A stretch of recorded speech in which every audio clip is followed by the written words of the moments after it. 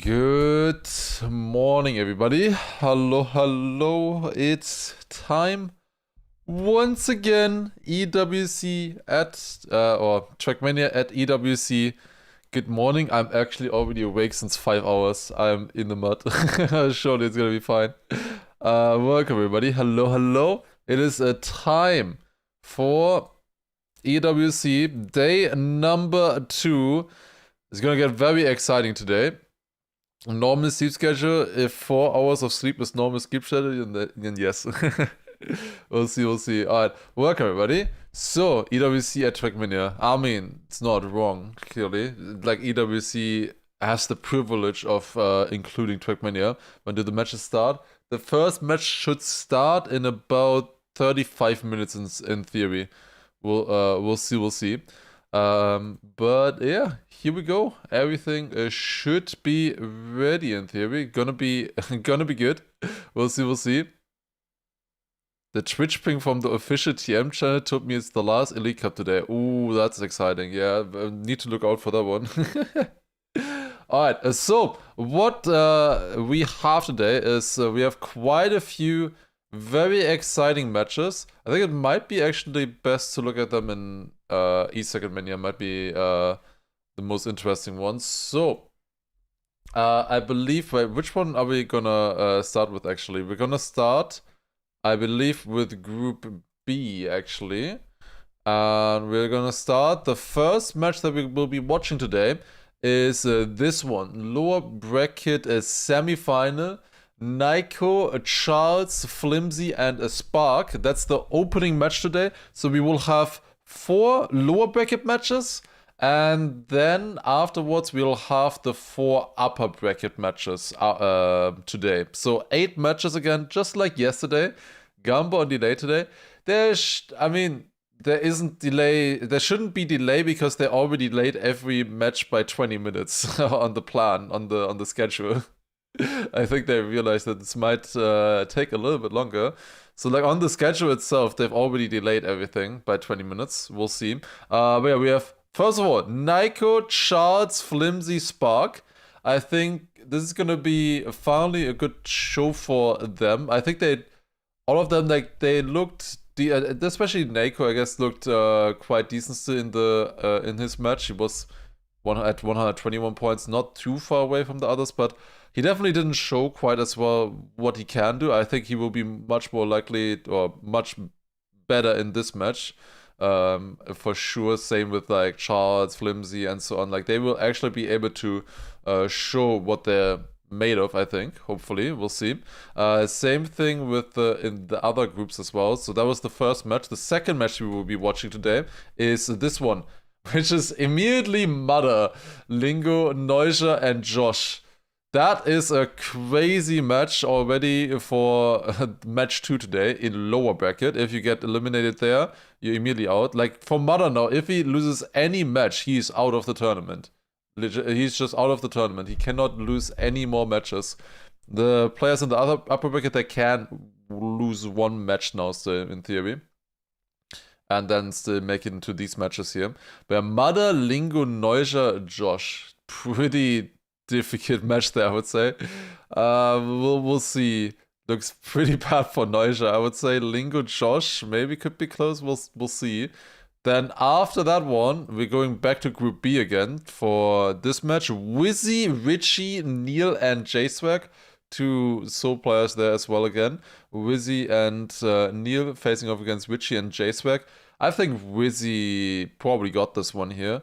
He was looking pretty good yesterday. Had a good chance of even making it against Massa and Elcon, so he should, in theory, be strong in this one here. Same with Richie as well. He was also not too far away. I think he was like at 134 points here against Karl and Mayhem. Like, definitely not impossible there. Is this match stronger than any of the upper bracket matches in your opinion? Oh, absolutely not. Absolutely not. All of the upper bracket matches are insane. Like, they're all insane. Like, there's none of them. Like, probably the weakest one on paper is Carl Jr., Massa, Neon, Soldier. Yeah, that is better than Mother, Lingo, Neuscher, Josh, I would say. This is probably the weakest one of the upper bracket finals. That is the weakest with Carl Jr., Massa, Neon, Soldier. I think Massa, Carl, they have it the easiest to get top 2. Like, yeah, Neon was very good yesterday for sure, but he's somewhat of a new player. We'll see how well he will do there. The one interesting thing that I can tell you about this is this situation is very interesting. Let me actually take a look at the other bracket. I think I can show it in this one a little bit better. So, we have this match here. Match B5 with Carl Jr., Massa, Neon, Soldier.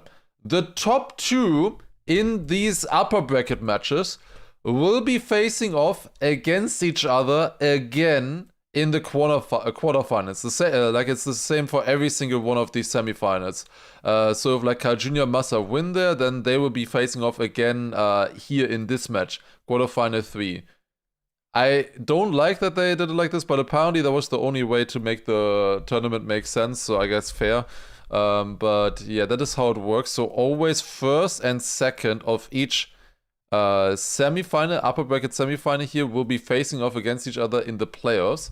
So that means that if Massa and Carl get first and second there, they will be first and second, or like they will be playing against each other guaranteed in the quarterfinals, in the playoffs. Now, the one problem with this, potentially, is that they are playing against first of match A9. Let's take a look at what match A9 is. It's this one here in from the group A. And what kind of players do we have in this one? Oh, there's first in match 8 playing in this. Who is playing in match 8? Mother. If Mother gets first in this match here, and then also gets first in this one, or like whoever gets first in this match here, basically, is playing against Massa and or Carl Jr. if they make it, of course, or maybe Neon as well. But like, there's a decent chance that they will then be playing against Mother. So yeah, that would be an insane match there already at the start. Do I feel bad for jinxing Mother? No, absolutely not. Also, why did I read the other? Why did I read that other match message there? Oh god. Okay. Table is, in my opinion, an error. No, it is not an error. We discussed this beforehand already, and it was the only way that they can make this. This is not an error. Mother relegated to another death group. Yeah, I mean, for the others, it's not great either. But I'm just looking out for Massa there. This is not great if he gets up in that group. The other place that they would play against, second in match A10. Also, by the way, this is not the... Like, Mother wouldn't be guaranteed to get first here in this match if he gets placed in here in this A9 match.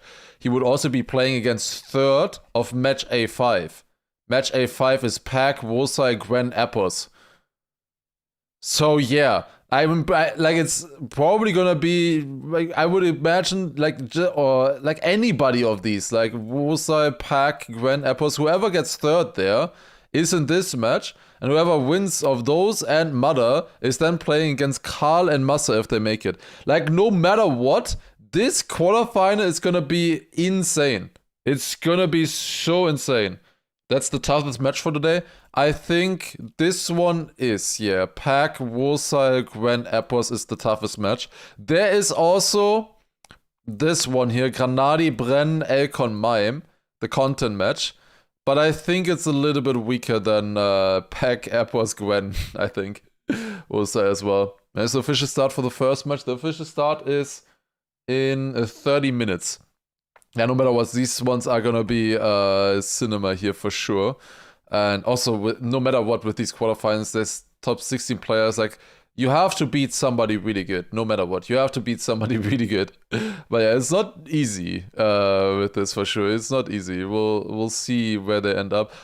For someone like Granadi, if he gets first and second here, he would be match B6. He would then play against the players from this lower bracket, I believe, right? So first in match A7, so Link Max, Afi, Chemko, Bayrek, that's pretty doable, I would say. And then there's a third in match A6, fourth in match A5. Like, I think if Granadi gets first or second, he's looking good. I think there's a decent chance that he makes it. Like, at least, like, a pretty decent chance to get top 8. Then it's gonna be difficult no matter what. It's never guaranteed. But if Granadi gets top 2, I think he has a little bit easier than if Massa gets top 2, at least right now.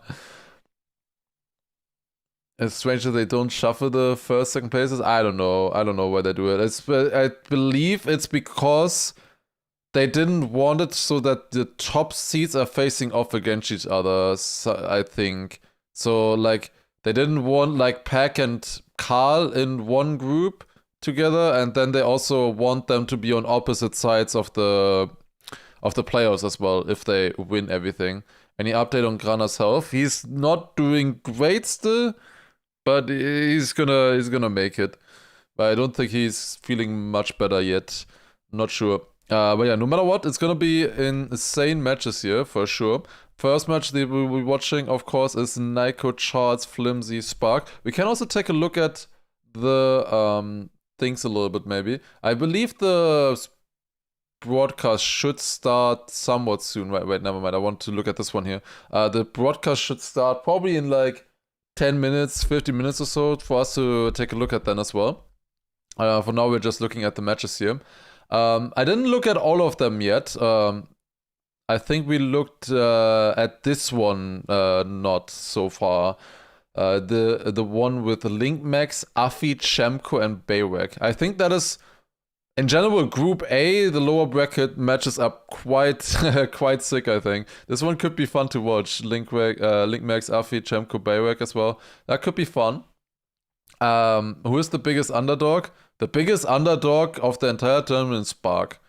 For sure. We'll see him later. If he wins in his match, that will be the absolute underdog story. Broadcast is starting in 7 minutes. Okay, I see. So they're starting at 40. So let's join them at 45 or so, because they probably will run ads at the beginning. It's just my guess. Let's join them at 45. Yeah, they changed the times, yeah. So if you take a look at the schedule here now, instead of it being every 50 minutes, what it was before, it's now every 70 minutes a match. So 14, 15, 10, 16, 20, 17, 30. Every 70 minutes we have one match. And also in these matches, of course, 2 players always qualify to the playoffs. Gonna be very exciting. For these ones, they are about survival. The first 4 matches today about survival. And then the other 4 matches are about actually making it to the playoffs already. And this is the order. We have, for Massa and Granadi, they have to play 18:40, and Granadi has to play at 9 p.m. Oh boy, that is still quite a way to go.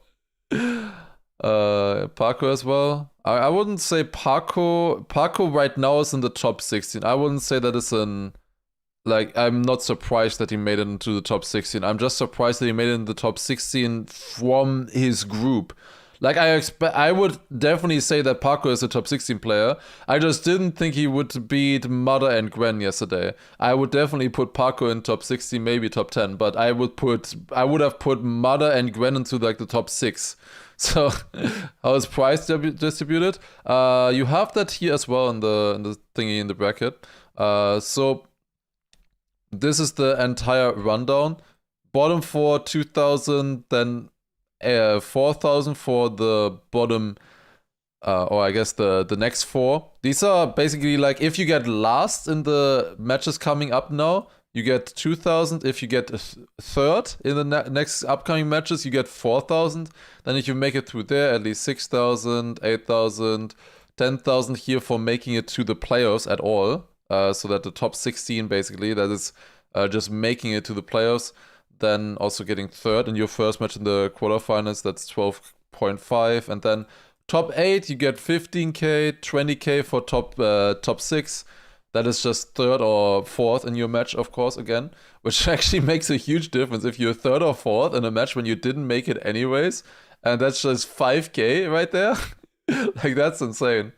And then obviously the top 4, 130, 70, 35, 25. That is how it works here. Alright, one other thing that I want to take a look at is we have some stats on this website here as well. First of all, we have map stats. Do we get pick and ban stats here? No, we don't. We get DNF rate, which is the highest on Norway, not a surprise. I want to see like the amount of plays. So it seems that Saudi Arabia was played the most, 147 rounds. Then I believe it is Germany? No, South Korea. Then Germany, which was banned every time in the EWC qualifier, which is very interesting. Australia not played a single time so far, so we're still waiting for it. Poland also up there.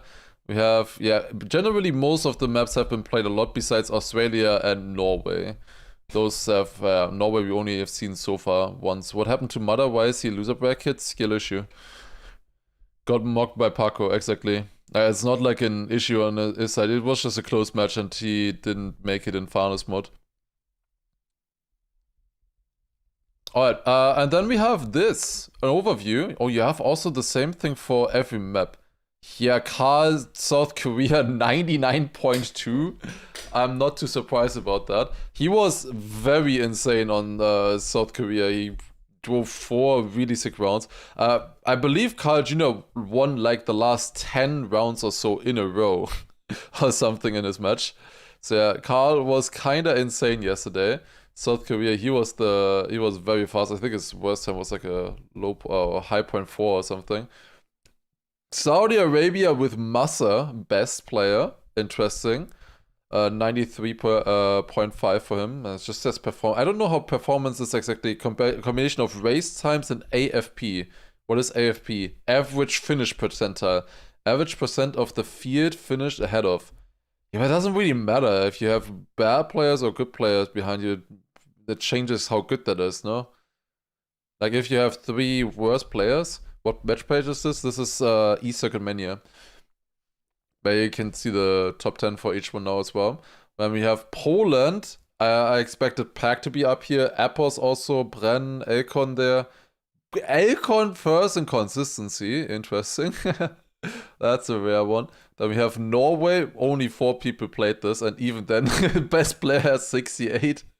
That's pretty low if you compare that to these ones or something. That is, barely hitting top 10 with that. Japan, we have Richie on first in Japan. That's a wild one since Richie is in lower bracket. You can't trust these too much. Obviously, they might have only played 4 to 8 rounds on each one, but that is interesting. Yeah, I'm surprised that Granadi is this low, but he did crash one round completely. Yeah, he has 3 out of 4 first places. But Richie has 2 out of 8 first places. What? He just was consistent, I guess. He just didn't crash much, whereas others crashed a lot more, I guess. I think that's why he's so far up. Yeah, I don't know if you can count on that too much. Can you let us see all the world records? That would be cool as well. I mean, we can sort by the best, I think, like this. And then you can look at those as well. Let's first go Hungary here from this performance set. We have Warsaw on first there. Then Granadi, then Neon. Yeah, Neon also did pretty well on it. Elcon, he picked that one yesterday. Then Germany. Elcon first on Germany. Okay. I was expecting Massa to be up there. Massa has the best average finish something placement, but worse consistency than Elcon apparently. He just crashed 1 round. That's why.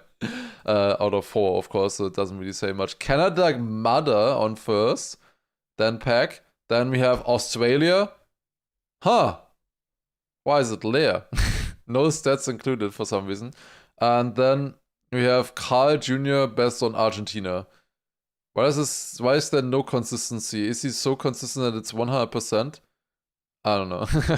Anyways, we also have the overview completely. So by these stats, it says Carl Jr. the best yesterday. Then Bren, then Granadi, then Elcon. I don't quite agree with these stats. I think they're missing some nuance, especially with how they're comparing stuff. But it's still interesting to see for sure. I wouldn't really. Oh, he drove only 2 times. Oh, that's because it's only 2 times because he only needed 2 rounds on the map because he then already qualified. Yeah, like that's stupid. Like he's placed in first here because he only did 2 rounds. Like that doesn't say anything, right? This doesn't say anything. How does he have a 92.1 if this is calculated by average finish placement and consistency when consistency doesn't even exist anyways. Last thing we can take a look at is the world records maybe. So we have best time on South Korea, a 0.35 from Carl. Wait, no. 0.33 actually from Gwen. I was gonna say that can't be right. I remember there were multiple 0.3s. What's your overview? I have looked into a little bit as well, but we'll see. Mother plays 5 in overviews, tells a lot about this match. Yeah, I guess that does. Where's Paco on this? He's on 14th and Gwen is on 11th. But that's, yeah, consistency way lower than the other, than Mother here. But Mother was just slow, that's the thing. Mother was just slow in most rounds, although he has apparently the best pace. Yeah, I don't know about these stats. I don't know if they make sense. I think the real thing that we can take a look at that you can 100% definitely rely on is like best and median. Like who has the best median, who has the best time. I think that is that says the most about it. The other stuff is like, I don't know, stats voodoo that you can't really trust that much, I would say. But yeah, fastest time on South Korea, 0.33 by Gwen. Then Carl also 0.35. Mother 44, Apples 45. Quite a few 0.4s here. I think a lot of people will also still improve there. Saudi Arabia, we have 0.55 from Gwen. 56, that is Paco's winning time. In this match. We have also Bren with a 0.5, quite a few 0.6s. In general, Saudi Arabia has been extremely close, I would say, in terms of times, which is a bit surprising. I thought the map was going to be a little bit more varied. Then we have Poland, best time so far by Pack, a 0.005. I think we're going to see a sub today on Poland. I think it's going to happen. Quite a lot of players with 0.2s, 0.1s, and so on. Then we have Norway, 0.60. It's not even that good. But it's just such a difficult map and they only played 4 rounds. Match started 14, yes. We're gonna watch into the live feed in a second as well. I think they're starting now already. Then we have Japan with a 0.58 from Richie. Richie, the best time on Japan. That is a pretty good time for Japan, honestly, in rounds. It's a really difficult map. Like you see the drop-off here, how quickly it goes down. Then we have Hungary with a 0.42 by Akon. I mean, you're pretty much going to win every single round if you drive a 0.42. Like, that is an absurdly fast time. Granadi, 0.54, another 0.5 by Binks. Only 3 players with 0.5 is a bit surprising, I guess. Then we have Germany, 2 0.84s, 1 from Pack, 1 from Josh as well. And then lots and lots of 0.9s here by the players. I think that's what a lot of people are going for. Then we have Canada. 3 more maps left here, or actually 2 more maps left. Australia, there's not much to look at. Canada, best time, 0.11, 0.12, 0.15, then 25, 26, 28. There were rounds, I remember one round on Canada where Massa got 4th with a 0.3 in a match. And now we look at these best times. Not quite up there yet. I mean, they're good. They would beat that, but we'll see. What is Granadi's favorite map? Maybe it's the one he picked yesterday. Maybe not. Who knows? We'll see. Then Australia doesn't exist. And finally, Argentina, we have Neon with the fastest time. 12.48. Very good time there. 0.57 for Mother as well. Also decent. And then like 0.6, 0.7 is all pretty good. Alright, I would say let's check out the Twitch stream. I forgot about that. Should be the Lenovo one again, right? Or was it called Legion? Yeah, it was called Legion Gauntlet, because that makes sense. Okay, I also need to co-stream again. Start co-streaming. Alright, should be ready now. I can turn off the music again as well. Let's take a look. He had a better round there, and Pac, many people thinking he's gonna maybe take this all the way. Hello, alright. We're watching again. Okay. Well, mate, we will definitely look at some stats and stuff in between there as well. Do you have a clean feed today? My clean feed is the Twitch stream. We don't get anything else, unfortunately. Germany played backwards, like the video played backwards is cursed. That is so cursed to look at. Witcher had one, yeah, but Witcher was privileged. big streamer privilege. Like, because Virtual actually got invited and is probably being paid to stream. I am just a lonely co-streamer here. Was just so close for first position in the end. Well, coming into Do you already miss a match? No, they're just setting up right now. But in our club championship, Chris is standing by with an update. What's going on, Chris? Now, Scrappy should also just have the Twitch stream, no? If Scrappy has a clean feed, I'm calling scam. Then I'm calling absolute scam. But yeah, I don't have anything. Like, the only thing I get is Twitch stream. I can only go on Twitch stream. I don't have anything. I have not gotten any emails or Discord messages or anything. I am just watching the Twitch stream. Although not quite as successful as they are. Yeah, I guess he maybe got it through his agency then. Saying that, let's see how they do. We'll see if they can manage. Yeah, they got there in person, whereas I'm still streaming from home, unfortunately. Only. You had commentators as well? Okay. Over in Fortnite, AGL play today. They might not make it out of their group, which is a possibility, but they are expected to go on to do well. They're playing in their group today over in the Gadia City Battle. Yeah, I would very much like that as well, to be honest. I would very much like that as well. And managed to make it through to the next stage. But it is what it is. There's a lot going on throughout the rest Comfy at home? Yeah, I also have a much better audio setup this way, I would think. In this club championship. Like, if you're live at a place like this, it's always difficult to have a good audio. Club championship leaderboard gonna give us the information we need at a glance as to who is closing in on Falcons at the top. But I mean, it's fine. I think it's fine to have it in the background a little bit as well. But they are still 100 points. Also can cast with pants down. That's the best part. Whether it's TRACKMANIA and Binks and Gwen who are representing. Okay, I get two messages. One, Virtual's audio was awful yesterday, and the next message is Virtual has pretty good audio. Junior, I want to keep that S. I'm an American. Perfect. Who's playing for T1? I don't think anybody is in TRACKMANIA. I've said it that way so many years. How many points is TM worth? 1,000. 1,000 for the winner. So, with Carl Jr. playing in TRACKMANIA, I think it's going to be quite important. TRACKMANIA, I think. Also with Gwen and Binks there as well for AG. Like, this is Carl, this is Binks and Gwen. I think there was also Navi there with Mime, I think. That's right.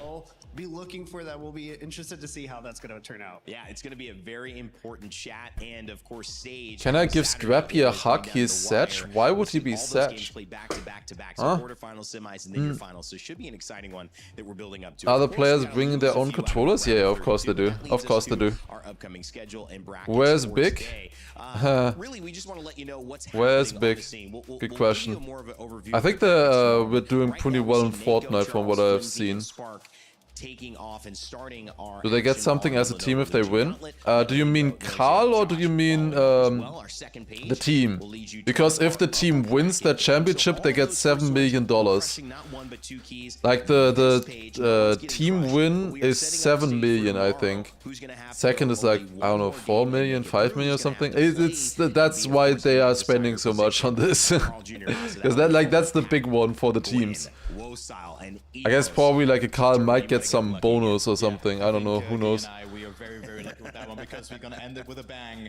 22-10. I mean, it's still a long way to go. We have a marathon. So yeah, with that it definitely makes sense. Why did the audio just get so much quieter from them? And there's so many storylines that will unfold here. That is for sure.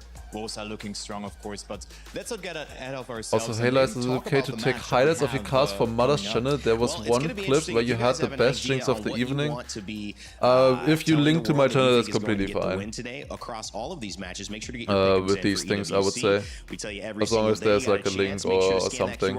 Take part in what could be your share of $300,000 by just participating. Yeah, the match with Granadi is insane. Yeah, I don't know. Like Granadi, Mime, Akon together after they've played so many prac matches against each other is wild. Your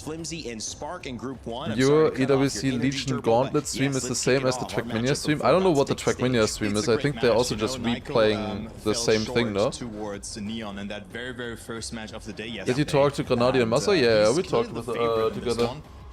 I gave them some analysis. They are so fast, but had so many rounds that they have You not know, finished. I told them They to drive crashed a lot of fast and times. win. And then Is we are Gennady starting, feeling I better? would say, the Not underdog in much this better, match. I think. Also, great performance yesterday, but I think he has Like, to not step it up. worse, I not think we're gonna better have a very from close what I- match from on what I hand. saw. Naiko, I think, definitely has a lot of pressure on the And line. Naiko There we coming see him in. as well, walking into Shushing us Seeing the again. man himself, Naiko, They're all walking shushing through, us. Honestly, he is, I agree, going to be one of the people we're going to be looking at here for this match. I to go think, yeah, through Naiko has a into pretty next good round, not chance. having his key crush.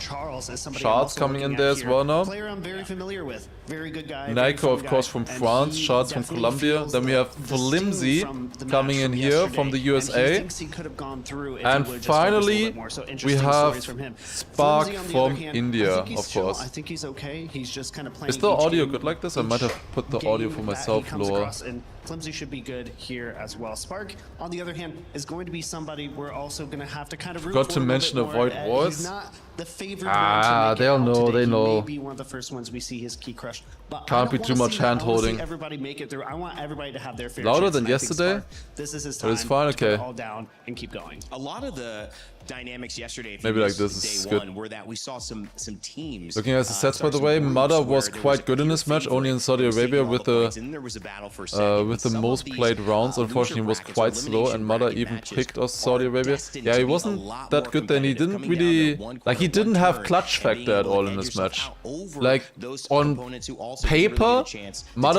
take down had a impulses, good match, Grenades, those things but like he that. was never Rachel fast had a when he chance to needed catch up it, with you Flimsy know? heading into this matchup to see how he's feeling now in a match that hopefully favors him a bit. According to EWC, Akon is second most consistent player. I've got Flimsy Yeah, I on was side very now. surprised with how Flimsy, we'll just consistent he chat was about yesterday. Interview, Flimsy. quickly. Fourth in your matchup.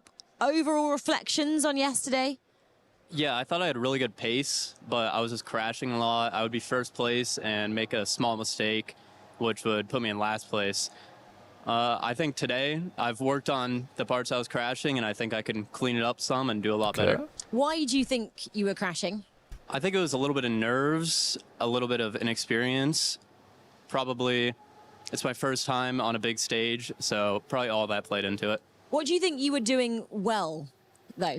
My starts were very good. I was often leading the pack out of the first half of the map. I just need to keep it together and close and get those 10 pointers. You said you've been practicing overnight this morning on those areas. What did that look like?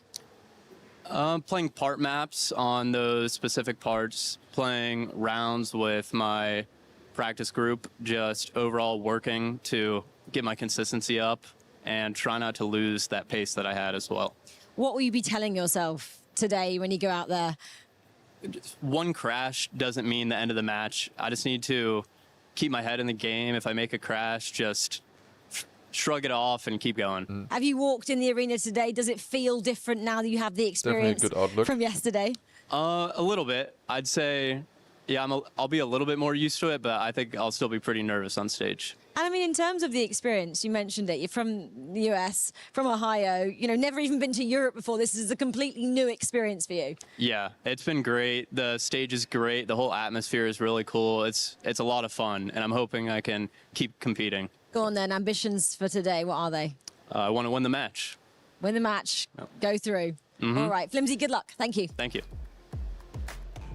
Yo, Shimali, Great thank you for insights the there from 30 months Rachel. as well. Flimsy feeling confident in a way because There you he's, go. in a way, That's been very reflective. gonna be Yeah, interesting. and I definitely Flimsy was think him definitely saying looking he really wants to good, win the especially match, like I believe him. Japan, I like in the also first think half he there is where he spot was on. We often also leading and agree stuff. Like when we were analyzing he his match when definitely was had playing, pace. he Same had on the pace. I He think could on have Saudi actually Arabia as done well. some damage In theory in he his had match, pace but for sure. He he just even didn't said get it it himself, he through, and that's recognizes, like and that's a good thing I about think a that comes a player, lot is from to recognize experience your and faults playing be able crack to matches improve and on stuff that, like and I that. think he has the capability of doing so. He admits also that he doesn't His have performance the the same as experience. That's something yesterday. that not This many exact players same format necessarily here, want yes. to admit or anything like that. They want to come in, they want to, you know, kind What's of the vibe of the big group posture with that they can 3 have, of them but playing together Flimsy today didn't after exist. months of yeah, practicing right. together? I think for him, he has the I ability to do it, and if don't he has the think they confidence to do it, he wrote could definitely get out this much. round.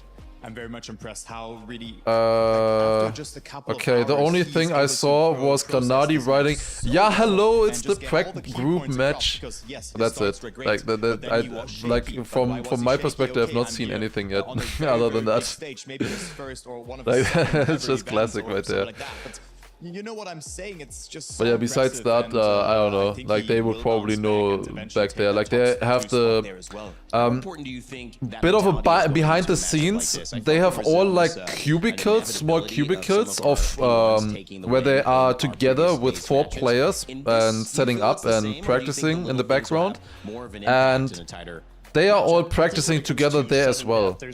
Like at the moment, behind the scenes, I guess, no, also still at the moment as well, I guess. They are all together in the same cubicle. They're probably talking to each other with that as well, so like, I don't know. None of them will get eliminated if they lose that match. I think they're gonna be, yeah, relaxed into that. The thing is, I can tell you that every single one of them has won prac matches against each other, and every single one of them has also lost prac matches. Some more than others, for sure, but every one of them has won or lost at least one of them. Yeah.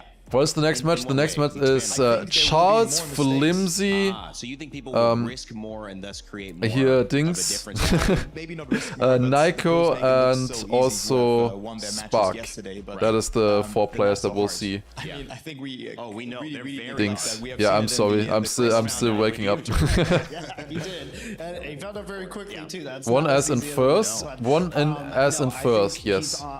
We didn't just do like 5 prac matches though. We did a few more than that. Yeah, I think there are we're going to see at least 1 or 2 close matches at least on this lower bracket side. But I do think that the gaps. If they go lower bracket, it's not that bad. Yeah, I don't think it's that bad. Everybody's necessarily on the same. Because of pace or crash, both. It's interesting. I mean, it kind of like you've seen already like the variance and just like how well you're feeling on a day and how clutch you are can make a huge difference. Yeah, definitely. I would agree with that. I think but we're starting soon. Who was the best in the practice group? Wouldn't you like to know? That's going to be a whole different ballgame, a whole different set of rules compared to I can tell you that it changed from time to time. What do you think, but it was mostly so 2 people in front. The intro shot there from Nako, but and then one very close to them and one a little bit behind. I do think that we see 1 or 2 players falling behind, and also given the factor that Flimsy and Charles have crashed so often, can they get, I mean, Flimsy said it, but will he hold that promise? He would like to know, yeah, he would like to know, I guess. But either way, it is not a big difference. Even the person who was maybe a little bit behind in prac matches, they also won prac matches as well, from time to time. Any spam alls in chat, type 1. Prediction on how late it will be today? I think it's gonna be a little bit less than yesterday. I think yesterday was the worst day in terms of that. I think today is gonna be a bit better. I'm hopeful. Oh, we're beginning! Kicking off day number 2!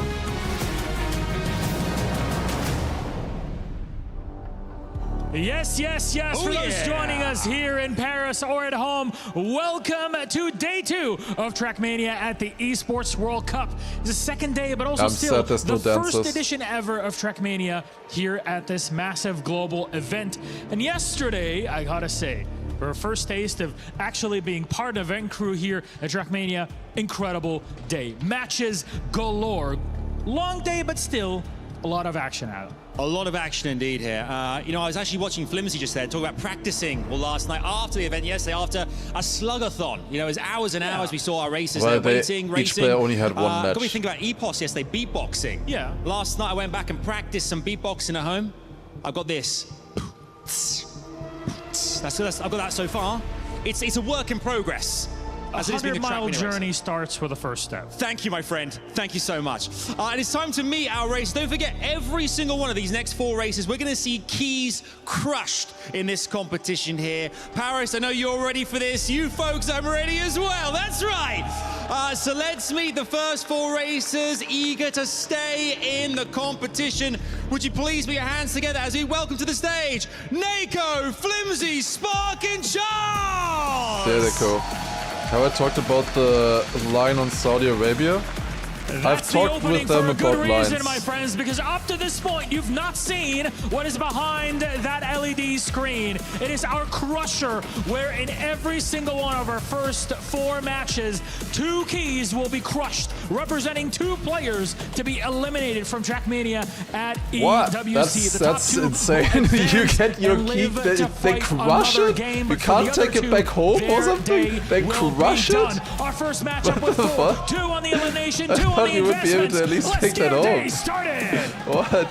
That seems excessive. 32 players, $500,000 on the line at the end I thought of this they would be able to competition. keep One it, yeah. player with the very first ever in EWC history. This is for elimination, yes. This is for elimination. Bottom 2 will get eliminated from the competition. That's from yesterday.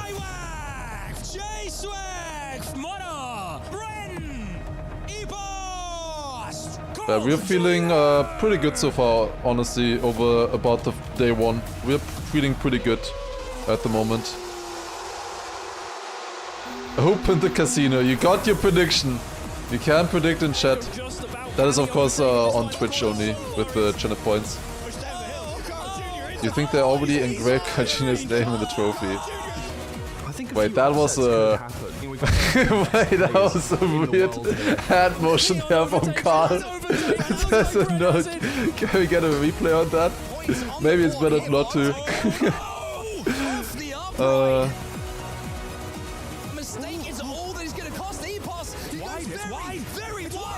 No surprises for the first day. The only real upset, I mean, it's got to be Mudder. They introduced all 4 at the... They said it has to be Mudder, and then Mudder gets knocked out or knocked down in the first match. Not over.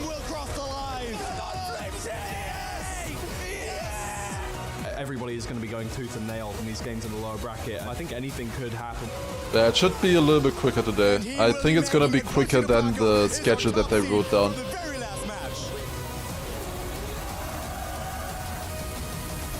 No more losses for Mudder now. He cannot lose a single match anymore. Well, same for these guys here.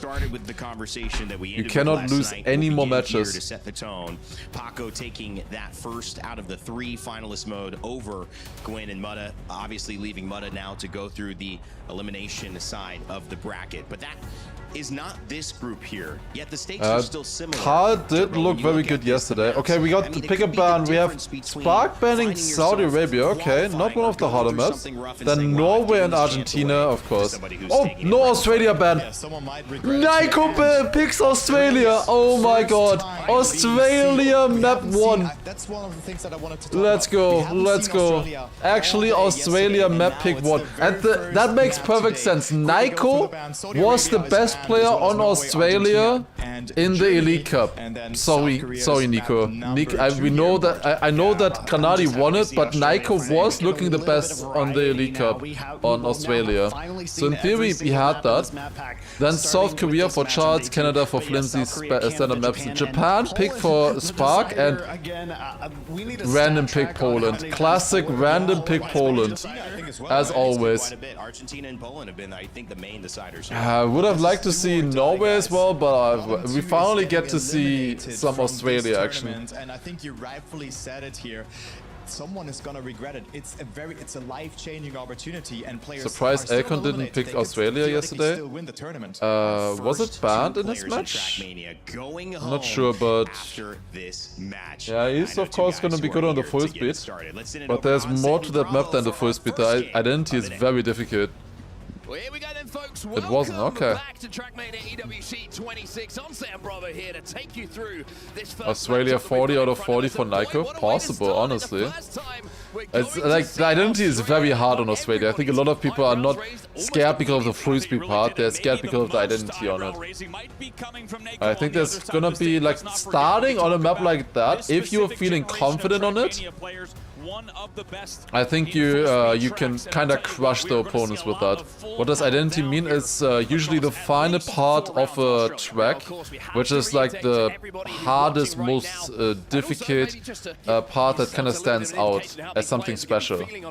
Like on this one, this tight plastic section at the end is the identity. That one kind of sticks out. It's kind of sets the theme for the map as well. Like on Australia, it's the bobsleigh jumps there, for example. Poland, it's the small ramp jumps and stuff. Alright, I was starting round number 1 on Australia. First round ever on Australia. Here we go. Okay, let's see what they can do. Good, like really good. Checkpoint here is a 0.8. 0.9 is solid for Flimsy. Nico also has a bit more speed there. Spark quite a bit behind already. Oh my god, the land. Oh my god, the reflection on that triangle. Oh, that's so much. Flimsy is leading here still. Charles now on second. I could drop down a little bit. Also Schenker with the 10 players, people rate. Welcome everybody. Hello, hello. Insane stuff. Thank you, thank you. Okay, can we go back to Charles? And yeah, that's Nico crash. Nico crashing on his pick. Charles gets the gear. He overtakes Flimsy there. Oh, but he clips. He's still alive. But Flimsy will have more speed. Charles had to brake a little bit to change his line. 15.2, round 1. You and I were talking to Nua as well, just about see if Spark can manage to finish this. Of course, going to have that crowd cam just blocking the timer, and it will be. The drone shots done using Trabadier's tool. It's a slightly modified version of that tool, as far as I know. Yesterday as well, and Flimsy needs to just find consistency. He had the pace on a lot of tracks and needs to just simply find a way to close it out. He does that there. He will be in the lead now with 10. First Australia of the tournament? Yep, exactly. Expecting drone cam and identity would be nice to see if they're ready already now with that. Oh, Spark with a DNF in the previous one as well. He only got 0 points. Flimsy on the edge. Oh, that's a bounce. Nico is leading here, but again losing a bit of speed there.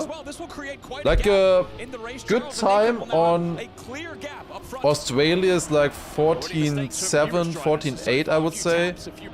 Like once you're at like 0.6, 0.5, that's kind of amazing pace-wise.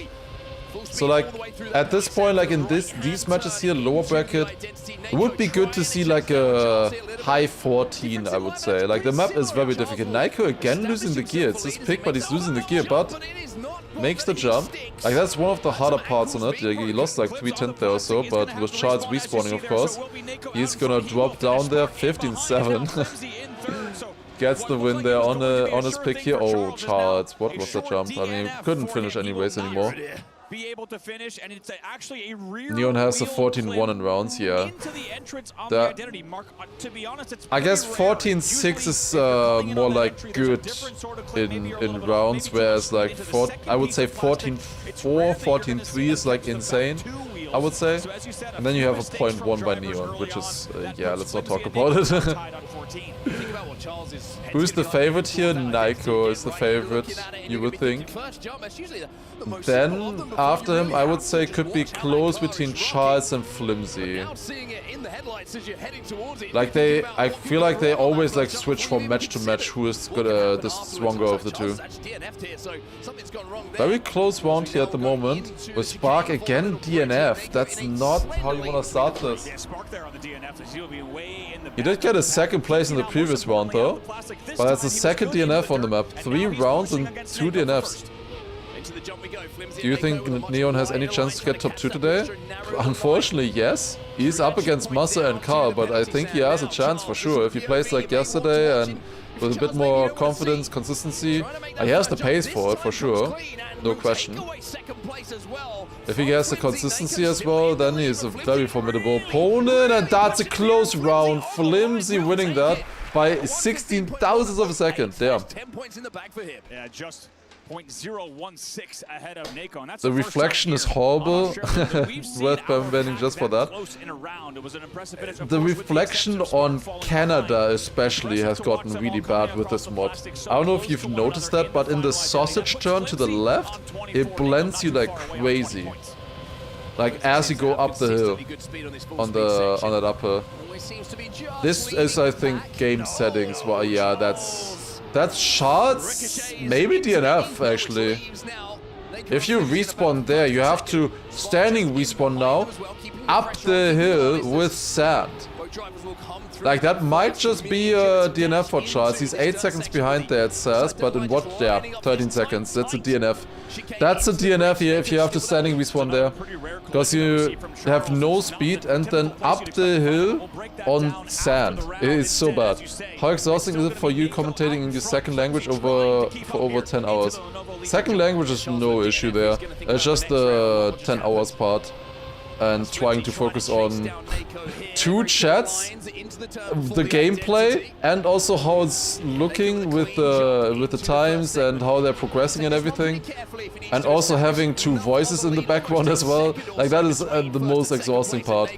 That's a good time there from Niko, nice. Now it makes sense why he's picked it, 0.67, that's good. Just ignore YouTube. But the question came from YouTube. Are you okay with commentating in your first language? Honestly, I would have a much harder time commentating in German than in English. 2 chats he sees us. Typically by that time, you've corrected by then. You have a straight line into the penalty stand. It's a very forgiving entrance. Why don't any of the players simply get up out of their chair and turn off the other monitors as soon as they DNF? Imagine. They pull a muscle. If you ask me, I believe that sets us up now for South Korea. South Korea, this is going to be the Charles pick, so an opportunity for him to maybe put or, the speed you know, like him, they just stand up and just press the bit higher button on it. Really start to lock in as well. I think it's a Would recommend get a multi-chat? No, it would be so much worse. So much worse. I just have them above each other. YouTube is topping Twitch chat. Unplug their controllers, but then they can still finish. Quite a gap, quite a chasm developing here. Alright, we're going on to South Korea. This section, it's actually going to be sparked with a pretty good line. Charles, though, in the lead here. Into the engine off on all drivers coming out. Charles still with that inside line there. Nako right at the front. Nako trying to cut that angle, but not going to be able to cut it enough to close that gap on Charles. Charles, Niko close. Like this is in general a map where I think they can perform well.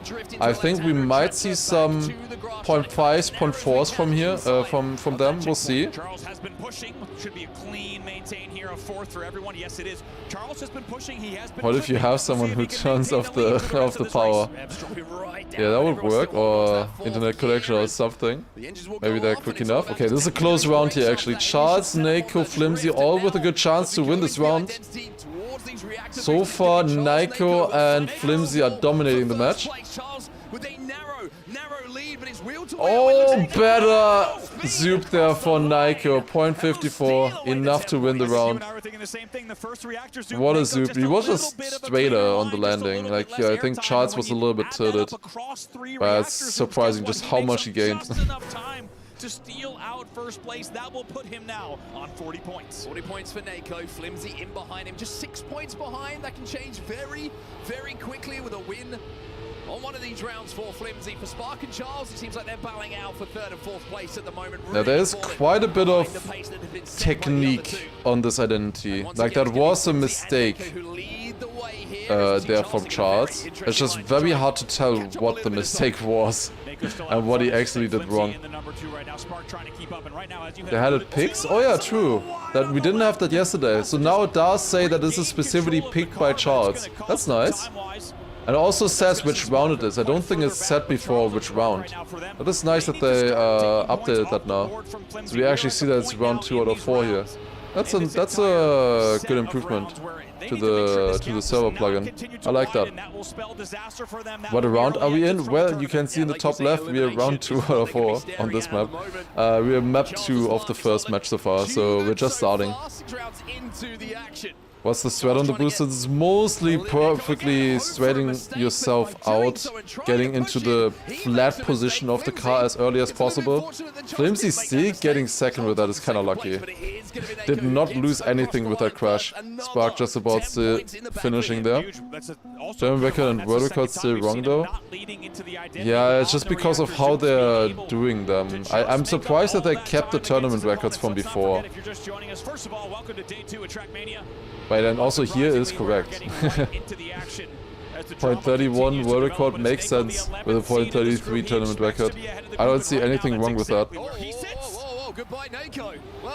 Nako with another crash there. He's out of this one.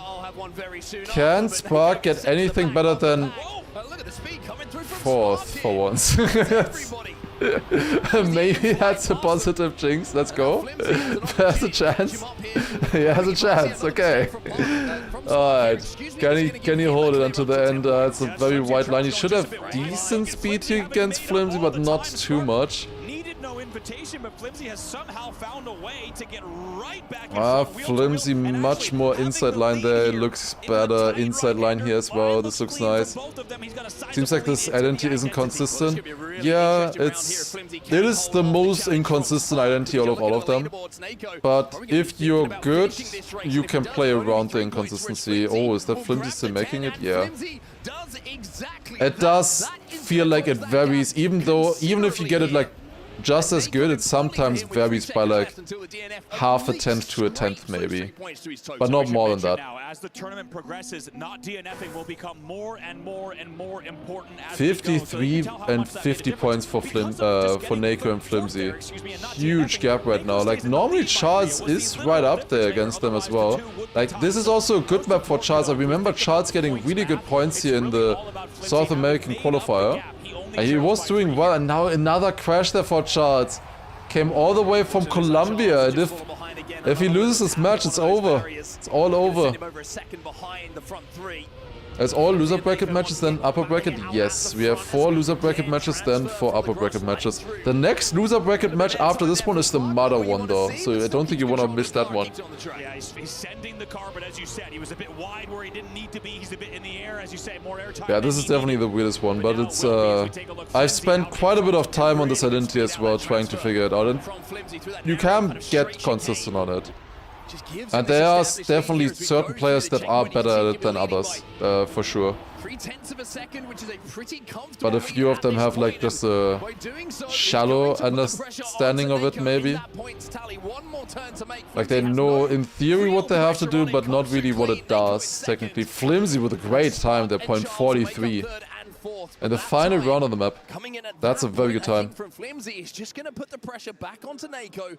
And as we exit South Korea, wow, the points could not be closer at the top. That will be 8 rounds done, as you say, and Flimsy with that win right there will go on 60. And yeah, it's nice to actually see the players also with the cameras and everything. Definitely doesn't overtake anything, but it's nice to have that here as well. You don't get that normally. It's all about Flimsy and Nako here. However, the race between them, as we said, third and fourth are decided by points, yes. And third versus fourth is actually a difference of 2 times. Fourth place goes home with $2,000, and third place goes home with $4,000 from the competition. What is the difference in first and second position for their future in the tournament? There will be 2 decider matches for each group tomorrow, and if you get first, you're in like the first decider match. If you get second, you're in the other decider match. The thing is though, if you get second, you get the first place of the other loser bracket match that is still to come. Whereas if you get first, you get the second place from the other one. Remove co-streaming from title? Yeah, it shouldn't say co-streaming in the title. Did you copy the full title where it says co-streaming? That's funny. Nako leading this one again. Charles is still close here. Charles can be quite fast on this. It's kind of fun to see the cameras also on their monitors to see how they play different cameras and stuff like that. It's really cool to see. Nako going for an ice. Is that too far right? No, he gets it. He does get it. 0.54. Nako, 102.541 will be the time that he throws down Charles, as we saw. That is enough.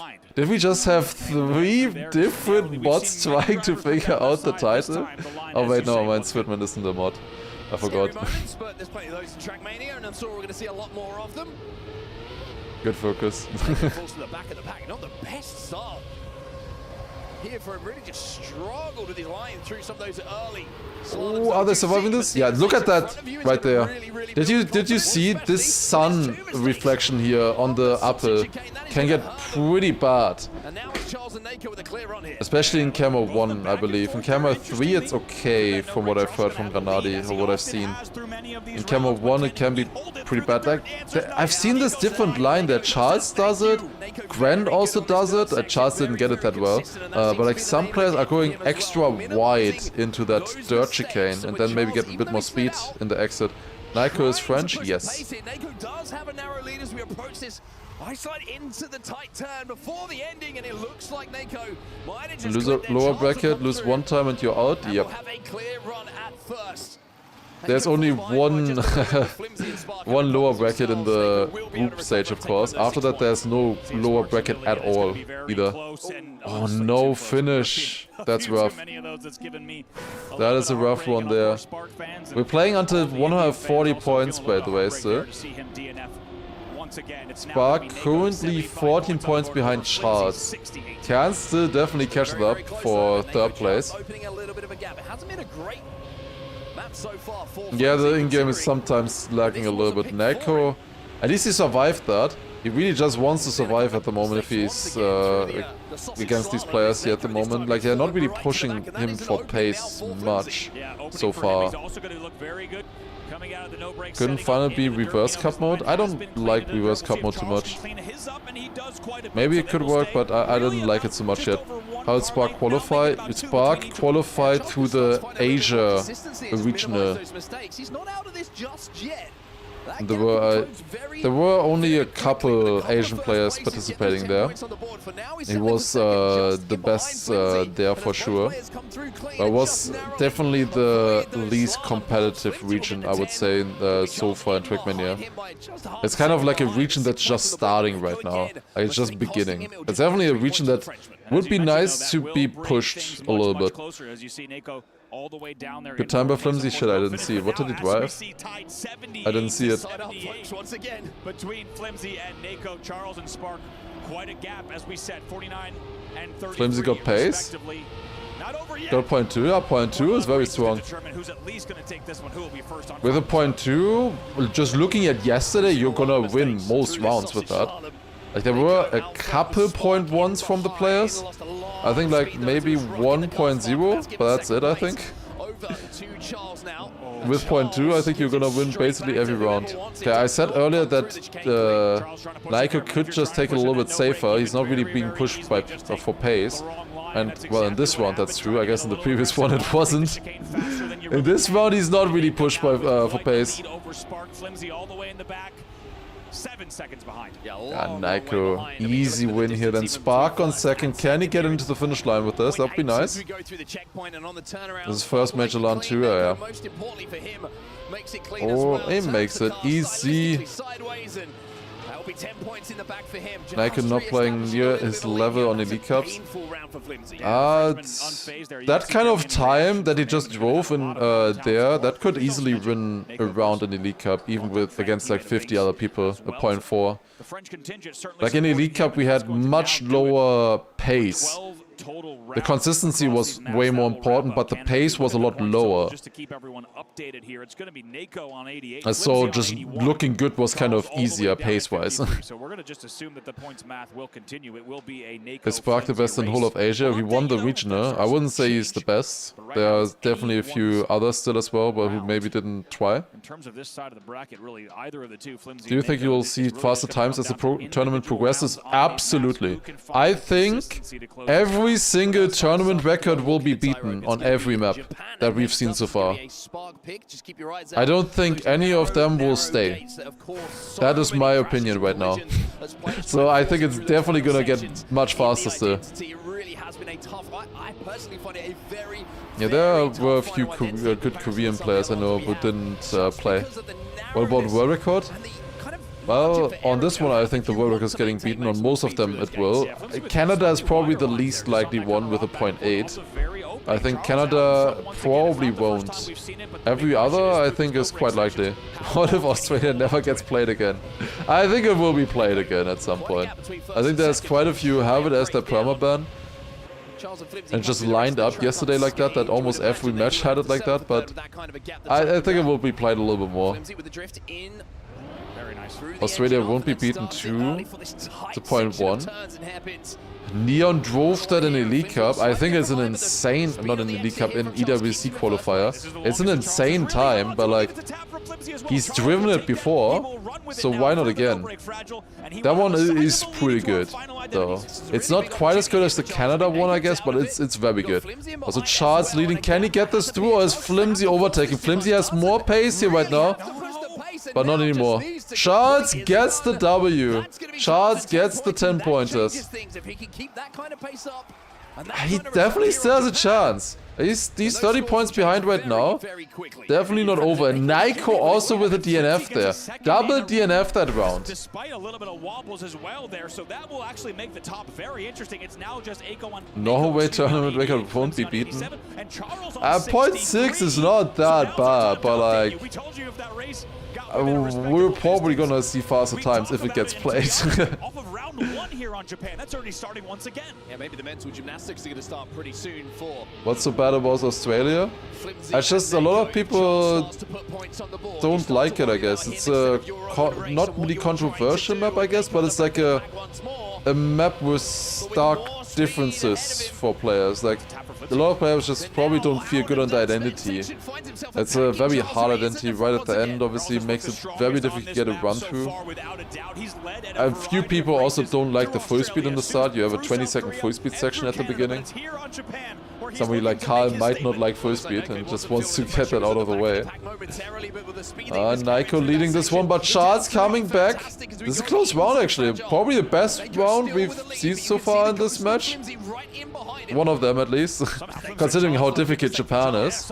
Everybody within half a second is pretty impressive.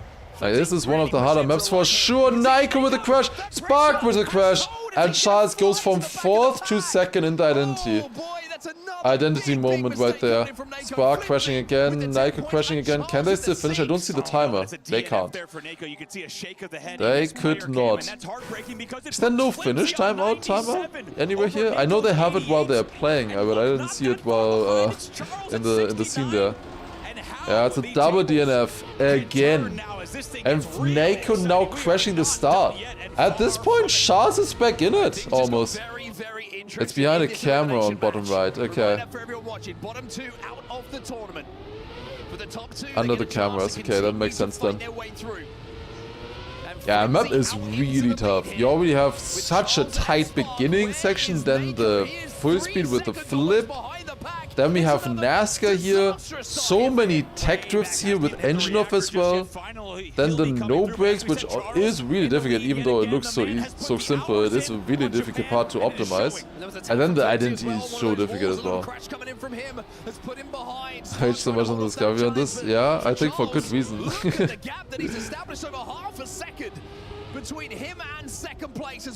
What did I drive in my Discovery? Like in 17 or something? Here's the question, can he run it clean? If he runs this one clean, if he takes this win, it gets even more interesting. They've gotten quite a bit faster during the time, for sure. Oh, and they survive it. Charles gets it there, 16.4. Flimsy on 2nd. Yeah, Charles making a huge comeback at the moment. Like, Nico is suddenly in danger. It was looking like Nico had this in the bag earlier, and now he's only 12 points ahead of Charles. I was expecting Nico to be very good and confident in these matches here. He's not really falling into it. He's probably thinking right now like how much he practiced and stuff, and it gets to your head a lot when you're not having a good match. Like, it really gets into your head when you play, also while they're in Camp 2. I don't think they know that they're in Camp 2. But like, it really gets into your head when you know you can play better and others are getting 10-pointers with times that should be easy for you. And you are not. You're losing to them even though they're not doing good times. It really gets into your head. It's like a brain worm. They really don't know that they're in Camp 2. How are they not noticing? Charles in the lead. Flimsy has made a small mistake. Still possible to catch us up, but it's again Charles and Flimsy here for the fight for first. Okay, they fixed it now. Oh, and that's a crash for Flimsy. Are others gonna crash though? Spark and Nako overtaking there. Are they gonna finish the identity for once? Spark isn't, but Nako is. He survives it. That was a close round there for them. And Nako beating out Flimsy. That's gonna crunch your top seeds even more in terms of the Should switch between Camp 1 and Camp 2. I think in certain scenes it's good, like quarter pipe jumps, loopings and so on. I think their camera 2s can be quite nice. 10 points away, and Charles on 89. Yeah, I can tell more what's going on. Okay, we're on the map 5 now. I think. There was Spark's pick. Why did he pick a map where he cannot finish the identity? That doesn't make sense to me. If you're not feeling confident that you will finish a decent time or like just survive the map all 4 rounds, then why would you pick it? I don't know. More comfortable with it being his pick a little bit earlier on, but before we get there, we have to say Genki to Poland and send our drivers on their way. Did Charles get 36 points on Japan? I could see it. Like, he was getting so many points there. He's almost completely caught up to Niko now. And now we're going on to Poland yet again, map 5. We're still playing till 140. Maybe too high pace on his good maps. Yeah, it must be it. Other struggle on it? Maybe. Possible. Same reason why you would pick something like Norway or Argentina. Just to hope that other people crash there. Maybe struggle. Oh, Charles.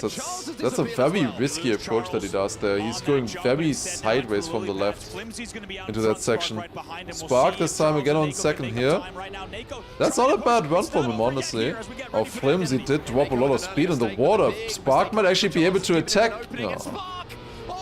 That's unlucky. Yeah, the slowdown on the landing just landed a little bit too sideways. Niko somehow wins this round with a 10.3. Oh my god. Ah, that's good for Niko. Getting a 10-pointer with that, with a mistake in the beginning.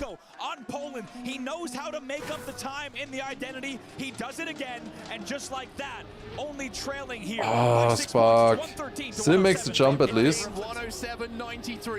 Good. I'm gonna lose it if Granadi does the same thing Spark just did there. I'm gonna lose it, I can tell you already.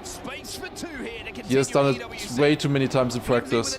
I hate it. I hate looking at it. I hate watching that. Him crashing in the first 3 seconds. Okay, probably Gennady is not gonna do it now and then Massa is instead. Also the reflection on this casket is insane. It's just bright, it's just white. Spoilers? I'm sorry. Then you do the comeback though. Yeah, that's such a difficult line, the way they do that from left to right. Like, I'm not sure if it's faster, but it looks so much harder. It's way more precise, the jump.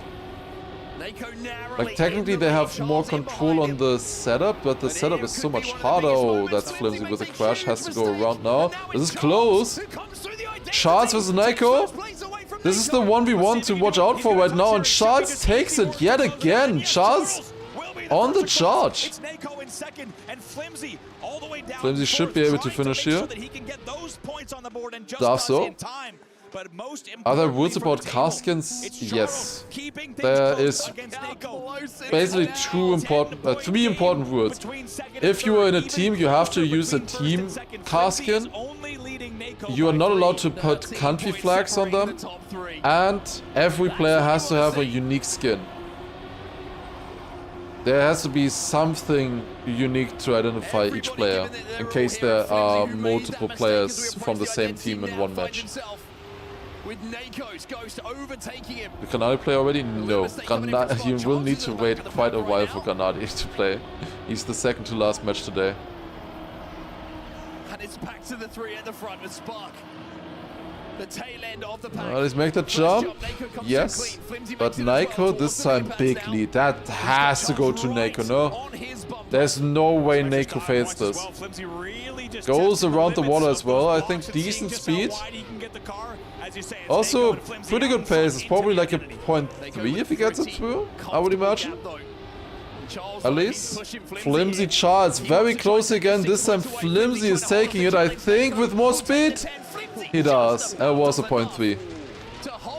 Would Scrappy's enemy skin be allowed? I don't think so.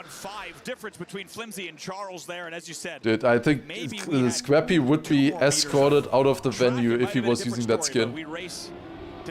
Oh, Spark! Another slowdown. That slowdown is so frustrating to get. Like, it's the worst. It's actually the worst. Let me escorted out of France. 1 point separating the top two. Charles needs a win now. You're getting yeah, that slowdown there, it happens to the best players, but it's like such a little time gain. Leave you knowing that you might have just left it out of your own control. But it's just not worth it. If you are making mistakes, it doesn't make sense to do those lines. You need to find lines for yourself that works best for you and what you feel the most comfortable with. This is such a weird, like, Flimsy, like so many players, like most players are jumping that. He just keeps grip. That has to be slower. Like, what is he doing? There's no way that can be equal, no? Oh, it's another crash there. Oh wait, that was Charles, never mind. Charles. But I think Flimsy was doing the same, no? Naiko should have an easy win here in this round. And with that, actually going back to the lead. Oh my god, Flimsy. Oh, he survived it. That was the final round on Poland. Going back to map 1, which is Australia. That's the pick from Naiko, but he didn't look that good on it earlier. Also, I should do hide rate here.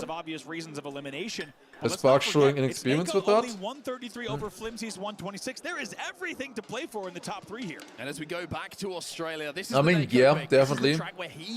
But the most inexperienced thing there's in his practice, I would say.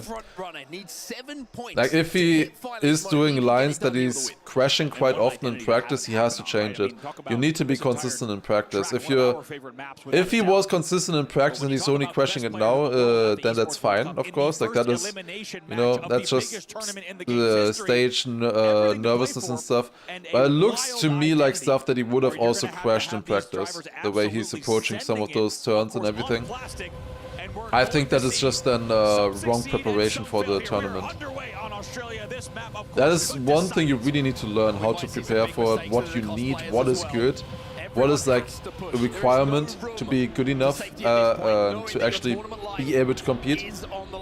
If you crash half of your rounds in practice, like, you're not gonna be performing well in the matches then. Pretty clean. Flimsy knows his mistakes earlier into that dirt were going to cost him. Onto the outside dirt line, very tight. I think we see a tap small crash there yet again for Flimsy. Naiko is extending the lead. Naiko still in the lead. As we will transfer down, everyone holds the gear through the checkpoint before the jump. Yeah, the reflection on this is crazy. I think that's like the other reflections tab in the graphics. I never turned it on. Oh, Charles is close, actually. He got the gear, I think. I think Naiko, we couldn't see with the camera. I don't think Naiko got the gear. And Charles overtakes. One overtake there and denies Naiko the 10 points. And with that, 139. Slap in the face. And Flimsy on 129 as well, if he gets first. That's really good for Charles. Still in this, honestly. Will we see Granadi and Massa today? We will see every player today. Every player will play today. Massa is the first upper bracket match and Granadi is the third upper bracket match today. Guaranteed one round finals? Yeah. In the next round, we have guaranteed to have one finalist. We could have 2 in 2 rounds, but that is not set in stone. Or even 3 is possible if Charles wins both of them. As you say, Charles and Flimsy's a real battle to watch here. Oh, that's Flimsy with another crash. Naiko again with a huge lead.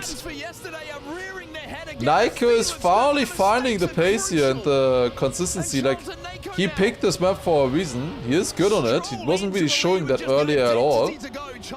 But now he is actually showing it off. This is the reason why he picked it. And Charles is not going to be far behind him as well. My word. 14-5, that's really good time. Really good time from Naiko there. Doesn't really need to, but like that was a good time. Now, it would be a shame if he doesn't win it. That was a great time for Naiko getting into finals when he didn't need it. He only needed 1 point, and then he drove a time that I don't think any of the other players can match. If he drives a 0.5, he wins. He just wins. Like, Flimsy might have a better PB, I would guess. Maybe, probably Charles as well, but probably not by much. Flimsy and Charles overtaking here. Oh, that's a crash for Naiko and Charles in the background as well. Both crashing. Spark overtaking them as well now. A huge mistake coming in from him. Flimsy and Spark in front of him. The only good thing for Naiko is that Charles had made a mistake a little bit earlier on. What are the chances that both of them crash that into and Naiko still wins this? What are the chances? It's Australia. Could happen. Here we go. That is not the... Oh, big bounce for Charles. Flimsy does survive it. He did overtake Spark on pace there. But Flimsy denies, and with that puts himself into fight. No way, Charles. No way, Charles. He needed to finish that. He needed to get the points. Now he is on 129. Still. With the DNF.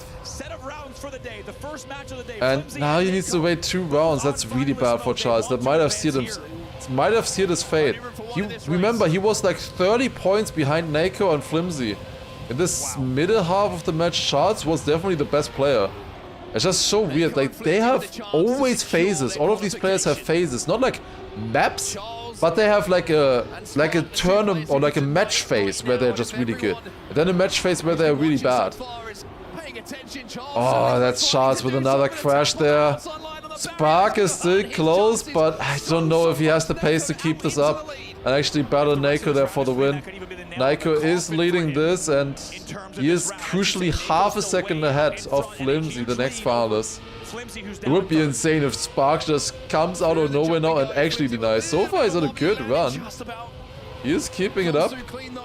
Oh, he's not gonna have the gear with that, no chance. Yeah, look at the speed from Naiko against Spark. There was no chance Spark was ever gonna have the gear. Is Naiko surviving? Flimsy is trying to risk. Naiko goes really high up, but it is enough, and Naiko takes it. That is Naiko qualifying in first place, gets through. GG. Definitely the favorite in this match. That's sick.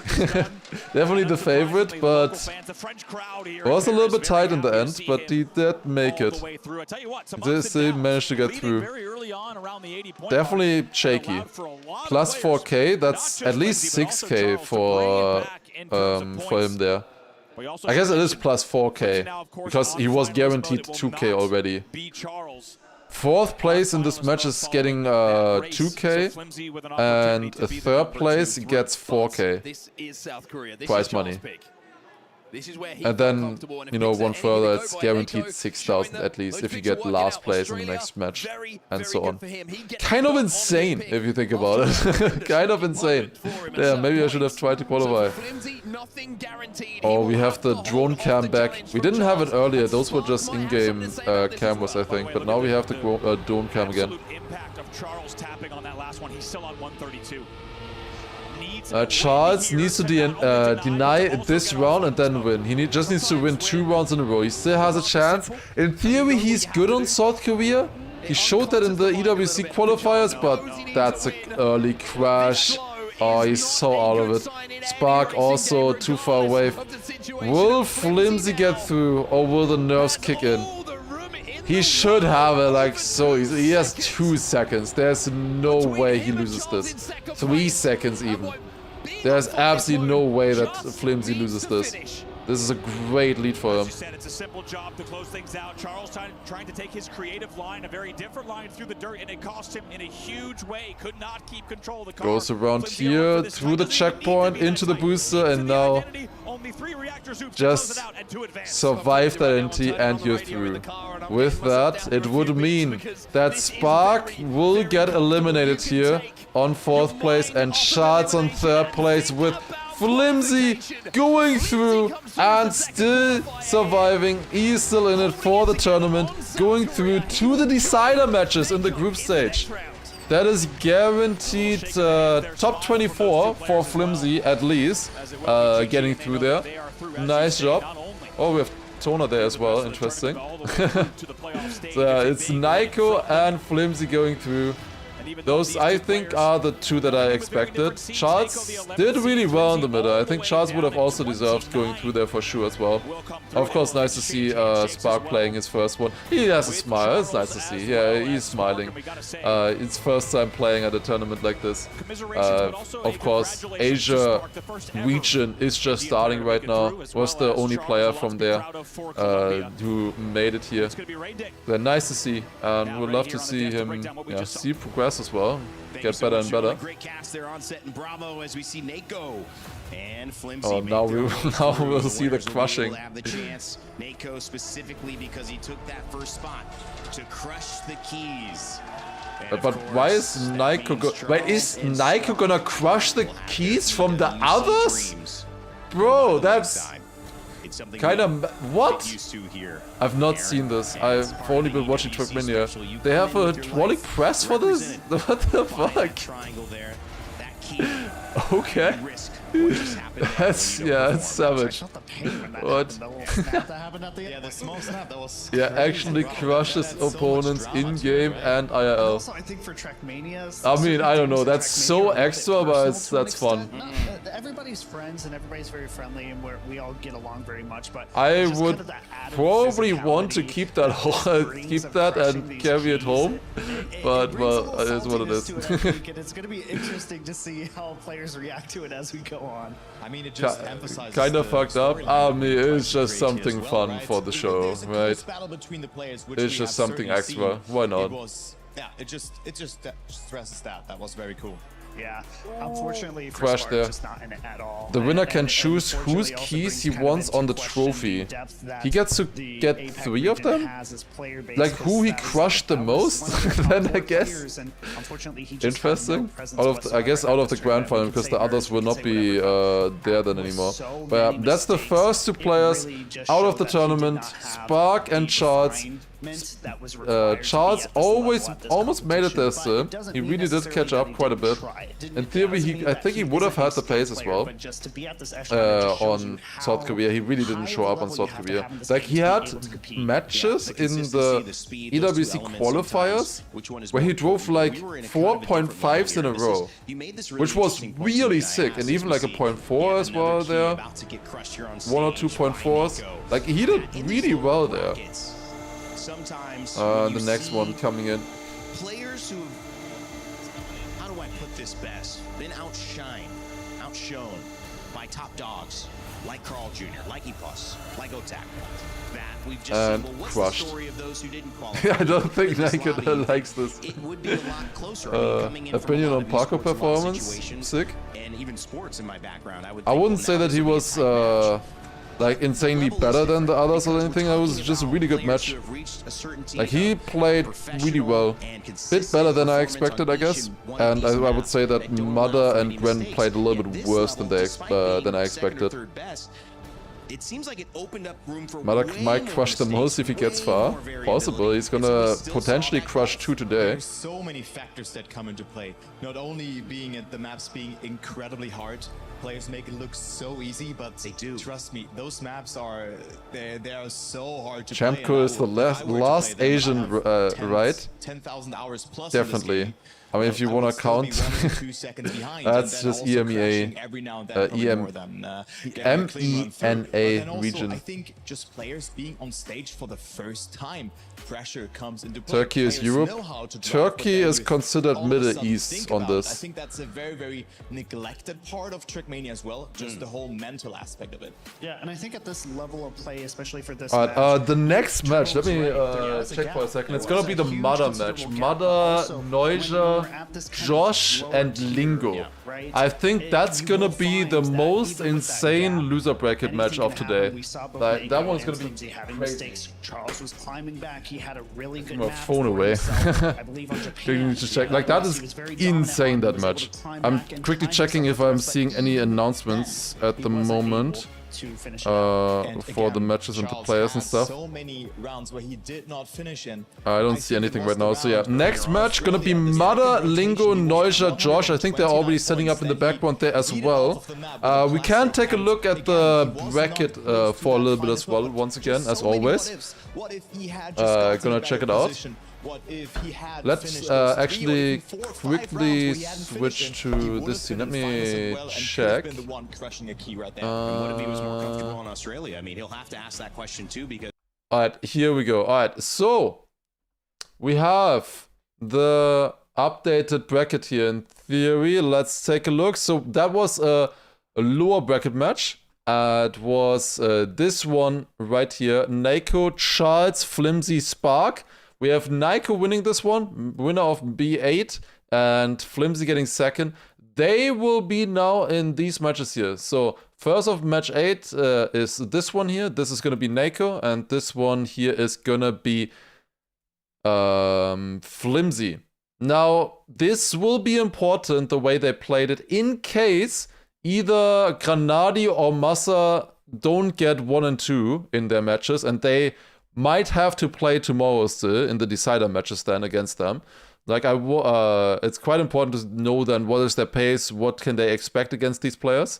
So we'll look out for that. The next match that we'll see is Mada, Lingo, Neuja, Josh. Insane match on paper. I think the strongest loser bracket match here today. For sure. I think the other ones are also pretty good, like the Link Max Afi one is going to be pretty fun. We also have here Wizzy, Richie, Neil as well, with J-Swag could be also very interesting. And then, of course, we have all of the upper bracket matches afterwards as well. And yeah, some of these are going to be very insane. Those are going to be very fun to watch. But yeah, these ones, especially for me, you know, as analyst for Granadi Massa, I definitely want to check like, what is their performance? What can they expect in case they don't get top 2? Surely they will, anyways. But just in case, want to know, of course, what their pace is and what they're banning and stuff like that. Neuja and Josh, who will be joining Yeah, him. here we have All also of these the matches next coming stuff up that's back to coming back up. to back, so stay tuned. Don't go anywhere because we got more TRACKMANIA. Is Granadi sick? Granadi is still sick. I mean, he is sick in game though as well.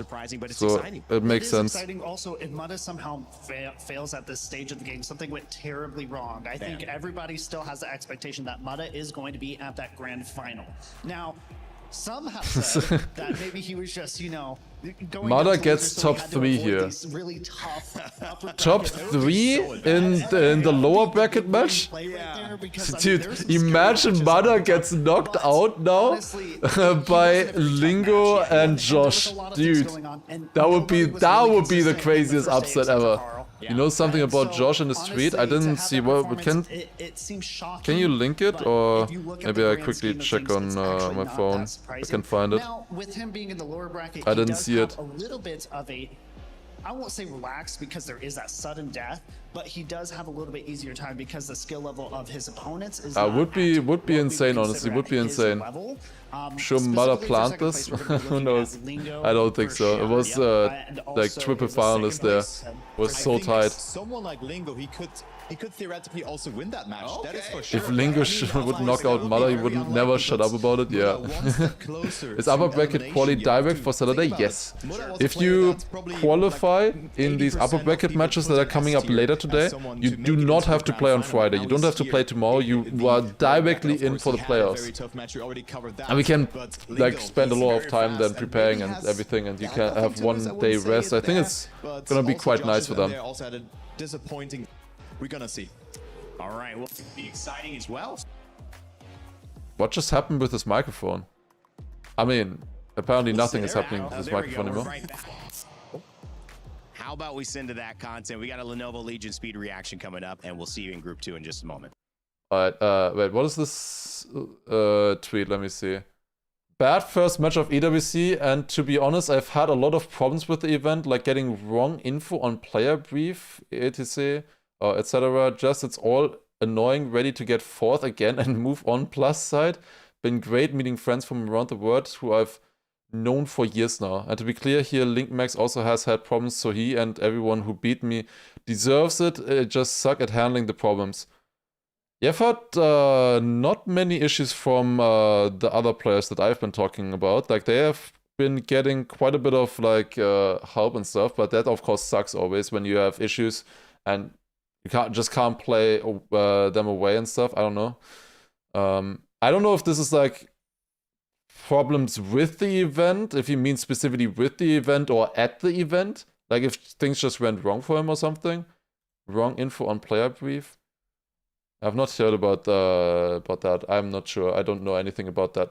So let's see. Oh wait, what is this? We have Lingo and LinkMax against each other with something. What are they doing? keep watching. They were at 120 hertz. And fast. Ah, you got it by. Wait, were they like was one monitor at the event on less hertz or what? Oh, we should take one that would be ridiculous. Lingo, come on, in the game. Oh. I guess you have to click when it's TRACKMANIA and not EWC. Each other off, are you? So now, okay, there was no way that was real reaction time. That was instant. There's no way. That is mistimed. There's no way they're that quick. Like I reacted as well, but like not. You would not be able to move your hand on the table that quickly. Link is switching all the time. No. Yeah, like no way. No way. There's no way that's real. They must have, like it's like it's a little bit delayed. Check in PC. Just because you're an Unk. Just because you're an Unk. Okay, I shouldn't be doing this. I shouldn't be doing this when I've only had 4 hours of sleep. But wait, how was it called? Wait. I should like, if I'm doing badly here, it's only because of lack of sleep, guys. It's only because of lack of sleep. If I'm doing well, it's good. If I'm not doing well, it's because of lack of sleep.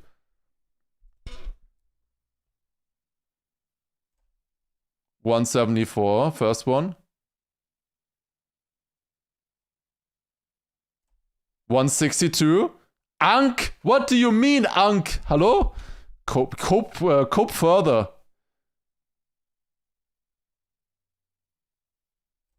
Keep coping. Keep coping. Okay, one more. I mean, slow as fuck. Slow as fuck. Mine's at 167 at 53 years. This is the graph. I'm like here-ish or something. And that's this direction is good. And these are all cheaters anyways below that. Good for an Unk. Good for an Unk. Yeah. I think it was actually pretty good. Especially, like, I'm pretty happy with that. I do feel kind of tired, so considering I feel kind of tired, that's good. Yeah, Lingo could potentially finish Applying first. I do TM believe even that leads is reaction time. You a need a little potential bit case. I of also reaction believe that time. Lingo could And potentially reaction also time, heavily unbelievable. falter. He is known as 170. the People kind of say on-off people player, say and humans he's have going to like be one we're gonna have to watch half out a for second in of reaction terms time. his consistency. Anyways. That is going to be a big key going into this match. Mudda, I think, on the other hand, I think confidently, G-Geek, maybe you can agree with me that he should have this in the bag. Was I writing a letter when you saw green? One thing that really upset him is his early I used to be game. worse His at very that. first What side was pick that? That was backfired Human really Benchmark. hard. Out of 8 With a rounds bunch of that were other played things on there as Saudi well. Arabia, he only won one of them. Average is Even ended up throwing 273. away a Yeah, I final used to stages. be If he can worse dial at that as out well. and Like, be I actually on the improved ball on right from the that get-go, in the he would be last a half a year. Not last, like the last 5 years. I've improved on that. Like, my average there was used to be like 230 or something. I got 45 milliseconds. Yeah, because you cheated. Like, you can't just click randomly. Like, I've also gotten like 1 millisecond there once. But it's just lucky. Do the free IQ test? There's no way they have a free IQ test on that website. Or it just immediately gives you an IQ of 70 if you believe that it's an actual IQ test. It's been a matter of looking at different ways for me these last couple of days. Like, that website is pretty fun. It is like reaction time is one of my worst ones on there. Well, my worst one by far is aim. It's like any kind of thing with aim is by far my worst. Like, I'm barely 50%. All of the other ones I can get top 10%. If you take an online IQ test, I mean, you can't just take an online IQ test for fun. You know, why not? Until they ask you for money. For the results. Reset yourself. That's an opportunity to reset. The memory ones? Yeah, I love the visual memory ones. Also the verbal memory one was pretty good at as well. The visual memory one is kind of like rerouting in a way. You know? Like, I can go forever on that one, like literally forever. Like, if I spend enough time, because there's no time limit on that one. You can literally just go as long as you want. I got a notification. Is it Bonk Cup again? It's Bonk Cup again. Shenga! If you have an extra life, you have the opportunity to kind of recollect. Big chance to see first time winner today. No Lars, no Granadi, no Yannex. Wow. That's the third Bonk Cup. Also, hi Lars, enjoy your notification. Fuck off! Fuck off, Schenker. I didn't even see that yet. Shit. God damn it. I mean, Carl said, you know, getting into this, he trains for 4, 5, 6 shit, hours he to got get to me. what He actually got me. the track. And then once he has it, it's maybe an hour, maybe 2 hours to stay on form. What's the approach during an event, G-Geek, that you've seen players who have mistakes have that quick turnaround? I mean, you're playing sometimes at Mudda played at 11 p.m. almost last night. Now it's to come and play it, you know, right in the second match of the day. What's he been able to do? Well, if I may put on my French teacher outfit and say a French saying, please. Say in French, okay, alright. I'm supposed to press the button when it shows green, yeah. Often giving you good advice. Sometimes just a little bit of rest can really do. I don't think you wanna hold it. That's not the point, of course. Airpods, for instance, drop down to the lower bracket in got 299 milliseconds on aim, 99%. That sounds insane to me. That sounds like impossible. Like, that's like, that's better than other people's actual reaction time just clicking the screen at all. So sometimes just let it slide. Quick dual wheel Bonk Cup and casting. Maybe there's gonna be a break. Maybe like a technical issue or something. Maybe we can play Bonk Cup after all. Who knows? One of the players, who knows that could make a difference is Lingo. We had a chance to talk with him and Rachel earlier heading into Group 2. Well, Lingo joins me now. Lingo, third yesterday. You've had a chance to process it. Overall reflections? Alright, we have Lingo interview. Here we go. I think it was a difficult match to begin with. You know, we had EPOS, OTAG that already are considered favorite to the win. And there was really that, you know, first match of a big land still, so it was, the pressure was getting me a little bit, but I think at the end I still played quite good, but just EPOS and OTAC was bettering me today. Do you think you gave those two players too much respect? A little bit, I think. I should have more confidence, but I just think they are that good, you know. How are you going to learn then from that yesterday and not maybe giving the other players that respect in this matchup? Of course, after the match, I kind of analyzed, you know, every single match that happened, and I saw they were doing some different lines that I tried to, like, after the match, I tried to apply to my runs. How's it been going? Being quite good. Quite good. Yes, I actually gained some times on some of the maps. And what in particular have you been working on then? Different lines. What else have you been working on overnight? It's true that because we have like a so short amount of time that you cannot really work on anything, and you know, like consistency you could try, but you should have like a few more days. But it's more about like trying to go back to like my pace, go back to try to some new PBs, trying some new stuff, and just hope that it works in the next match. What did you do particularly well yesterday, do you think? I played quite good on Saudi Arabia, for example. You know, I had some difficulty on the identity, not identity, but like on the quarter pipes. I was crashing quite a lot in my practice, but for some reason, somehow I just barely crashed on Saudi Arabia. It went quite well, even though I could have won more rounds than that, but went quite well. In terms of today, do you think the matches will be played out very differently from yesterday? Because obviously there's so much more at stake today. I think it will be more one-sided than you think. I think it will be most likely me and Moda just taking all the points, and Josh and Noasia, you know, maybe take some points, like, you know, 6 points, 10 points a few times, but like I don't really expect, you know, a lot right now from them. Like I heard a lot of things about them, so this is why I'm saying that, but okay, you know, doesn't expect a lot from his opponents. Okay. I'm gonna get second. I will be he's not saying that he's confident about himself. So he just thinks the others are Good luck out there today. Thank you. Thank you. I love it, Rach. Also, love the green. Love the green. That's just it's nice, you know. We were kind of in a tan zone today. I had to change my jacket. You guys looking great, but I couldn't try to compete at this point here. He's just putting it in nice words what he would write in the Twitch chat. Yes, we did. Like you would have written like EF easy match or something in Twitch chat. It's a day 2 thing. You know. We'll see. I have one leak for you guys about new lines. Yes. Okay, I told Granadi and Master about 3 lines yesterday, and I told them to try one of them. I need a statistic of how much. That is what I have done. We don't want to know that. By the way, we do want to know who's going to take. It sounded like Lingo checked more than that. I might want to do more. There's a few things that others are doing that might be better or worse, or you might want more Twitch or something, who knows? But yeah. What do you think? Spoilers. Well, I'm gonna go with. If they crash a tail, we can blame you. Because, you're gonna blame me anyways. Argentina Bob turnaround? Could be one of them. I'm pretty sure he's gonna be keen to try and make amends to the wrongs of yesterday, especially that very. Oh, there's the new lines. It's not really much new lines. I mean, to be honest, the real people who are doing a new line are us on Saudi Arabia. I thought we would be all doing the same lines, but it turns out we were the only ones going for the jump. I thought like I came into that thinking, hey guys, have we ever tried the downhill smooth? We should maybe try the downhill smooth at some point.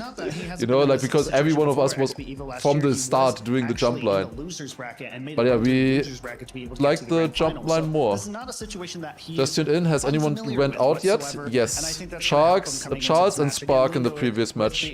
We're just starting match 2 now. Not only the major topic, but just what he can achieve, the possibilities that he can achieve if he just cleans his act up. Am I also a GTA 6 leaker? Yeah, by the way, join my new crypto that I've just opened up. It's called Lars Coin. You should really join there. No scam. Representing, I believe, Argentina as well. All the hopes and dreams. Do we know the time difference? The jump looks much more consistent. I'm just gonna say that is bad analysis. Handed out here in this tournament. That journey for Mutta, or potentially the end of it, begins right now.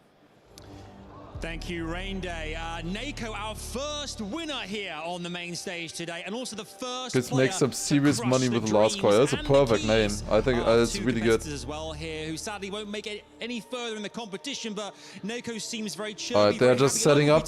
I think they should be ready very soon here. Tough, right? The pressure of not only being in the lower bracket, but also being on the main stage, biggest tournament of the game ever. That adds to you, but I want to ask you for those here or watching at home, from now on. Also asking, I'm quite new to TRACKMANIA, is Lars their manager or just a French or coach or something? So Grenadi and Massa have been at BIG, Berlin International Gaming, an esports organization, one of the biggest ones in Germany for a while already. And I joined them as well about 1.5 years ago as content creator and analyst. So I'm both a content creator, streamer for them, but I'm also their analyst. I'm analyzing stuff for them. Also, I'm doing both esport and yeah, normal content creation as well. Like, they are specifically there as players, whereas I am there as a content creator as well, like just as a streamer, but also as analyst, of course, also doing my work on that.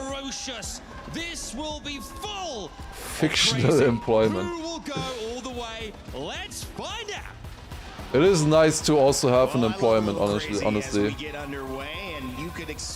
I didn't even have to put on a suit or tie. Is Grenadi a player and creator? No, Grenadi is only a player. Like, he gets a little bit of a bonus as a streamer, but like he is there as a player. They're not clappers. There's something. Somebody will let me know as well. I don't know. I mean, they make noise. They do make noise. We could call it that way. I don't really. Who do you think advances on this one? Would like to. Okay, guys. Who do you think is gonna win this match? Oh my god, it's gonna be so tough. Like, what do you think, guys? We should make a poll for prediction for second place. By the way, at mods, we should make a prediction for second, not for first. I'm just kidding. Okay, Josh bans Japan, then Australia banned by Neuja Classic, Hungary banned. No Norway and no Argentina. Mada picks Germany. Mada again banning Poland. Interesting. Second time that Mada banned Poland. Lingo picking Norway. Okay. Sick. Excuse me, a wheel. So that's what Mud is going to bring as we see his first big Germany. Oh wait, no, you already did a prediction. Oh, never mind. Was it for first? I mean, South Korea picked by Neuja. Then Saudi. Oh, we didn't get Argentina. Damn. Saudi Arabia picked by Josh. Okay, and decider of map 5 is Canada. We start off with Germany, Norway. Quite difficult maps. Could be interesting. Wait, did Mada play Germany yesterday? That's going to be the big question. Yeah, definitely. And also, Mudda and Lingo, best map pack. Let me check real quick. Canada, that's something they're going to really excel on. This is something that they're going to be happy with going into the match. Two favorites coming into it. We'll see if Josh and Neuja can make a splash here as we send it over. Just setting up right there. That it's crazy to me still that Mada plays in that old camera 3. It's so crazy to me that works for him. I'm glad that they've given us our chance to shine. Those Thundersticks making some noise in the crowd now as we get ready for our second match of the day. And I'm looking forward, in particular, It reminds me of yesterday's Poland is a map you don't really ban. Yeah, apparently Mada doesn't want to play it. Or he's still mind gaming all of us and he's only banning him now, but I don't know if he probably would have changed that by now, I would think. But if that was true. Apparently came out of last game quite upset at his own performance. I think that is the tale that we're seeing, not just in players who dropped down to the lower bracket, you know, at least of all. I was checking. Also, yeah, Mada did play on Germany. Second in their games as well, like Epos, for instance. Apparently, we'll see. We'll see how he does now on it. Everybody wants to be the best here, and I think you know that if you're not Mada and loser bracket, yep. Mada and loser bracket. It's going to be a pretty difficult time to top the whole tournament. Yeah, absolutely. Maybe a line he doesn't want to show on Poland. That would be crazy. If he's banning it to not show off a line, that would be insane work, especially in lower bracket. Especially if you were up against Paco and Gwen in the first match. Like, that would be heavy miscalculation right there. Because like now the way to win is quite tough. Like sure, Mada can technically definitely do it, but like, it has gotten a lot harder since he's in the lower bracket now. Like, there's no real reset. Like, he will have, like, even if he makes it, he will still have a worse seed than others going into the next matches. Everything's still possible. If he's the best player of the tournament, he will still make it. That's a big crash there. I think Josh making a big mistake there, bouncing on the landing. Mada in the lead here. Is he showing some pace now? Yes, he is. That's a good start for Mada. That's definitely sub pace right there. Sub 111. Lingo also jumping a little bit. Mada, in theory, can take it a bit safe. Both Josh and Neuscher are far away right now. Lingo was saying earlier that they... Oh my god, Lingo. What? Why did he respawn? Does he still not know how to save that? That's crazy. Well, Muddy is easily winning this one, and then the others, like, are they finishing? Yeah, 0.99. And he could save that ending. Josh finishes, Neuscher finishes. As long as Lingo has it okay. Oh, Neuscher doesn't finish. Oh my god, he crashes the ending and then he's 1 meter in front. Wow. Well, there you that go. was not enough. Folks, having glasses is what gets you wins. Those 3 finishing, and the only person without glasses, Noisia. It's just one more match against lesser competition. Yeah, but then he is on a lower seeding into the next matches. Because like if he's in the if Mada gets into the next match, he's facing off against the 3rd and the 4th place from the upper bracket. Which will make it harder for him. That's what I'm saying. I think everybody but Mada is going to be looking at their round and going, okay, let's lock in. Mada again surviving here. I mean, we will expect definitely Mada to be on top here. Question is, will the others be able to close in with Lingo? Will it be a close fight for second? In theory, like skill-wise, I would say that Josh definitely has a chance there to be up there. Neuscher, I have seen Neuscher be really fast as well before. Noisier a little bit behind, but you have got Josh in contention with Lingo and Mudda up at the top there, and that's a brilliant. Cracked a few new PBs yesterday, yeah. End of the world whatsoever. He is right behind Lingo, and with a better. Loser bracket have one more stage than winner bracket. Yeah, oh my god, Lingo. Twice crashing that NT on second place. Another 0.95 there by Mada. Yeah? Yeah, and hey, that's a 0.99 into 95. If he keeps this up, then he's strong on Germany. That is a lot better already than yesterday. His average there was like a 0.1 or something maybe. On Germany, maybe feeling more confident now. Like he's already playing now faster than against Gwen and Gwen and Parker yesterday. Maybe less nervousness in this match here. This round he is behind though. Josh with a mistake. Neuscher, Lingo leading though. How many players go through in loser bracket matches? Half of them. 8 players total. 4 from each group go through the lower brackets. In these matches itself, it's always 2. It's always the top 2 players making it through and the bottom 2 are out. Lingo with a very high jump. Is he throwing this? It's Lingo, of course he's throwing this. Wait, is he... Did he hit the pole? Yeah, he hit the pole. Oh my god, Lingo, he hit the pole. What? That's crazy. Did Noah just say Mada just did it on pace alone? Bro, Lingo absolutely sold that round. He jumped like to the moon in the quarter pipe and then just drove against the pole in that NT. Like, I don't know. But Mada seems to be fast. Had a 0.4 crash in the beginning. Yeah, he was slow in the beginning. And then stayed over 0.3. Like, his pace is certainly 0.9 on this map. He's definitely on 0.9 pace. But the others are kinda trolling. Lingo needs to step it up. Somehow he still has 10 points right now, which is okay. It's not really okay, never mind. Apparently may not have even practiced before At least compared to Neuscher and Josh, it's not that far away at the moment. With them also not doing too hot. Mother luckily takes away those points. I think they're again on pretty decent pace. There's a close fight on top between Josh and Mother. Just Mother with a much better dirt there. Josh losing a lot. Oh, Josh also clipping there a little bit. And Lingo this time surely not throwing. No, okay, that should be good for Lingo. We'll get a second place here finally. Mala going super wide at the finish. Only a .41 then. He did mess it up quite a bit. Yeah, it's a good start for Mother. Okay, anyone up for a clean sweep for Mother? Who am I kidding? We have no. Okay, if he clean sweeps Norway, he's the GOAT. Or the others crash all the time, but who knows? Who knows? 15 round win pace. Not impossible. Did anyone else win all 4 rounds on map 1? Not on map 1. I know Carl won all 4 rounds on South Korea, I think. And also Canada, I think, as well, in his match. I think Kanadi also had maybe one where he won all 4 rounds. Also, I'm not 100% sure. Winning on map 4 prediction. Italian? New York Italian? I thought you were going Cajun there. Oh, I guess maybe, yeah. I guess I just don't know my North American accents the type of guy. Yeah, I suppose. Okay, this is one of the hardest maps. We have only seen it played once so far.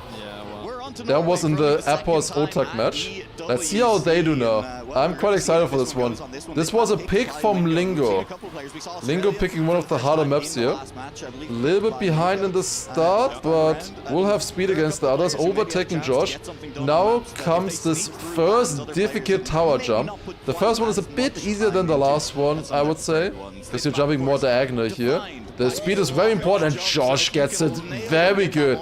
Going from 3rd into the lead there with the speed. Like that landing is so tight.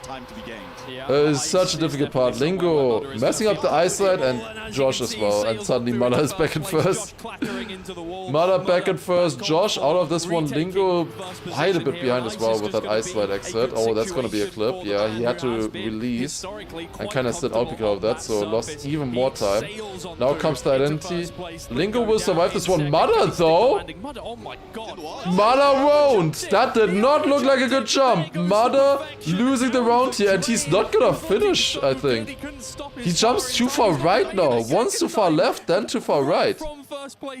And Mother DNF from 1st place. He was too fast? No, he wasn't. You always have to release there. He just didn't jump well enough. Like, he jumped too far left. He jumped further because he jumped so far left. He had to land, like, he had to clip somehow to survive. That was the only way he would have made that with that jump. 10 or DNF. That brings the others a little bit closer again. Very good for Lingo there, getting a 10-pointer with that round. As a really difficult identity. Worst part is that if you mess it up, you have to respawn, you just DNF. That's by far the worst part, completely designed for, I would say. This one is not the fastest here, all of them making some small mistakes. They're about half a second off, like, good pace. Oh, that survived there for Josh this time. This time he makes it. Can you bug slide the last jump? Asking for a friend? No, you can't. I've tried. I've seen others try as well, but yeah, you can't. Mada, isn't that too far right again? Yeah, it is. I thought so. I think Mada might have a chance. That was an early respawn for him.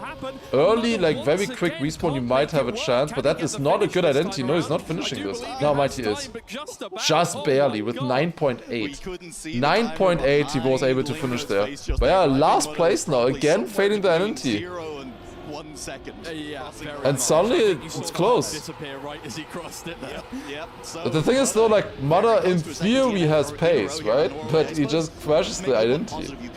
That's the thing with this map. That's the scary part about this one. Oh, he does a lot of extra break taps there. to go like super tight. Interesting. Away from your own map pick, things can very quickly go wrong. But look, you had an interesting stat about Mudder, right? Oh, is that a good jump for Lingo? He's gonna bounce a bit on the landing. Yeah, you see how little speed Lingo has there. Josh overtaking. They're still on pretty decent pace in the start though for once. Pace-wise, this third round on Norway here. Mudder having to turn out of that ice slide very early. 3 rounds now, yeah, which, look, you look at it, and Lingo leading Josh, also still very close there for the win at top. Can we see the battle there for the top 2? Let's see. Oh well, will Mudder finally get the jump? Yeah, that should make it. I think, no, they're both jumping too far. Oh my god. And then it's the other way around. Why did they not release? They would have made it with release, I think. Oh my god. They just didn't release. Then they clipped on the right, both of them. And suddenly Mudder wins. Like, apparently Mudder just needs to be behind into the identity, then he wins. If he's first place, it's just, you just curse. You're just not gonna survive that map in first place. And the jump is so tight. Especially that you also have to go for a nosedive on the ramp if you want a good landing. Makes it also so much harder. 11.2 wins MPP for top 3, yeah. 11.2. And like, that tournament record is alright there from Apples. Why did Pack drive a .25 world record on this? Interesting. That's a pretty good time by Pack, .25, if he played in rounds, that is. For time attack, I would be... I mean, surely that's a great time attack time. But you can see what he's going for. We saw him crash it a couple of rounds ago, but when it works, and Josh holding it. Josh leading. That should be good for him. Can he get the points this time? He wants more points here for sure. If he can get it through, good is... Oh, yeah, insta-release. Insta respawn, I mean. That's a good finish for Mudder here once. Yeah, Josh was on tournament record there if he would have survived the ending. That's a 10.8 for Mudder, and Josh was 3.5 tenths ahead of him. Mudder wins yet again. Oh my god, the camera! He has the camera bug. What? Oh, the camera bug. I haven't seen that in so long. It's a bug with wheel. I thought they fixed it, but maybe Mudder just didn't bother fixing it on his. Oh, the camera is so good. Yeah, Granadi also had that, but they fixed it. I don't know, but I guess he just didn't fix it. Granadi had a 2 yesterday. Oh, he did? Yeah. He enjoys this. Mudder would be the kind of person who would say, yeah, I think it's funny. Now we are going to South Korea, and hey, speaking of interesting facts, South Korea as a workaround not fixed. Okay, I see. That's true. But we're going to South Korea now instead, okay? I've heard the food is very good. Twiggy, South Korea, a map that we have not seen a DNF on yet. The only one in our map pack that has not seen any DNFs. Okay, South Korea. Here we go. Being a little bit more forgiving, it does mean that it's still very close, like, for second place, it's 33, 43, 39. Like, all 3 of them are within 10 points. I would say Neuja hasn't really shown the pace yet, but this might be the map where he can show the pace. It's his pick. I remember him being good in the qualifiers on this one as well, and he's leading round number 1 out of the reactor section in the middle. Josh dropping down a little bit, also not the best line into the slide out of the upper. And Neuja is doing really well there. Lingo did catch up with her upper speed though. Mudder doesn't look super fast on this map. He didn't look fast yesterday on it either. Like, South Korea might be a good pick against Mudder, the way it looks like. Oh, Neuja crash. Oh, that's sad, man. That would have been a really nice first place for him if he got it through. Josh was last place, like the entire round. Suddenly he ends up in second. 600s behind only, behind Lingo. Wasn't he like 3 tenths behind at some point? They were on pretty good pace there, honestly. Unfortunate for Neuja, that clip right at the very beginning, overtaken by every other driver in the race. A chance. Just want Lingo to lose after the interview. I mean, he just is like that. Lingo closing the gap a little bit, and both of them tied on 49 points as I don't think he meant it in a mean way in the interview. The thing is, it's sounds like he has heard things, and then when he doesn't say the things that he's heard, he sounds like an asshole in the interview. But with the things he heard, it's probably reasonable what he said. I don't know. We saw a Josh tweet earlier as well of him having some struggles. Where's Neuser from? Argentina. A player who has been gaining notoriety in the mixed scene over the course of the last few months, the last year. Last year and a bit. Exactly. Lingo again in the lead here. Can he get the 10 points with this? 0.26 in the lead. That is very good pace. Josh had a very good identity last time though. Mother Lars into the identity here. No advancements from a game, then that is a scary situation. Still in last place out of that one. Lingo's with the lead. That looked good. Neuser going up back into second. That's so close. What? Neuser wins it. 200th of a second. Top 3. What a round there.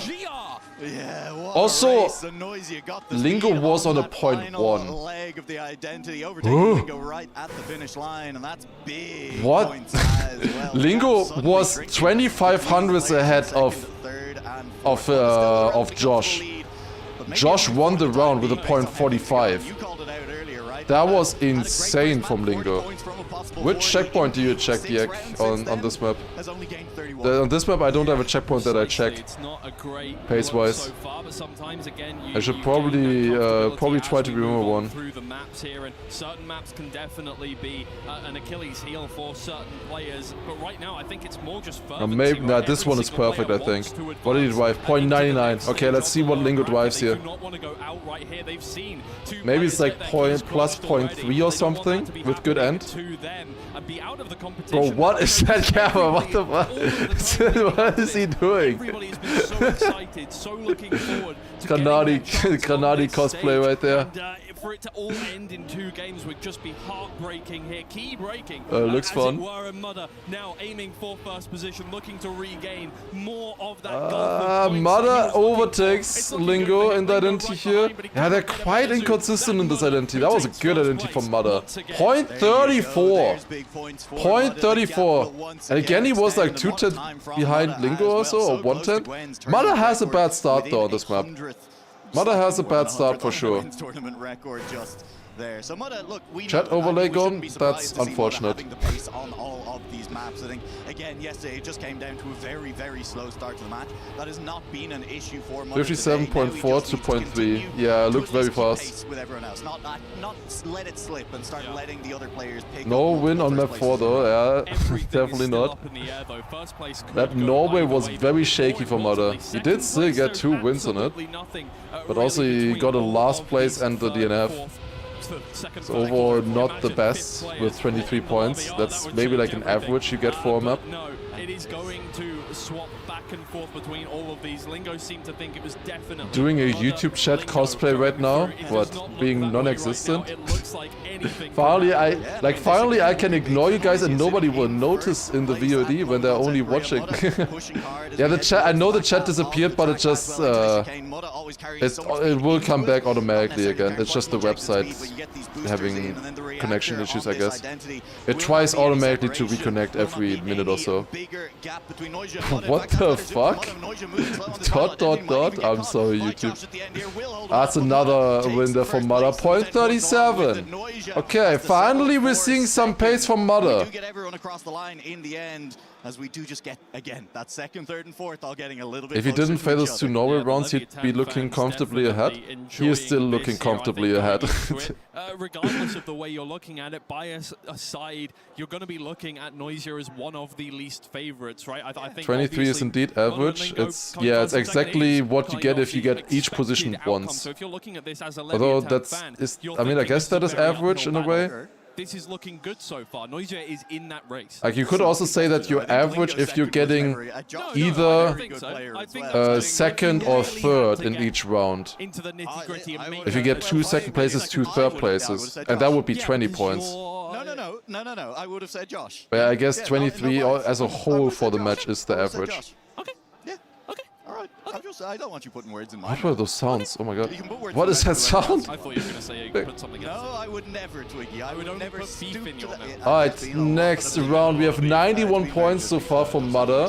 30, almost 30 points in the lead against Lingo 64, Josh 60 and Neuscher 55. They're still within 9 points of each other right now. So far the event, and we're seeing They're also trying to stay close to each other on the track there as well, apparently both crashing together. Neuscher and Mudder in that one. Lingo with a big lead here actually with this. Oh, that's... Lingo. No. I didn't mean it like that, Lingo. I'm sorry. No, why are you doing that? I crashed the top of the beam. Like, that jump is so much tighter than it actually looks in camera 1.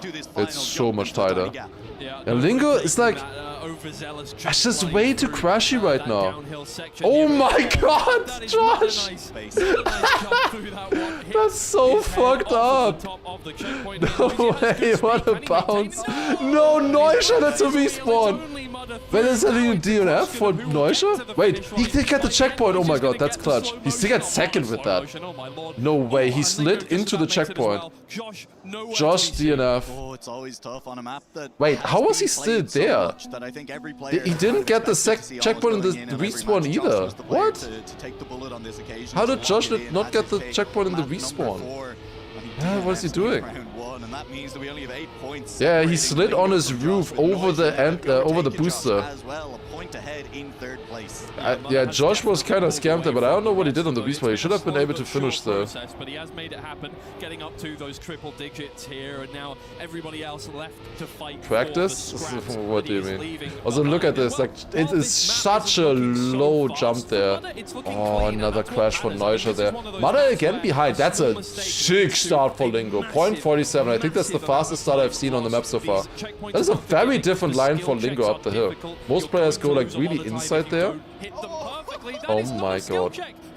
Double crash. Oh god. Holy shit. Yo, Tiggy Winkle, thank you for the first step prime. Appreciate it. That's very nice. Oh, here they come. Are they surviving? Yes, they are. Very nice. And also, thank you very much, Doctor, as well, on YouTube with the gifted subs. Thank you so much. That's really nice. Appreciate it. 0.71 there for Mudder. That's a really nice one. Yeah, good focus. Now you can't ignore YouTube. No, I can't. I can't. I don't like. Wait, what I want to say. I don't dislike the relationship that we have with the YouTube chat right now. Them gifting or subbing to get me to notice them. Although I feel like that is a little bit of an, like, this is almost an abusive relationship at that point. But it's nice when you are the one who's getting gifted. Also, of course, Traube Minze, thank you as well with the 3-month prime there. Another crash, this time for Mudder. Twitch chat is back. Sad. It's so unlucky. Chat is back on screen. Yeah, it just fixes itself always within like 5 minutes or so. That's better for Josh there. Much better landing. Like, that drift is so weird to get. Is he making that? Oh my god, he is. That's a good run there, in theory. Yeah, they didn't have the amazing start. Yeah, 0.76 PB for Josh. That's nice. This is lower bracket, yes. Mudder did get into the finish there at least. 3 points for him. Yeah, this was his pick yesterday, Saudi Arabia. He didn't really do that well there, and he's not really doing that well here either now. He had 1.71, which is good. That's a good time, for sure. But other than that, like, he hasn't really shown too much on this map yet. Even though he did pick it yesterday, he thought it was going to be good for him. Still 140 points? Yes. Every single match is going to be 140 points. The only match that has different rules is the final. And the only rule change there is that it ends after the first place. We don't play out second there. Oh, is he surviving this? Yes, he is. Okay. Illegal if you try and get it under the bar. Oh, Josh clips a wheel on the That's not a great part there for Josh. Should allow Noise to get some points here. And especially important with Lingo DNFing that round. Lingo DNFs. Round 4 of Saudi Arabia. Might never have to play it again. Who knows?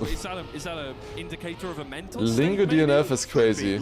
That's a very early air brake for Noise, but makes the jump. A little bit risky to air brake like that. It's better to air brake a little bit later, then you have a bit more space to land. Mother with another point 73.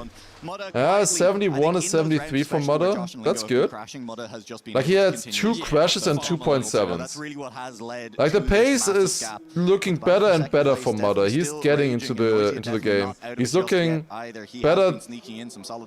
He's definitely looking better than yesterday, I would say so. Even if he's struggling a little bit here or there, I think he's still looking better than yesterday, the way he's playing right now. Lingo's home ground of Canada. Not quite his home ground in terms of picks. Actually, did he? No, I don't think he picked. No, Canada was our final random decider, of course, yeah. So shit map, minus, Lingo probably. Of Canada here, which not the end of the world, I don't think. But yeah, I think this is the second match of the lower bracket. We have the 4 matches of the lower brackets coming up first. And then we have the 4 upper bracket matches afterwards. Those ones, like these matches here now, first of all, are about survival. Bottom 2 of this match are eliminated from the tournament, as a reminder.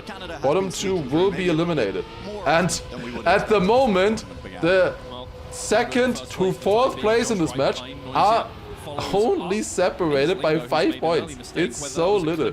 Oh Mother, yeah, that was a crash. I could see that happening. That was always gonna be a crash. I think Noisha has a good lineup here. Yeah, look good. Granadi will win this whole thing, not gonna lie. He looked pretty good yesterday. I wouldn't mind that. And I think once again, just trying to maximize the amount of points that they can get out of this round. That like would be half my win, of course, as well as analyst. So I wouldn't mind that. I could call myself a world champion then, right?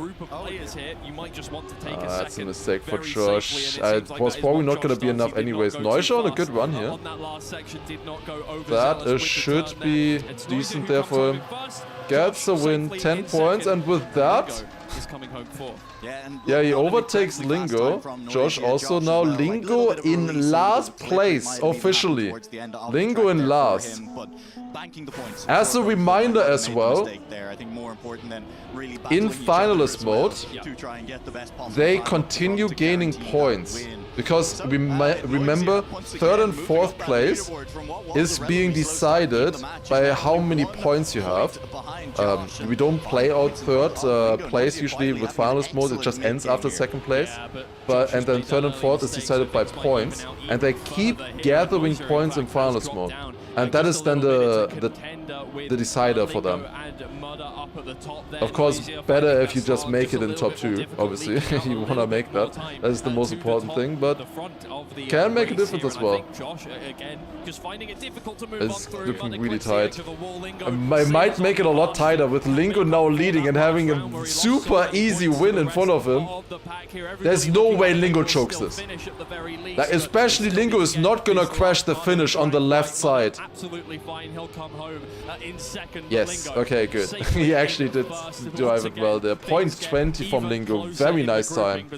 Very nice time from Lingo. PB, that's a good one. At the end between Noisia and Mudda, once that mistake came through from Mudda, Noisia just pressed him the entire way to the finish line, ultimately finished a couple of tenths behind. Oh my god. Josh and Noisia tied on 89 and Lingo. Yeah, the difference between 3rd and 4th is $2,000. 2,000 for 4th and 4,000 for 3rd in these matches. It is 1 point. 1 point separating 2nd to 4th. And then there's, I'm not even looking at Mother anymore. I hope you're fine with that. I'm not looking at Mother in this match.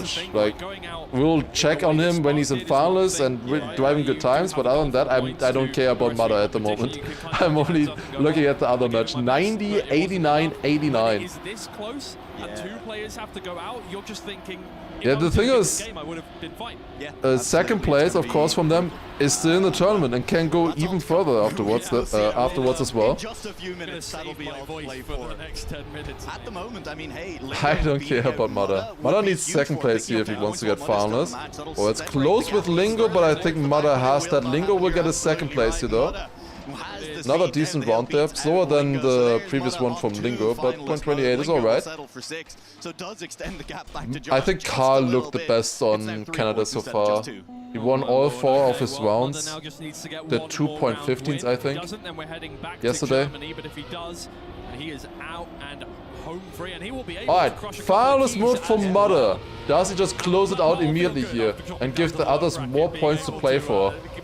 Not take away the 10-pointers anymore. This was the random pick. After this it would go back to Mother's pick and he wouldn't be even playing anymore in that case if he just wins it here immediately. Lingo is challenging him though. Actually overtakes. Mother should try to show absolute pace now. Well, and he's in the lead. Lingo crashing there way too inside on the setup, and also Neuscher just a little bit safer on the dirt chicanes. Mother isn't really his opponent in this match. Would be nice for him to snipe him, of course, but he doesn't need to risk everything for that. Mother should be good here, and that is Mother going through. 0.20, good time there as well.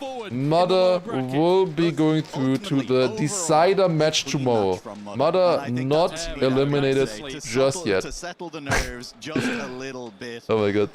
The juxtaposition of him doing the badge pose and then you see his game going absolutely Joel in the background. Or blah crazy. That one also is good. Who do you think is going to come second in this match, Twiggy? Oh, we would need the Joel fast or something. We only have the normal Joel mode. That one is not even spinning fast enough. Lingo has been quite consistent. Sure. Has not had as many rounds where he's going insanely quick and getting first. So it does. Now let's see. All those 3 players are very close to each other. Oh my god, it's going to be decided on Norway. Okay. Oh god. It's gonna be decided on Norway. Oh, good luck to the players. Like, they are 40 points away right now from finalists. I mean, could maybe go even beyond Norway. Could go to map 3, honestly. With this one, with how close it is. An impossible task. Yeah, no, absolutely. And as I say, that's why I asked you instead of trying to do it myself. Noisia leading the round at the moment, but there's great speed from both Josh and Lingo. We can see in Grand Final DNF being finalists that would cost a lot of money because of points comparing. Why would you DNF? Like, getting. No, that would not make any sense. You wouldn't DNF. In second place, I guess, would make sense if you want to give somebody the win, but I don't think anybody would ever do that. If you just want to save yourself in second, when you're safe in second right now. But I don't think that situation exists. Especially since you are then finalists, I don't know. This match gonna cause half an hour delay. It's gonna be fine. It's gonna be fine, guys. Next match is only scheduled for 20 past. Oh my god, the lag there. Lingo wins round 1 on Germany. Quite convincingly here, 0.08. The others were not quite up to par in that round. Not getting clean rounds. Lingo extending the lead. Now, finally, there's more points on the table. Lingo on 110 points. Reminder, we're playing 140 finalists. Mada can relax for like the next 10 minutes now. Why is Germany played so much in EWC but wasn't in the qualifiers? I don't know. I don't know why suddenly everybody's banning Australia and before everybody was banning Germany. It doesn't make sense. Like, it's just so weird. But I guess there's, if you don't like Germany, you probably also don't like Norway or Argentina, for example. And like, maybe they just understood Germany now. Maybe a lot of people thought it wasn't played, so maybe I'm gonna decide to get good on it now. Maybe they were scared on it. banned or something. Who knows? Easier to DNF Australia? Yeah, for sure, but it wasn't banned before. Josh leading this one by a lot. It's a close fight with Lingo and Neuja, but Lingo, not a good landing there. Oh my god, this is gonna get so close again. Oh, but what are they doing? They're just reversing the positions again. What is happening? They're all within 4 points. What is going on? Did Mala lose an upper bracket? Yeah, he lost his first match. Brings the field as close together as it can. This is scripted. As it is now 4 points separating all three of them, and Josh and Noisia are tied. It's so close. They've been so close the entire way. First places right now for any of them, and that will really change the complexion of this match. None of these players are looking like they are a first place player, right? So when we do get to finalist mode, what is the likelihood that somebody gets it done in 1, 2, or 3 rounds? Okay, here we go. Round number 3 on Germany. There is a pretty much a 33.3. Josh is very low on the jump. He did make it though. That's a nice match so far. It's pretty close. It's fun to watch for sure. I do want to see the players like lock in and not do as many mistakes now. It would be nice. Like it feels always a lot better when the match is close because like everybody is so equal and not because they are doing just as many mistakes as each other. They've been getting better here. This is a good round here at the moment. This is close. There's still everything to play for. Josh is a bit in the lead. Lingo comes a bit closer. Neuja also getting a good down in there. Lingo clipping the edge, getting an excellent penalty from that. And Josh will take the win here. And with that, Lingo is suddenly second. No, he's not in third yet, but it's close. Josh back in the lead now. Oh my god. 120 points for him now. It is a fun map, honestly. I like watching Germany matches. I think it's a nice map. And I'm glad that they are not banning it as much anymore. Do they see the goals? No. You have a button where you can toggle them on and off. But after this round, guys, we're going on Norway. And it's quite likely that we'll get the decision on that one. Like at least one of them should be able to get into finals there and get potentially a win. Didn't I used to hate Germany? No. We are seeing less crashes now in these final rounds than we did at the beginning of the match, despite the fact that two of these players. What's been the most banned so far? Australia, by far. This match is so close to a conclusion. We've only played it once so far. Okay, Lingo is leading. Neuja close this time yet again. Who's getting the jump best? Neuja got it insane. He has more speed than Lingo. Is he actually overtaking? It's very hard to overtake here in the ice turnaround. They're doing 2 different setups. Lingo gets it a lot better than him though. And wins the round. Lingo with a 10-pointer there. They're all at 120 to 130 points. Oh my god. Who of them is gonna lock in and have that clutch factor? Like, it doesn't really matter about your pace or consistency or how you played so far. It's all just about the clutch factor now on the next match. And if we're going on to Norway, you definitely need clutch factor on that one. Just came. How many matches have been played so far? That's... Are you German by any chance? Maybe say just arrived. There has been 1 match so far. Lingo and Neuja in this map because there's a chance that Josh is just consistent. This is the second one. Over them in every round. Yeah, and look, in case you don't know, in case you're joining us for the first time at TRACKMANIA here at EWC. Yeah, it's exactly the same that Marius wrote. It's so German. You want to land as soon as possible, but if you go low into that jump, if you release before the jump and you go low, you run the risk of not making the jump in the first place. So it is so important that you don't risk here we too go. much, This is gonna be intense. Josh, Lingo, Neuja. None of them can get finals now. But all of them can get finals in 2 rounds. This is Lingo's pick, yeah. But I don't think that matters at this point. Like, he's maybe the fastest or most confident on this map in practice. But now in match, it's going to be a whole another story with this. Neuja is quite far behind here at the moment. Definitely had less pace than the others, but a bit more consistency. Has been fighting back in the last few rounds. Josh with a great great start there, 0.54 checkpoint, and also good speed coming out of it. This is actually a good round here. Lingo with a much better ice slide exit there. That ice is so difficult. It's so difficult. Then ice slide over this. Lingo still in the lead. Okay, what are the chances that none of them are gonna mess up this jump? That actually looks good for both of them. And they actually make it. Nice. Tournament record right there for Lingo. Okay, okay. And a PB for Josh as well.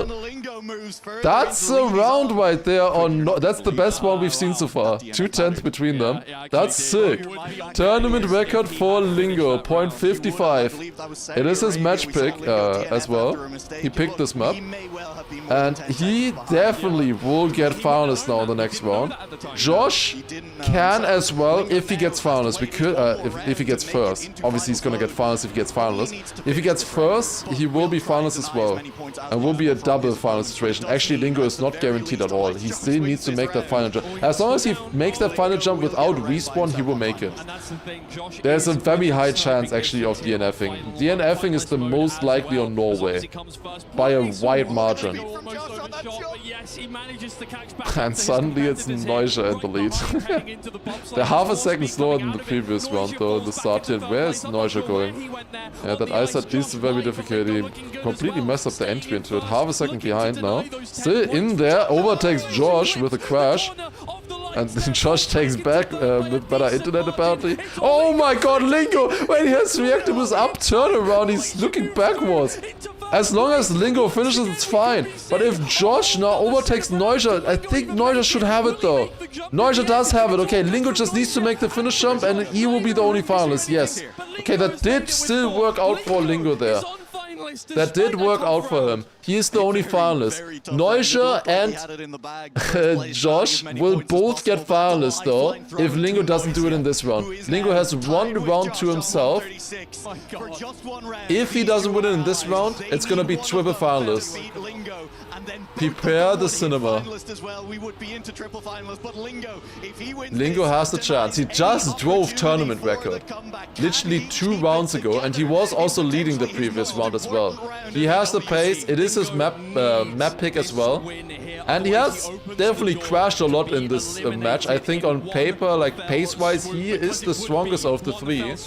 Now the jump, are they surviving that? That's very low for Josh, but even lower for Lingo. And that's a respawn for him. And if Josh and Neuscher just finish now, we have a triple finals on our hands. Oh my god, Josh. He should be fine. Just don't lose 10 seconds and you're fine. Like, even if he gets last place, he will still get 4 points. It doesn't matter. As long as you don't let Lingo overtake them, then it doesn't matter. Does Neuscher make the jump? That's a bit far to the left. Oh, he makes it. Oh, God. That's a win. That was a relief for him there. Josh finishes as well. Triple finalists. Here it's happening. Triple finalists. We only have 1 round. One of these players will be surviving and continuing the tournament. The other players will be eliminated. This round alone will decide over like $4,000, $6,000 potentially. It is such a nerve-wracking round here coming up. Lingo is leading right now. It is his map pick. He had 1 chance already. He messed up the jump into the tower earlier. Will he be able to do it this time around? Josh also coming closer there a little bit. Do they make the jump this time? It looks fine for Lingo. He has a bit more speed than Josh, but Josh getting it insane actually. Josh really risking it there. Neuscher a little bit behind in this round. 4/10 behind. He just kind of has hope for a miracle, and that is 1 miracle there for him. Ice slide mistake from Lingo. Josh is suddenly overtaking him. Josh had so many struggles so far at EWC. He was struggling in the previous match as well. Outside of that as well, he had struggles. Will he be able to overtake him here? As 1 final identity remaining. Can they make the jump? That's far right, no? Oh, he makes it. Barely. He was almost gonna clip, but it's Josh making it. And he will be going through Josh somehow can't even believe it himself. He somehow survived that triple finalist. I think the realization is just hitting him. That's insane. Like that just decided over so much. One round. It was so close on the right. Like he was so close on the right. He was really just about to crash. Tough for Lingo. Yeah, I think Lingo definitely played the better match, but he just also just crashed too much. He just crashed too much. Yeah, like if Josh would have failed there, it would have been at least minus 4k as well.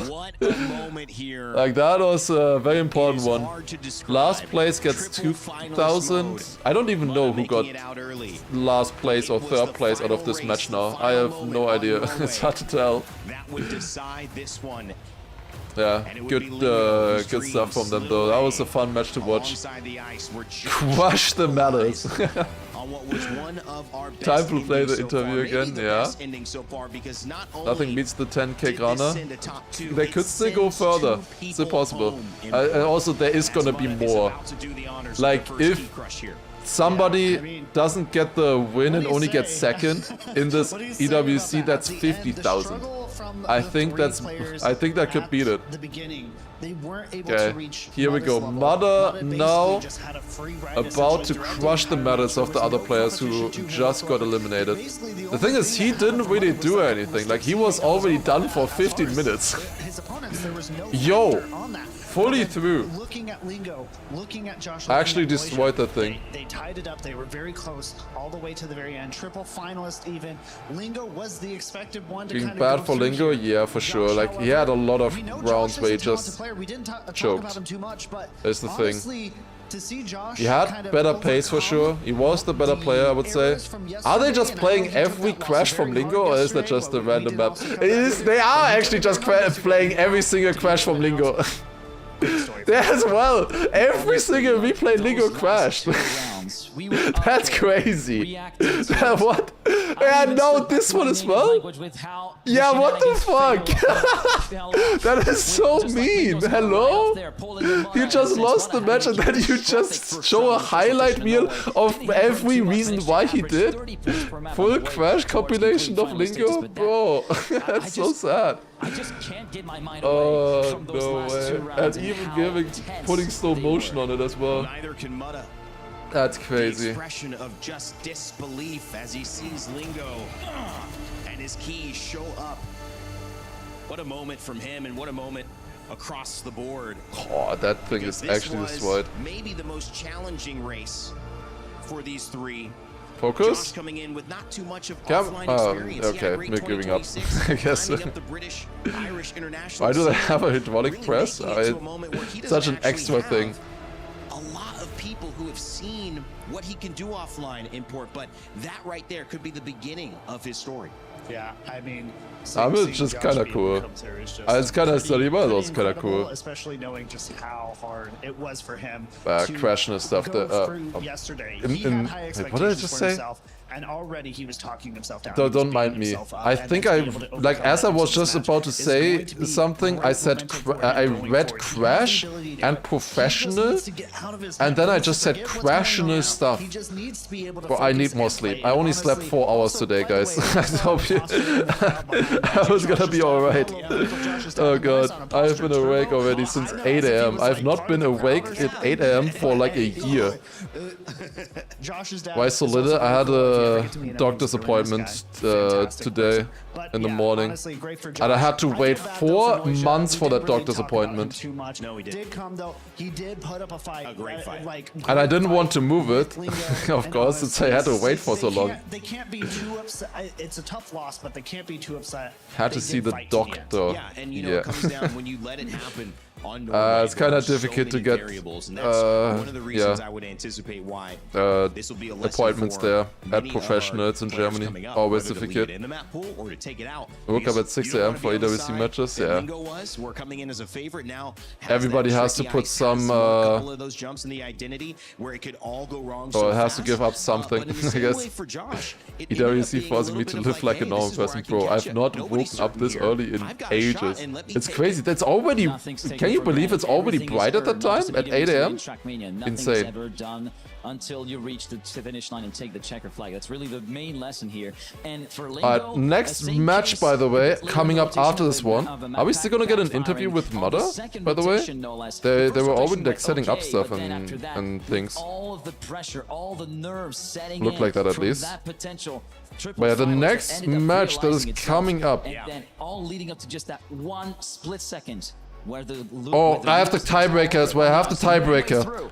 But first of all, next match coming up is gonna be Wizzy, Richie, Neil, and J-Swag in Group B. Wizzy and Richie, I think, are going to be pretty strong there. I think they will probably have a fight for first place. Who of them is going to be the best? But the tiebreaker for Lingo and Noisia, it's 150 points for Noisia and 152 for Lingo. Lingo takes it by 2 points. 2 points deciding over $2,000 there. I'm thinking, so at least Lingo got that. At least he didn't lose the tiebreaker as well for third and fourth, with them both being in finalists. One of those two is going to be sent back in. Also, yeah, there's no clean feed. At least I don't have a clean feed. I have asked, but there's like I was literally told there's no clean feed. But then apparently other people have a clean feed. Unlucky, I was not invited. And I'm excited to see how he pairs against the rest. I think J-Swag and Neil, they are going to have a little bit of a difficult time in this matchup. So we're going to be definitely looking at Richie. Lingo said it would be him and Mudder. Could have been. He got finalists earlier than the other two. Like he had a better match than the other two, I would say. But yeah, he just crashed too much. Cam was saying there was one, but Cam was telling me that there wasn't.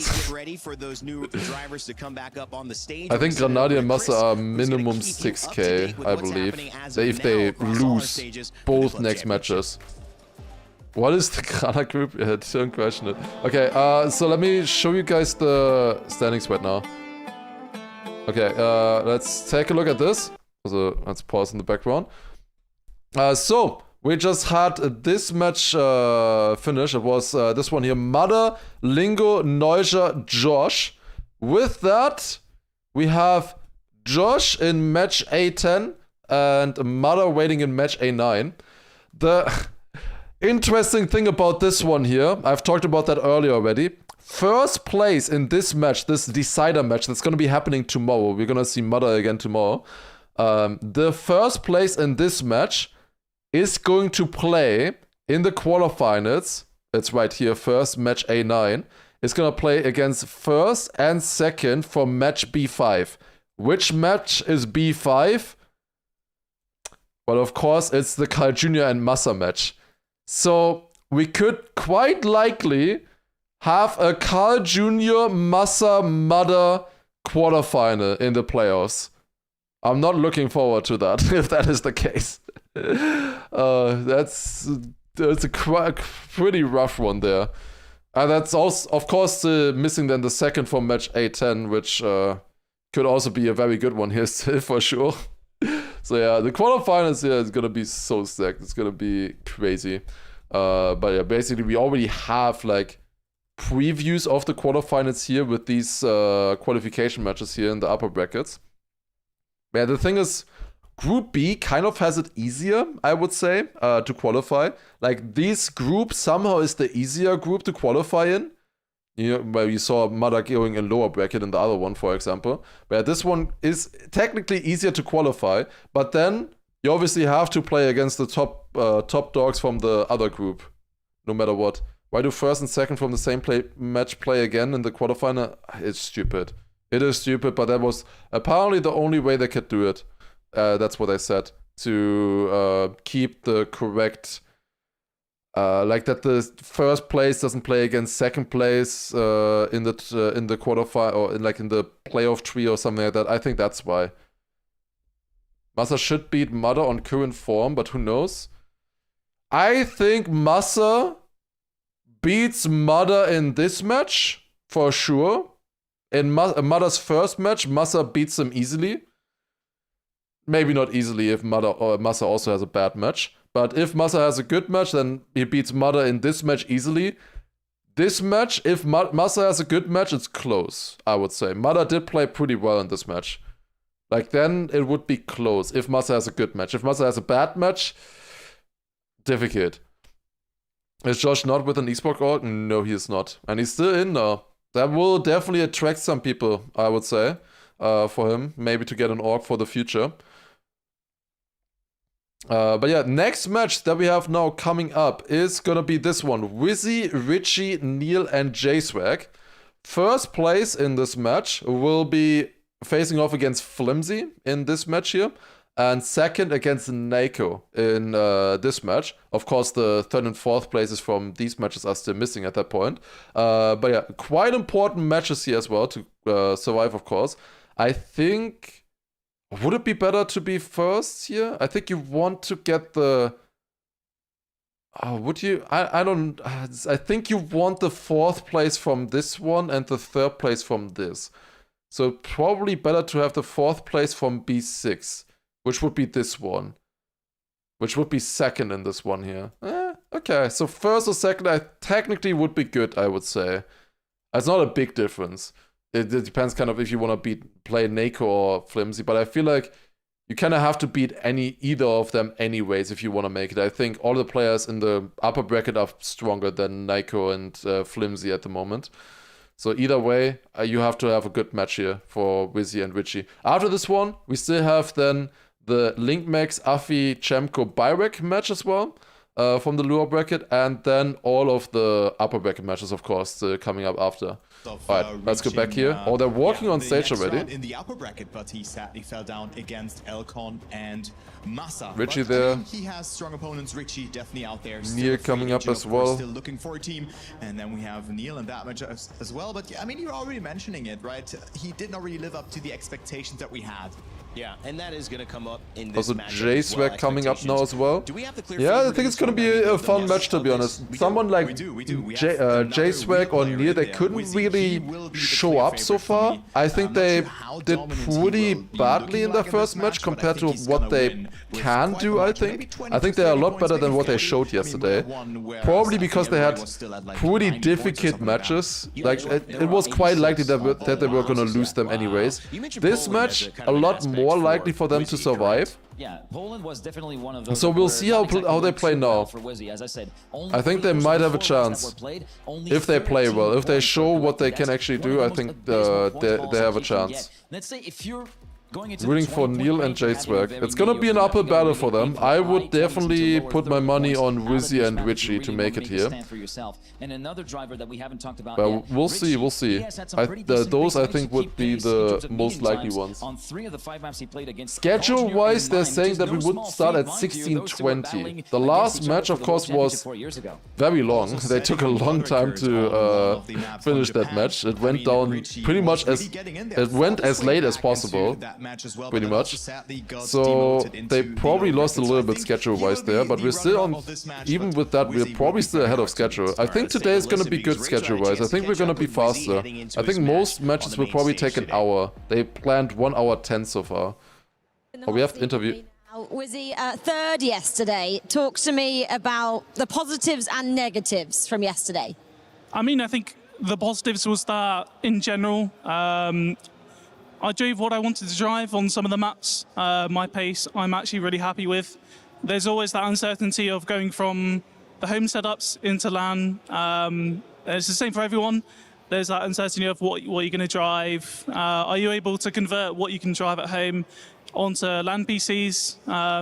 So there's all these variables, but I think I adapted well, adapted to the stage well, which I'm really happy with, to be honest. And I think, in terms of the negatives, obviously, I'm in the low bracket, which is fair enough, but, you know, my head is still high, my head is still looking for those playoffs, so, you know, my mental is still strong. Tell me about a couple of the maps, including Poland. I have to mention Poland, don't I? What happened there? So, I think one round, I just crashed. I'll hold my hands up. Happens.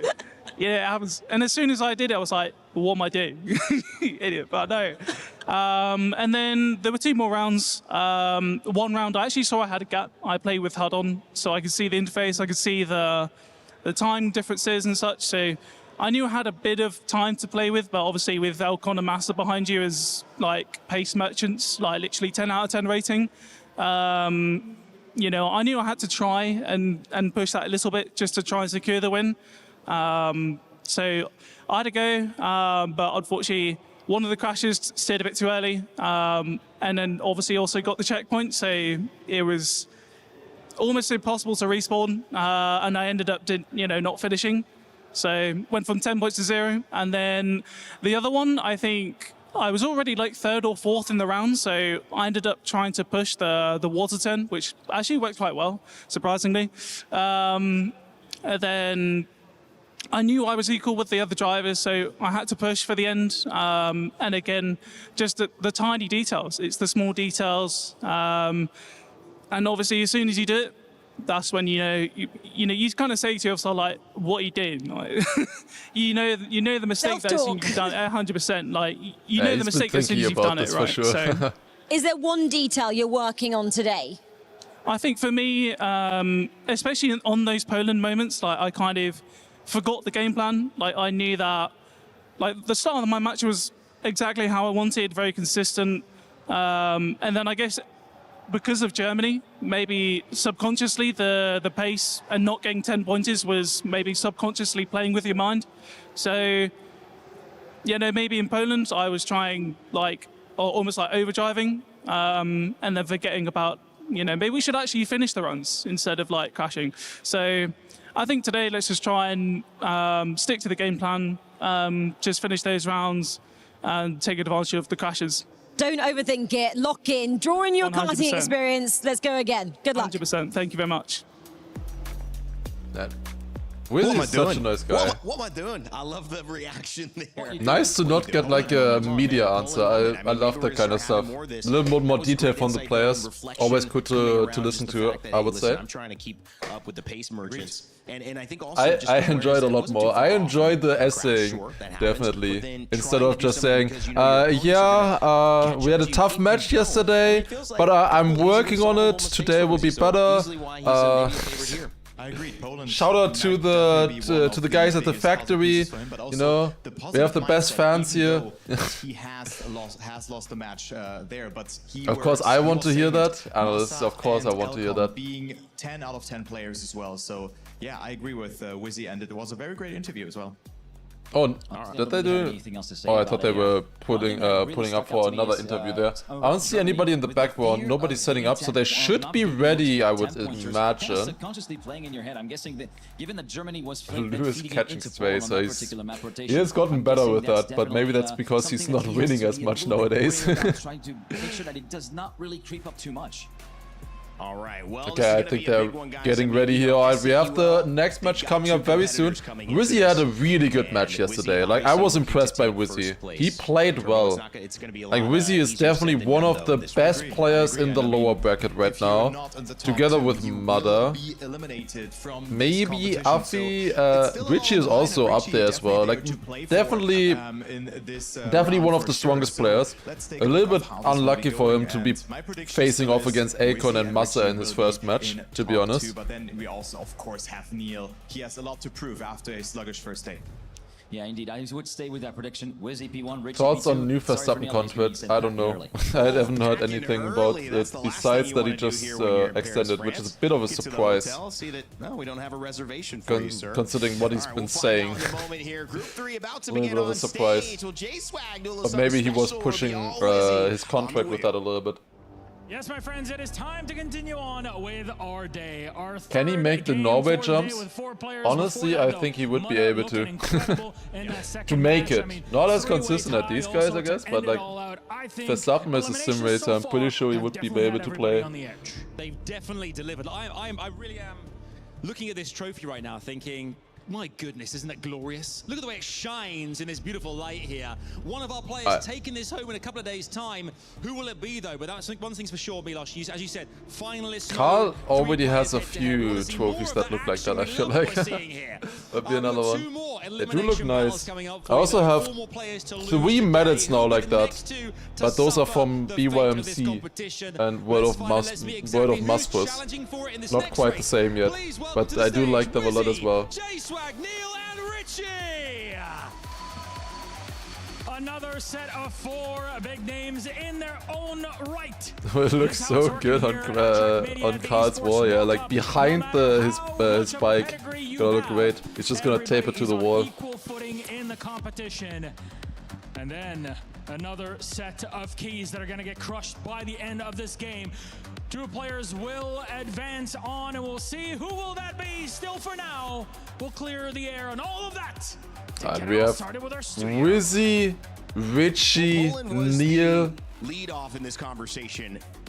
and also some in the good side, but last one, J-Swag as well. 4 players here. Let's see who's gonna make it. Are the keys the same?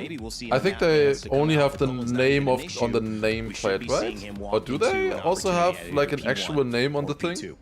Let's see what Norway ban, Argentina ban, Australia ban, Japan ban. Okay. Yeah, we're just banning all the 4 most difficult maps in a row. Oh my god. Like literally just all the 4 difficult maps banned. Okay, Saudi Arabia, Canada, South Korea. Those are all the easiest maps. Okay, Poland is gonna be the decider. Just watch it. Germany, Poland. It's so obvious. Oh my god, it's so obvious. It's so rigged. It's just so rigged for Poland, man.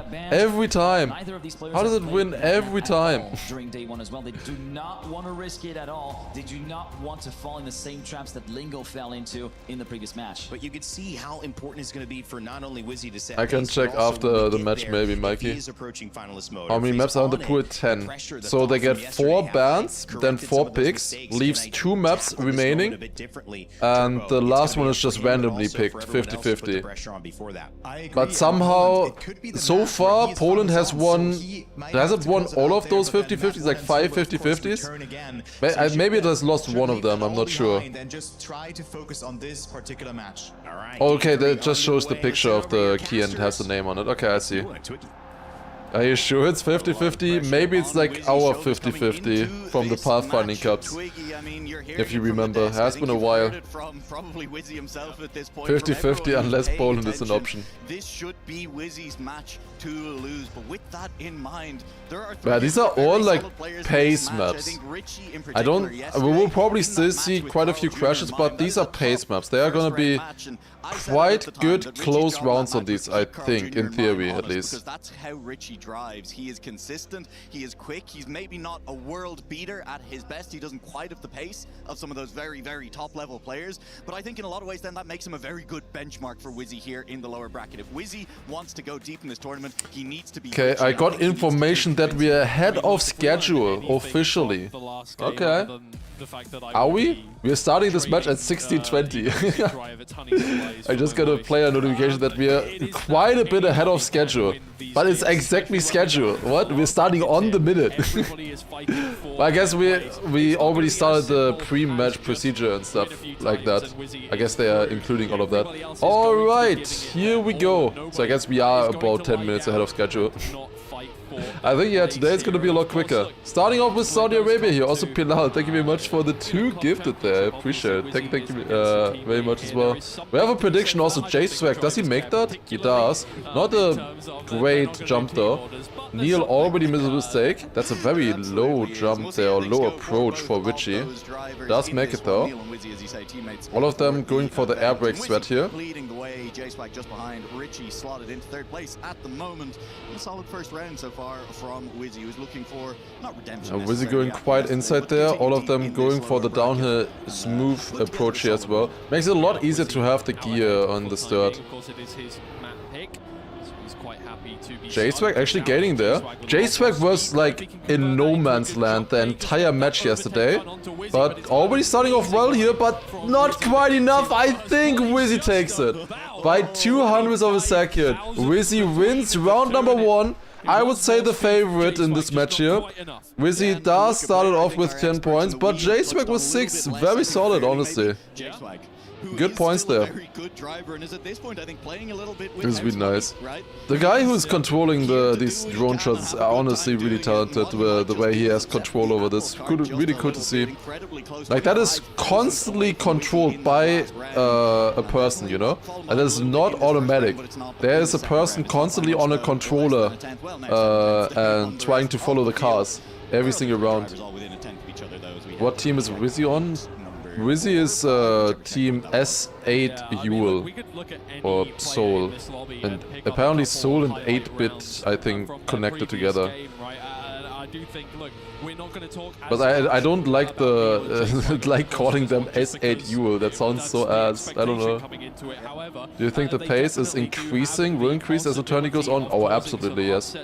Yesterday it was only their first matches, first time being on stage. It will increase for sure, especially in the playoffs. I think last day is the day where they get the most comfortable probably and push each other the most, and that's a big respawn right there. Wizzy with another win, 0.70. That's a very respectable time. Are these guys finishing? No, neither of them fin. Double DNF. Oh god. Double DNF there. Wizzy with 20 points, Richie with 10, and then J-Swag, Neil both not able to finish. That could have lost them a lot of points though, honestly. It was 3-4 points in theory. But that identity is not easy. Very quick to make a mistake there. Just release a tiny bit too much and instantly you have to respawn. No shot someone is doing this manual. No, they're definitely they're controlling this manual. It is exactly flown like a drone. I guess they already... Oh, that's a crash. Yep. Why are you not respawning earlier? I don't understand how I see that quicker than the players every time. I don't get it. I mean, does he? I guess he just had hope in him left, and I'm just devoid of hope at this point. I don't know. Yeah, there was a clip, exactly. We've seen that before. Wizzy leading again. Is he gonna take another win here? He had a very good time previous round, 0.70. And he's surviving here yet again, this time 0.88. Wizzy looks ready. I'm the analyst, I guess. So will Neil. He did make it. Picked up the 3 points. So no more DNFs in round 3. But one more that makes sense. Saudi Arabia, and Wizzy has picked up 30 points. Yeah, and that's the thing, right? He's not been pushing. Okay, round number 4. Is Wizzy just gonna do the clean sweep on this? 40 points. Large jumps is actually more difficult to do for sure because you are more. He was yapping for 3 minutes. Should be ready. Sorry to lose time on those. He said that he just has to play his match and just focus on that. Focus on what he's doing. You know, don't overthink. And so far he's doing that. He's just driving good rounds so far, and that works. That works out very well for him. Wizzy looks like an upper bracket player. Yeah, for sure. He was unlucky to be up against Akon and Massa. And even then he was close to still making it in that match. He was unlucky in that, for sure. Wizzy is definitely somebody that I can see in top 16. The thing is though, there's not that many slots available there. In the upper bracket in this group, there's, I guess of the maybe slower players, also that's a 4 for 4, nice. Richie getting another 6 points in the background there as well. Neil a little bit behind, got 4th place, 3 rounds and 1 DNF. Not really in the match so far. That was the final round on Saudi Arabia here. Yeah, really impressive stuff. I mean, you know, points aside, there's only 16 slots in top 16. He's looking good. Yeah, that does make sense. Crazy, I know. But like in Group B, there's obviously that one upper bracket match with Granadi, Bren, Mine, Akon. You would think that if 2 of those drop down into the loser bracket, that they will still win then in the decider match. You would hope so at least. And the other match you have Carl Jr., Massa, Neil and Neon. With Neil and Neon, there's a bit more of a question. And like those are the only spots, by the way. There's only 8 spots from each group. I can definitely see Neon there. I think I see Wizzy a little bit stronger than Soldier, I would say at least. I think Wizzy is stronger than Soldier.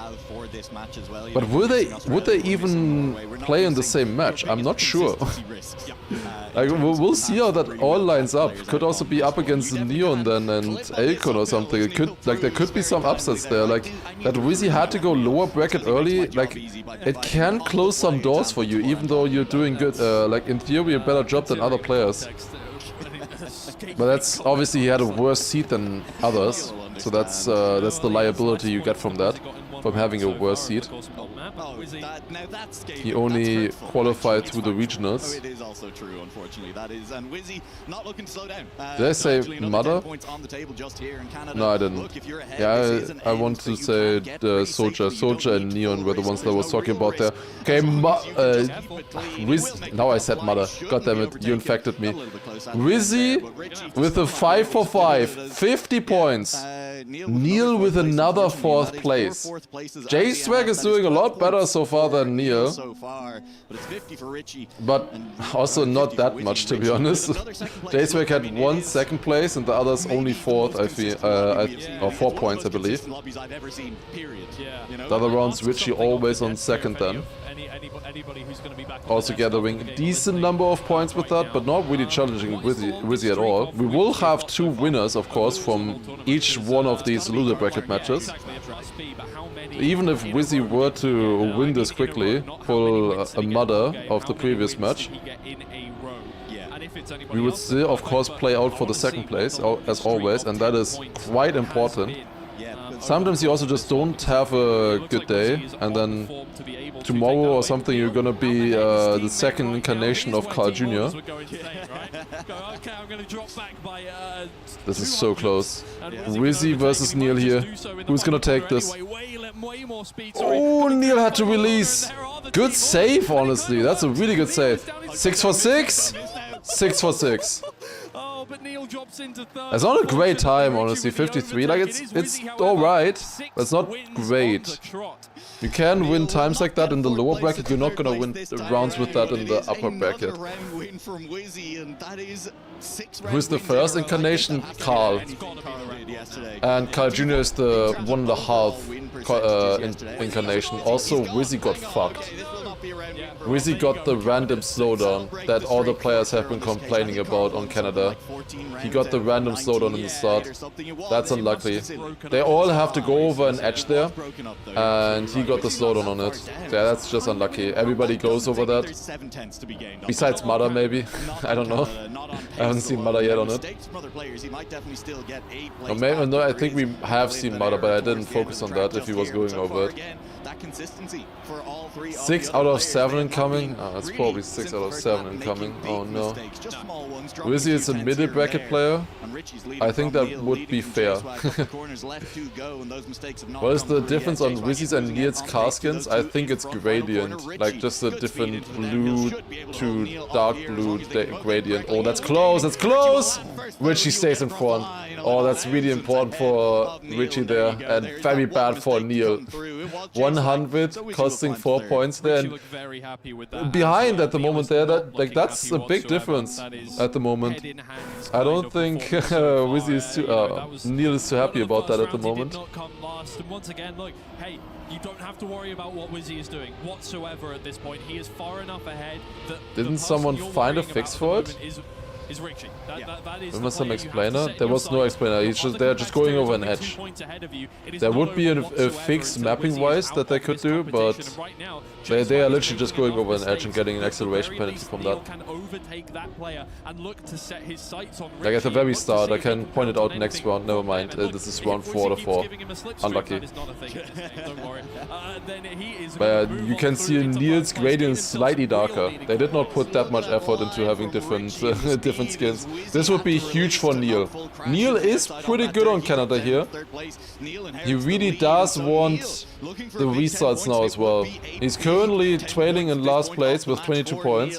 2 points behind J-Swag. A win here would be huge for him. He's sideways a little bit. Does he have enough speed? He does. Still wins with that ending. 0.41. He was on a good run there, honestly. I think he lost over a 10th in the end. Not out of sight just yet. There is a lot of match left to be played, and that's a couple of 3rd places in a row. No, I would call what Neil is looking like right now nervy. Of course, Wizzy had a great start, but we've only played 2 maps so far. Everything's still possible. You know, causing him some trouble, but he's getting back into the swing of things here. That was Tomorrow we get decider group matches and the quarterfinals. No. Tomorrow we have only the decider matches, and then Saturday, full playoffs. Playoffs is 7 matches. 4 quarterfinal matches, 2 semifinals, and then 1 grand final. I will say though, I mean, of maps that are good to settle the nerves on, the map that we still have not seen a DNF on, right? Like a map that you are guaranteed to get your finishes on, that you can get around safely every time. South Korea landing at a very Alright, South Korea, a lot of these players are honestly quite fast on this map. I say that every time, but so far we've not seen as much of it from them. I think pretty much everybody in this lobby can drive a 0.4 on this map. Let's see if they do that as well. I've been very impressed by their pace, at least in the qualifiers. They haven't really shown that off yesterday in the early matches, but maybe now's the time. It's about elimination at this point. Or rather, let's say the positive, it's about survival at this point. No? Who can make it here and continue in the lower bracket final, go to tomorrow, go to day 3. Reaching day 3 would be a really nice accomplishment already, I would say. You do not want to go out today. Obviously, day 3 is still top 24. 3 days in of the 4 days, we still have 24 of the 32 players in. But it's definitely something you would want to reach. Richie, Wizzy very close in front. Richie getting a little bit of a better reactor zoom in the first one. I think Richie had to oversteer a little bit there. Yeah, you could barely see it. Also, JSwag completely oversteering. Neil overtakes him. 0.55 winning time there by Wizzy. That's solid. Richie only 500s behind him as well. That's good. Yeah, it's an important one if you're trying to keep close. Why is it a grand final when there's no regular final? Because grand final sounds better. Very, very doable here. I do think we're going to have another one of those situations very much where once Wizzy is out of the way, things it just sounds cool. Quite intense, quite quickly, heat up. Because it did seem okay, JSwag here again a little bit behind. Not the best start for him. He's at 30 points right now, 6 points behind Neil. He had a decent start, but it didn't really get many points out of that. Wizzy's the massive lead right now, 78 points. Insane, honestly. And Richie is like exactly in the middle between the bottom 2 and Wizzy at the moment. He can't feel safe with how far behind Wizzy is, but he has a decent gap at the moment. Battle for 2k still matters as well, yeah. 3rd and 4th is a difference of $2,000 as well.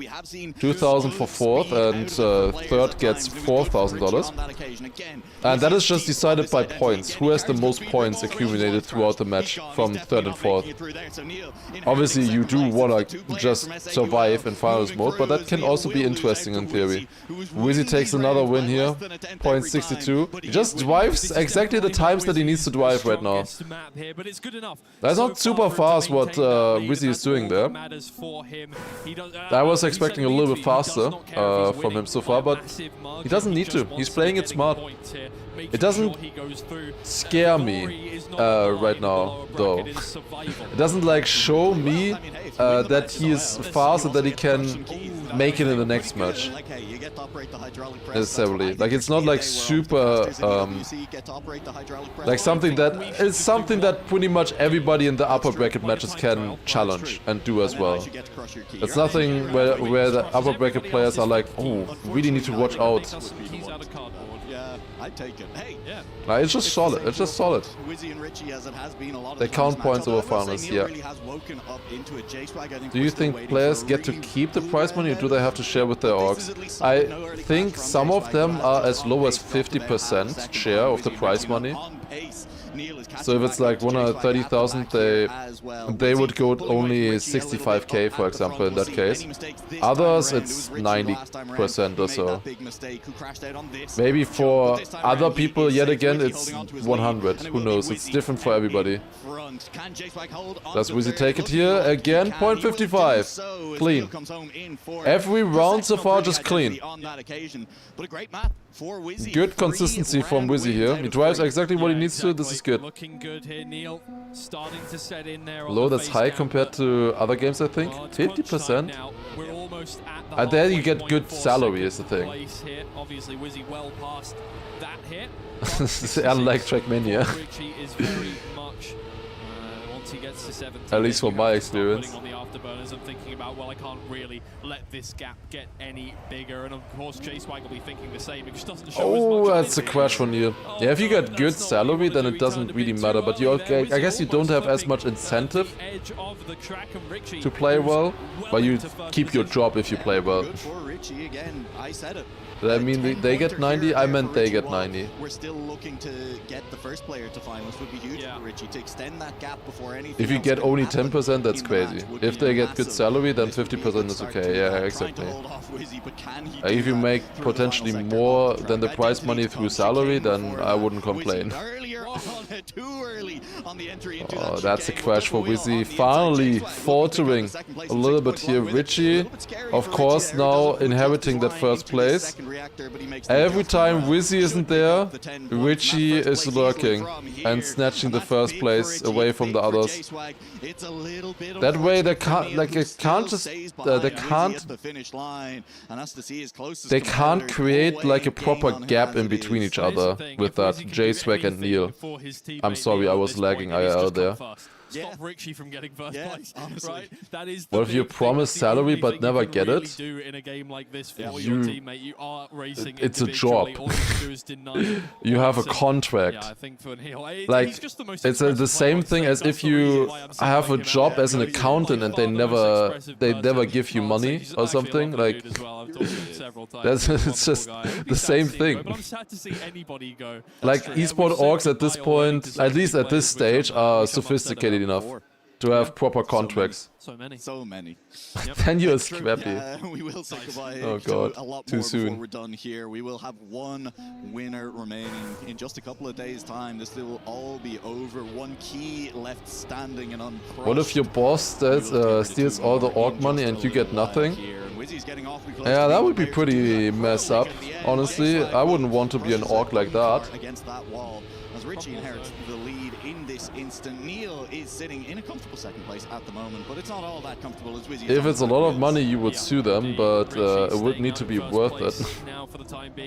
For me, unfortunately, that was, or maybe fortunately, it wasn't worth it. Push for 140 now, and especially as Wizzy will be out of the conversation at some point soon enough.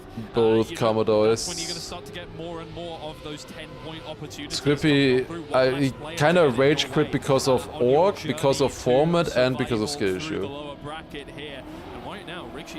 Just admit you went to Monaco with your CEO. Looking for a better jump than Richie. He does go lower. It is better. He is going to overtake into first place. This is close. This is very close. Wizzy versus Richie. It has been the theme of this match so far. It's quite rare to see Neil and J-Swag so far. They're at the top. Richie takes a better turnaround for him. 0.30 and 300s behind Wizzy. Very close round there. And Richie comes a little bit closer again. Like, Richie has definitely been stepping it up against Wizzy. Or maybe Wizzy has been stepping it down. Head towards the end of our first rotation of the map. Germany now, Poland left to come. And Richie has just won back-to-back rounds across our map switch. So, 20 points. Does Big pay you well? I think they pay me decent, adequate. It's no Saudi money though, that's for sure. Like a few others are getting in Trackmania nowadays. Does this version have the turnaround thing fixed? No, it is not possible to fix that. You would have to completely change the map for that. Lars with the PR answer? That is not a PR answer. Just needs to hold this position. That is great as well. Once again for J-Swag and Neil, they will be very happy about it because those are the two players who stand to profit off of any mistake. Oh, clip for Neil. He's okay. It's not a lot of speed. He should still stay in front of J-Swag Richie. Would be some nice points for him again. It's so close between Neil and J-Swag. But they're just too far away. They're not really challenging Richie and Wizzy at all at the moment. Neil almost lucky not to lose any more speed because it ended up being a gap of only 4/10 back to I admire my patience in answering questions that get repeatedly asked. Yeah, like why am I not looking at the YouTube stream or the YouTube chat? Does Lars look at the YouTube chat? When does Falcons play is the next question. Carl plays, I think, match 5 today. This is match 3. He plays in the 5th match today, so quite soon. Never mind, match 6. I'm sorry, it's match 6 for Carl. Never mind, never mind. It's actually match 5. I was correct the first time around. Do I even read Twitch chat? No, I don't. This is such a huge endurance event for our drivers, really though, coming back on day 4 for the final. I think it's going to be very much endurance on day 4. On the first 3 days, we have a lot of gameplay happening, but it's always only one match at a time, which means that every player only plays one match. Everybody only plays one match during this time. Richie with the win, then Neil second, and this time Wizzy only third. Neil is not going to be happy with that round. It doesn't matter if he came in second. It's Richie that he's worried about. Absolutely, Wizzy just keeps ticking away. I don't know if Neil is worried about Richie right now. I mean, if he wants to survive further, but is that too far away already? Should Neil at this point only be thinking about points against J-Swag? Is he too far away against Richie if he still wants to get the second place? He's catching up a little bit. Finalist is still a thing, of course. Nothing is impossible in finalist mode. If you want to survive, then you wanna gain points on Richie. If you just want to get the third place against J-Swag, then you just want to score points right now. For Wizzy yesterday as well, I think Poland could be very decisive for how we see the overall flow of this match going as well when we get there. Yeah, J-Swag with plenty of speed. Why does the overlay at top say match 2 if this is match 3? It's match 2 of Group B. That's why.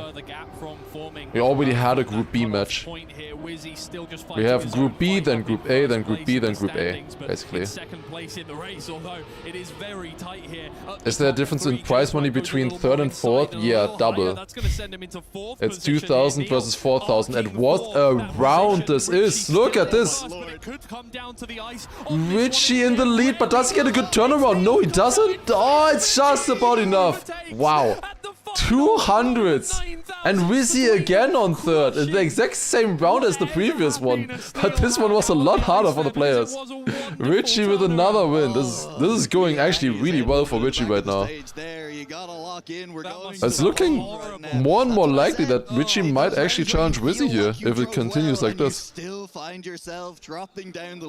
Granadi goes to the grand final, will you watch in person? Yeah, I'll quickly book a flight once I know in the semi-final. I'll have like 10 minutes. I'll quickly book a flight to Paris. At this point, right? They just want to get through. You don't know what their relationship is like. They care about each other so much. Well, let's go back to the TRACKMANIA Yowie, of course. You just say, yeah, I didn't hear anything. It's going to be messy, is my feeling on this one. Because TRACKMANIA Yowie, or whatever. I don't know what they were saying. They did say that, no? They definitely said that. Specifically for that reason, right? Wizzy in the pre-game interview with Rachel. Look, yeah, exactly. Maybe they said, yeah, ahoy. I don't know. As you said, into the latter half of this one, he has made it over past 100 points. They definitely said that. He's an attainable kind of person to catch up to before he gets to fight. Like 10 minutes down the road, it's in Europe, right? Yeah, exactly. They're all right next to each other. Double crash and Richie in the lead again. What is happening? Bro, Wizzy is actually losing this. Wizzy 2.5 seconds behind. Richie is leading again with another 10-pointer on the line. This is of course the random pick. I mean, it's Poland. Obviously it's a random pick, as always. I do know what you're talking about, and it's going to irritate me. Safe and sound. Yeah, sure, something like that. I think it's home dry. It's absolutely 3/10 versus J-Swag. For J-Swag, this is decent points here yet again. I don't think J-Swag really has any hope at this point for second. But almost he got it in this.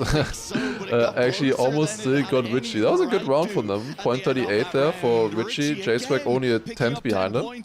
He gained at the end. J-Swag was 3/10 behind Richie at first. So he did gain a lot. That was a good round there from Richie. And J-Swag as well, of course, for a good end. Well, it's only 10 points now between Wizzy and Richie. They're actually catching up. But 119 to 62 with J-Swag. Neil is also kind of a stretch. I feel like it's mostly just the fight between first and second, and the fight between third and fourth. Wizzy 139 if he wins. I mean, we know already what's happening. You want to be coming out first, you want to be the strongest player moving forward. He's gonna crash and let Richie win yet another one. Sad for even players who were moving forward. So far they're surviving actually, but Richie is back in the lead. He had a better ramp section there. This is good pace now. This feels like good pace from them. Oh, they barely survived the turn there. Holy, that was close. Yeah, they're on good pace. That's like 0.2 pace, I think. Doesn't second place in this match get an easier match? Not by a lot. I don't think it matters too much for them if they get first or second. Dude, look at the front! Holy! 300 separating them. That was so close. And we were watching half a second behind him. 300s. That was so close. 3 PBs. And that is the 139. I successfully anti-jinxed Wizzy there. It's still good for him to get 139 points. If he, like, let's say if he got second place there, he gets 6 points. He would still be able to not get finalists in this round then. Because he would need to get second again to get the 11 points required in those 2 rounds.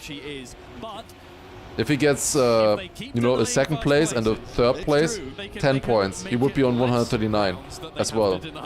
So a win there, even though it looks bad, a win at 129 is the best thing you can do. Obviously, a win is always the best thing you can do, but it's actually not bad. You're guaranteed finalists. 1 round earlier. Is it because Poland is so easy and there's no point of grinding and picking it? Everybody is just good on Poland. And that means that it's never your ban and never your pick.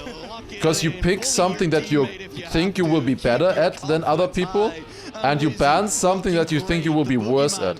If everybody just thinks, oh, Poland's a nice map, I can play it, but others probably think the same, like, you know, nobody picks it. And also nobody bans it, besides Mudder. Mudder is the only one who bans Poland, because of course he does. First finals attempt now for Wizzy. Wait, did Richie not... No, wait, did Richie not finish? Wasn't Richie already on 129 points? Or did I see it wrong? No, he wasn't. He got a second and a third place. He got a second and a third. That's what it was. He exactly got the thing that I was talking about with Wizzy earlier, getting a second and a third, and being just at the same spot as a win. It's looking pretty good for Wizzy here. This is looking pretty good for them. It's a good feeling, regardless. It would be. Half a second. He is way out in front right now. The only player, well, apart from J-Swag, who had his own. J-Swag hasn't shown like insane pace at least to be able to catch this up. He drove a 0.4 earlier, which is decent pace, but if Wizzy just drives a decent identity, he should have this in the back. He's going a little bit wide there. Oh, I was close with the water. He did survive it. It looked a little bit scary. Did Richie just get a slowdown? Well, apparently I have future sight.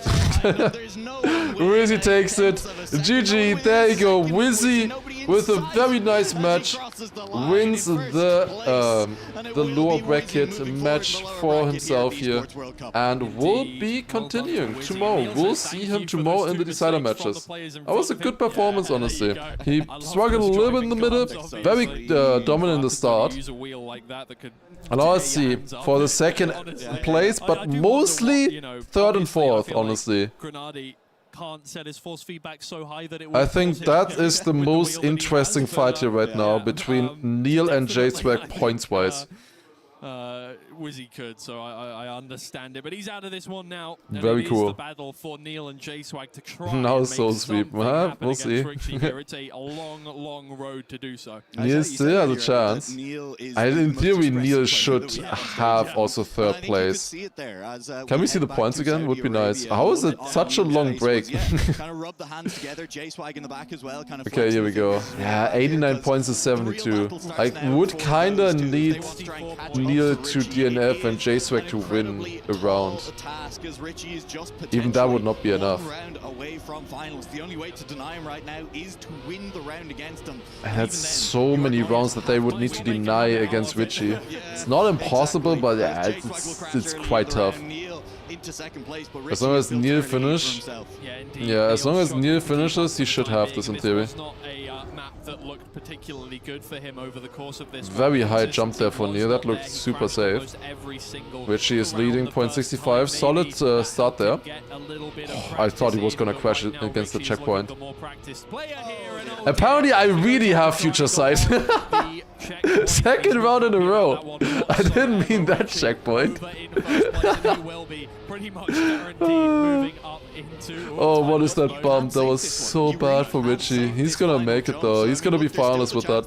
He needed the win in this round. Is he? Oh my god. No way. Wait, but where's J-Swag? How is he winning this? What? 114.6 winning time. How does he win this? He full crashed. What is that? And Neil is only third. And that's how you maybe lose the third place. Suddenly, J-Swag has gotten a lot closer, and Richie is on 139 now. He needed the win. He needed the win.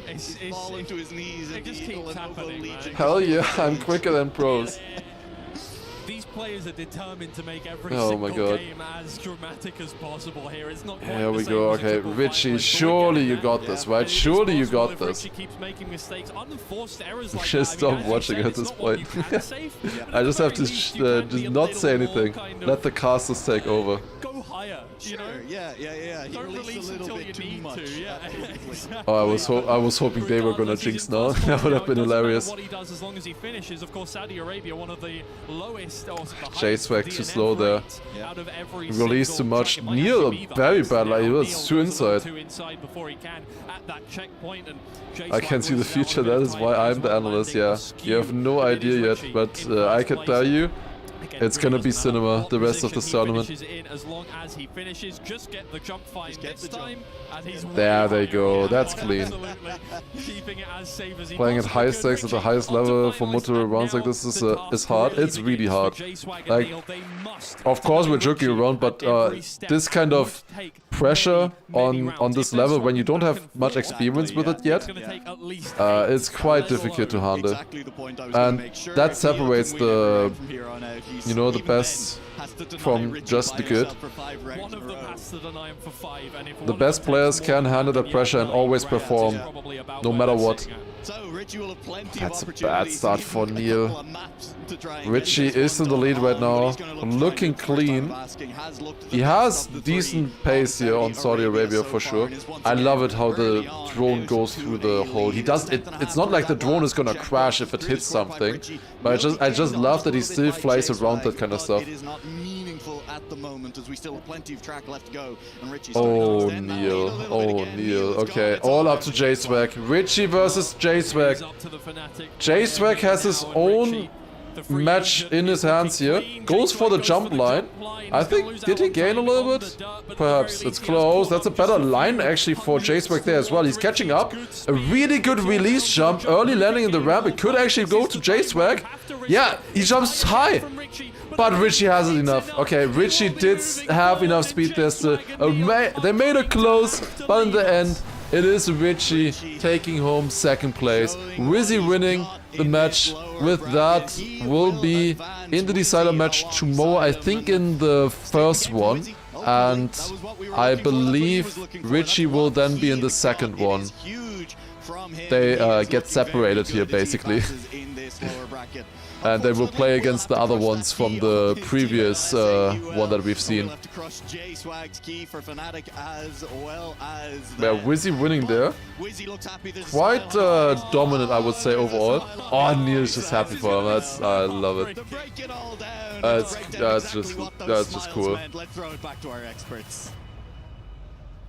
But it should be Nico playing against Richie and Flimsy playing against Wizzy, I believe, if I remember correctly, in the decider matches. Of course, they're still missing all of the upper bracket players that are gonna come down. Oh yeah, of course, Wizzy first of all still has to crush the others' hopes and dreams. First they hug, and now Wizzy is destroying Neil's medal. Here in this matchup, I think. Yeah, he did, and I really want to quote Twiggy here, who said, "Points are more important than wins." Nico from Dresden, I meant Nico, the person who's actually called Nico in game. Exceptional performance, but yet a worthy Do I think Hobbit could win EWC? No, absolutely not. Have you ever seen Hobbit in ranked? In terms of first place. No, absolutely no chance. Trying to figure out on the desk, or excuse me, on the casting booth whether it was G-Geek, but the Wizzy start, it was just something else. Yeah, a close second. Maybe if he would start, like in theory, he has, like he's in a similar position as Linkmax, I guess, where he has pace and no experience with tournaments and stuff like this. So maybe could get there. Akon, I mean, Akon is still in it, maybe. Hobbit is less consistent than Akon. Akon, I talked about that earlier already. I was very impressed with how consistent Akon was yesterday. I honestly, Akon low-key was one of the most consistent players yesterday. There's more variance where you'll see more crashes than we would see. And that is not what I expected. Definitely not. This afternoon, but is Hobbit more or less consistent than Neon? Less. For sure less. Like he's just a hunter. That's scary. That is scary. But he didn't show quite as much pace maybe as you would have maybe expected. For Wizzy there. I mean, I think all three of them can run deep into this particular tournament. That key crush there, a symbol of their hopes and their journey. I was played against Hobbit in ranked when I was starting out with the game and we almost beat him. Alright, next match we have Linkmax, Afi, Chamko, and Baywek. That is gonna be a fun match, I think. I really want to see what Link and Afi can do, especially. Chamko, Baywek, they looked kind of slow yesterday, but I think they can step it up. Maybe their shot had some consistency in Did Akon study under Marius to learn maneuver 89? Yes. He's been talking about that he's going maneuver 89 in the Elite Cups. And maybe now a little bit in this as well. But it was not really all plain sailing. But it was kind of coming back. Apparently Afi played on a 60 Hz monitor. Leading into this, where how do you not notice? In many ways, does that come full circle for you? Or did they just, were they just not able to fix it? Like, that's crazy. 60 Hz, like, I can understand not noticing like 120 or 140 Hz. Like, only playing on 140 Hz, I can understand that. Or 144. But 60 Hz? Why are there 3 people saying 60? Why? Yeah, that's like a slideshow. I've not needed to play at 60 Hz in ages, but it never was nice. But I really think like just seeing the it also really depends on what you're used to. I think the monitors are 240 or are they 360? I'm not sure. Either 240 or 360 in theory. They should be. 40 out of 40 points, 4 out of 4 round wins. Just an amazing performance there from Wizzy all along, really. No, really dominant there. Well, when I was used to 60 Hz, it was fine, but when I switched, you can't go back down. That's the thing. In Group 3. Can anyone explain what they're crushing? They're crushing their keys to getting to EWC. Like they got those kind of triangle medals for reaching EWC, and now that they have gotten eliminated, they crush them. It's a freight train. Which is, yeah, a little bit brutal, not gonna lie. That's like their participation trophy. And they just crush them after they get eliminated. Apparently, if you win, like apparently they are like part of the entire EWC trophy, and if you win, also, hello? Okay, small freeze there. If you win the entire tournament, another freeze, is that my internet or is that theirs? The start of the second sector here, and he's gonna try to go, and you can see that little bonk on right there of the wall.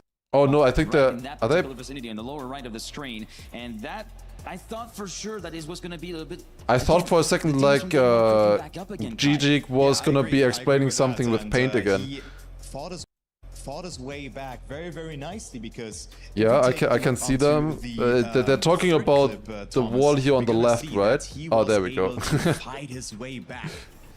Maybe they were trying to pause and use the paint tool. There you go. Okay, now it's working. Of an angle he took going into that platform. This is the same kind of angle that we talked about on day 1 when we saw Brent do it on the very first part of the platform. Yeah, this is scary going this much angle. It's quite likely to get a slowdown there if you go that much angle.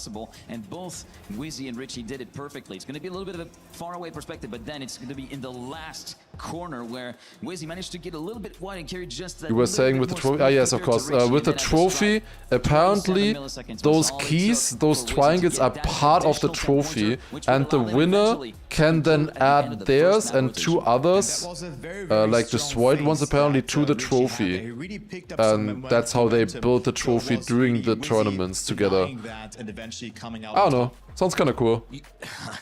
It's neat. I want to say this, but you mentioned Ghost Train, and my mind went to Hey Arnold. Does anyone remember? From what I've heard, at least, that sounds. That just sounds fun.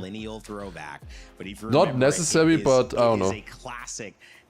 If that just helps you take some time as we have one final match remaining now. The Link Max Afi Chemko Bayrak match. You see it right here as well. The final lower bracket match.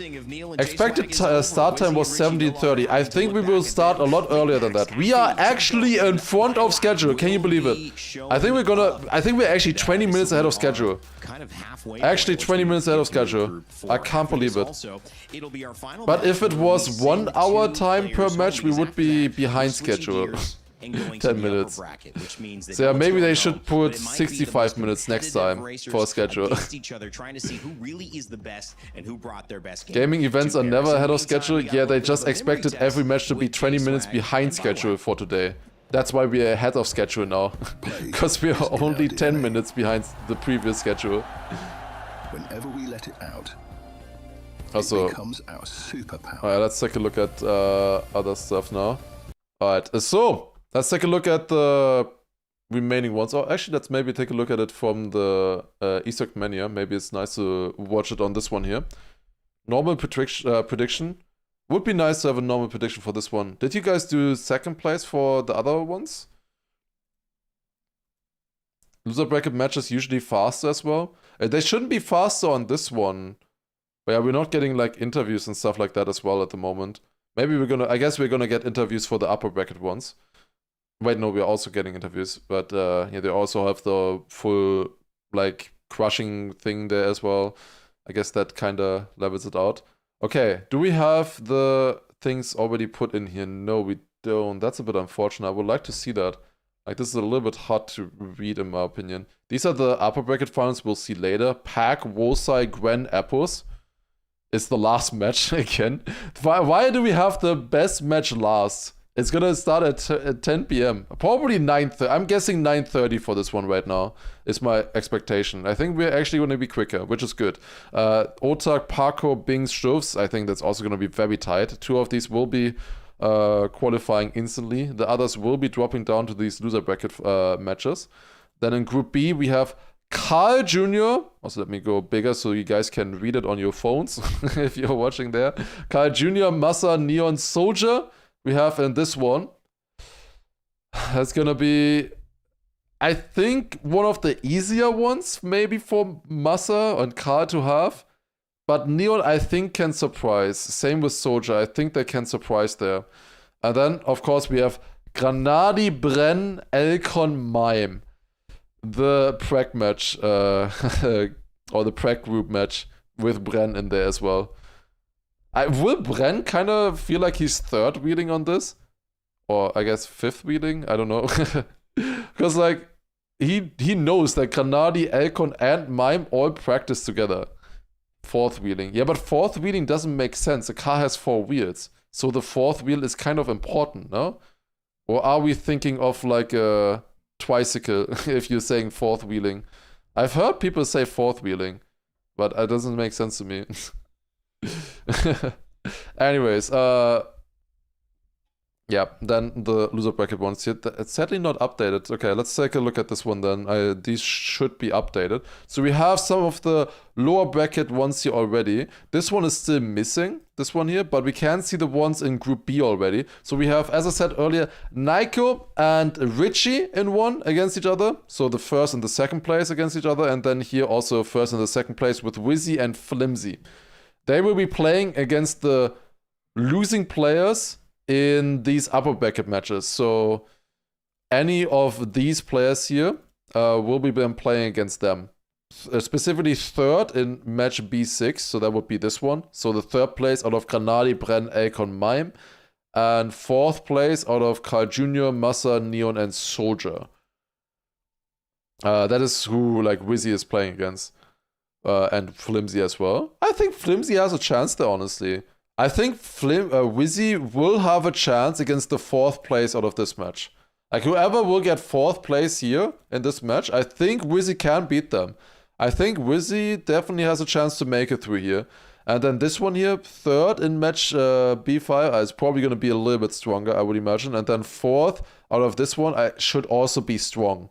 So yeah, for Nico and Richie, I think it's going to be hard. But Wizzy, I think, has a chance in this lower bracket. I think Wizzy is my expectation to make it out of lower bracket at the moment. The others, it would be upsets for me if they make it out of the lower bracket. Wizzy, I think, good chance. On the other bracket, we have, of course, Mother already in here. He will be joined by the second place in this match. So out of these players, Link, Max, Afi, Chemko, Baywek, whoever gets second in this match. And then you have Josh in this one here, who will be joined by the first place. In these matches as well, they're so stacked. Like, these are all so stacked. Pack, Wosai, Gwen, Epos. Like, it doesn't really matter if you get the third or the fourth place in this match. Like, no matter what, they are scary. No matter who you get, third or fourth, it doesn't matter. Like, they are going to be very strong. The only one who I really see holding up to them right now in the lower bracket here is Mother, out of those 4. Here you have Otak, Paco, Bings, and Stufs. Stufs was a little bit close with some others. Like, he did definitely beat Afi there fair and square. Well, I guess not that fair and square because Afi only played on 60 Hz, but he definitely played better than Afi. Maybe Afi will play better now that he's in the lower bracket and maybe has a better setup, who knows. Also, Halves, thank you very much as well for the 1-year Prime sub, by the way. That's very nice. But we'll see. That's what they're fighting for, at least. So, second in this match is up against Mother. First is up against Josh. I think you really want to get first in this match. I think that would be good for you. And then you also play against fourth in match A5, which I guess will be easier than third. Not much of a difference, but probably it's going to be easier. You want to get first place. If Afi gets first place here, I think there's a decent chance that he would make it out of the lower bracket as well. I think in this one, even though this upper bracket is so stacked, there could be 2 players making it out of the lower bracket. In this upper bracket, I think that this is like at least 7 out of 8 players of this upper bracket will make it. That's my assumption right now, my prediction at least. On the other one, I think it's maybe like 6 out of 8. Oh yeah, I mean, I already gave everything that I have, so Here tomorrow we I have have to risk Turbo. it. We're gonna see him later on, of course, but both in the similar spot, I would say. All right, well, Rachel has a chance to sit down He and tweeted talk he with was Link playing Max on heading 120 into what Hz will instead be of our 300 halfway and didn't point here notice. on That day makes 2. more sense to me. Okay, Link Oh, alongside here we go. me now. Link Max. Tell me about yesterday. 3rd overall. What were your Most takeaways? world records on I TMNF. did better than I thought I would. Okay. Where did you think you were going to come then? Not that close to where Binks was going. I thought both of them would just pull away and we'd be a lot further behind, but I was closer than I thought. And I'm somewhat satisfied with how I did, especially in the second half of the match. What were you satisfied with? Saudi went very well. I'm very happy how it went. He did it a few points, Argentina 7.8, went good I as think. well. I If didn't make remember any correctly. major mistakes. So I just went through the map and it went well. Got 120 points. What do you think you were lacking which couldn't get you automatically through to the upper side? I DNF too many times. Okay. And that, like, not getting any points and finishing is just, it's brutal in cut mode. You always want to finish in cut mode. What was that down to, do you think? Over practice and nerves. And just, the map's difficult. How are you feeling on day 2 then? Are the nerves still there? Have they subsided a little bit? Still there. I'm always nervous. Never not going to be. I don't know how people can't be. I just don't have that nerve control the same way some others do. That's crazy to me. Is that something that you're trying to actively work on? I'm not sure how you would work on that. The only real way you can is to play more, really. Play more competitions. It's my first ever. So I don't know how people like Park can just be in lower bracket and never get nervous. Isn't it trying to look at your past results and maybe how practice has gone and hoping that gives you the confidence if it's gone well? Yeah, definitely. If you aren't playing super well the past like few days, you go into the match without a lot of confidence and you won't play nearly as well. So having confidence is a major thing. It's why like doing well in the early is such a good thing for TRACKMANIA, especially because you keep that momentum through. Like early to middle is where you really want to start winning matches. If you like win a few matches at the start, not only does it give you a lead, gives you confidence into the rest of the map. Are there certain things you're looking to try and execute early on in the races today which might send you through? Try not to crash as much as I did. Finish rounds. That's the main thing. Well, you got a big chance today. I'm going to look at positives now as well. A couple of days ago, Lynx didn't have his suitcase. It has now arrived, so he has now got clean undergarments on. I don't have to run to a laundromat at 7 in the morning. So it's all about confidence for you today. Yes. Believe you can get through. Play your best. Don't crash. Don't crash. And we might see you on the other side. Good luck, Lynx. Thank you. Thank you very much. Well, a great interview there. If you think you know who's going to come out on top in this race, make sure to get your pick'ems in. Yeah, but you can't say that he was animation canceling her, man. I couldn't. Guys, a lot to be revealed there, Aaron. You were looking at me mid-interview saying I want to talk about that. Damn. Max told us a lot about how he was feeling. Yeah. Nice to hear from Link though, for sure. It's his first LAN ever, like first LAN tournament. Maybe also first time getting interviewed as well. I don't know. There is just a casual, nice conversation there. It sounds weird in an interview, but just a normal conversation, kind of. Because he did so. Yes, he did make it through that match, but he did so well yesterday. Are we talking about I can make it maybe a little bit louder here as well. Where's Link from New Zealand? There's 3 Kiwis actually. J-Swag, Baywag and Link Max. They're all from New Zealand. Be a millionaire already? And then you also have 2 players from Australia, kind of, with Mudder and Dings as well, with Mudder and Bren, technically.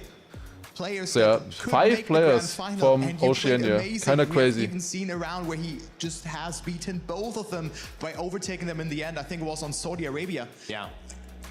I'm confused. It just left me.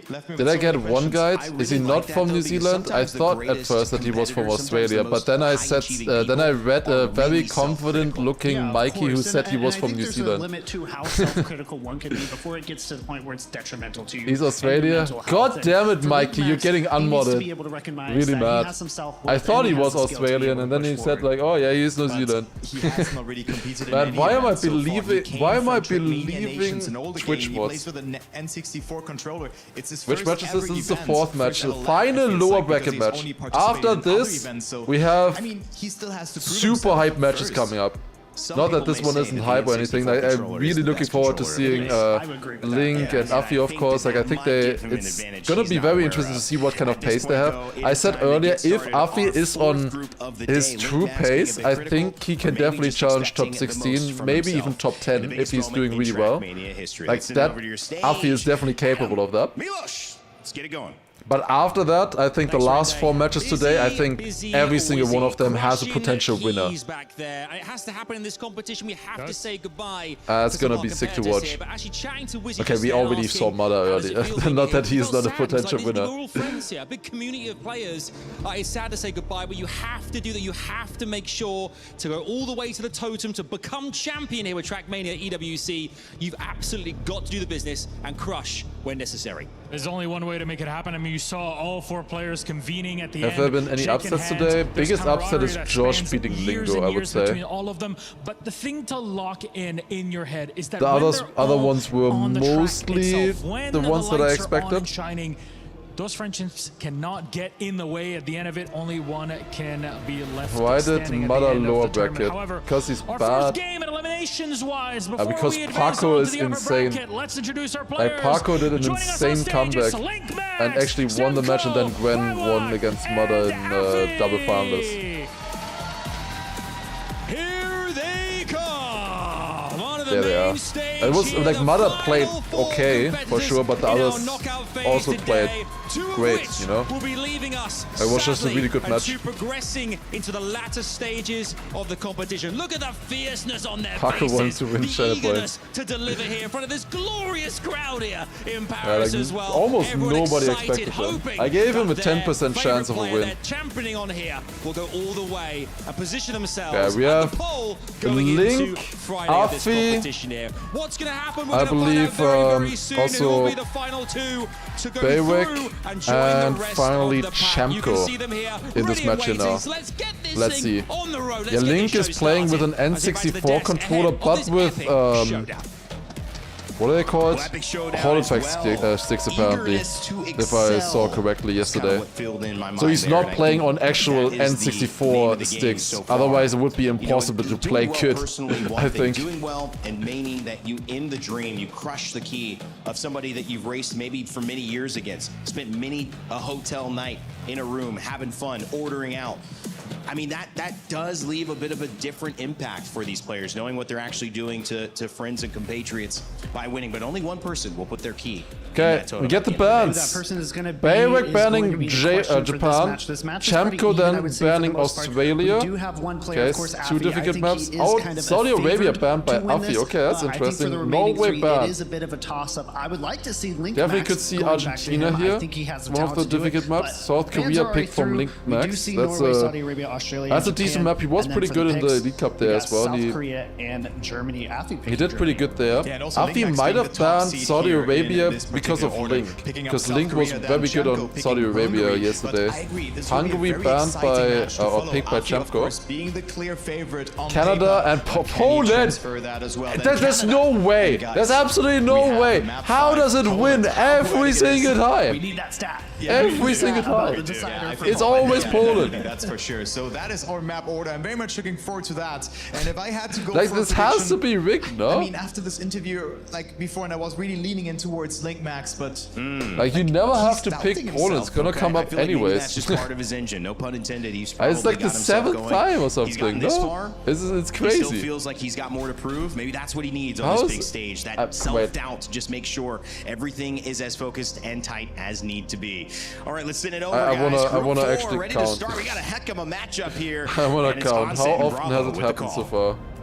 And once again, elimination looms for two of these players who have just approached the stage If for the second I'm just time looking at the things on my phone real quick. When you look at the seeds of these players, Of the maps that the guys played. I mean, it's not surprising to see them where they are, but this is Is it an maybe opportunity, bugged? Andy, to I survive, kind to of keep that would believe it at this just like the point. Death said, I think the favorite of the group is Afi, Okay, not we just have because of kind of what he's done one, so far in the game, but also, of course, that 2, 16th seed. Let's not forget.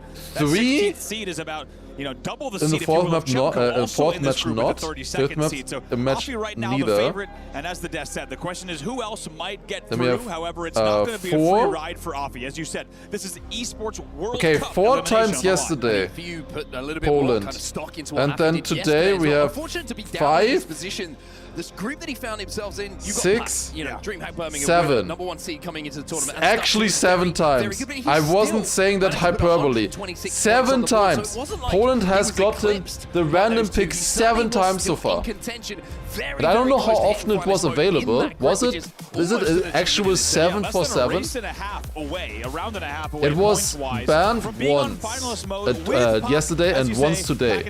So that is already only out of 9 possibilities then, right? No, out of, this is the 12th match now, out of 10 possibilities. So 7 out of 10. And was it ever picked? I think it was picked once, right? So maybe it's like 7 out of 9. Maybe even more, I'm not sure. If it was picked once and banned twice. Finals, it's going to be an incredible day of action here, and to include some of these elimination rounds. Oh, Link Max crashed there. It is quite interesting though that it's always left towards the end and it always gets picked. You can kind of tell there on the dirt that Link Max was really sending it. The car was wobbling back and forth. He actually catches a big You too, Schenker. on the left side. That'll set him about 4 seconds back for now. No surprise to see Afi versus Baywick here. Baywick didn't have many good rounds yesterday. His current PB on this map is a 12.8. Afi's 12.6. I feel like they're both gonna beat that if they get a clean run here. DNFs are really Let's going see. to hurt them, as we saw a little bit earlier on. Those 0 points, they really, really do affect your chances when it comes to survival. Certainly, ooh, a little bit of a correction there coming in from Afi. That should mean that Baywick has the wheels down It's first. close. Oh, Baywick with a very bad landing there. Yeah, he's very tilted and he's not getting a clean zoop. Where is Afi going? What? Too deep from Afi. Baywick wins start, then Afi third. Chemco getting the second place, and Link Max in fourth, round number 1. Multiple crashes there. Win was kind of free in the first round, to be honest, with a 13.1. That was actually free. Oh, Baywick. That is unfortunate. That's not the greatest start. Also, I should put it a little bit quieter again. That was very tilted. I would get tilted with that as well. Yeah, Afi was a bit too late with slowing down, and then he was over-rotating, then he didn't counter-steer, and yeah, everything was in the mud. At least he didn't get last. Poland is actually 7 for 7. Other matches was either picked earlier or banned. So it was picked that many times as well. Crazy stuff. At the start of this one, but they came in a little bit earlier. On the previous round, like winning a 50-50 7 times. The one with the cleanest line into the grass, and now continues that lead into the next grass section as well. It's Link Max out. That does kind of feel rigged, not gonna lie. It's like, that is a very rare chance. If it happens again... Oh, is that gonna work? Yes. He's finding out that the reactor's a little bit Afi leading there as well. He falls back in the third. Afi just has to complete the final and makes it 0.79, not quite PB yet. Yeah, as you said, just a little bit of revenge there for him on the final identity to make sure Chemco in second, Baywick third, Link with another fourth. He's not happy with that. Not a great start. 1 in 128. Still a bigger chance than the Red Bull can roof bug. If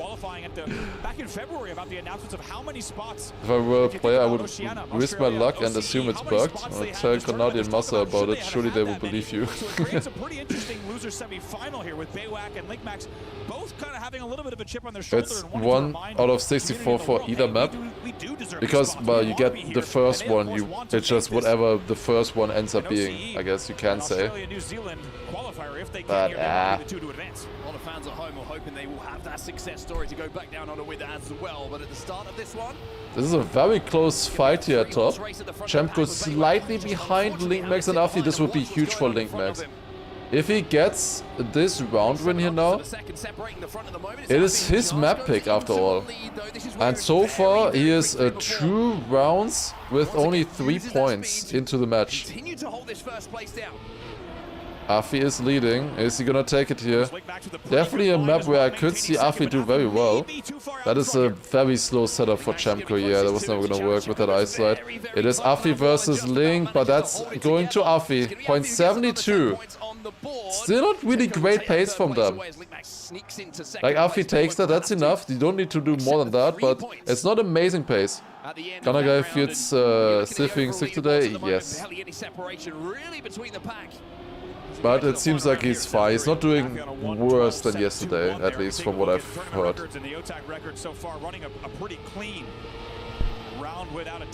What were the other maps that were random picked? I know one of them was Argentina, at least.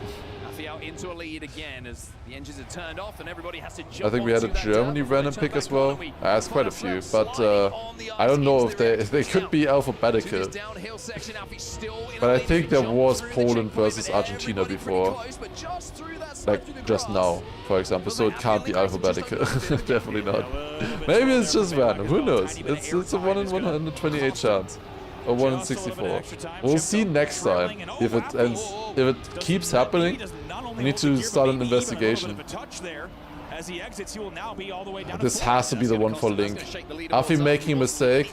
This is Link's a time to strike. He got 6 points the previous one for a second place. That's a good start, but a win now would... Oh, is that good? He does survive that one. He's again too far. That's not making it. No way, yeah. No way. Way too oversteered. Chemko gets the point. Link can be happy that he still got second for that. Tough pill to swallow there at the end of that one. It really was. We'll take a look, of course, at the point so far after that. That means Afi will be out in 28. He's quite expressive as well with the reactions. That can be a good thing, that can also be a bad thing for you. You kind of just want to lock in and keep driving no matter what is happening. But when a lot of things do happen, it's kind of hard to not think about it. Especially when you know that you have a camera pointed at your face. I'm betting now that it's bugged. My bet will also be that it's bugged. It's TRACKMANIA. Certainly on that final turnaround as well, which is where that pressure really is going to be ramped up. Yeah, and with Chemko in second place now, I think he's earned a little bit of conversation around what his group looked like. Let's not forget, he was in the EPOS OTAC group, right? That is not an easy group. Also crazy, the YouTube chat almost completely green there. So many members riding there, even though I think we only have like 30 or 40 members in the channel. But dominating the chat. Nice to see. Enjoy the change of scenery here. You're just joining us for the first time. The separation. Yeah, if you're not green type 1 on the YouTube chat. LinkMax the same Link from TMNF? Yes, he is the guy from TMNF who has, I think he has the most amount of TMNF world records on, on TMNF obviously, on the campaign. That's been very good there. Guys, I feel like you've literally just written more messages in the YouTube chat since starting the stream. I think we just doubled the amount of YouTube messages. At least the ones that I've seen. Okay, we probably didn't double them then after all, never mind, I didn't say anything. Afi in first place here, Chemko second, Bayrak third. Oh, Chemko, he has a downhill at least here, he gets a bit of speed from that, but it's only gonna be enough for third, I guess. Actually, never mind, he crashed full face planted into the wall. On the right. That's a beautiful time there for Afi. 1:11.111. Guys, you already know what to do. We just did it just now, but like, keep going. We gotta keep it going. That was a perfect. Like, did we cement that? Is that our? Did that come from us? We posted so many ones in chat, and suddenly Afi next round drives a 1:11.111. If they drive another 1:11.111, like literally, it's the power of the chats. ground, and understandably so. This time he's going to have to start at the back of the pack. It's Baywak, Afi, and Link Max. We know you don't read it. No, I do read it. I would read it more if there would be more. Like, it's kind of a devil circle. That is not how you say that in English. It's like a death spiral, right? Like, I read it less, so you post less or write less, then because of that I read less. Oh my god, Link Max, where are you going? Devil, so yeah, I was thinking of Teufelskreis in German. That's like the direct translation. I mean, Devil's Circus sounds sick as hell though, no? Oh, Baywak. That's another crash there in the turnaround. And the turnaround crash is so rare. Well, we got multiple crashes there happening. Afi is doing well so far. It's another win from him, another 10-pointer. So far at the moment, it's like Afi either wins the rounds or he crashes. I said earlier, Afi has definitely a chance, even though this group is extremely stacked, Group A. I would say Afi has a chance to come through the lower bracket. If he finds his groove, if he finds the flow. So far, not the most insane times. He is showing the consistency right now, but not the times that he needs for that. And the others are still close, like Link is behind, but he's not that far behind Chamko in second place right now. It's only 10 points. So they're mostly just behind Afi with 48 points right now. Okay, Link Max leading this one. Decent time, could be like a 0.1. Knows he needs to a little bit longer of a release here coming into the dirt. It's clean this time. YouTube chat is for chatting with chatters, yeah, not with me. I'm not included. Aww. Hoping for some mistakes in front of him. Link Max and Afi with very comfortable landings though. Looks good for Link Max. That should be a win for him. If he doesn't fail this 180, and he actually does not. Nice. There you go. 0.24 for Link. That is a 10-pointer. Chamko with 3 points. That definitely made this a lot closer. Important plus 10 coming in for Link Max, because even after that result, 38, 35, 34 right now for second place. Of course, there are only 7 rounds into the match so far. After that race, that would be quite a deficit that would begin to be building. However, feels like Baywak is invisible this match. Yeah, but he's on 34 points. He had a few crashes here and there, but he also snatched some good points on the first map, especially South Korea. Also, the Dr. JD, thank you very much as well. Or JTD, thank you for the 5 gifted on YouTube. Good focus. I was already looking at the YouTube chat. You don't need to force me to look at that. More green. Into the lead. Link Max trying to push him all the way though as we approach this jump. The transition from tarmac into the dirt, onto the grass before those wheels get a little bit soggy. Yeah, this time it's Afi again. Wait, isn't that really good pace by Afi? 0.7 on that checkpoint. How much does Link Max want to try and push this on the final jump up here now? Both get it pretty good. Okay, let's see. That should be the fastest pace so far. Unless there's somehow a second behind the pace, then I didn't notice. But that is a great round there for them. 11.07 there for Afi. It's a PB. I don't think he had a great ending necessarily. I think there could have been a 0.9 as well for sure, with the pace that they were having there. South Korea and Germany, and that will put our points total. Why is Chamko sliding? I don't know. On that backwards, if you don't know, obviously a lot of players know that backwards you can speed slide. Backwards speed slides is a thing. Also there you can see the N64 controller. Crazy thing. Honestly, how does that work? Like legit, how does he play on that? It's crazy. I mean, you only need one stick in TRACKMANIA, right? You don't need more than that. That is still crazy.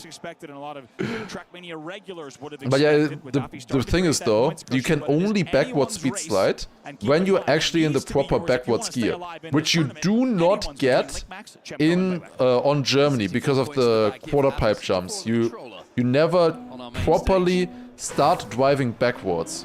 Like you just go straight from forwards driving on the landing to backwards driving. You don't get the time to the car to actually change the gear correctly from forwards gear to backwards gear, and because of that it's like a fake backwards gear you're in and you can't speed slide. Don't ask me why, I have no idea, but that's just how it works. If you don't get the correct backwards gear, you can't speed slide. Because of that, it's sometimes faster to actually slow down. You want to slow down below 100 speed and then go backwards again, so that you're able to speed slide. However, on Germany that's not worth it. I tested it, it's not worth it. You lose way more than that. Link does not have an org now. And also no salary because of that. Like, he only really started playing after like all the orgs already decided their players.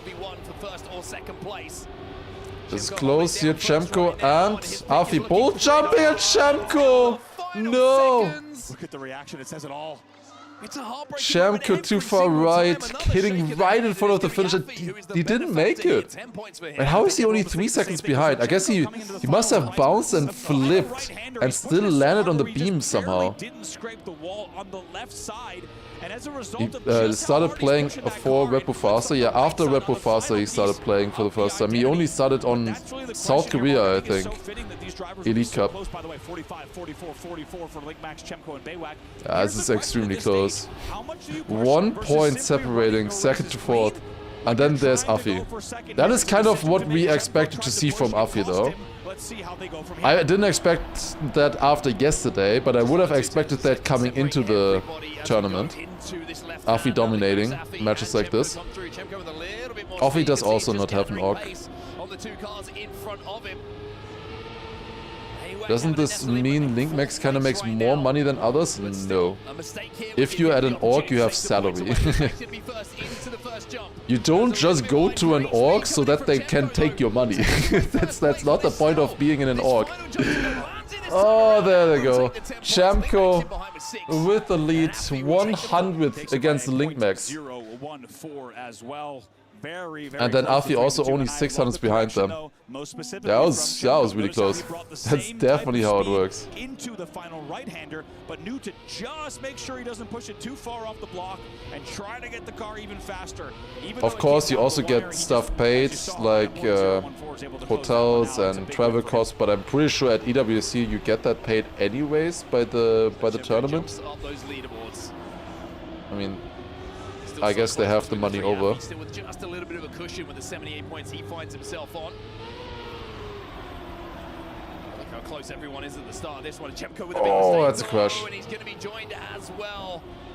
Health insurance depends on the org and the country. In Germany, Big does pay half for my health insurance because I'm actually employed at Big.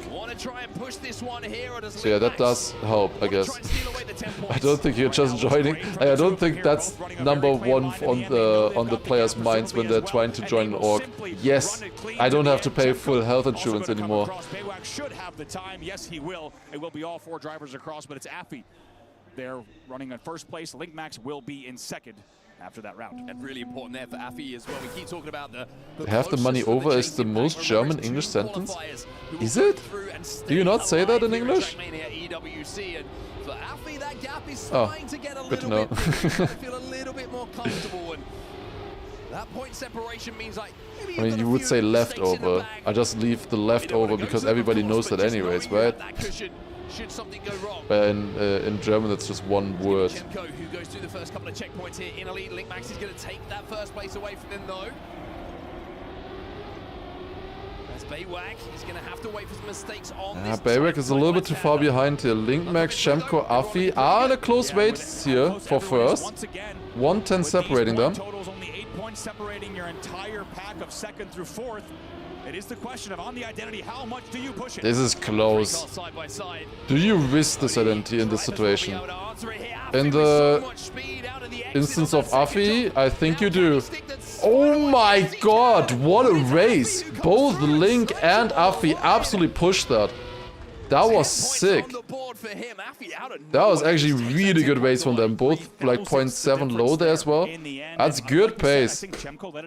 Like I said and I thought that Afi like full risked that and Link gained on him. That was sick. Just trying to get a little extra out of the car, but it touches again. Link has better final jump. It's mostly I think that he had more speed going into it there, I think. Okay, we're going on to Canada. Another pace map. They're playing so many pace maps here. And then after this we have Poland again as well. Of both of them at 53. Everything to play for. I hate that they don't show the round times for long there. Yeah, every single time, the final round, they immediately switch away. As soon as it's finished, for like after 0.1 seconds, they switch away. I also want to see more of it. It's specifically the last round of each map. Oh, that's a slowdown for Chemko. He went a little bit over the edge.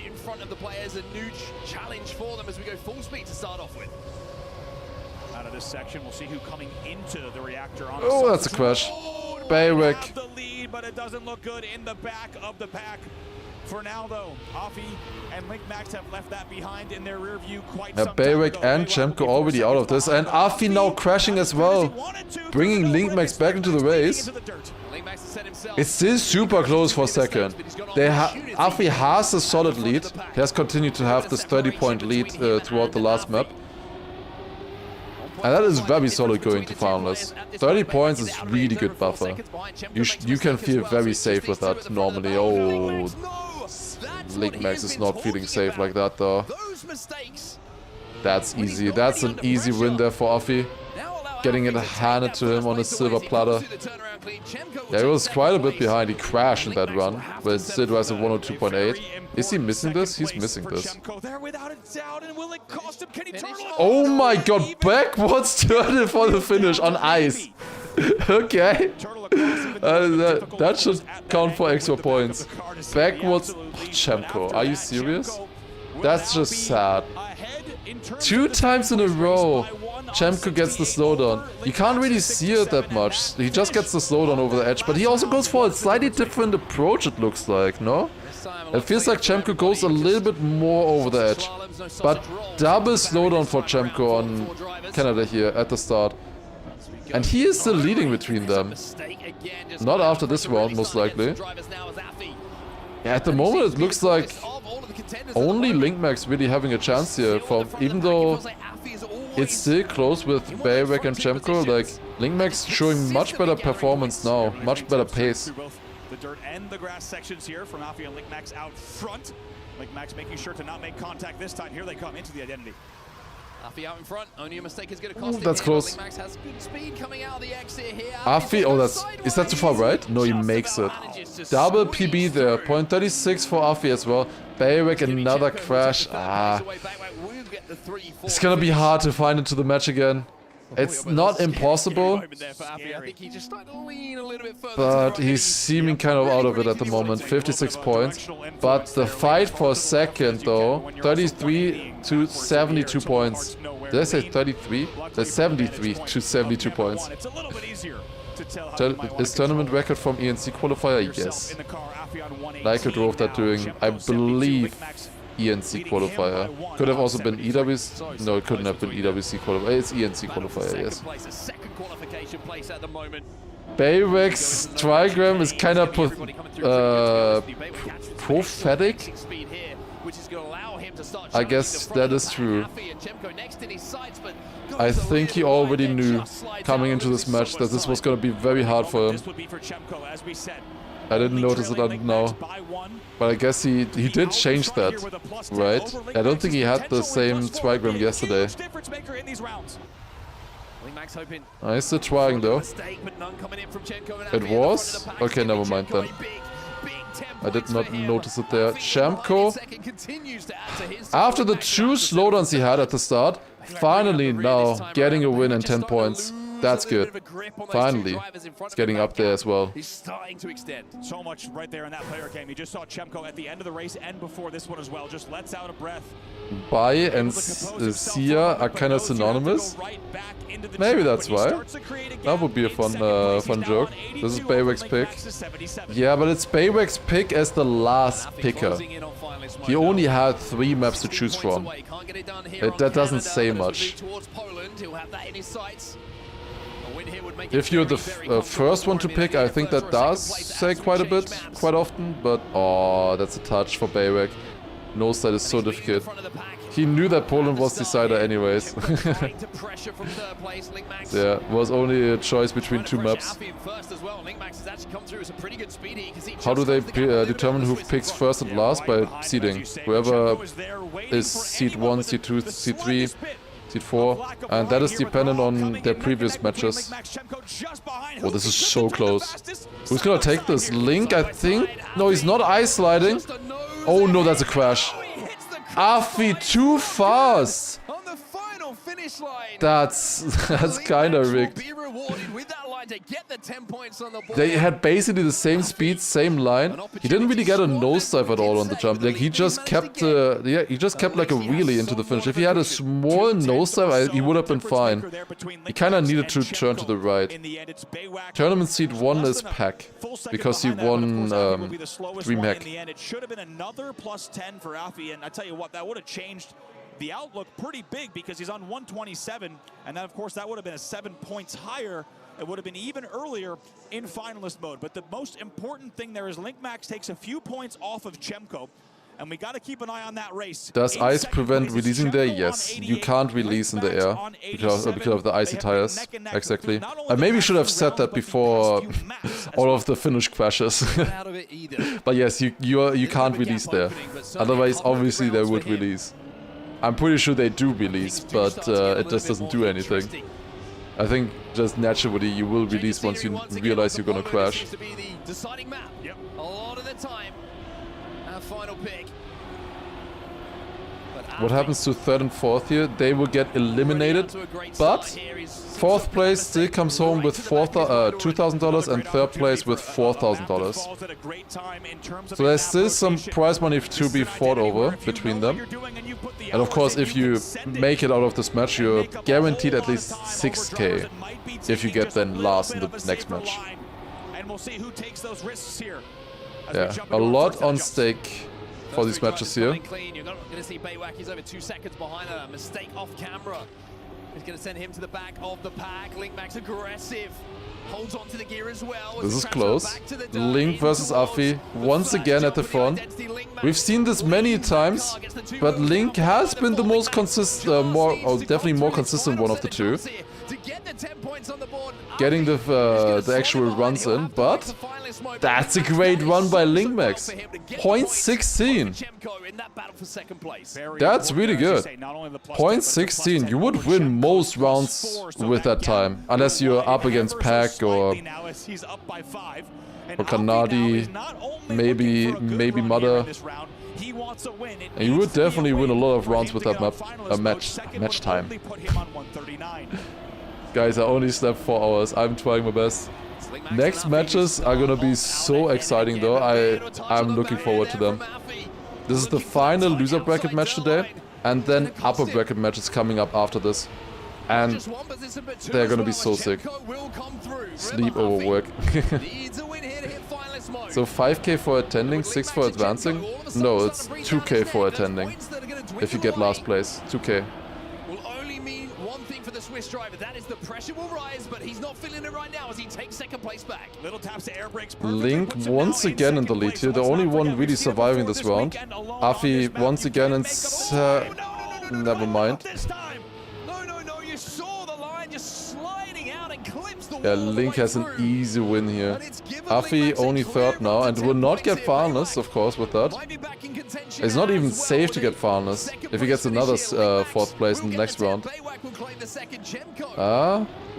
Link with that also kind of establishing a lead against Chemko now. It has been close the last like 40 points or so that they've gathered. They were always within like 5 to 10 points. But now for once, they have Link Max is over 10 points ahead. You wouldn't have thought it would have taken Afi this long. It is a catastrophic touch that keeps him off of finalist mode and buys a whole lot ENC last place, I think, is 3.5 out of 250 total? That'd be crazy. It's also 32 players there. Grenadi's group is incredibly stacked, yeah. Especially Grenadi's group and the one with Rosai, Gwen, Appos and Pack, I think, are the most insane ones. That one is the final one today. And Grenadi's is the second to last one. They are holding us hostage here. All of the the best matches are at the very end of the day. He's got to be thinking just run this clean, right? Does not need to put on any kind of crazy performance. Just run the very first one is the one with Karl and Massa. I'm really looking forward to seeing their pace there. Also with Neon as well. Soldier also. Afi winning there again. Now he's finalist. Afi finalist. That is upside down. Okay, did you notice? Very happy to see him now on finalist mode as you see that. That's like the 5th time I've seen a side upside down. How does it keep happening? With a very, very comfortable margin on Link needs 5 rounds to deny. I don't think Afi is Link's opponent in this match at this point anymore. He shouldn't be. Link should just focus on beating Chemko in these rounds. That should be his main challenge here.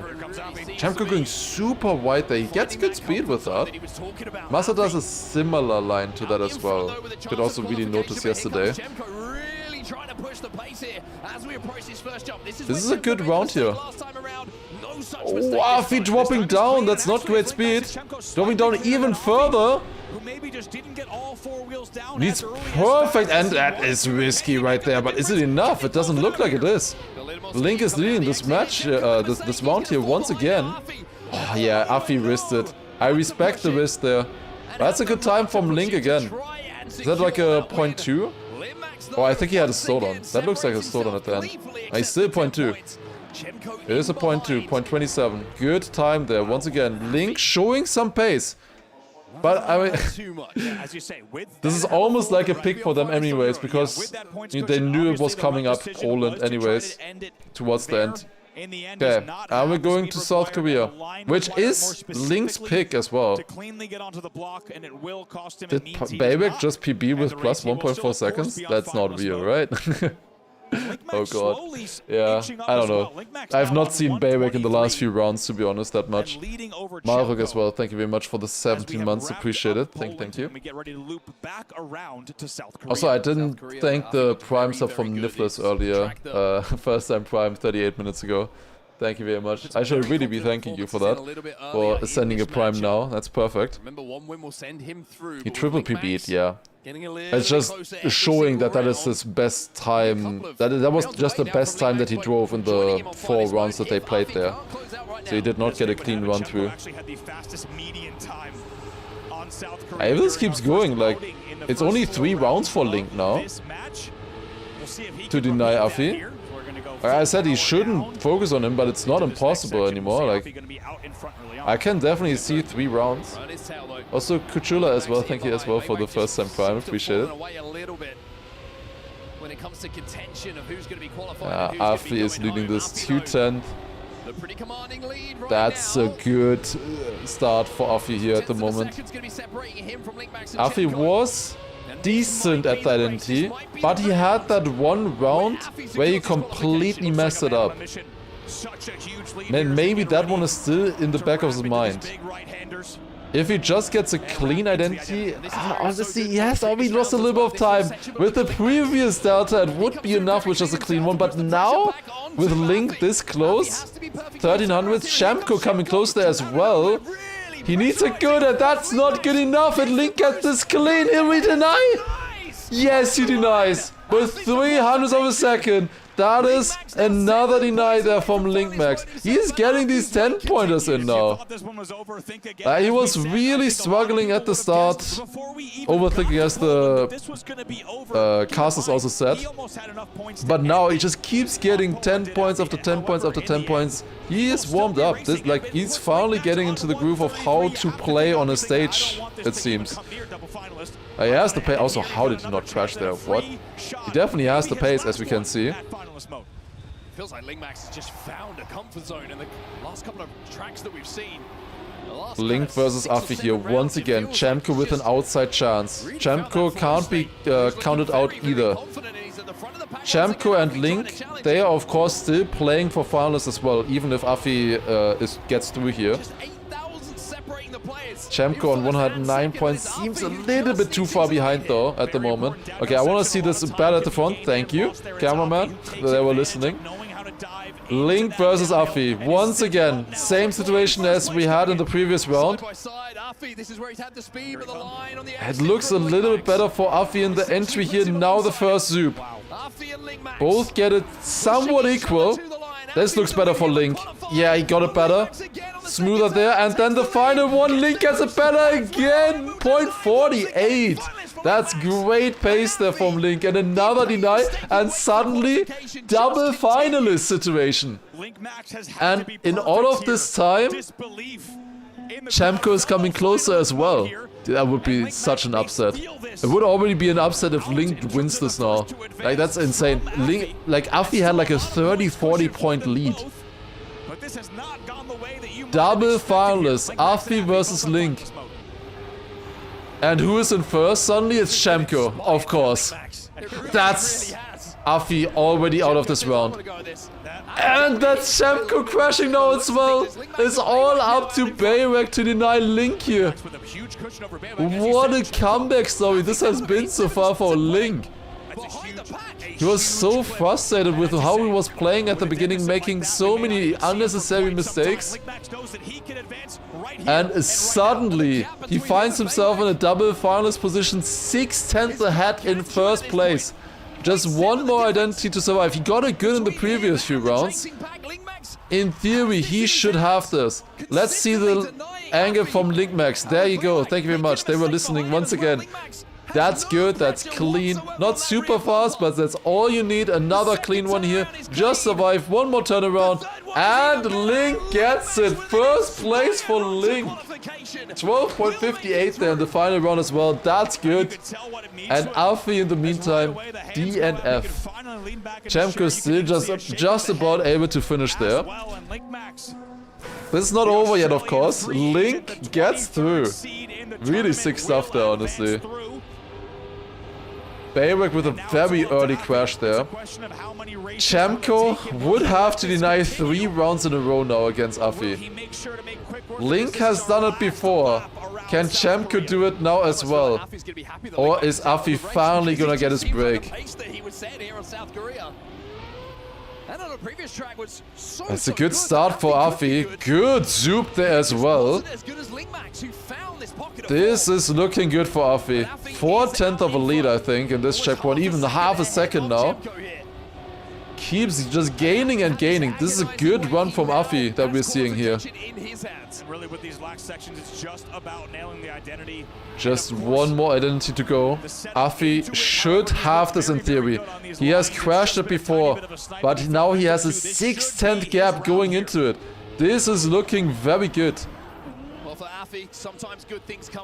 Just 2 more reactors, turn around here, a little bit oversteery on that one, but he saved it nicely, and that's it. Afi takes it with the PB, 0.41. GG. Afi makes it and gets the 2nd place. Crazy story there. And we'll see if it matters. We'll take a look at the bracket very soon between the two. Yeah, actually really fun match there to watch at the end. It's Afi Mother. Oh. Afi Mother. That sucks for Afi. That sucks for Afi. That second place is gonna hurt, because I think that is gonna be a much harder match for him. I said before, I can't see Afi making it in the other lower bracket, but in that one against Mother and a third place from Gwen, from either Gwen, Peck, dude, my brain is not braining, Appos or Wosile. It's crazy. This guy, yeah, I don't know, man. I don't know. This is good so much. Oh god. I don't even want to talk about it. After Afi reach finalist mode and then take the win before him and put the pressure back on this group. Yeah, what a comeback, and that really shows. Maybe he can, but he is crying because of all of the dollars he won in the prediction. He bet everything on Afi. Actually, I think he was probably on the other team, right? Alright, here he goes. I mean, what a turnaround in that. And Where can I see the cheat with the individual performance rank? I guess you mean the one from eCircuitMania. Just search for eCircuitMania, then you will find the EWC on the left side, the tournament. And then just click on stats. It really feels good, the crushing sound. I would love to have a microphone right next to that. What is even happening? What the fuck are they destroying? Those are the keys that every player got for qualifying to the TRACKMANIA EWC. So every single player has one of those keys. They always come out with those keys into every match. And once they get eliminated, they get crushed by the hydraulic press from the victor. Like whoever wins, oh, that crash there, that one hurt, and this one as well. Are we getting the crash combination for Afi now? Afi still made it at least, contrary to Lingo in the previous one. Yeah. That was the final lower bracket match though. Final lower bracket match. And now it's gonna get very exciting. Upper bracket matches coming up now only. And every single one of those has potential grand finalists, I would say. An individual we thought that was going to kind of run away with it. This is gonna be very exciting now. But having struggle finishing out, it's kind of first one is gonna be, oh, that one actually got fully destroyed. It's gonna be Carl, Massa, Neon, Soldier. And also the emotions there from LinkMax. What is that machine and what are they crushing? Have you never seen a TikTok before? It's a hydraulic press. I'm a fan of LinkMax. I mean, they only make the hydraulic presses for TikToks, right? I don't think they are used for anything else.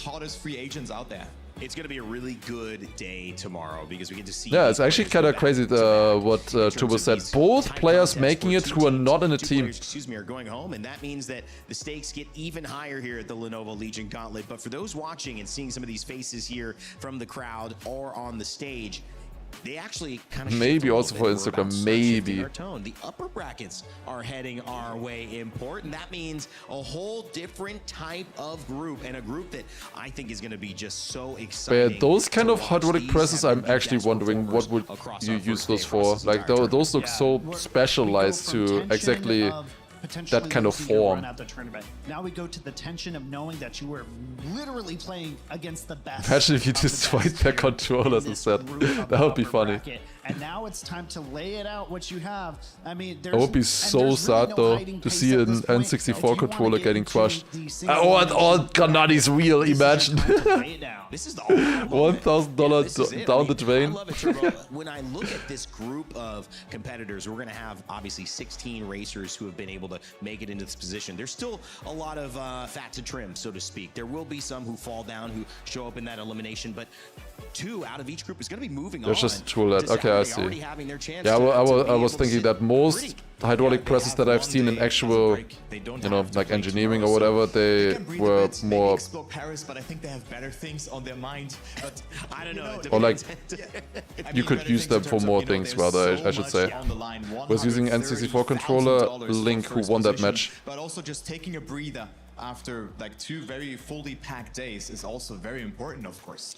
You know, it had nothing to do with you and it didn't make sense. Alright, well, yeah, gonna be very exciting. Let's actually take a look at the bracket, I would say, now. Even if he was competing Saturday. Let's see, let's take a look at it once. Let me know if that's true. So we have these ones coming up now. Also, Kurakansen, thank you very much for the 2-month resub as well. Appreciate it. Thank you.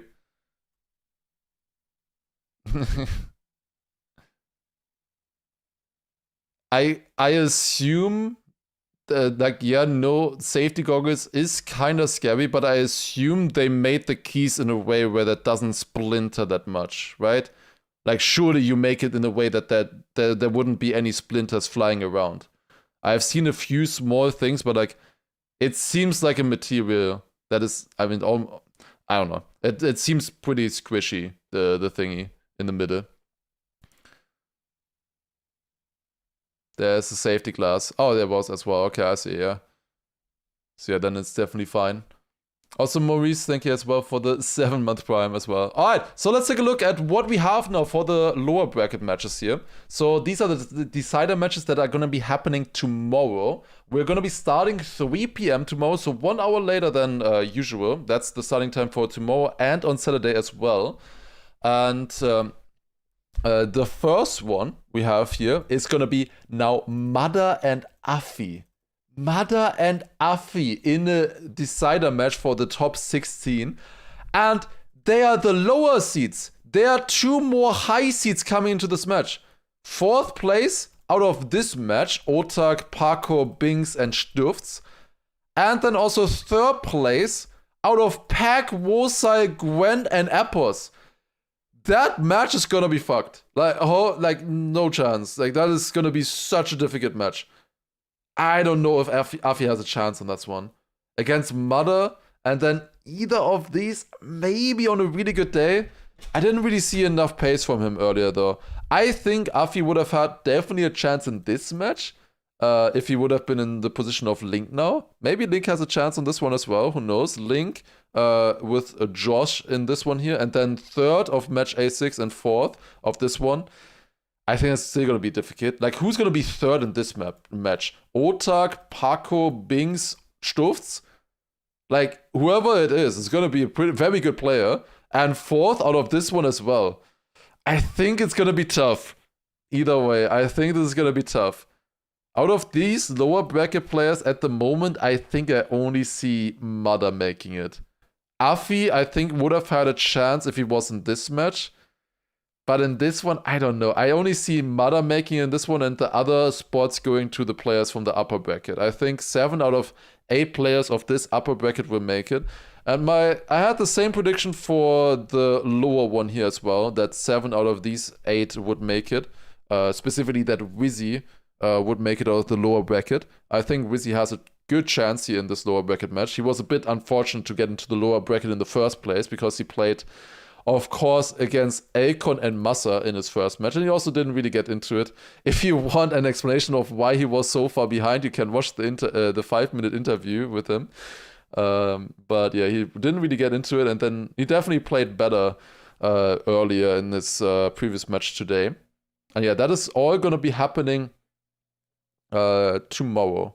Those 4 matches. Those are going to be for the final spots in the playoffs.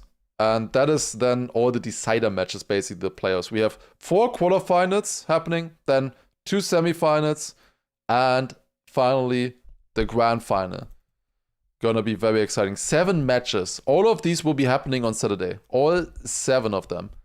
I think nobody mentioned it yet, but yeah, I think Mada is in the lower bracket because of Paco. That has been the most asked question so far today. Why is Mada in the lower bracket? You missed one hell of a show yesterday, this match here. This was insane. You should watch it. definitely. That was so sick.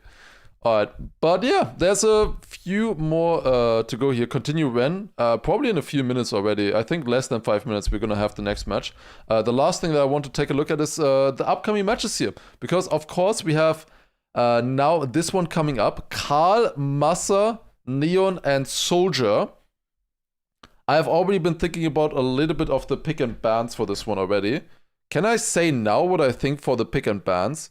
I'm saying guaranteed Norway, Australia gonna be banned. Guaranteed Norway, Australia gonna be banned. They're gonna ban Argentina, maybe. But I don't know, we'll see.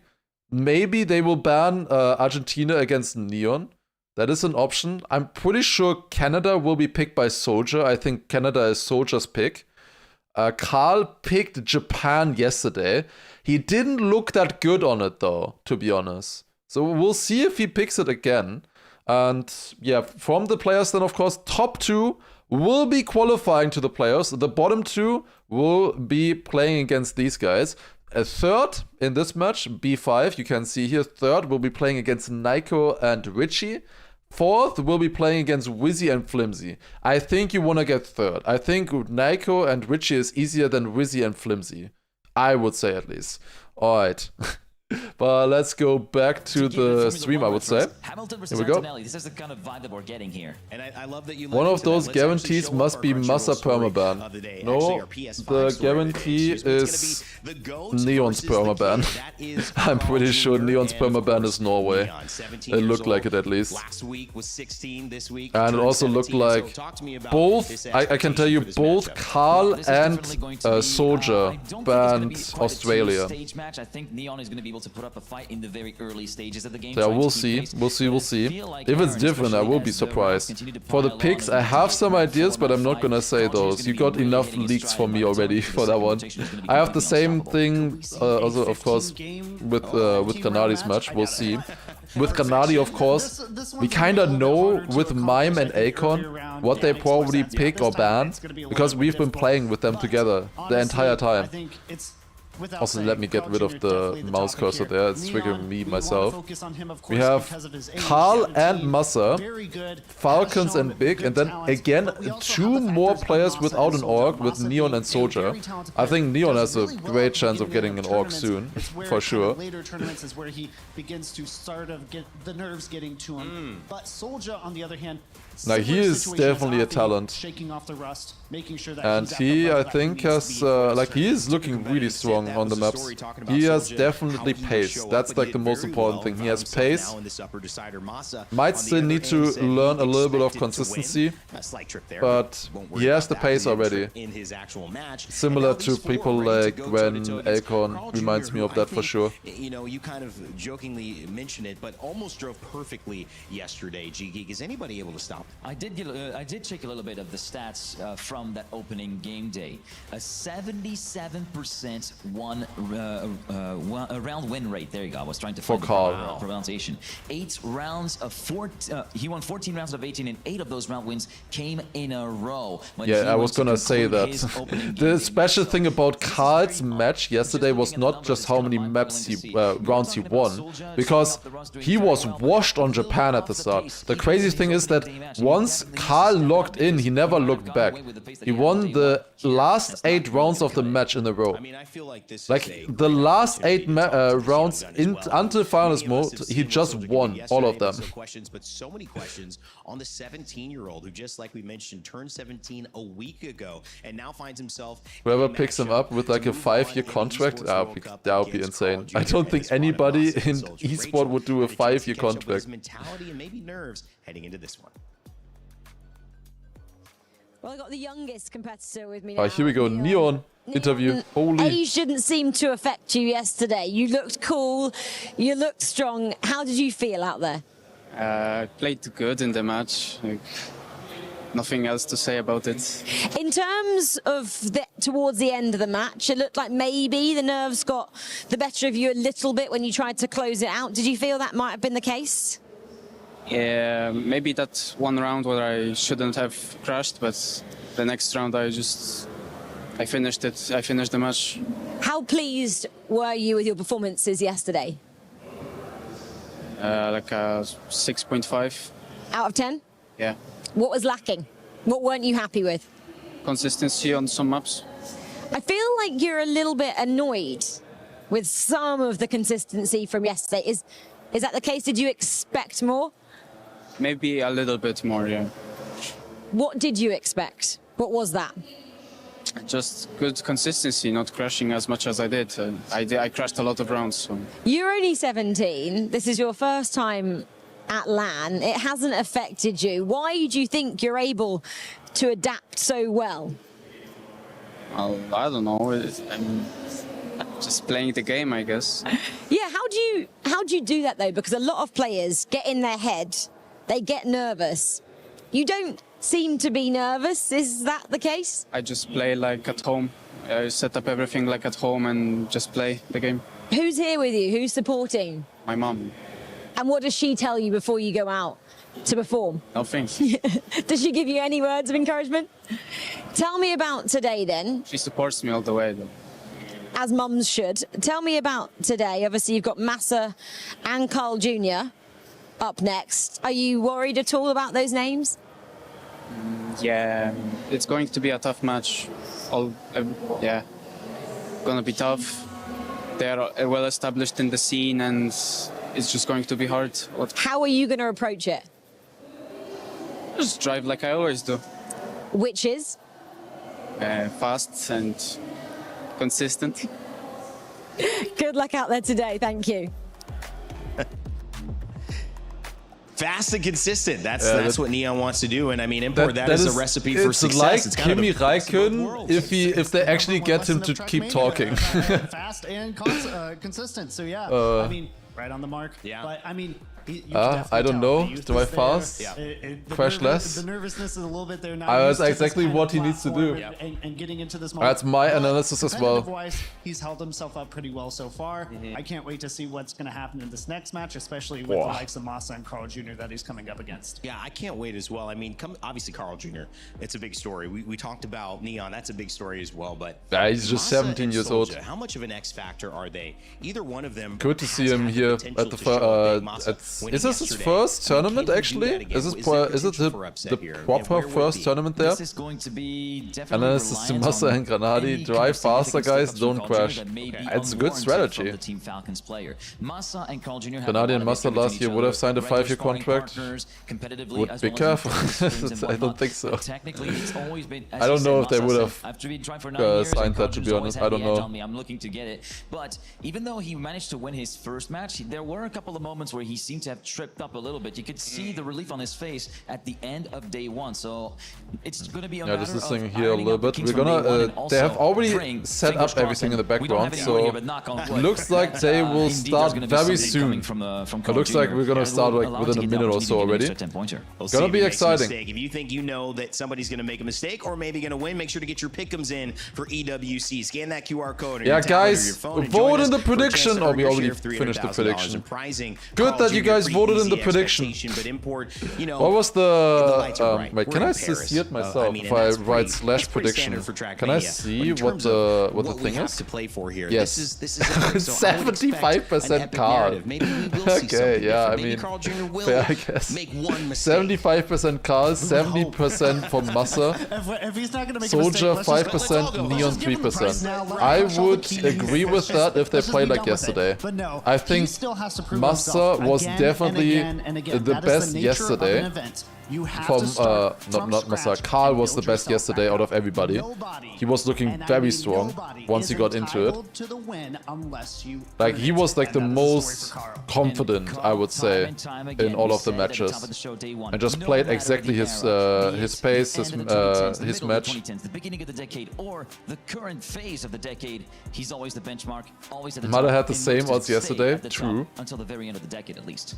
Well, our PS5 story of the day set the stage. It is the GOAT versus the Kid. But Massa and Soldier trying to put a little bit of their own storyline into the narrative, maybe rewrite a chapter. Pack as well. Pack was also good, but not as good as Carl yesterday. For Group 5.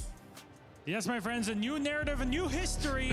Yeah, saying PS5 story of the day. What the fuck? Bracket. We've eliminated players at this point. Keys have been crushed, but your heart capitalism. can rest easy for the rest of the day because for now there are no more eliminations. It's still though a story of who can advance. Goat versus King? No, he said Goat versus Kid. From now on. Exactly. You cast your minds back to yesterday. These are the players that delivered the goods on day one. Now they go face to face. The game is on PlayStation 5. Just you can't play competitions on PlayStation 5. Going into the latter stages of this competition. It's time to meet the first 4 players. Paris, are you ready for this? Yeah? Any funky media clip shown today? Not really. There wasn't that many delays. Competitors today going through, trying to get their way all the way through into that pole position are Carl Jr., Neon, Soldier, and Massa!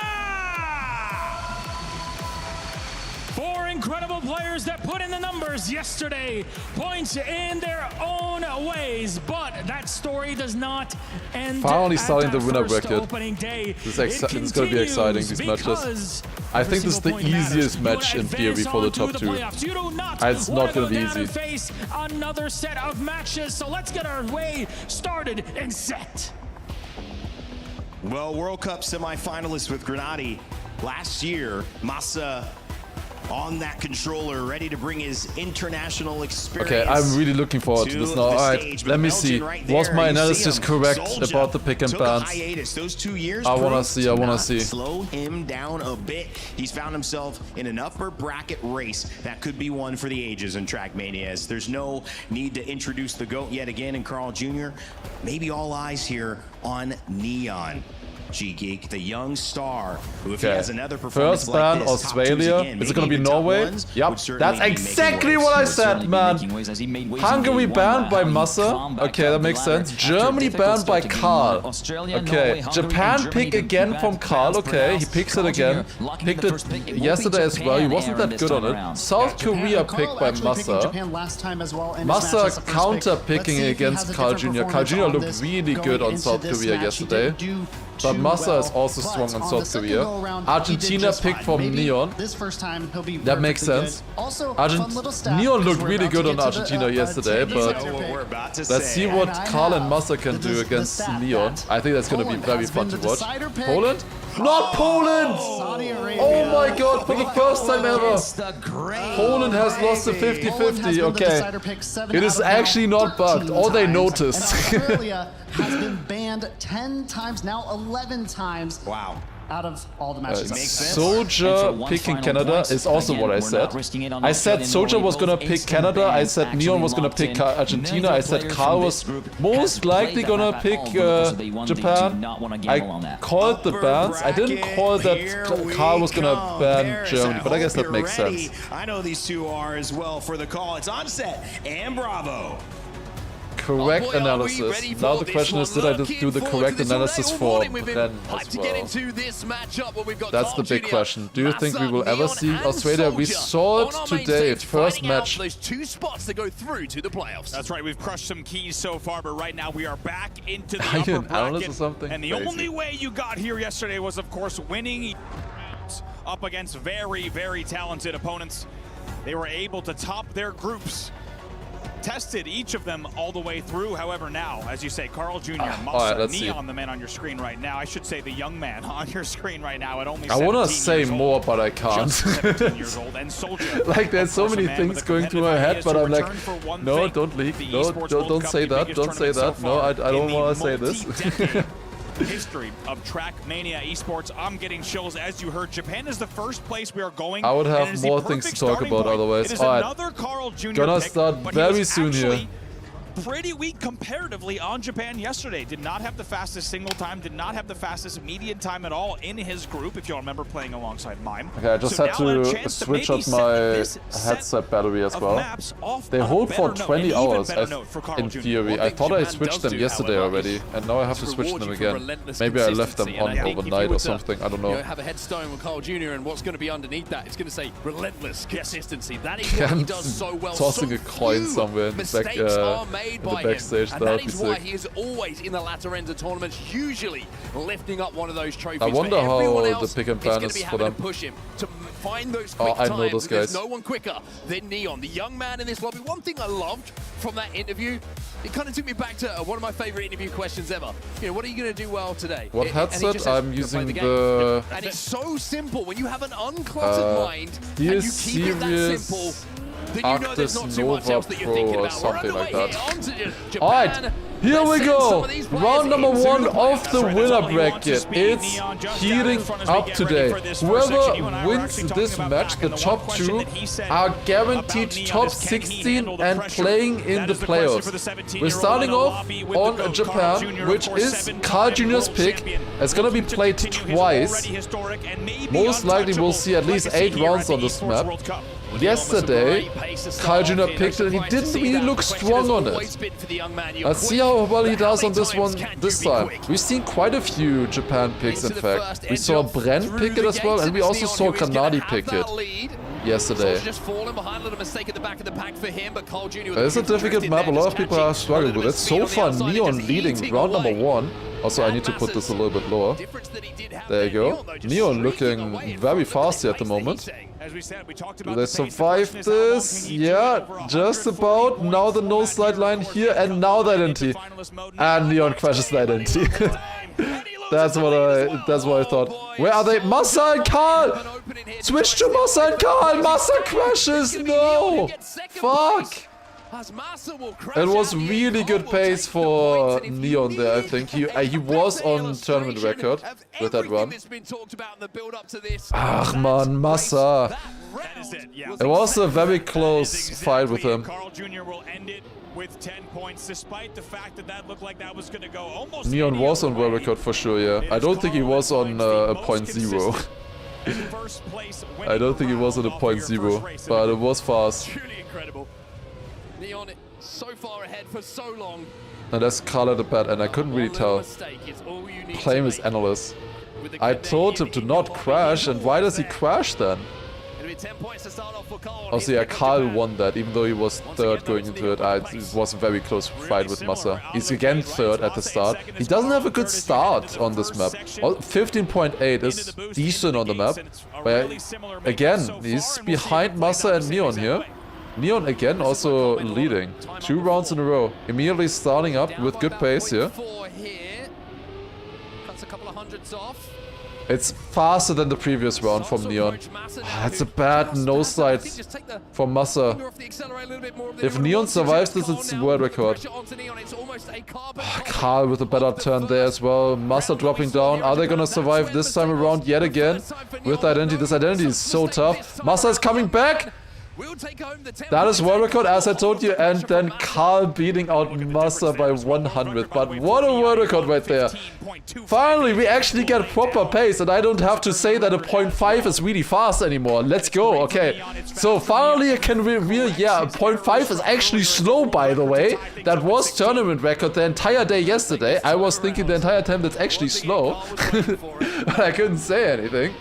Okay, there we go. 0.2 from Neon. It's a good time. You can win rounds with that. The map is very difficult, but it's not. I was expecting something faster the entire time. We could tell. Yeah, I guess on this one. I did not. Okay, let's see now. Neon and Karl this time ahead yet again. Massa with another mistake there early on. That's not good.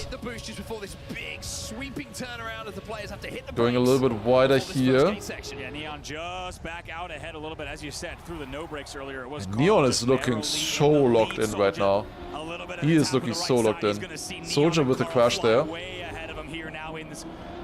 Might allow Massa to catch up to him and still have a second, it looks like. And Neon is getting this no break part so good as well. He's hovering in behind you, waiting for Carl Jr. just behind, and Neon with another crash. They're gonna give Carl Jr. another 10 points here. Or is Neon gonna get it here? Yeah, it's Karl. Man, Karl got so many points for the times that he drove. He got so many points for 2.8 And the other round was, I don't remember what it was, but I think it was a 0.9 or something. Like, Carl has not driven fast time so far, but he survived all 3 rounds, and with that, on 26 points. Of course, narrowly beat out Neon there by 1/10, and the other round he beat out Massa by 100, and now Massa not getting the flip. That like never happens. That sucks. That's not a good start into the match at all. I don't like this one bit. A crash there for Massa is very rare. Carl and Neon close in the front yet again. I tell you what, and what a pleasure it is to watch these two out in front. We always knew that this race was going to be this special, that these rounds would be as tight as they are. Yeah, this is sick. Finally getting to see good Japan rounds here. Actually close, on good pace. That's nice to see finally. Yeah, 0.25 is really fast though, like really fast. I don't. That's gonna take some time to get beaten. Another win for Carl. Please be faster than a 0.8. Okay, it's a 0.60 at least. That's better. That's better. You can win a round with that. That's fine. Whose map pick was this? This was Carl's map pick. And seems like he's consistent with it so far. Your lead over the lobby, and that's exactly what Carl Jr. does. You could just tell a little bit of a breath Neon a bit too aggressive. That's the thing with Neon. But he's already now looking faster than yesterday on that. Last round alone, Carl Jr. on 36. That'll keep Neon at 25. 36 points for Carl is crazy with that. Carl looks disappointed. I think he can drive faster than those 0.8s.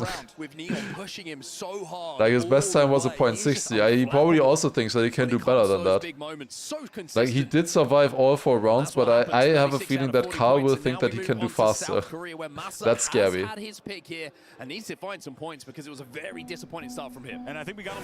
We're going on to South Korea. This was Massa's pick. We were aware that Carl was very good on this map yesterday. Where's Carl? Oh, he is there. Okay, I thought he was. I thought he already crashed. He couldn't see his car skin. Well, that's a bit wide for Massa. Had to release. Will be less speed. That's not a good start at all for Massa. Another crash for him. Not finding into the comfort zone at all right now. Down at 17 points, and looks like he's only gonna get to 20 at this rate. It's not far behind Neon at the moment, but that could change if Neon gets the win here. It has actually been kind of good that Carl has been taking the points away from Neon in the previous few rounds, if we're thinking about the second place. Neon is leading yet again. First turnaround now coming. Oh boy. Neon, just disappears. It's close. 210. Neon is still leading it. Carl with a better entry there. More speed here. And that has Neon in the lead. 0.39.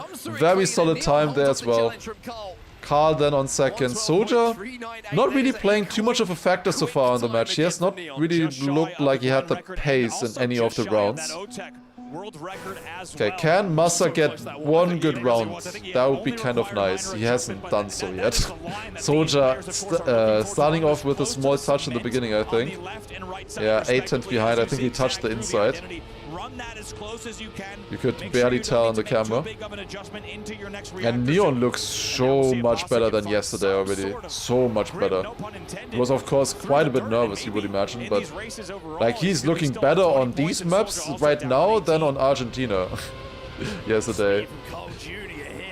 And Argentina is gonna come up soon. That is his map pick.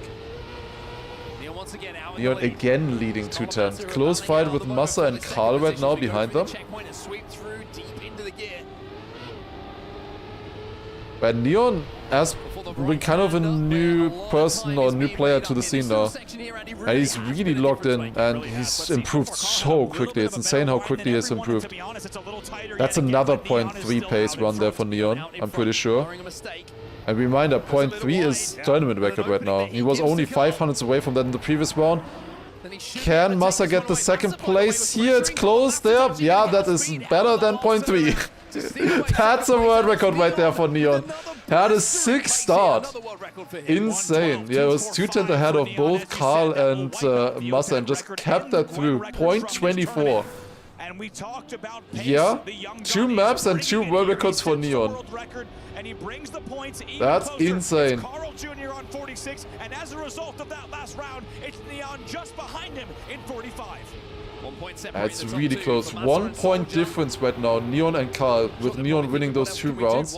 Insane pace there. 0.24 is sick on this map. In rounds, but no, fuck! Massa! Lock in! What is this? You're better than that! We know you're better than this. What the fuck? We'll likely have to watch this one from the back, but soldiers certainly want to be part of the conversation. I did say Massa because I was thinking of Mud calling at exactly that moment. Oh no. Neon leading yet again. Is he gonna make it 3-4-3 so far? Again, good pace. Close with Carl though.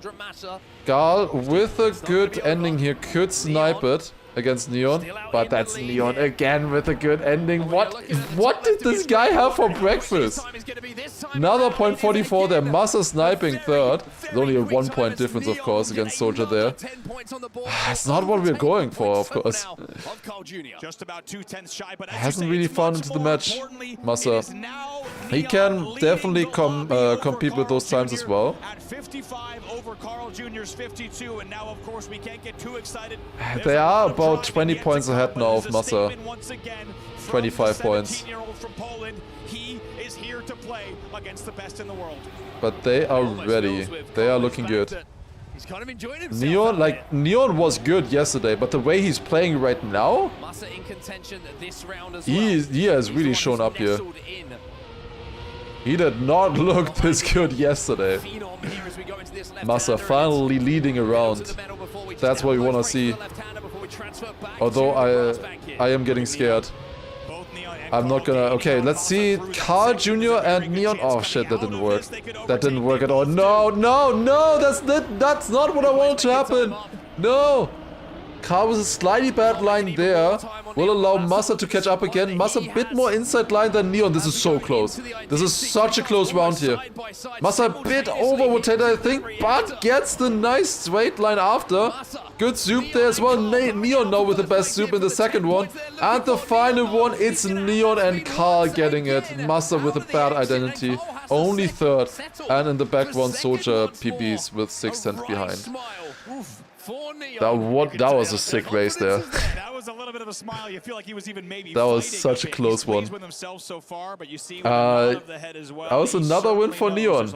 That was kind of sick. Neon won 4 out of 4 rounds there. Is in the lead with that.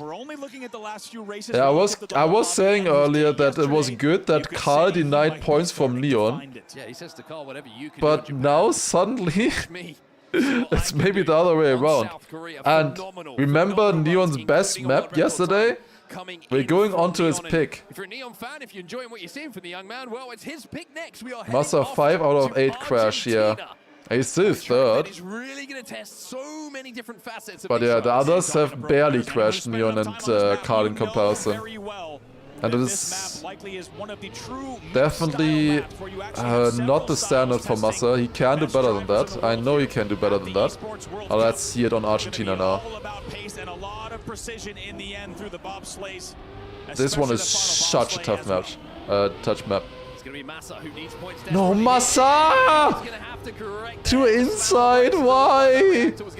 Not like this. You don't have to show like perfect pace or anything right now. Just finish at this point. Let's get into the flow. Neon crashed at least, so that makes that a little bit easier, I guess. But now Carl, like, it's a free win here. Okay, Massa will overtake Soldier. He got the reset. That's super slow getting the reset there. So Massa at least in second. was you got to see it immediately from Soldier's POV how much Also now 6 out of 9. Instead, it's Carl barely any airtime, and he's already into the ice. Yeah, this is not easy, this map. You see it here in the first round. 2 full crashes with Soldier and Neon. It's kind of surprising that Massa is only 6 cents behind Carl, but that's because Carl is a filthy safer. Oh no, Massa. Wait, that's a 12.8 still, never mind. Massa just had a godlike ending there, apparently. Wait, never mind, no, okay, now he finished 13.5. Yeah, I was gonna say, that was the checkpoint before. That was the checkpoint before the 0.8 that I saw. Yeah, 13.5, that makes a lot more sense for what I was seeing from Carl there in that round. Slightly sideways landing out of the bobsleigh for Massa. It's not the greatest. The icy tires helps a little bit. How do we still get this much lag? I don't understand. Like, they're on a LAN. Like, how do they have... How is that possible? All of these rounds, all of these maps, Mark, we actually see Carl Jr. in the back by quite a gap. Nearly half a second. Okay. Carl Jr. last right now. Massa third. Soldier second. Who's gonna get the best ice turnaround here?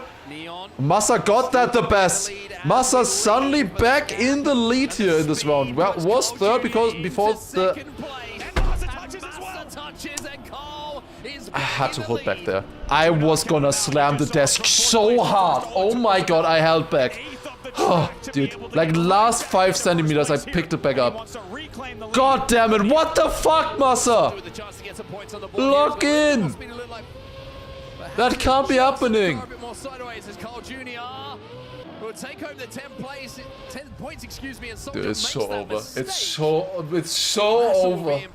Oh my god. The 6 points though, and that keeps it very, very close. Neon It's dude, I can't.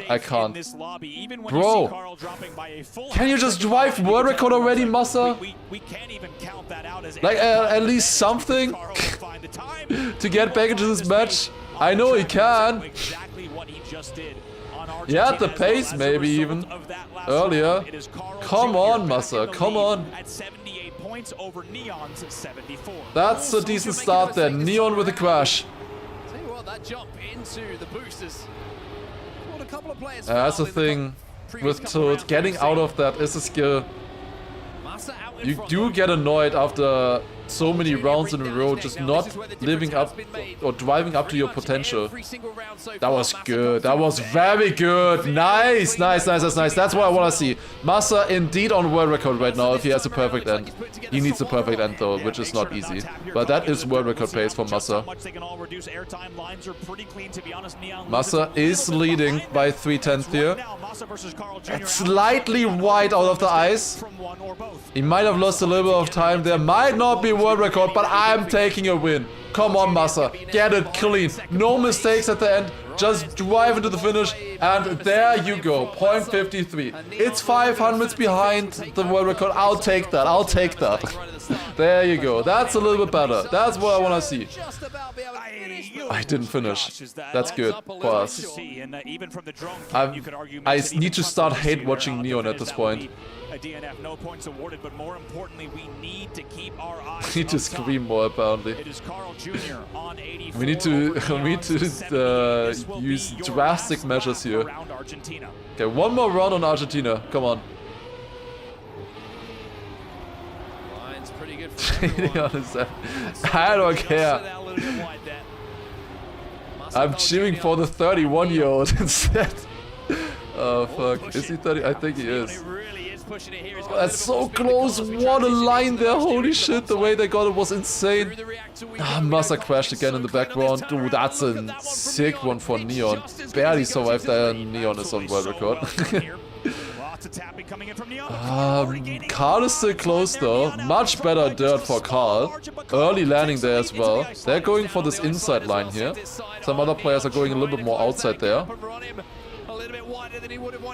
And Neon back in the lead. Better exit out of the ice. That ice is quite tricky to get right as well. That should be a good time. Is that world record? I think it's world record, isn't it? Yeah, it is.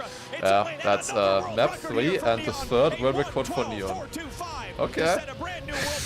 that's the third one. Okay. That's so for the people who were asking yesterday or even earlier today if I thought the pace would improve today. Yes. Yes, I thought so. Dude, how is Neon so good? What the hell? How is he playing so good? Like, since when is he this consistent? He's never been this consistent before. He's just found the pace. Like, he just decided to lock in against Massa and Karl, of all people. Neon insane considering its first line. Not even considering that. He's just insane in general. Like, he just drove 3 world records on every single map. And is leading against Karl. And never mind, he's 2 points behind Karl, but he's like close to Karl. It's actually insane. And for his first tournament, insane. But just wait until finalist mode. Surely finalist mode would crush him. Onto the sausage slalom, everyone threw pretty clean at the start of this one as Massa disappears into the ether. Oh. And it's Neon and Karl again as we go through. I shouldn't say anything, maybe. Fuck, no. No. Okay. You know what? I did say it before. If Massa gets first or second here, he would most likely be in a quarterfinal match against Karl and Mother. So maybe it's good if he goes lower bracket. Guys, maybe I told him to go lower bracket in my analysis. Maybe we've been practicing that the entire time. Who knows? Maybe we practiced this. Maybe we noticed that if he wins this, he would win. He would have to play against Karl and Mother in the quarterfinal, and lower bracket has a better chance. You know, maybe. At what point of the 5 stages of grief am I at the? I think I have reached acceptance. Or is it denial still? Oh, is it bargaining? Yeah, true, I forgot about bargaining. Everything is still possible. We are back to denial. Neon Karl in the lead though here, 210. It's only 30 points, guys. Link caught up 30 points against Afi earlier. It's possible. We've seen it done many times before. And they can be very strong in the early maps. We still have Saudi Arabia missing as well. And on stats, Massa was the best on Saudi Arabia yesterday. Also, what time is that? Bro! What the fuck is this guy? How? These casters don't realize just how fast it is. Dude, how are they not popping off? They have no idea how fast the .77 is. They have no idea. What the fuck? They have no idea. That's ridiculous. That's absolutely ridiculous. That is 1,000 times better than any of the other runs that Neon has done so far. Like, that's...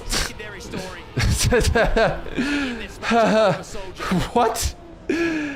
Okay. No, you have no idea. You have no idea. What the fuck? That's even campaign world record in rounds. And it's Kai Jr. versus Soldier now. This is Soldier's pick, by the way. We've not really been talking about Soldier so far. The .8 was ridiculous already.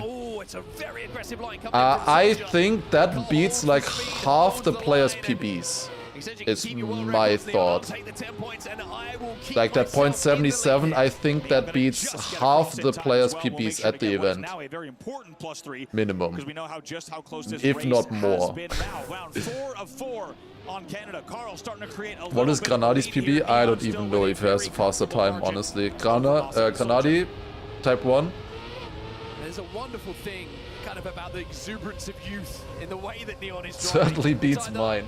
As fast as Or I maybe can, I'm bluffing. Who knows? Maybe I'm bluffing. and really pushing the track and himself to the limits. Or I'm not interested.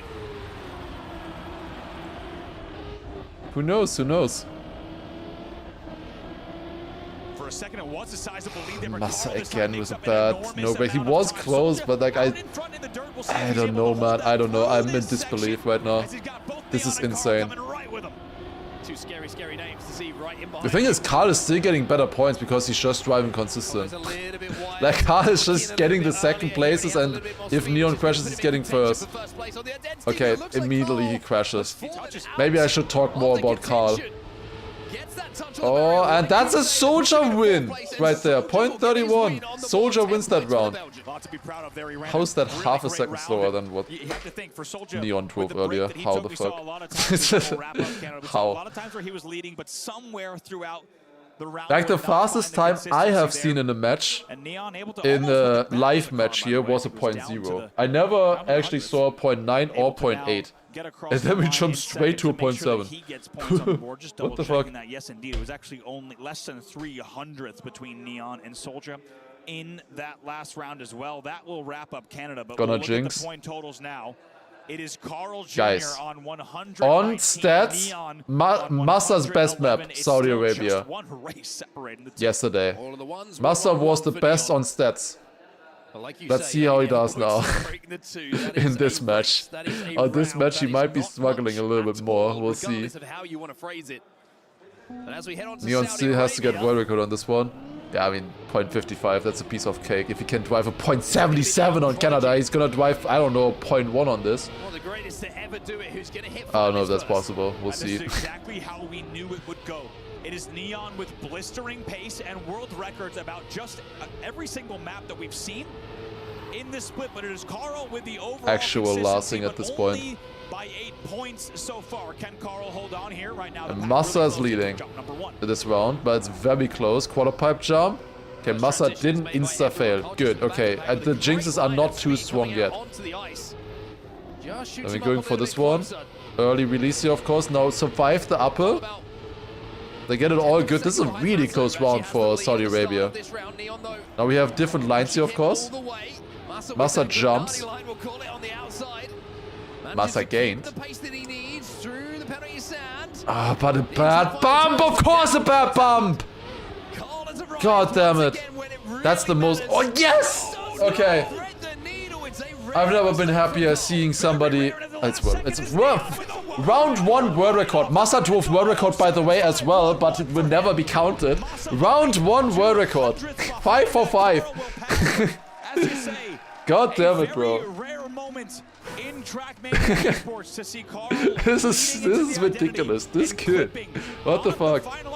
World record of Massa only 0.02 off. Massa also beat the world record, the previous world record. Massa drove a 0.53. The old world record was a 0.55. But yeah, Massa only got second for that though.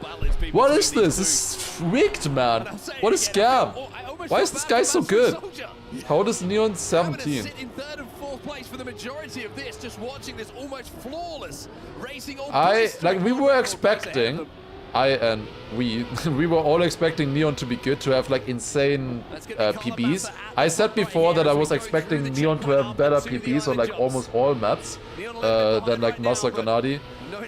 But I didn't expect him to be able to drive that in rounds. But he hasn't. We'll see. And Massa, again a bad bump. Karl goes into the lead with that. There's no way Karl makes that same mistake twice in a row. Massa with a better landing though. That's not gonna be enough. Massa gets beaten 2 rounds in a row by 200s. Bro! Dude, Massa is gonna be livid right now, I can tell you. 2 rounds in a row. Or maybe he's just laughing about it at this point. 2 rounds in a row, second place. You don't wanna get second places. You lose 4 points to first. It's ridiculous, man. Carl Jr. yet again creating the gap. He's on 132. We need doping tests for Neon. On finalist mode, but only a win. Again, not a great start, but like, how are you supposed to play well when the opponents are doing this shit? Neon and Carl still super close. And the thing is, Carl has not really impressed me in any round so far in this entire match. But has he crashed, like, ever? You know? Like, Carl has not been, like, impressive pace-wise. But he just doesn't crash. He just never crashes. He's just always there. Yeah, last round he did, of course. He had the bonk here. But like besides that, like just consistent. Neon with another one here. What time is this? Yeah.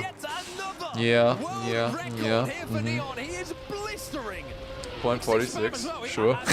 6 out of 5.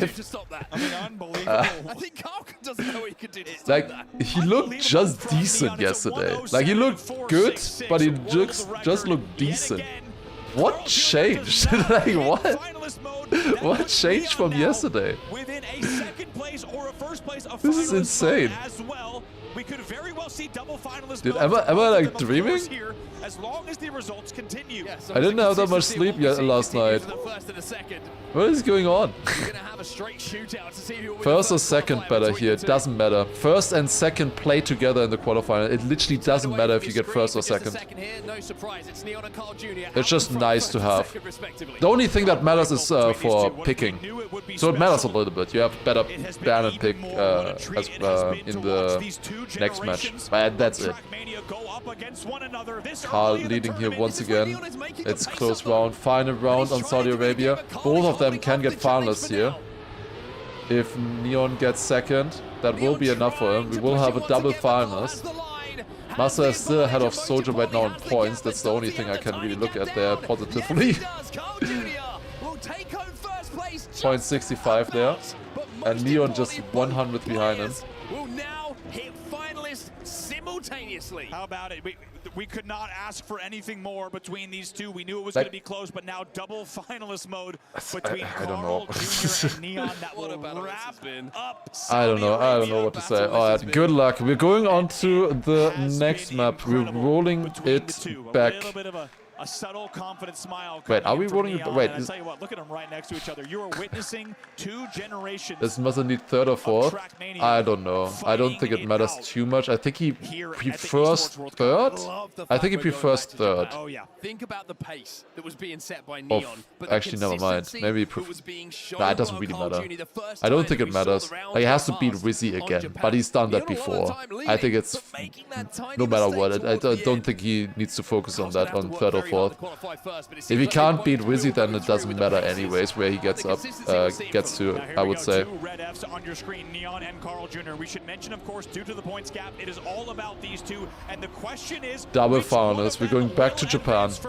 Carl Jr.'s pick, but the first world record, of course, that we saw earlier from Neon. 0.20, and Neon was having better pace in pretty much every single round there. Close start. That was a crash. I think Neon crashed. DNF, Insta DNF from Neon as soon as he crashed. Okay, Massa, it's showtime. Here we go. Is he Insta gonna crash? No, he didn't. Okay, good. Soldier with the crash there. Time to show up now. Can Massa deny Carl in this round here? Can he deny him? That's a bad exit there. Carl is leading by a bit over a tenth. That was a good no-break section, but not good enough. Massa going a little bit wider with the speed. Identity time. This one is so hard. Carl gets it good. Carl didn't crash it earlier. Massa does though. Massa does crash it. Does Carl Jr.? No. Carl Jr. doesn't. Why would he ever crash an identity? Carl takes it. GG.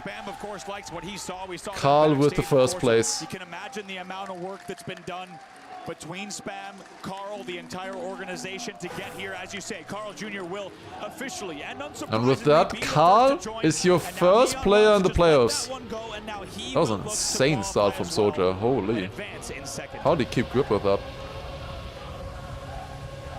Massa and Soldier. They're hoping they see DNF a few more times next to Neon, as it's the only way. That's a very big jump there for Massa as well. Neon, very sick start, no? 0.62, I think that's fast. Oh, now we have seen 0.5 before, but very often 0.7s as well. 0.5 is very rare. That is looking like another fast run so far, at least, for sure. What is he driving here? Massa is catching up a little bit, coming into the tech part. He knows that he's done the hard work here, just needs to run his simple lines, does not need to push it here, and should be able to. Yeah, that is fast. He's at least on like 0.4 pace with that. But Massa is catching up. Can he deny here? He has a pretty much safe third place at the moment. Would be a little bit of a motivation boost if he takes it here. Never mind, we're giving the motivation boost to Soldier, I guess. Fine, by me. That's okay. Soldier can also get a little bit, yeah, nice. He gets a PB as well, lovely.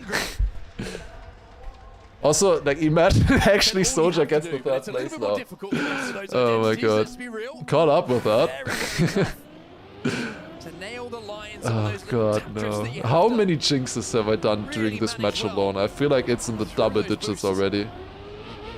Did we see a crash then? No, they all survived. It's so hard to see with the motion blur, man. I can't see if they crash. So hard to tell.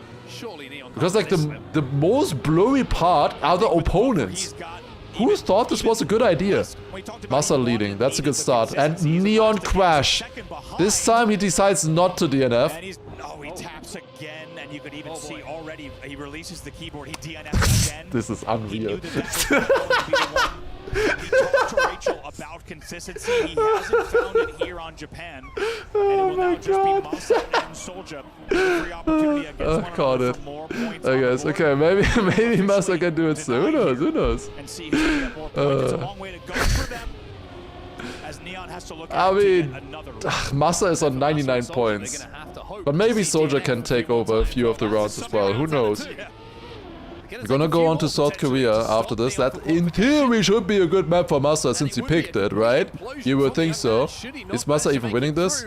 No, he's getting mocked by Soldier. This is unbelievable. By 300 of a second. So Massa has lost it in this match. Like that is like the worst performance I've ever seen from Massa, including every single track match that I've watched. I obviously. Coming into this map on finalist mode. I don't think I need to say that. Out of however many track matches I've watched, that is the worst performance I've seen from Massa. But it's not over yet. It's not over yet. Good thing that track matches matter. Now is the time to lock in. And who is locking in right now? It's Neon in front, half a second ahead. That's a very good start for him, yet again. Soldier losing even more time than Massa, also too far away. Wait, if Soldier... Wait. If Soldier gets second in this round, Massa will be last. To be about playing this one safe, Andy, and just closing out. That Massa will be fourth if Soldier wins this, gets second, because he will win the last round and it's equal points. I was going to say that was a very. Okay, Neon through the final identity. Is he closing it out? He just has to save it here. That should be easy for him, and he does. Of course, Soldier gets it. Yeah, so that's. That's Massa fourth place. I keep saying Mother, but I just have to think about the mud calling right now on Massa's phone. GG's, insane match there. Like that's such an insane match to watch. Holy shit. Not the outcome that I would have wanted to see, for sure. But yeah, insane performance there from Mother and Neon as well. Actually insane. Yeah, I think Neon will have quite a few DMs coming his way, I think. He is orgless right now. Neon is orgless. Like, I still keep saying Mother. Oh my god. Why do they have such similar names? The mud is overtaking me. Alright. Next match after this is gonna be Otak, Paco, Bings, and Stufts, by the way. So the French duo from the last years, Otak and Bings, then Paco, who was doing insane yesterday as well in his match with an insane comeback and winning it against Gwen and Mother. And then we of course still have Stutz. Why don't Biggs sign him? Aware. I mean, Onset and Bravo just mentioned that they had goosebumps watching that. How did it feel, that head-to-head versus Neon, at the course of that? How did it feel for you actually playing that, experiencing it firsthand? Right, after that, of course, is the Kanadi match. So Kanadi, lock in. I can't take one. I can't take another match like this. Lock in. You got this. You've done it so many times in the Prague matches. You got this. Right. Interview. Is that playing into your mind as you're racing around, thinking about the guy sitting to your left and what he's bringing to the table right now? Well, I need to push more. He made me push myself way more, and yeah, it's difficult to play against him, and I'll have a rematch in 2 days, I think. It will be exciting. I mean, you seem kind of energized by it, like excited about this matchup, making it more exciting for you as a player as well. But do you go back and like kind of VOD review now, look and see exactly what Neon's doing to create those kind of records? Probably, if I have something to learn, I'll learn for sure, but I think he just had an insane game, and massive congrats to him. Like, he played insane. Love that for your fellow racer as well. Lastly as well, we see in the club championships right now, Team Falcons are right there kind of at the top. It's, you know, representing. Does that play into your mind at all, the club championship as well, the bigger picture here at EWC? Yes and no. I just want to represent them as much as I can and do the best I can, because they deserve that. Absolutely right. Guys, one more time, please give it up for the almighty Carl Jr. Thank you so much, buddy. Incredible there. I mean, he's going to have a moment after that insane battle there. He's back to this year, back to Reindeer. Guys, what a way to kickstart this upper bracket. My goodness. A lot of things I took away from that. First off, I like the Falcons sweatsuit. It's pretty iconic, but I think the white shoes at the bottom with the jersey, sweatpants. Alright, so that was the interview right there. Next match, as I said already before, Otak, Paco, Bings, and Stutz coming up very soon. It's gonna be pretty sick to watch there. He's done it. He knows how good he is. He doesn't gonna be interesting. Then after that one, we have Kanadi, Bren, Elkon, Mime. That one was scheduled for 9 PM. I think we're probably gonna get it a little bit earlier than that. And the final match is gonna be the most insane one, I think. Pack, Rosai, Gwen, Appos. I can show you guys the bracket in a second as well, unless they already show this as well. Where we have Carl Jr. and Neon, of course, winning it here in these matches. I definitely thought that Neon had a chance for sure. I think the way they played yesterday, I think Neon and... I would have put Massa ahead of Neon the way they played yesterday. In terms of the stats, consistency, pace. Did Massa get last or third? He got last. It was equal points, but Soldier won the last round.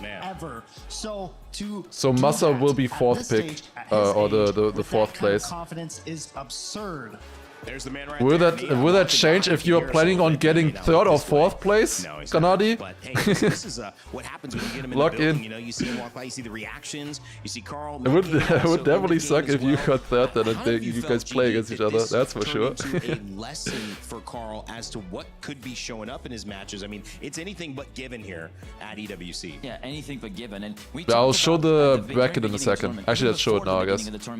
Massa has 105 points. I guess he didn't even finish it. He knew that he was 4th place anyways. The real unknown variable was consistency. Ren Grande plays. Please answer. I don't know anybody who's called Grande.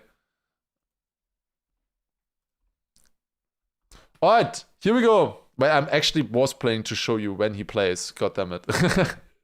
Now I don't want to show you anymore. Really mad. Alright, so we have the restart here. Carl Jr. with the win, then Neon on 2nd, and then Soldier taking the 3rd place with Massa in 4th. With that, Massa now in the lower bracket, facing, of course, Wizzy and Flimsy. He will also be playing against 3rd of the other match. So Massa again having to play against Wizzy. I hope he will be locking in tomorrow. We'll see Massa play tomorrow in the decider matches. So yeah, those going to be very exciting here, I think. And he's going to be playing against whoever gets 3rd in this match from Granadi, Bren, Akon, and Mime. If Granadi gets 3rd in this match, I'm going to lose my shit. I don't want to see that. I don't want to see that. I don't think I would be able to handle that, honestly. I don't want that. Unless they like do a duo and they dominate Wizzy and Flimsy just like Carl and Neon just dominated Massa and Soldier, to be honest. He's gonna get 4th, don't worry. Then he would be up against Soldier, Nako, and Richie. I would like that more, honestly. I gotta say, I would like that more than if he was in this match. Definitely would like that more. We'll see who's gonna get 3rd in this one here for sure. It's gonna be quite important. And then, of course, 4th as well will be playing in this one here against Soldier, Niko, and Richie. In the meantime, we have one of the quarterfinals already filled in here with Carl Jr. and Neon. We've talked about it before. It's weird that they are playing against each other twice now. They are also will be playing in the quarterfinal again against each other. We will be seeing a rematch there. But yeah, that is already set in stone, and they will also be playing against the 1st and 2nd places of the remaining decider matches of Group A. So potentially Mother, potentially, you know, a 2nd place here. Could be, you know, whoever gets 3rd as well out of this match here, Pack, Wusa, Gwen, Epos. I will say that I kind of wanted Massa to get 3rd. That is, I'm not coping. I kind of wanted Massa to get 3rd. I didn't want him to get 4th. I definitely did not want him to get 4th. That's trolling. But I kind of wanted to see him get 3rd. Because, like, he still will have a very hard quarterfinal. But this quarterfinal, no matter what, I think was going to be very difficult. Such a lie. It's not actually a lie. We were talking about that 3rd might be better than getting into this match and then having to face Carl Jr. and Mother. We were talking about that. Am I happy about it? Absolutely not. Because I would have liked to see him play better. But it is technically not that bad of a thing if he locks in and comes out of this, because as I said, that is the worst match I've ever seen him play on these maps for sure. So yeah, we'll see.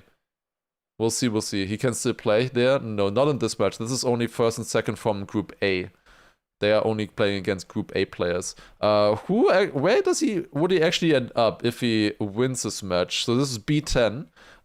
If he wins that match, in which one would he end up? So there would be either in these two. So 1st would get him into this match, where he plays against 1st of A6 and 2nd of A6. Wait, that would be good.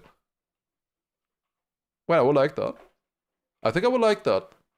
I don't want him to get 2nd. 2nd would be very bad. 2nd, he would be up against 1st and 2nd from this. So yeah, Massa, lock in. If Massa gets 1st place tomorrow, he will be playing against 1st and 2nd from this match here. Otak, Paco, Bings, Stuffs. So the next match is actually super important, because that might be the first match or matchup for Massa in the quarterfinals, if they get there. Why is the bracket so yuck?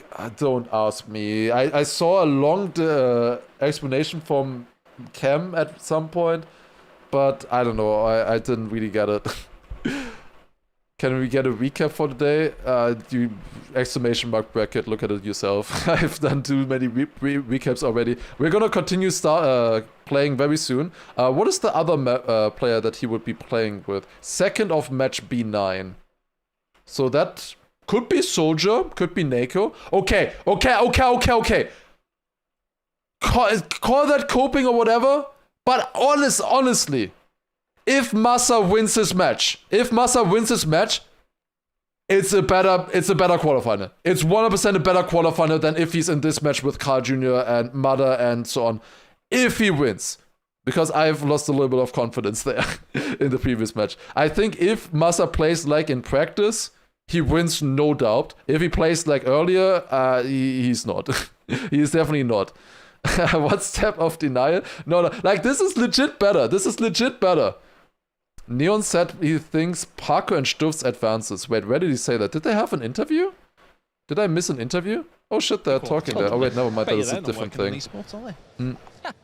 Grief? No. Like legit, if he wins tomorrow, better match. Yeah. Virtual stream. Ah, god damn it. I don't have the privilege of getting interviews. It would be so nice. Okay, I have to talk, but I don't know if Massa wants to hear anything right now, but I have to send a message at least. I need to do some analysis. What is wrong with me right now? I can't speak. Okay. What's up, everybody? Let's listen to them a little bit, and the next match should be starting like within a few minutes. Too loud? There you go. 6, 7, and 8. We got another full day of Yeah, action. they're setting up there in the background already. They're almost ready, guys. In like about, I think, 3 minutes or so, we're gonna start the next match. And that one is gonna be sick. As I said previously, that one is gonna be Otak, Binks, Paco, and Stufz. Were you ready for Binks? I'm hoping that we're getting Yeah, for those guys, it's quite important for the AG crowd. They are going for the club championship there, and if Binks gets far, that's quite important for them. Last Meltdown version 2. Are there 2 of those? Oh god. Coming in first place in that triple finalist mode, sending Mutta to the lower bracket, who qualified, but this is maybe where you would have expected him to be. Otak as well, sending his teammate Epos out of this group as he finished first in there, and Stuffs from Godlike Esports. That's not German, is it, Kai? He's from the Netherlands. Oh, the Netherlands. Okay. All right. I thought I was kind of setting you up for a joke there, but I guess you're right. It's not German. What kind of joke were you anticipating? Wow, that is a German thing to say as well. Let's look at Otak jumping in. What kind of joke were you anticipating with that humor? That was not bad. That was not bad. Okay, I think Paco's gonna be the fan favorite for this one, honestly. I wanna see Paco win this. That would be such a beautiful story, winning this one as well and getting top 16 in this match. But he already beat Mada and Gwen. Can he do it again? Would be so sick. Of course, one of the 2 chips still in the game for AGAL. One of the remaining last hopes in the club championship, but they're gonna have a tough ordeal. Stutz having played against Pac, of course, Pac being a bit of a scarecrow, but Stutz being the best performer, especially on Saudi Arabia. Got 1 million points in this match yesterday. He's also able to bring his best. Yeah, I saw that. Somebody got 2 million points in our chat on a Paco, on a Paco vote. He put 100k on Paco, and he got 2 million out of that. I've never seen a payout that high in predictions before. 2 million. One heck of a consistent player, and it's going to be one heck of a goalpost to shift. Paco really took the next step in his career. Just for a single person at least. 2 or 3 there with this performance yesterday. That was absolutely stellar from him, winning against Gwen and also Mutta, sending him into the lower brackets. And then of course we have Binks, who played against Wostyle. Yeah. 2nd place in there. Wostyle also with a very, very strong showing there, that is for sure. I think it will be a great match, and I think we're gonna have a close one here again. It does seem like these 4 are, in some ways, you have those 2 like Neon and maybe Carl Jr. who stood out in our previous matchup. I don't know who stands out in here with the way Paco's been playing. I mean, maybe Otak, Paco, and Binks vying for those top 2 spots. Maybe Stuff's maybe the most to prove here in your eyes. Stuff's being a little bit of an outsider, really, the one that could really throw a spanner in the works and take advantage of mistakes, or of a slumpy, or of a bit of an early game slump like befell Otak back in day 1, South Korea. He struggled a lot on that opening rotation, then corrected the shot back up with best mediums on Canada and South Korea, correcting the shot of the second rotation. For the day. Much like Mutta during the previous, day. I'm definitely not done for the day. It's gonna go a lot longer, so we're gonna do a proper prediction for this one as well. I think this is gonna be close, and the Paco believers have to get their points, of course. They got us to the finals, but let's just go talk about who is in this. How they pre-packed? Just slightly. People underestimate Paco. Made his way, kicked Mutta down to the lower brackets. Rachel, I would say people underestimated Paco but we also kind of overestimated Mudder, I guess. Oh, there we go. The story of yesterday, absolute cinema last night. How did you do it? I think I just got into the mood towards the end, and also in the start, I had a really good match, and I just went with the flow for the whole game. Was it expected for you? No, absolutely unexpected. But now my expectations are high for this game. If I can do what I did last game, then I can make it, I think. How do you harness that feeling again, which you had last night, which propelled you into the next round? I think it's gonna be an amazing feeling, and hopefully I can push through as well. What does it feel like as well to make Mudder drop down and have to go through that lower bracket? It's a weird feeling, obviously. Nobody expected Mudder to go down lower bracket, even I didn't. And well, I felt bad for him in the end.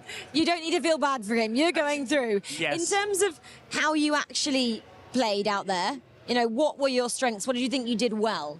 I think back at home my consistency was lacking, but this game it was really good, and I also had good pace, so that's what made me good. Yeah, the pace has to be there, of course, doesn't it? In terms of what you've been working on, because it was late last night, it's now late tonight. Have you had a chance to work on anything? Not really, I'm gonna be honest, but hopefully it won't matter that much. Did you get any sleep last night? I tried. Obviously, I couldn't get the perfect sleep because I had such a good match yesterday, but I got more sleep than yesterday, so maybe that will help. You got Binks and Otak as well. Oh, yeah. This is tough. What do you expect? I expect, honestly, a really great match. I think it's the best match of today, and I honestly cannot tell who will go through, but I hope it's me. Do you feel like you are still riding the wave? You still have momentum on your side? I think so, yes. Hopefully it will show. Okay, well, good luck out there. Thank you very much. Thank you. You know, I always think about going into a night where you do really, really well versus a night where you don't. Let's it's see. two different complete versions Agree. of yourself. Interviews are too long. I don't think they're too long. I love hearing that always. But maybe I just care too much about all of the players. I love hearing what they have to say and what they're thinking about. The thing is, of course, with TRACKMANIA you can't say too much. That is true. Like, you just do better. Just drive faster, drive more consistent. Like, there's with 1v1v1 there's not that much strategy as with 2v2, for example. Isn't that what they say? I mean, I totally Did a good interview, yeah, doing a really good job. Also did a lot of homework, it seems, so is well in the know. You see the caliber of the match beforehand, and very nice to see. The two other matches afterward. This is going to be one heck of a contentious title at that point. I love it. I think at this point we only having great matches, but what I really like here, this mature interview. They're setting up. They're setting up. All right. I have to do first very quick pee break as they're setting up. We're going to be starting in like 1 or 2 minutes here, I think, already. It's 6 hours in. Surely I can go the rest of the way after this one. This is what you hope for in Virtus Pro. I mean, not in contention for the club championship, like but 1,000 points. That'll do a lot for your hopes. It'll push you well up into the rankings, Kai, and that's a lot of money. Yeah, I agree, but before that, he has to prove himself. He took the first step yesterday, has already beaten Gwen and also Muda with an exceptional performance. Now he has Binks and Otak as his main opponents. He has taken down legendary driver and player in this scene, and he's trying to do it yet again. And Stuffs, well, maybe counted out a little bit at the pregame, but no one's counting out the potential. He has what it takes. He's here and ready to go. As we begin our next match, let's send it over to Adam and Milos. Thank you so much there, Rain Day. Do you know what? Holy mackerel. Yes. Holy mackerel, Milos. Huge mackerel. Incredible scenes. I don't think anyone can hear me. Can you get there? Hey, there he is. There he is. I could, but hello, Paris. It's the scene. Bonjour. I was just saying, holy mackerel. I mean, Carl Jr., Neon, incredible to see them going head to head there. Yeah. But one thing for sure, I want to talk to Neon as well at some point, because just seeing like this, the young up and comer coming through, doing this incredible job, pushing a champion like that, a second timer to the limits, amazing. It is, and the fact of the matter is, you got an ancient player in terms of history, especially compared to a 16, 17-year-old on the other side. It just means that TRACKMANIA as an esports scene will constantly keep growing in a positive sense, and that's one thing to learn from this all. However, we're going to move on to Game 6 of the day. In the upper bracket, please join me welcoming our next four: Otak, Binks, Stuffs, and Postito Paco. I'm back. Perfect timing. Let's go. Alright, we are back and they're coming out. As our players welcome to the stage, they see the fans, they get excited. We talked about Falcons, but AGAL fans are going wild in here right now. The Frenchies on the left, Who will be the two players then going through to the Stubbs, upper bracket? Dutch Who will go representation, down to and the lower? Paco, We're Hungarian, about to on the find right. out in this incredible head-to-head here. 1v1v1v1. Let's head back to the desk, back to the game. 1v1v1v1 always sounds wrong when you actually say the 4 once. I feel like it sounds so much better when you say 1v1v1. What's on the line? Not just Binks advancing, When it's only 3. but the club championship here. If they lose him, they could be out. Yeah, this is very It's just too many. to bring home 3 for all? Nobody ever says 3 for all. That man from Virtus.pro, who was so eloquent and well-spoken, can continue to throw a spanner in the works, not only of AGAL, but potentially Team Falcons. Here we have bans. Stubbs banning Argentina. Okay. Binks, South Korea. Okay, interesting. Australia banned by Paco.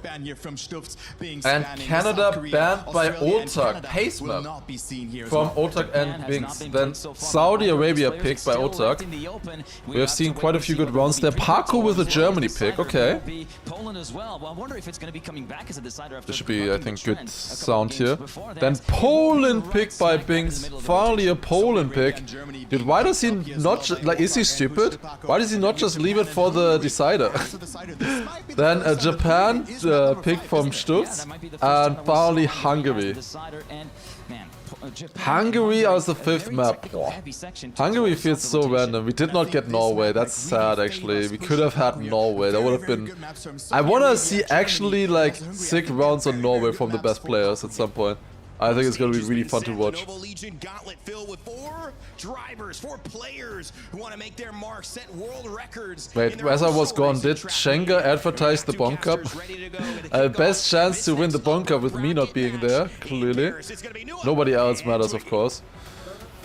There really is nothing quite like upper bracket action. No Poland? Yeah, got picked actually for once. Very rare, but I did get picked. Yeah. Also, there's a cable that is annoying me. Give me 1 second. No, I wasn't trying to. I was just like adding to the moment, you know. Oh, you were letting it breathe, something that I wasn't really letting it breathe. fundamentally incapable of doing. Cable management is falling apart. Which, you know. Kanadi could play Bond Cup. I don't think he has the time for that unless this match is going for 1.5 hours. We've had our most exciting lower bracket game. We did that one. We had our most exciting. I mean, well, it wasn't tense in any way. In the That's fair, Jojo Boss. Thank you for the 2-month resub. Appreciate it. Insane. I mean, thank you. Every world records. Not every world record in the on every map. Punk up here. We need to pause, yeah, guys. Yeah. Need to pause the broadcast. Action already delivering here at the Esports World Cup 2026 for TRACKMANIA, but the matches are going to be just as good, and as you said, maybe closer, because that last match ultimately ended up being a bit of a 2-horse race, and I do not think the same will be able to be said about the remaining matches in this. Otak, Postito, Paco, Binks, and Stuffs, and I'd be a little bit hard-pressed to pick a top 2 out of this one. I mean, you look at the 2 Frenchmen coming in, I mean, Binks and Otak, obviously. There's a bit of discussion in the big chat. Okay, see a little bit. Yeah, and look, there are massive implications for the club championship, here in this game as well. Obviously, AGAL right up at the top. They need as many points as they can get to try and dethrone Team Falcons once again. Alright, and Virtus.pro, they're not too far round number 1, let's begin. We have Otak, Paco, Stuffs and Binks.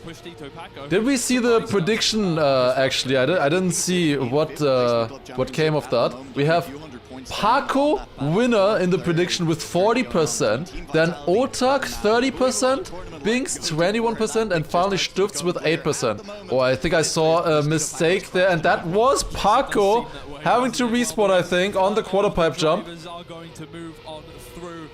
Otak leading at the moment, but a very close race. I think Stufz can also definitely show up here, and he's leading right now. Is now in first position. I get the feeling we're going to see this one swap around a lot. You said it best.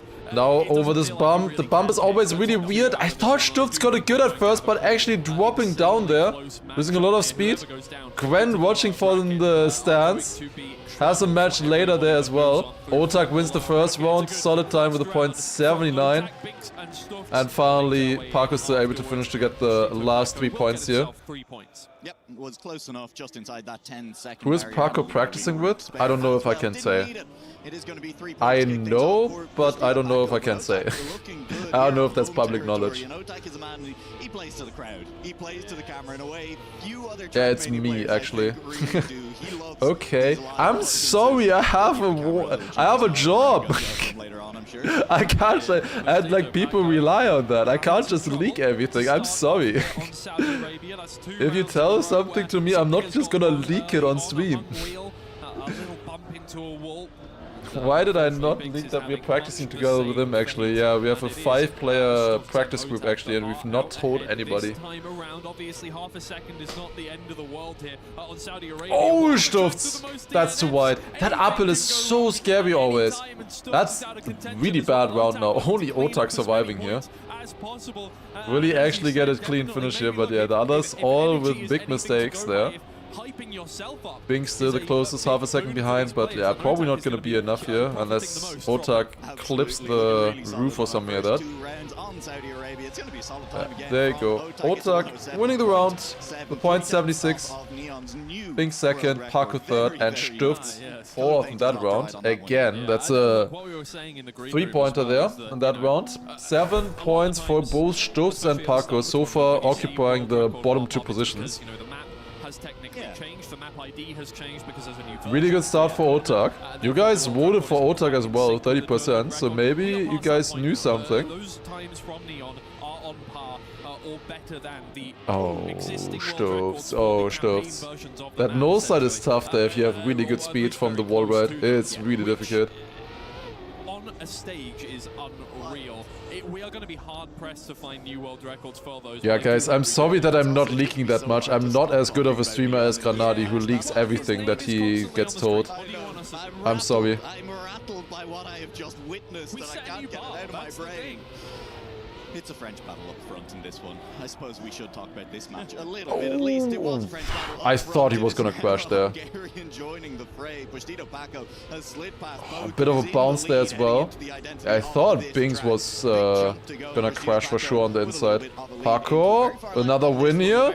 That's looking good. In the meantime, Bings crashed. Wait, never mind. That was Otak. Bings did survive with another 6 points. I mean. Second place. Third one in a row there for him. Nice win for Parko. When Grandi plays. After this. One more match. Relax. It's late, I know. Would have very much liked a few points out of that one to maintain his lead as it stands, but letting Pustito, Paco and Binks in the door is a scary prospect. Just expecting Neon for world record everywhere now. He has 5 of them now. But only the 5 maps that he played today. Obviously he's still yet to play the other ones. That's a big crash for Stufz. You're not gonna see a world record by Neon on Norway. That seems to be his perma. A lot of people expected to be doing better in the club championship this year. A little bit of surprise. Do I play after this match? Guys, how about a 4-hour session of prime number challenge after this match? That would be sick, no? Who's up for some prime numbers? Otak leading here. He won 2 rounds earlier. Is he gonna make it the 3rd on this one after not finishing the previous round? Nice. .81, decent time. Stufz just about able to finish there. I think this is going to be a really close fight here. At least with the top 3. We'll see if Stufz can keep up with them. Doesn't have the best start as of now, at least on Saudi Arabia. He's definitely the dark horse pick of this one. I wouldn't say went for the best players on paper. They just went in for very, Why does everyone hate players, Norway and which is Australia? another Because approach. And then Virtual Team have and also just gone, we're just going to pick up the best Brenner player from there. after Team Falcons have poached. That's just, those are two of the most difficult maps.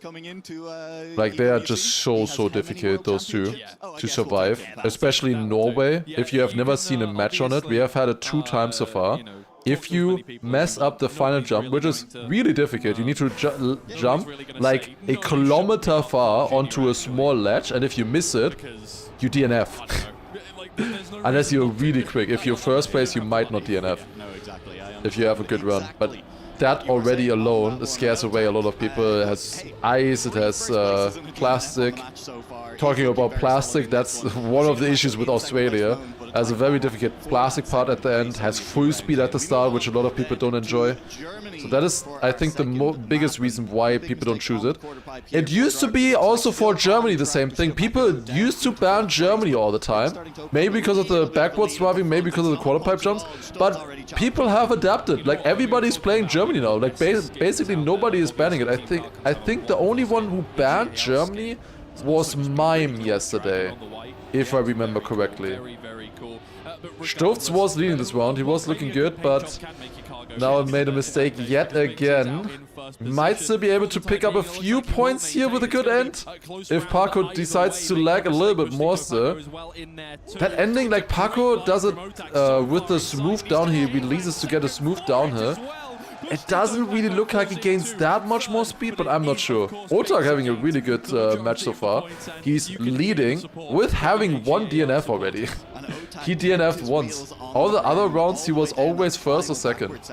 You could just see the amount of speed he carries all the way through that entire final section then, able to get the snipe at the line, and Otak still looking really good. But those are important points for Binks. I'm still close with Binks, of course, and Paco.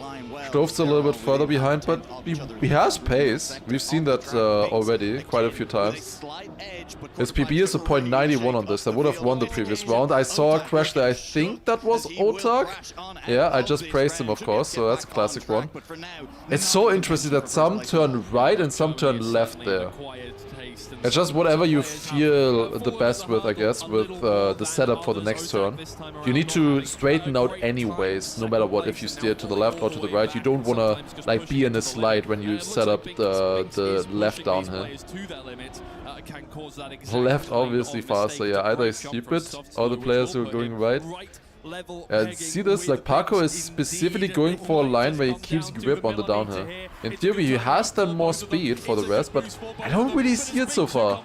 Bing's barely winning that round against Stufts, 500. Stufts could have needed those points. Oh god, they've got the drops out. Oh god. Barely here as it is. Stufts, you could also say Stufts. Maybe that's more the Dutch way of saying it, Stufts. Or Stuffs, like some other people say. Those 10 points would have been big for him. Yeah, exactly. And, Stufts sounds the best to me, at least. Do you think Mada looked good today? He looked better than yesterday, for sure. I can't say he looked good today in comparison to Neon and Carl. He looked definitely worse than them. But out of the lower bracket, he looked definitely the fastest, obviously. I don't think that's a surprise. Of all the lower bracket players, he was definitely the best. This is another close round here.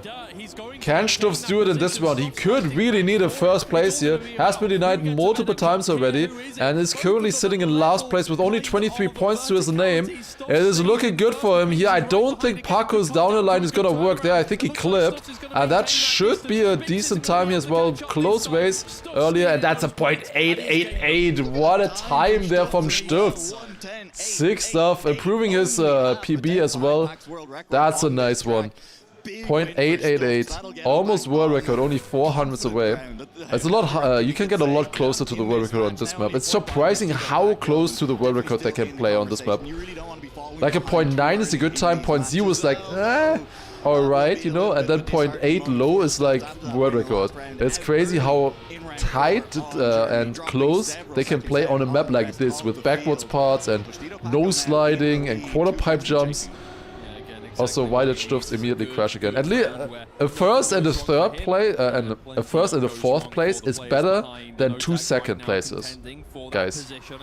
That's 13 points versus 12 points. So surely we're going for that on Stuff's side.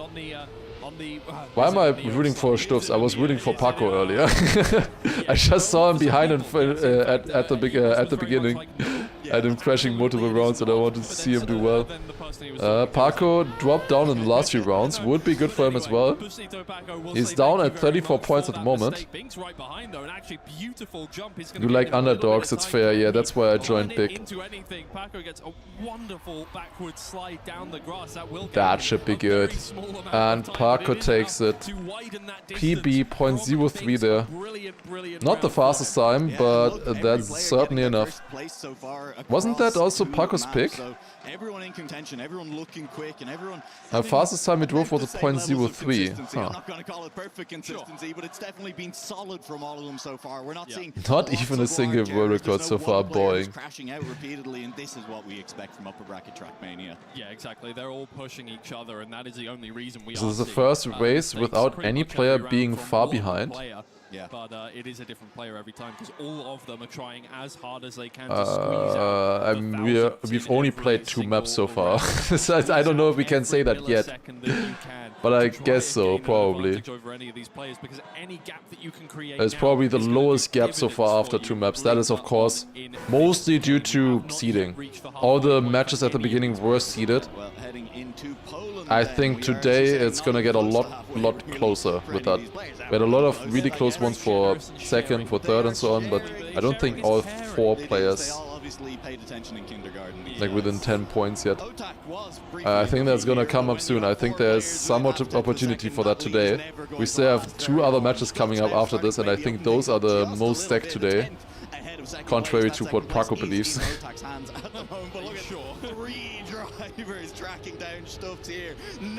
Another close round here on Poland. Stuff's leading right now. All of them going for this jump line. Side ramp there. That's clean. What a line there.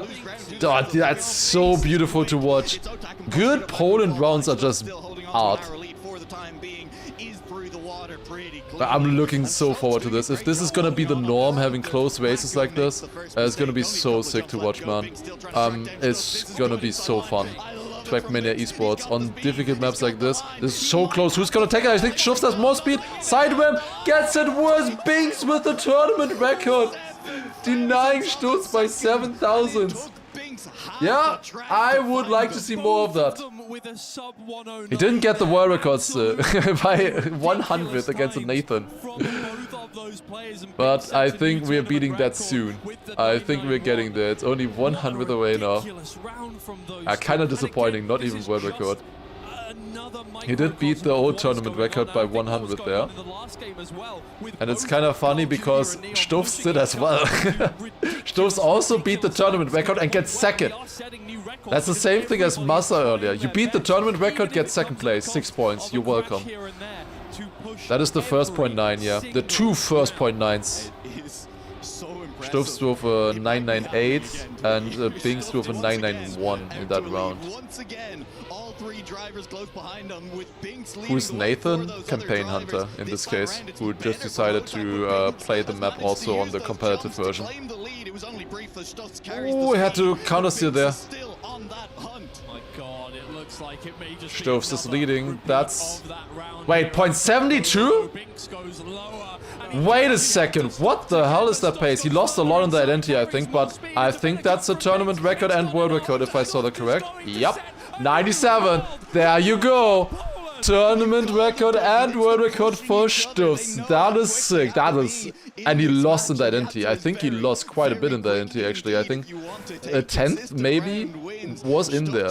2 tournament records in a row. Yeah, do not count off Stuffs. He is actually playing well now. He's catching up. He already overtook Paco, and he's only 5 points behind Otak now, who was leading the pack earlier.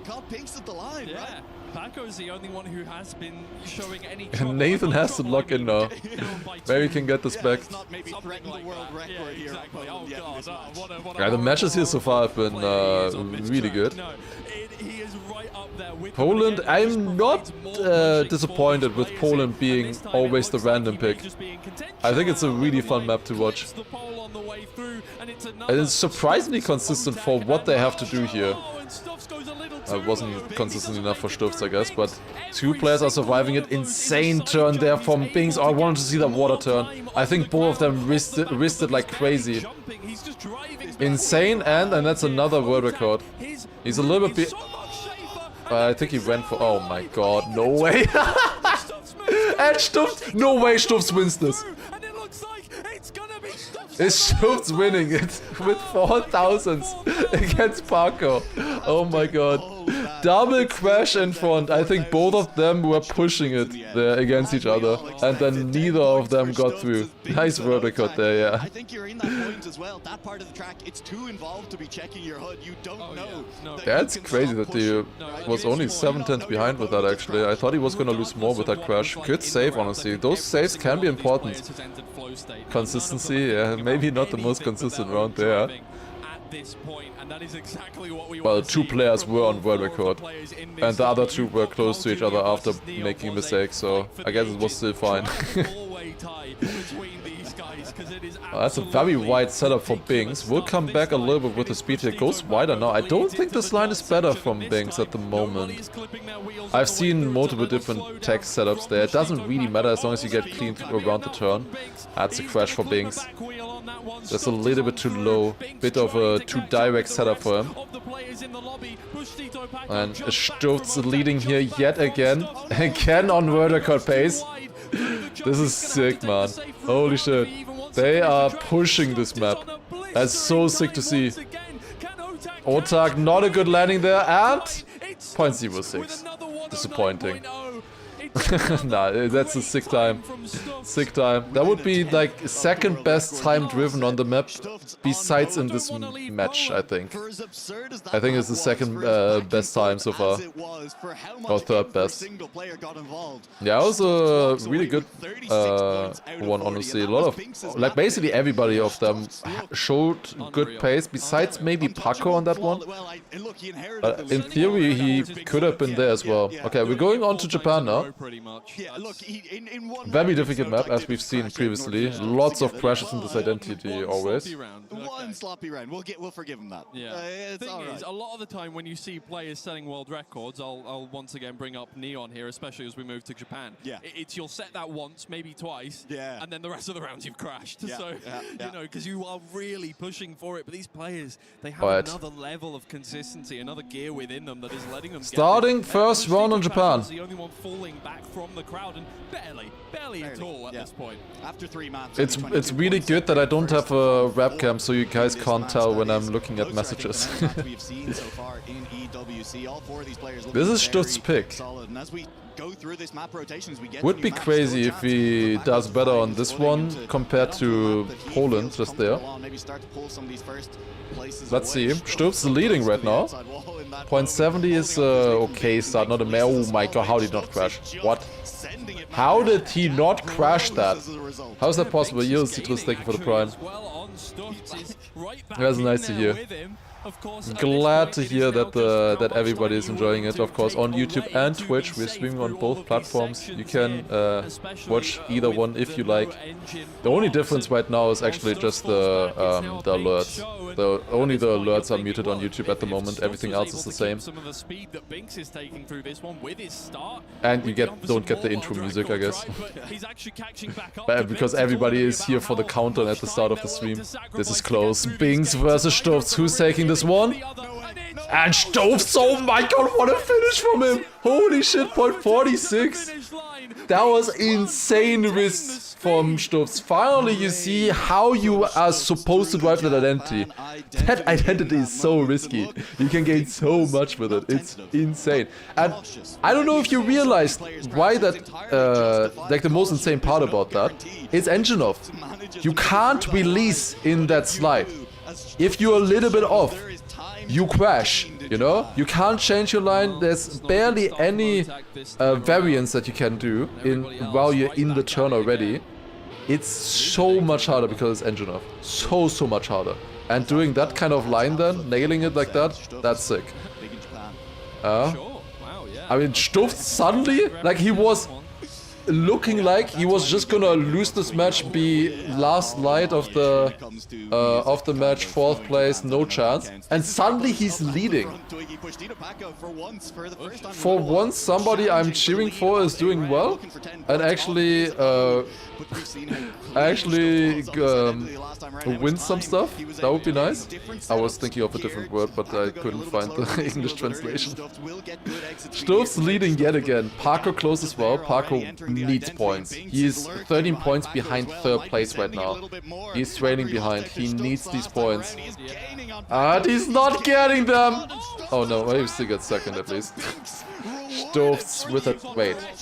That was world record from Stuffs. I didn't look at the splits. That was world record from Stuffs. I'm pretty sure.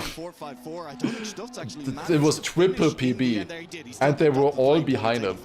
That was definitely world record. I think Bings do have a .45 there. But they risked it so much though. That's... What a crazy identity. They are all fast on this. Like, this is a sick match here right now. Pace is insane. Stuff's fastest start here this time. This round is not gonna be as insane though. Paco and Otak already crashed. The 2 frontrunners still in the run here. 85 points right now for Stuffs, 91 for Bings. Thanks to that win in the previous round, of course. Paco and Otak are a little bit too far behind, over a second. They can only really benefit from a crash in the identity at this point. Binks right behind, and if both of these players send not winning now, shit for Paco. Now I switch to Stuffs, it's over. Yeah, but where's Paco then? Is it over though, or is just Stuffs winning this, you know? Like, look at this. He's just gonna win this. I have no jinxing capabilities anymore. It's impossible for me to jinx after last match. That was a test. And he wins with a .32. Nice. Binks has a really good identity. He's gaining so much there. 700s behind only. Really good race again. They are showing pace now. They are finally showing pace. Remember how the world record used to be .55? And I had to act as if that was a good time? Remember that? Oh, man. I mean, Neon is not the only one who can beat the world record there. Pepperidge Farm remembers. Otak is now down with Pushdito Paco. The low 7. Oh, sorry. Well, not the low 70s, but towards. Otak Binks this time a little bit too far behind. Paco and Stuss with a good race. Paco a little bit in the lead there, it looked like at least.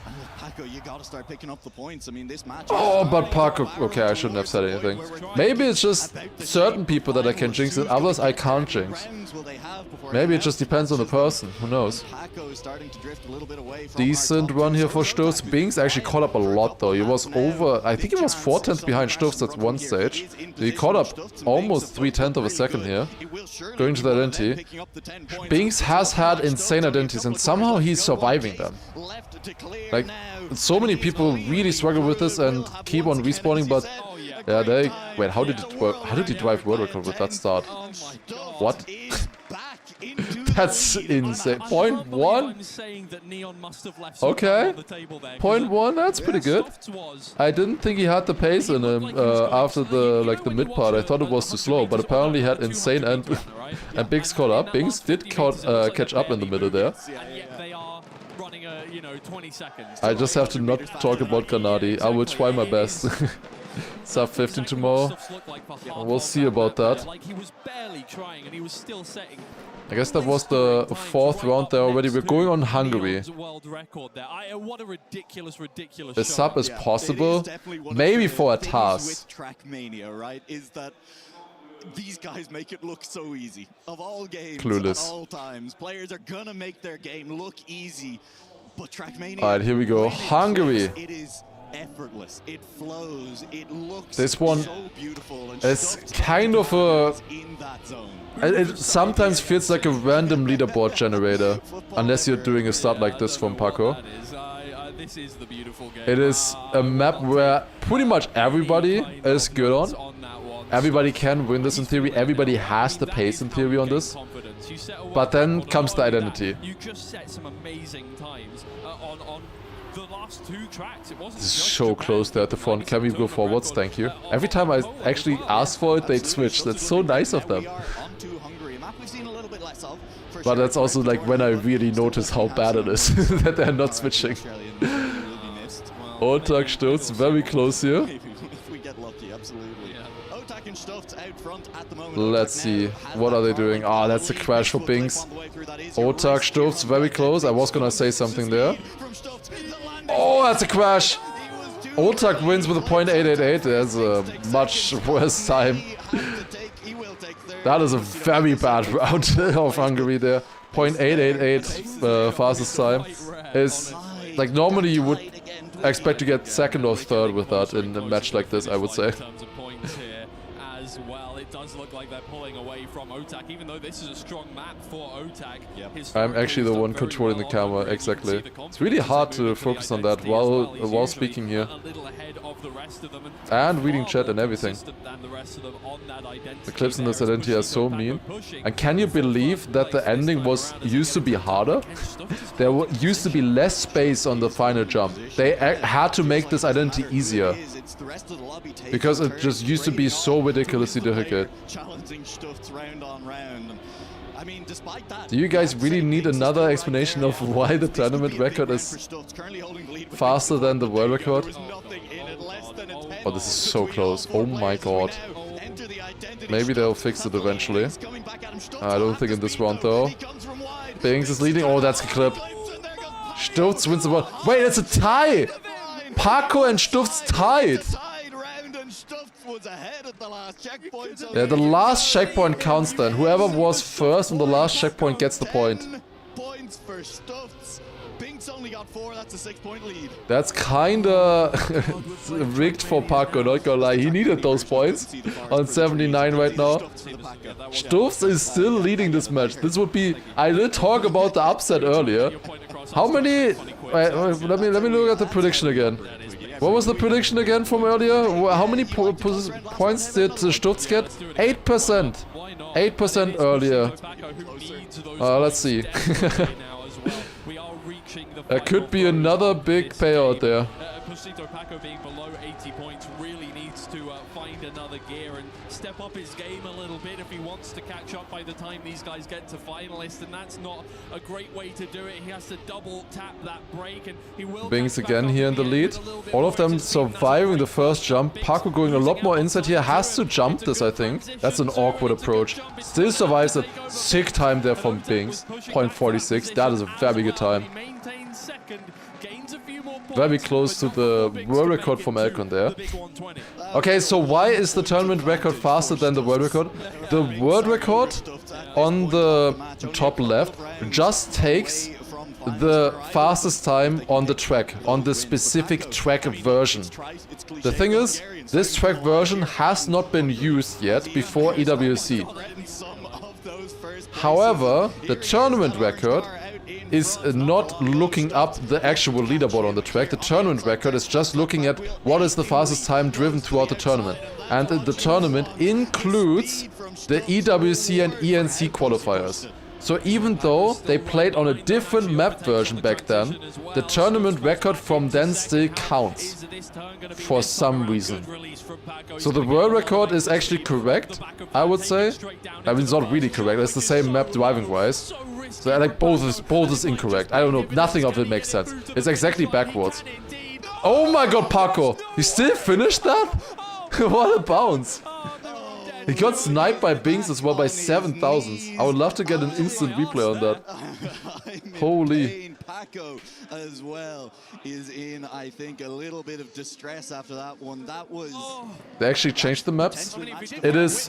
They changed the mod, they changed the scenery, and they also changed some banners and stuff.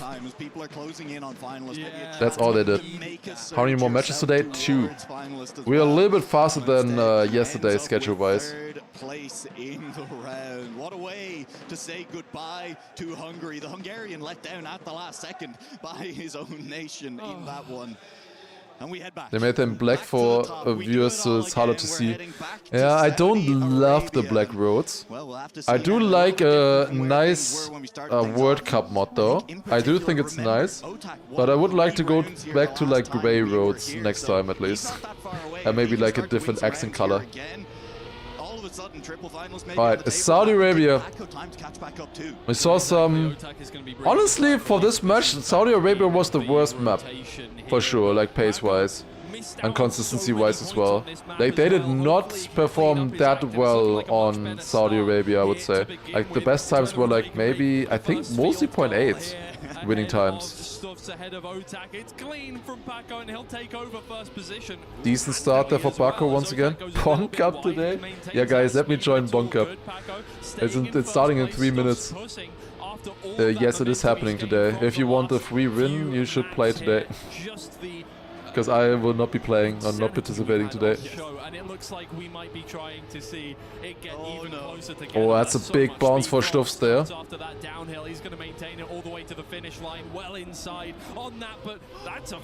Oh, that is never gonna work. That's also never gonna work. No, Paco. Both Stuffs and Paco having to respawn. Stuff still gets the 3rd place there over Paco. Respawn a little bit earlier. Both of them at least able to finish. No DNF. Is Granadi playing? I hope Granadi will not be imitating Bonk Cup in the next match. That gets him back in, but gives Paco time to catch back up, climb the ladder towards 140, and that was a chance to pick up 6. He only ended up with a couple instead. I don't think I would be able to play right now, I'm gonna be honest, after so many matches today. So comfortable on this map, honestly. The worry is even if Alright, next round. 2 players now in position to get finalists yet again. Binks and Stuffs. Stuffs needs at least a 3rd place. Binks needs a 2nd place for finalists. You should know how finalists works at this point, but if you don't know yet, they gather points until 140. That is the point limit in the mode here, in the finalist mode. Once they hit that, they reach finalists, where the objective of the game kind of switches. Beforehand, you just try to gather points. From finalist mode onwards, it's only about winning. Your only objective, single objective at that point, is to win a round. And that's not how you do that, Paco. You want to actually finish them. That is Otak with the win there, 100. What a close round there. Oh my god, Stuffs. Double slow-mo. Is he getting sniped? Oh my god, it's exactly enough for double finals. Exactly enough. Both of them got their minimum position that they needed.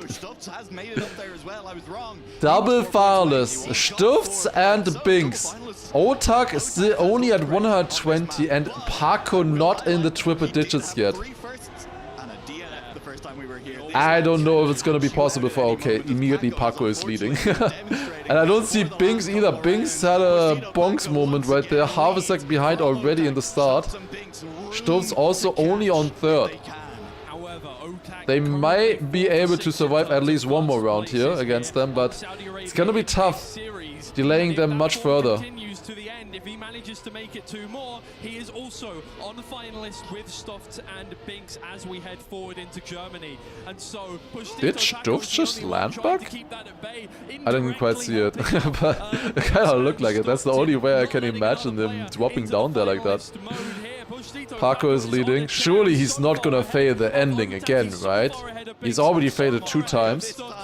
Yeah, he saves it a little bit more now. Same with Otak. That should work out well for Paco. And yeah, okay. There you go. There you go.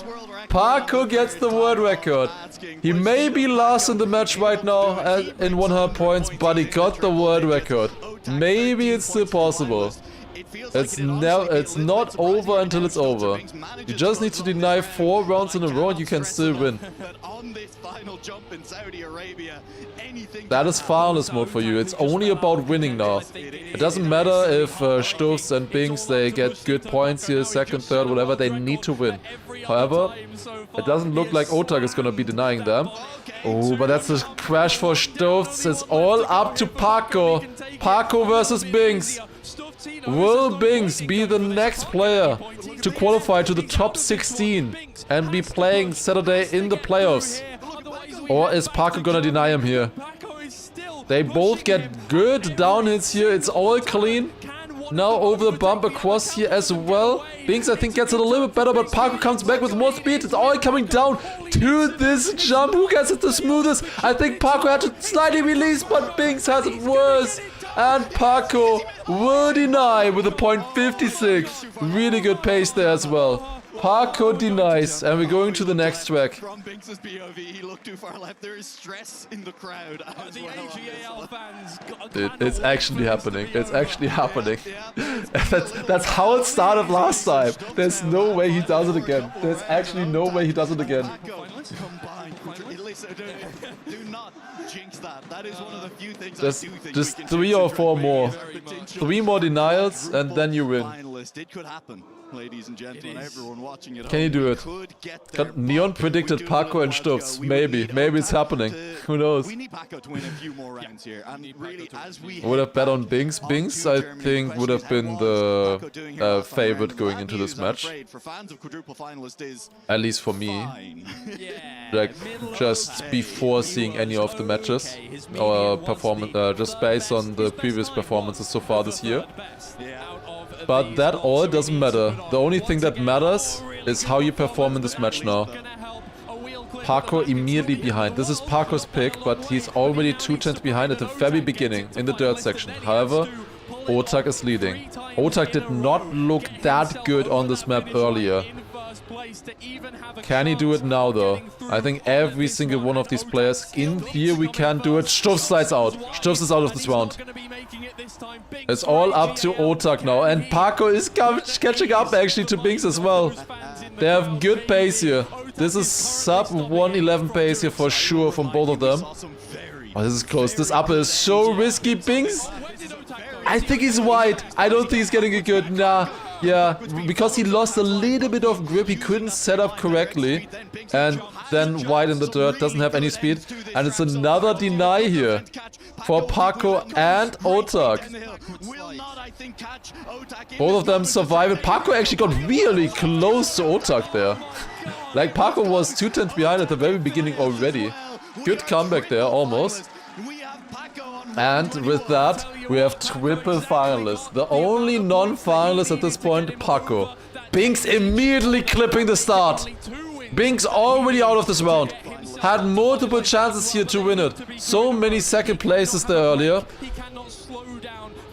But now it's all up to the others. He can only hope on Paco at this point.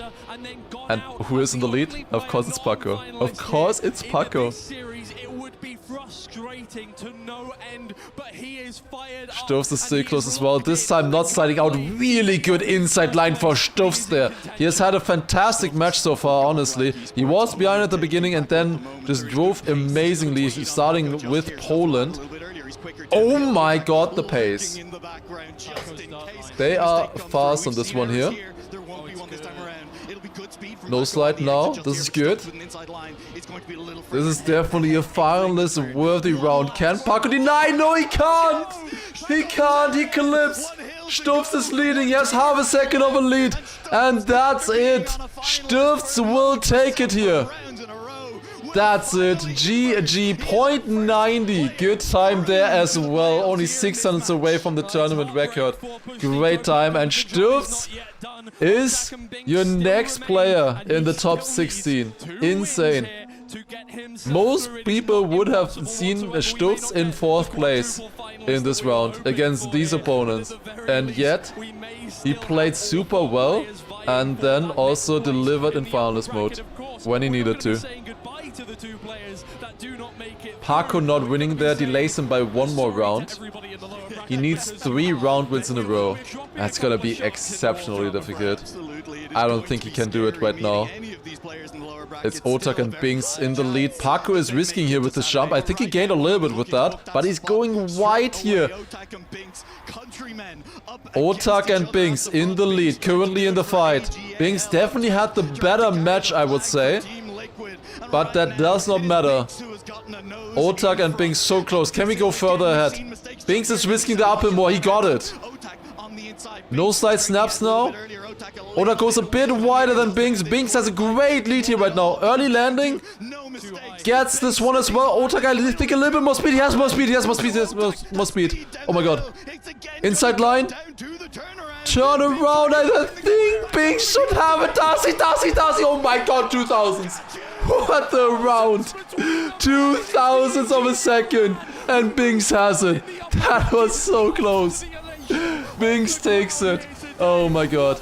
I think that is a deserved top 2 there in that match, but what a match that was. That was amazing to watch. I think still Stutz and Otak both have a chance in the lower bracket tomorrow in the decider matches. But that was insane. That was insane by 2000s of a second. Oh my god. 2000s. And if they got first or second, did I say Stutz?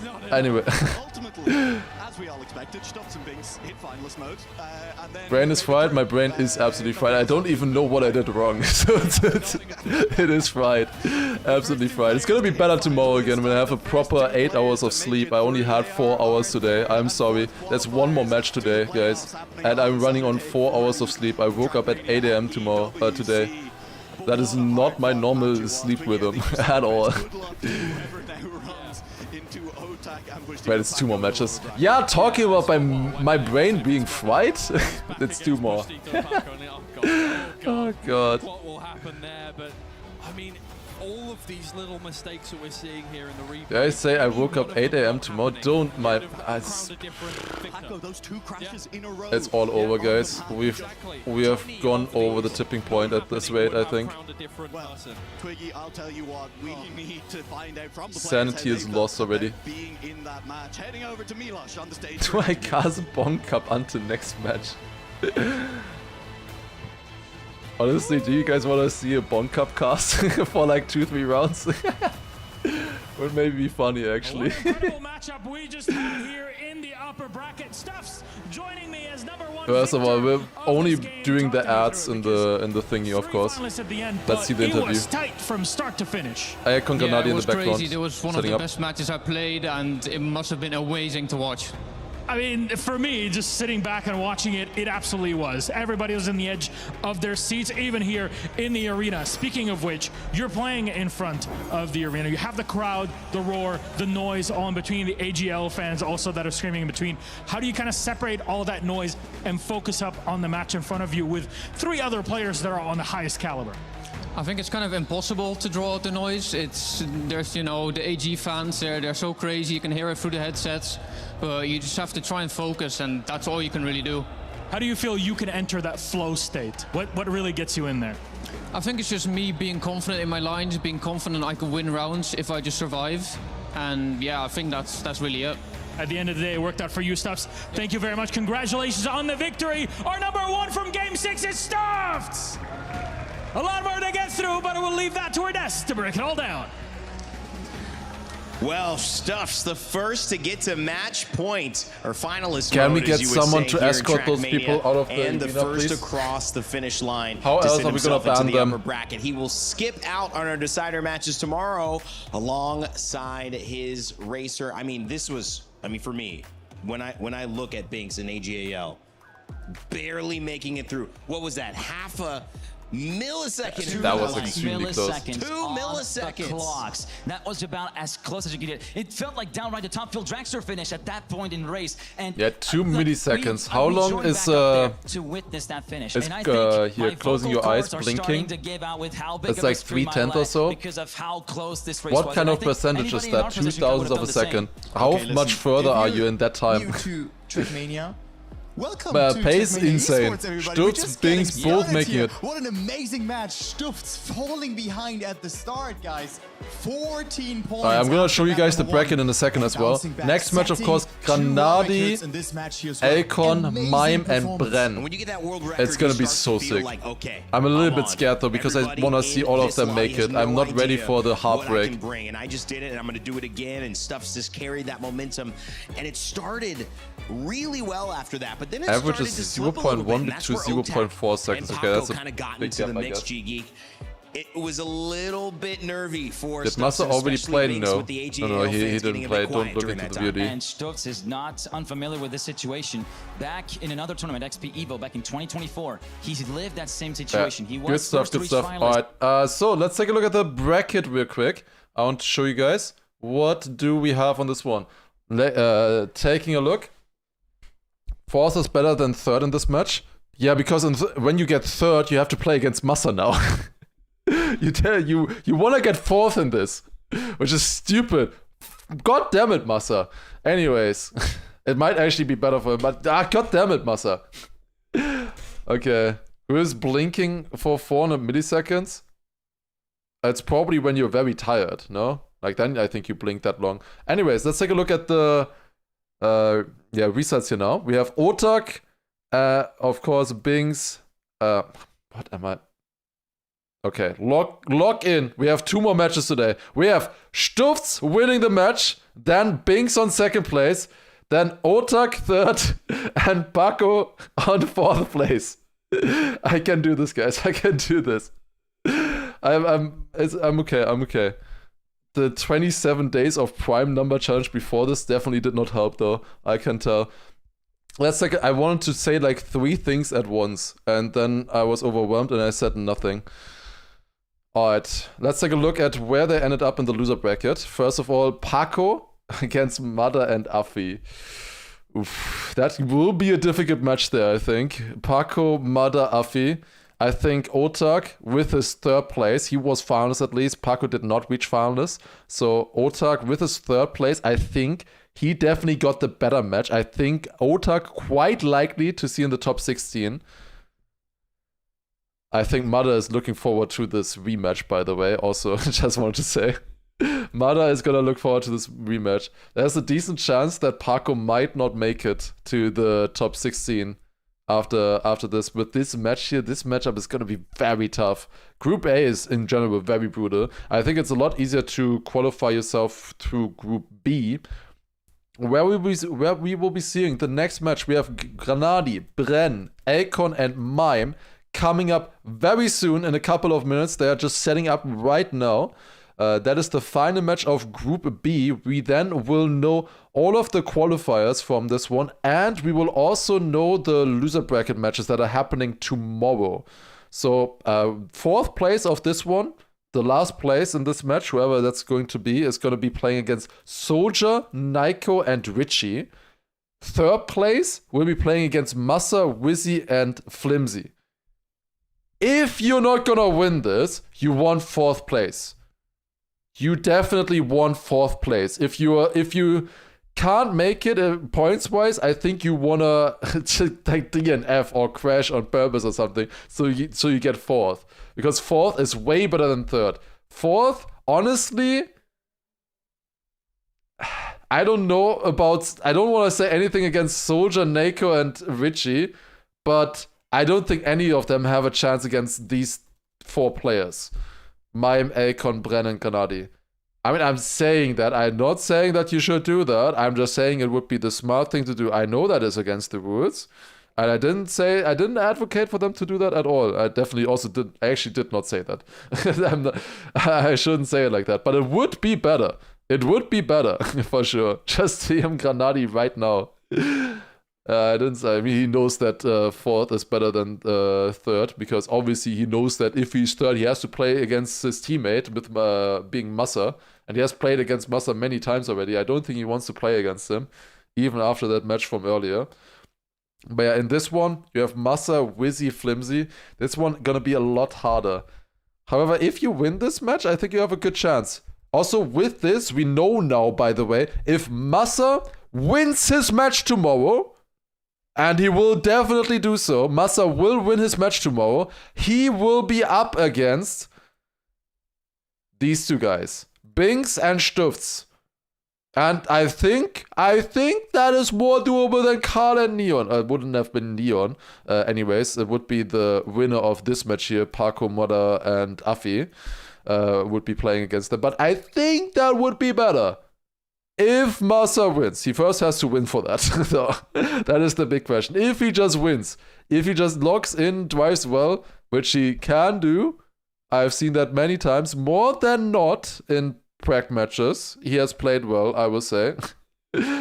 So we'll see. Alright.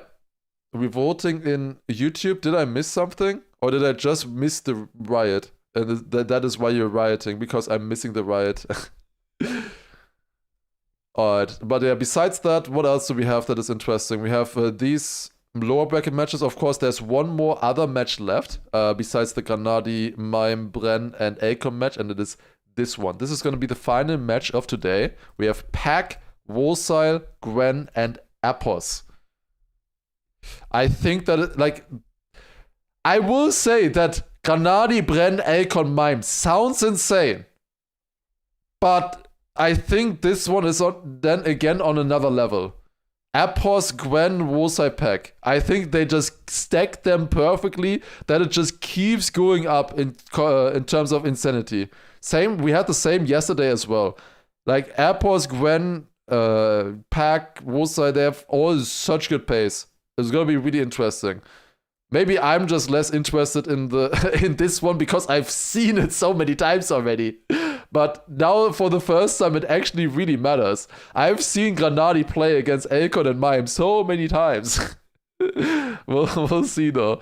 I have a lot of knowledge about how these guys have played against each other and what their performances have been. We'll see how it is going to be against Bren now as well. Mix in there instead of Massa. We'll see. Do you think it's bad for Neon and Karl to play way less than the others so far? Because they immediately win? No, absolutely not. I don't think that's bad. And missing out on the lower bracket match is also not bad. They have a day off tomorrow. I think that's fine. It's only one match less from the loser bracket. Like tomorrow we will have 4 matches, the decider matches. These are we will relax. I can't speak that quickly right now. These matches will be happening tomorrow. These 4 matches, these decider ones. I can't speak as quickly as I normally do. I'm sorry. I have to get on a normal, relaxed level, and then we're all good. Alright, but yeah, 2 matches left today. Granadi, Bren, Elcon, Mime, and finally we'll have Pack, Wolsile, Gwen, Apos. Gonna be very exciting. Let's see, where are they right now? It looks like Granadi is still setting up his wheel. Okay, guys, we have 1 round of Bonk Cup, guys. 1 round of Bonk Cup. You're getting this. 1 round. I'm gonna be casting. Here we go. Bonk Cup, it's time. Let's see how they're doing. Are we joining on an AO8 map? Let's see. I think they will still need some time to set up here before we can actually play. Okay. Let's see. Bonk Cup happening right now. Who is playing? Is Marius playing? Artoy leading there, I see. AR is leading the match as a whole right now. Actually got a really good landing there. Plastic bounce here. Drops down. That's a fantastic map. It's so sad I missed this. Actually, the map does look kind of fun. There's a reactor there as well. Achioto, I think, in the lead. Who wins it? It's Auvra. Auvra winning right there. In front of Brateno, Dada Coasters, and Verti DPS. Good stuff, good stuff. This is the content we've been waiting for. Okay, quick check. They're walking in. Actually, they're not walking in. They're just pulling the scenes right now of them walking in. Also, Lamb, thank you for the 5 gifted on YouTube, by the way. I appreciate it. Thank you. Also, you gifted 10 Zloty during the Neon Massa match. I forgot to say thank you there. Thank you for that. That is like 2 hours ago. But I remembered. So he was playing against him. Got 2nd place, and last but there's definitely Acon. Finally, we have Mime. The runner-up of the 2022 World Cup, just behind Carl Jr. Also, Jambela, thank you still for in the the 5 running, bits. and I mean, he's still looking for his great Finally, some Power Trackmania. stance walk from Mime. Oh yeah, of course. Yeah, the others are still sitting in the background there. They're sitting in the background. They're not ready yet. Okay, guys. We have 1 more round. Okay, what is AR doing? Let's see. That's a much better approach now at the start. Plastic bounces here. Wait, can he land this clean? No, but that might actually still be good. Wait, AR goaded? Is this how he keeps winning recently, or he went for the reactor? I don't know if that was worth it there instead of just plastic bouncing further. Top 5 though, that's pretty good. I see the standings right now. They match is are on going to first be, place. because I feel Archie like then on everybody second, in this CJ match third, is on the same level. NSS Flo It is on such a close fourth, match, who and already is having a little bit of problems finishing right now. Yeah, I can't wait to see what happens here as we have a Yeah, I chance don't to think he's chat gonna with Mime finish and his this. expectations heading into this Group 7 match. Fiskin, Aura. Yeah, it's very interesting, okay. Mime, tell me about yesterday. Oh, we have Mime interview. Here we go. I thought you'd be happy with that, but it doesn't seem that you're that satisfied. I mean, I Also, I Doctor did with made another it 5 through gifted as well, thank you. the upper bracket, but I'm not happy the way I wanted. Why? To play because I started good, but just the mistakes after just kept coming and coming, and it made me way closer to the other players compared to how I wanted it to be. So that's not what I wanted to have, especially in the opening match, where getting a good start is good to just have the momentum rolling through the match. But yeah, it's something that I will hope to get better tomorrow. Why do you think the mistakes kept coming? It's hard to say, but once you make a mistake, then you're like, I'm not really confident. I can't risk that much. But if you don't risk, you're not gonna win. So you have to risk and you have to push. And when you do that with low confidence, it's just a recipe for disaster sometimes. Do you think you got in your head? A bit, but I'm trying not to overthink it. I'm just trying to focus, lock in next round. It's okay. Mistakes happen. You had Carl Jr., obviously, in your match. You came second to him. How important was it to play him early on, so you now know how he plays when you hopefully match up against him again? It's good, I think, but especially when I don't have to play a qualification match against him. That's already a good relief because he's basically the favorite. So that's good. Like also seeing how he played today, just gathering the information, whether it's necessary or not, it's definitely helpful. Do you think he's beatable after the information you gathered yesterday? He's still a human after all. In terms of what your aim is today, are you looking to change anything from yesterday? I've did some changes. I know what I did wrong. I know what was good. So I'm just trying to do my best today. Can you tell us about what any of those changes are? Not really, just making sure I don't do the same mistakes as yesterday. Okay, and in terms of how you're approaching today, mentally, are you a little bit more confident now? Are you trying to be a bit more confident? Honestly, I have no idea. I'm just trying to do my best every single time. It's the opponents. Like I know the two players I've practiced with, so it actually helps a bit because you kind of know how they will play most of the time. Which two are they? Granada Elcon. Like I know their weak maps, their strong maps. They know mine as well, which is of course not the best, but it's definitely helpful. Okay, well, good luck today. Thanks for chatting. You know, and that's real honest from Mime, and I think these interviews with Rachel have been great. Shout out to Rachel doing a wonderful job getting into the psychology she's of the Rachel, players by heading the into way. the games. How And I did you think guys not talking know about that? Pushing, that is an interesting dynamic. Obviously, she's Rachel.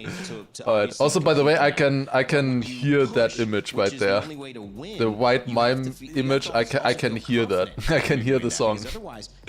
It's just stuck in my brain. Honestly, I don't blame him for trying to force himself into a positive mindset or any type of. Okay, that looks like they're ready. That's not Granadi, right? Yes.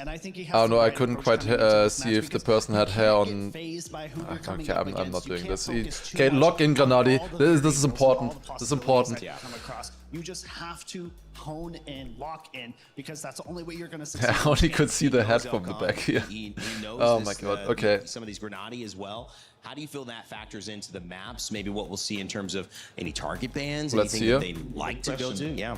People once? At this point, I think no one really has like a very unbelievable weak map. Maybe there's one ban of a map that they don't like to play. I could really see that, but Mime is a very complete Wait, shouldn't you do people Australia at this point, honestly? And, I mean, great question there from Rachel as well, because he somewhat got a little bit into his head, and I think that's his main opponent not Elcon, his This is former not a teammate, decided match, or also so Granadi, no who he crushing keys. extensively Yeah, practiced it's with. a I think the main opponent here for Mine is himself. qualification Well, match, that's good but you because they do can't not even get bump cars eliminated as in well. this So one. they're That's literally, why. you know, racing against the best version of themselves, which hopefully they can get into as we head into it. If you think Mime is going to handle that solution, is he going to win the battle against himself? Well, make sure to check out your predictions in our pick'ems. You can scan that QR code and be a part of all the action. Earn your share of $300,000 prizing and join what has been going on for the last When 7 Boardman will weeks dominate, here in Paris. And I have no idea who you're talking about. But if you ban Granadi, honestly, if I can, I he just wanna say, dominated this his is match going to be yesterday. Honestly, he insane. did super All these well four there. players deserve Quite to be there. safe All these four to players pace-wise. deserve to be He in didn't the really next push round. too So, hard in that I one. think at this But point, he lay played it all super on the well ground. yesterday. There's So let's nothing to see hide. It is how he time to does today. focus. Get in there. I think so as well. I mean, the previous two matches were just absolutely stellar as well, and I think we're not stopping here. I think it will be the same case, maybe even a quadruple final situation. I mean, I made a nice call yesterday. You did. Prove me right, guys. Prove him Turbo right. calling the I love it. Well, quadruple whether it's finalists. Elcon, whether it's I don't think Granadi, it's whether impossible, Bren, honestly. or I whether could it's see it happening in Mine. this match. Like you both mentioned, these players deserve to be in this moment, but there's only room for two to continue on. Which one will it be? Who will win the battle, not only internally, but externally on the track as we send it over to the stage? The Lenovo Legion Gauntlet gets ready Was to the host last our match penultimate cinema? match Absolutely. of the day. Penultimate match indeed, Okay. but that last one was Two a screamer. two Game matches 6. left. I mean, I just gotta say it. I'm really looking forward to this. Three finalists at the end of it, and a fourth that was close just behind them.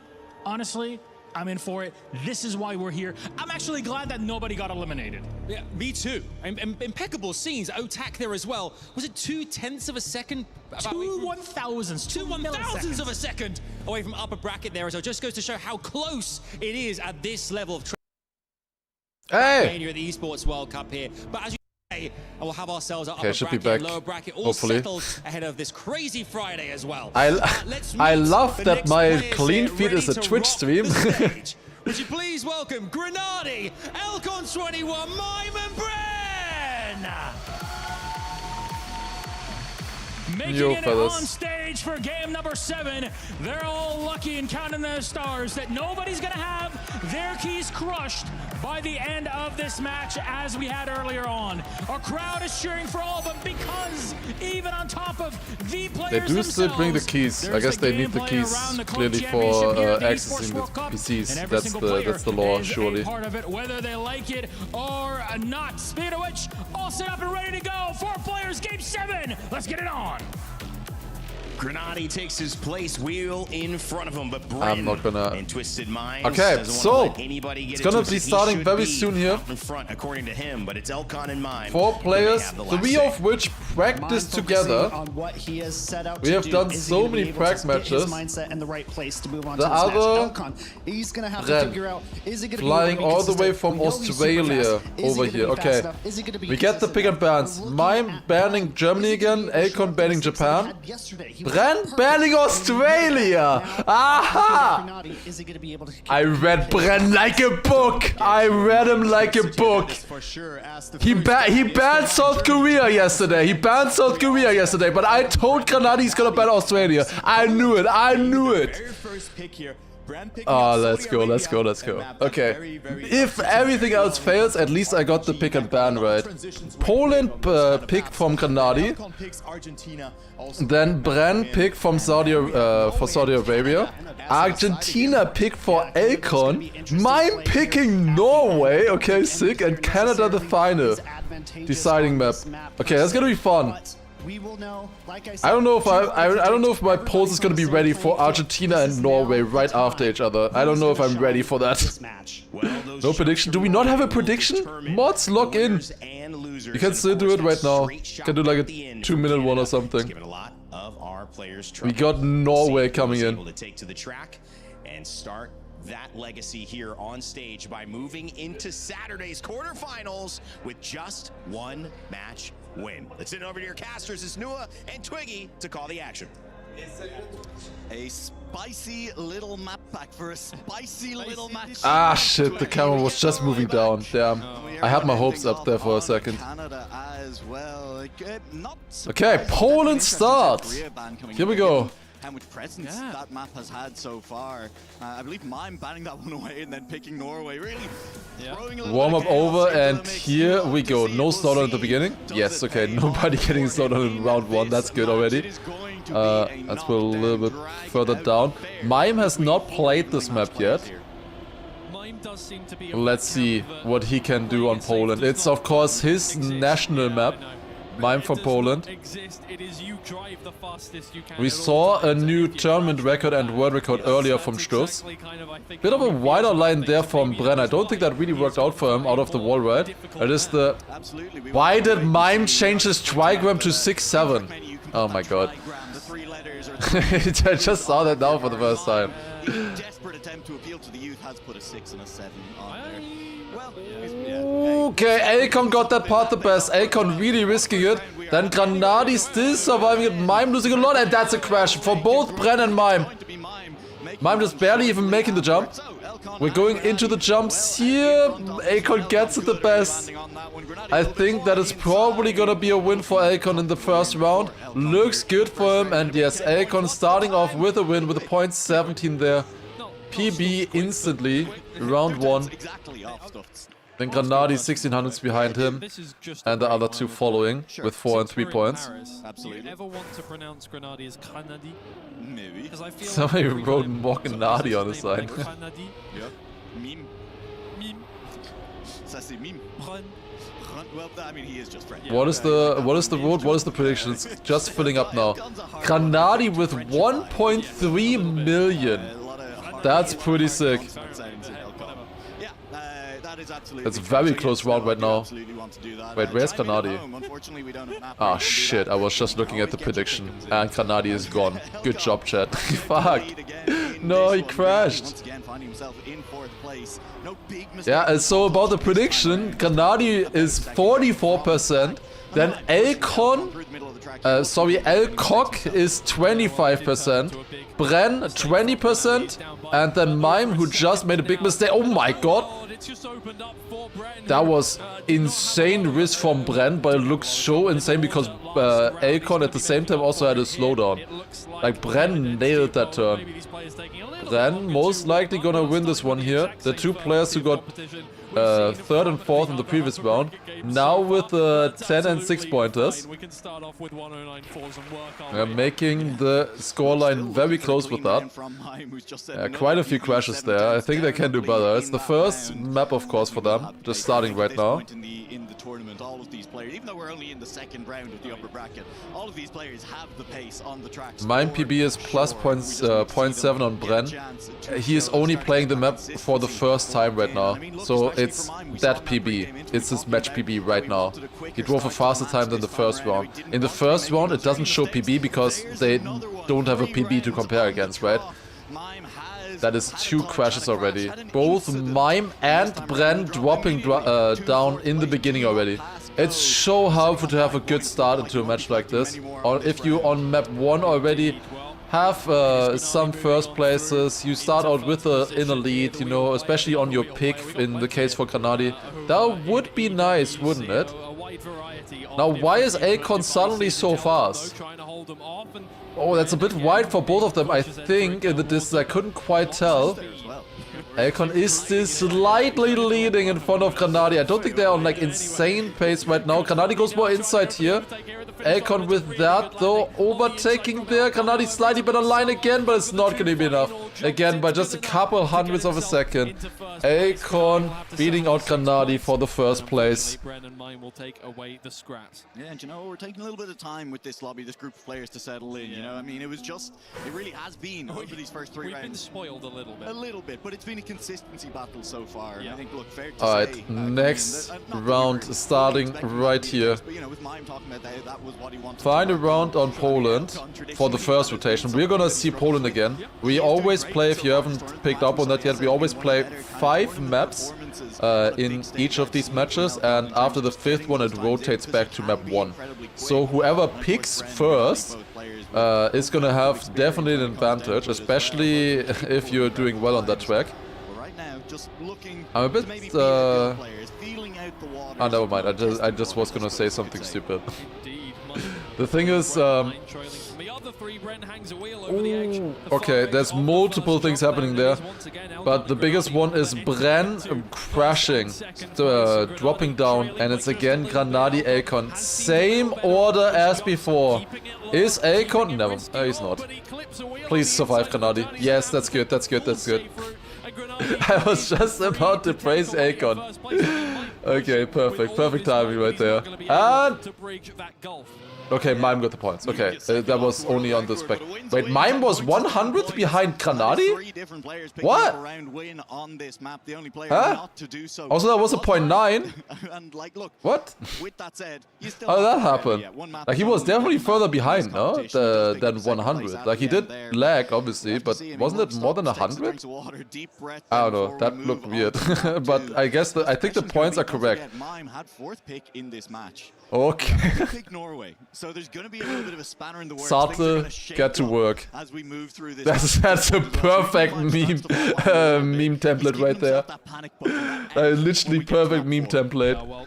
Wiesnag also, thank you for first time prime, appreciate it. I didn't see what Mime wrote, I only saw that Granadi wrote okay, KK. It's heartbreak. Yeah, Bren and 500. It's like, I must. Was it that Granadi lagged as well? Or something? Like, I think the position is correct. Yeah, he also lagged. They all lagged, I guess. But I think the positions are correct. Yeah, I was very confused about that. But at least the positions points are fine, I think. Is definitely everybody seems to think that they're Granadi with the best speed out of that landing there. Much lower jumping for Granadi in the quarter pipe as well. Great start for him there. Bren also going for this bounce line. We've seen it before from Mother, Binks and Otak, I believe. No, not Otak, Gwen.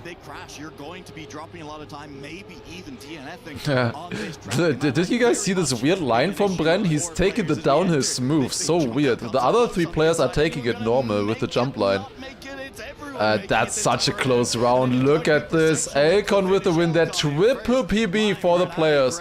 Bren last with a .81. Saudi Arabia, where everybody is fully processional. Yeah, exactly. No mistakes from Eddie. There was a hump wheel from Bren earlier. Granadi just said he lost time with it, and Mime said they all did. Okay.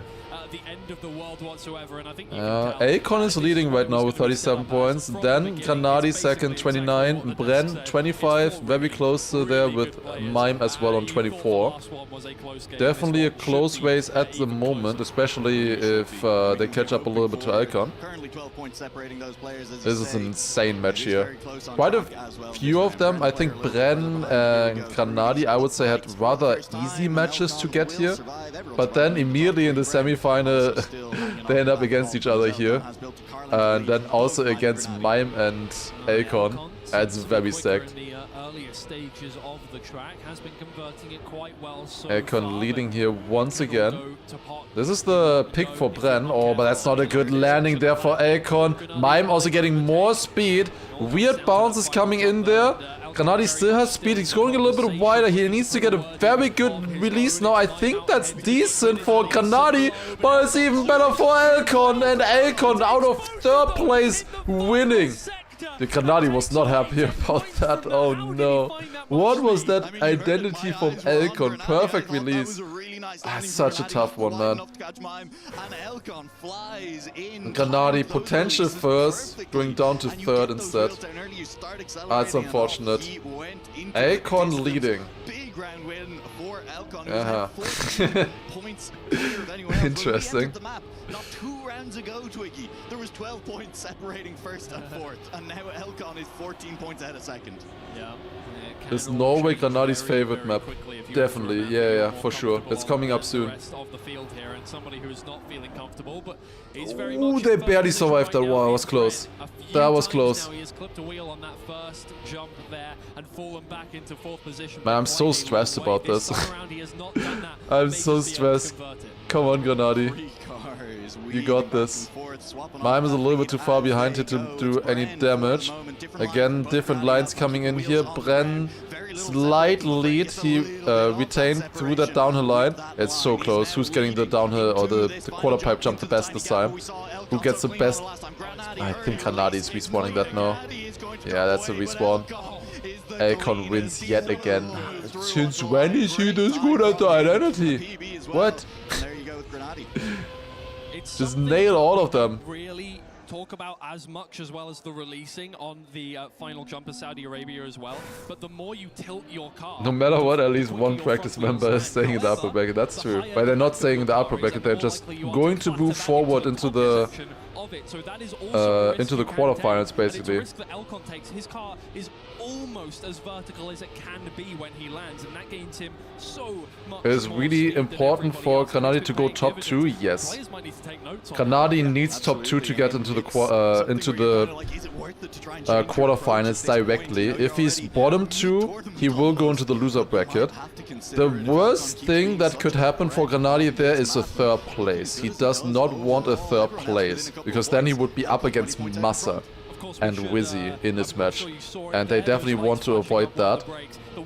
4th place would be acceptable, which is stupid. I know, but it would be an easier match.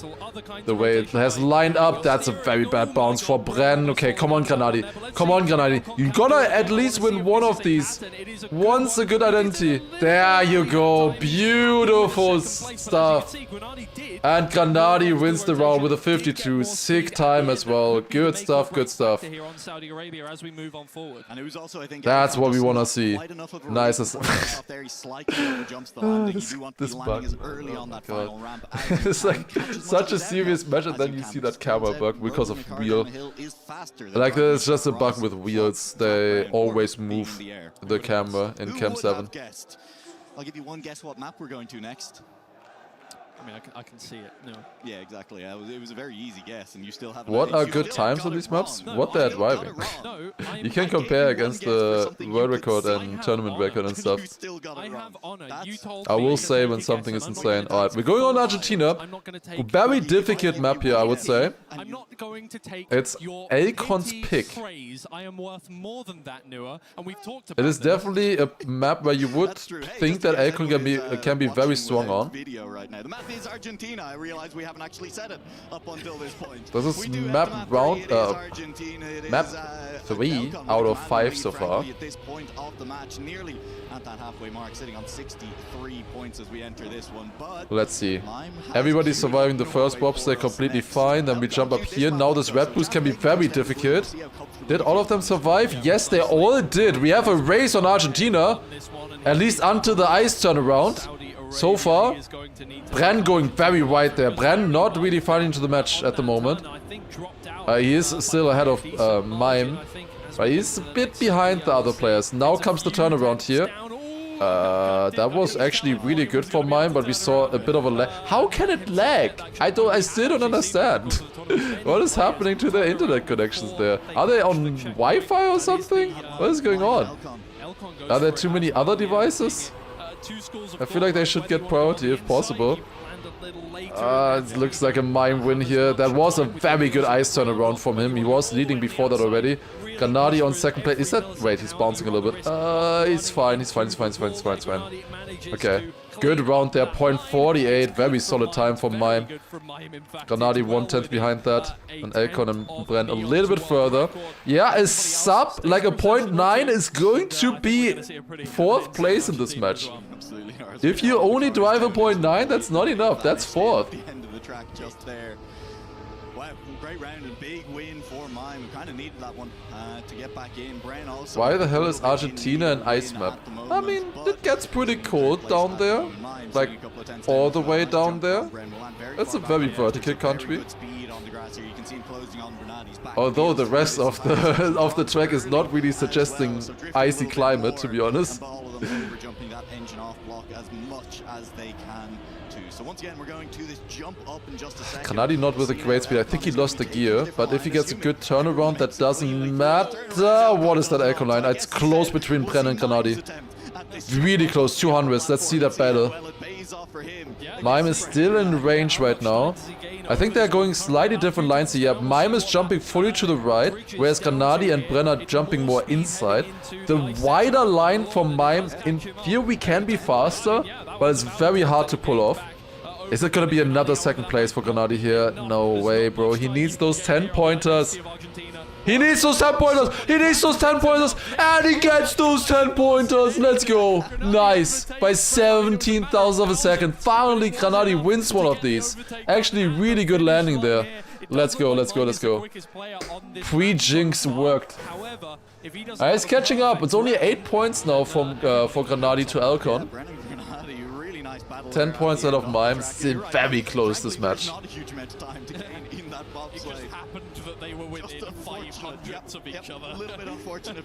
Decent starts for everyone. Again, it looked a little bit like Bren is just dropping down a little bit. I think Grenadi and Mime really good starts there. I think Grenadi had slightly better angle. They have different lines here. It looks like Bren is going down the wall right a bit earlier than the other three players. Oh, that's a crash for Elcon. Did Grenadi... Oh, he didn't. Wow, that was so close. Mime, he had a really good one earlier. I think that one looks better for Grenadi though if he keeps still alive, and he does. Again, such a close race here. Actually, it's not a close race at all. Never mind, everybody besides Grenadi crashed this round. Okay, I'll take that. I'll definitely take that, especially with Elcon in last place right now. If that stays like... Oh, it didn't. Then crashed. That did not take long. Come on, just clean identity. Get that. Beautiful. Nice, nice, nice. That's all we needed there. Good stuff, good stuff. Mime's still getting second, even though he crashed the dirt entry. And yeah, Bren definitely not happy. Another crash there. He's in last place now. 20 points, over 20 points behind the leaders. This is Elcon's map here. Oh, Grenadi. Start crash sucks. He might be... Ah, he's 3 seconds behind. Yeah, no, that's mud. Bren jumping so far into this red boost. But it works. At least in this round. In the other rounds, I think he lost there. Bit of a wide line here. You will be able to go more inside now here. Inside here as well for a good line. Like, there's quite a few line changes that you can do on the fly. And a lot of stuff can work if you're prepared for it. Oh, they're going so wide on the turnaround. You can turn around in the kind of middle of the sign, of the EWC sign on the ice. It would be nice if you had like a full proper indicator for how far you can go, or how far you need to go rather, to actually get the trigger. Yeah, Elcon is looking like he's gonna take this one here. 2/10 lead over Bren. That is a really weird identity entry for Bren. I think he just kinda overcompensated on that line. 0.47 for Elcon. Great time there yet again. That is fast. Almost tournament record again, or world record as well. It was closer to a world record than I was thinking. That was the final round on Argentina. Some good rounds from Elcon there for sure, but I think mostly it was good for Grenadi. It's good that we didn't ban that one against Elcon, I would say. Norway. Norway. Yeah, they are really getting into it now. Australia for 6 months. That was a truly abysmal Australian effort from me. Well, we're getting on to Norway okay, anyway. Guys. Whether or not our accents what are the chances that this is going to be a shit show? What are the chances? I think I can count the good rounds in our practice on this map on one hand. Let's see how it goes. We're going on Norway. This is such a difficult map, man. It is so difficult. I can't say more, but I will hold on to that. For now, at least. This is a pick from Mime. Grenadi, bad start here. Elcon leading in the very beginning. Good ice slide turn. Most important part, though, I would say, is the second half. First of all, you want to get this next landing really good for exit speed into the bob. This seems like a good start from Elcon. Is that going to be a 0.4? 0.3? The fastest we've seen there so far is a 0.5, by the way. The fastest checkpoint. 0.3. He immediately lost 2/10 to Brendo in the Bob. Apparently Elkon is skill checked on Bob against Bren. Bren leading on Norway. That is interesting. In theory, you could imagine that this is a Bren map. Norway is a map that is quite likely to get banned by a lot of people. Okay, Granadi catching back up. This should be, in theory, you would say this identity is good for Granadi with aiming with wheel. He gets the second place. Bren takes the win there. Tournament record, 10.3. Good stuff there. Very good stuff. That was overdue though, that tournament record. Oh, that's a very good time, that's a very good time. But we only played Norway 2 times so far. I believe that was, in fact, probably about our, like... Yeah, Granadi had the start bad. He was like 3/10 behind, 4/10 behind in the start, something like that. And he caught up to Bren for sure, he definitely caught up. He had a better ending, second half. It's such a difficult one. Did Pack accidentally set a time on the official map? I have no idea why he played this on the official map. Actually, no idea. Some of them did, even before EWC started. Like, right before. Maybe... That's interesting to see it in that camera. This is insane. What are they doing? 48 for Granadi checkpoint there. Like a 0.5 is really good, I would say. Like, well, that's what you're aiming for in rounds, I would say. Granadi leading here. He had a very good identity last time. First of all, you need to survive this eyesight though. Then get into the reactor here. Get the speed from the transition. That is a good start. Surely Granadi with the wheel would... Oh no. Ooh, he's fine, he's fine, he's fine, he's fine, he's fine, he's fine, he's fine, he's fine, he's fine, he's fine. Tournament record there again. 0.28. Beautiful stuff. Nice, nice, nice. Yeah, that's probably the best round I've ever seen on Norway, I gotta be honest. Including every single practice match I've seen, that is the best round we've ever had on Norway. That is sick. 0.28 then, the others were also close. Actually, 3 players surviving well. That is rare. I can count on one hand the amount of good rounds. Well, now I need 2 hands. I needed 1 hand before. That is not a lie. I meant good rounds for multiple players, not 1 player surviving. That is not a good round. 1 out of 4 players surviving. Elkon again, 0.38. Holy shit. Granadi this time a little bit behind. Might be able to still get some points if somebody makes a mistake. Especially in that identity. The time that he wanted to set when he picked this map. Looking good, at least in this round. Looking fast. Why is Bren giving himself a thumbs down? I mean, he lost the fastest time there in the background. Oh, that's not a good setup for Elkon, no? Yeah, that is definitely not a good setup for Elkon. He made it though. Worth continuing. Okay. That's 3 tournament records in a row. Mime now with the tournament record and world record on top of that. And Bren not able to finish. Damn. Well, there you go. We've hit the 0.1. Yeah. To the 1 and well, 109 would be. So remember when a 0.6 looked good on this map? Remember that? Yeah, the times and everything are improving. They are improving. Good stuff. Practice group is winning so far. They're doing very well. It's nice to see. Look, 109 definitely possible. Granadi leading with 97 points, then Elkon 95, and Mime still 6 points ahead of Bren at the moment. But Bren, of course, very devastating DNF there, and another crash for Bren. I don't think he's happy that he's playing against a full group of players that have practiced together. Like, you could have an advantage with that. I don't think it's working out for him at the moment. Elkon with a great lead here. Is that fast? It's gotta be fast, no? 0.67 there. I think that's a good checkpoint if I remember correctly. Looking, watching. Is Elkon first of all surviving? That's a bit far right. That is, yeah, quite far. Granadi wins. Granadi wins it. I think it was like half a second behind, no? Easy 10-pointer there for Grenadi. Let's go. It's good for Elkon that he still survived at least and, you know, got into the finish. That was a 6 snipe. That's a classic one. Like, the identity on Norway, especially the end, it has so many good clips. It has so many good clips from the guys. There's been so many. That is so difficult, that identity. It's ridiculously difficult. Bren was not happy about that map. I remember in practice. At least he did one meme about it.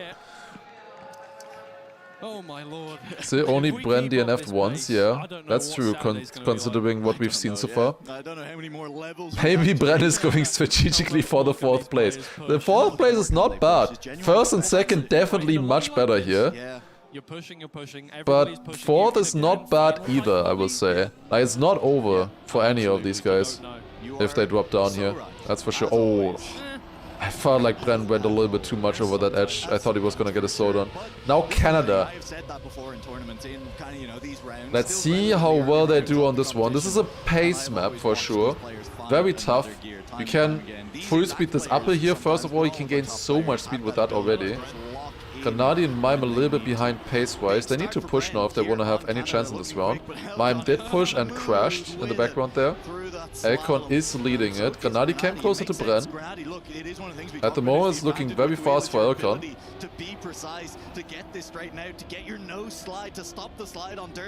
Yeah, let's see. What can Elkon do here? I think that's a pretty good run so far.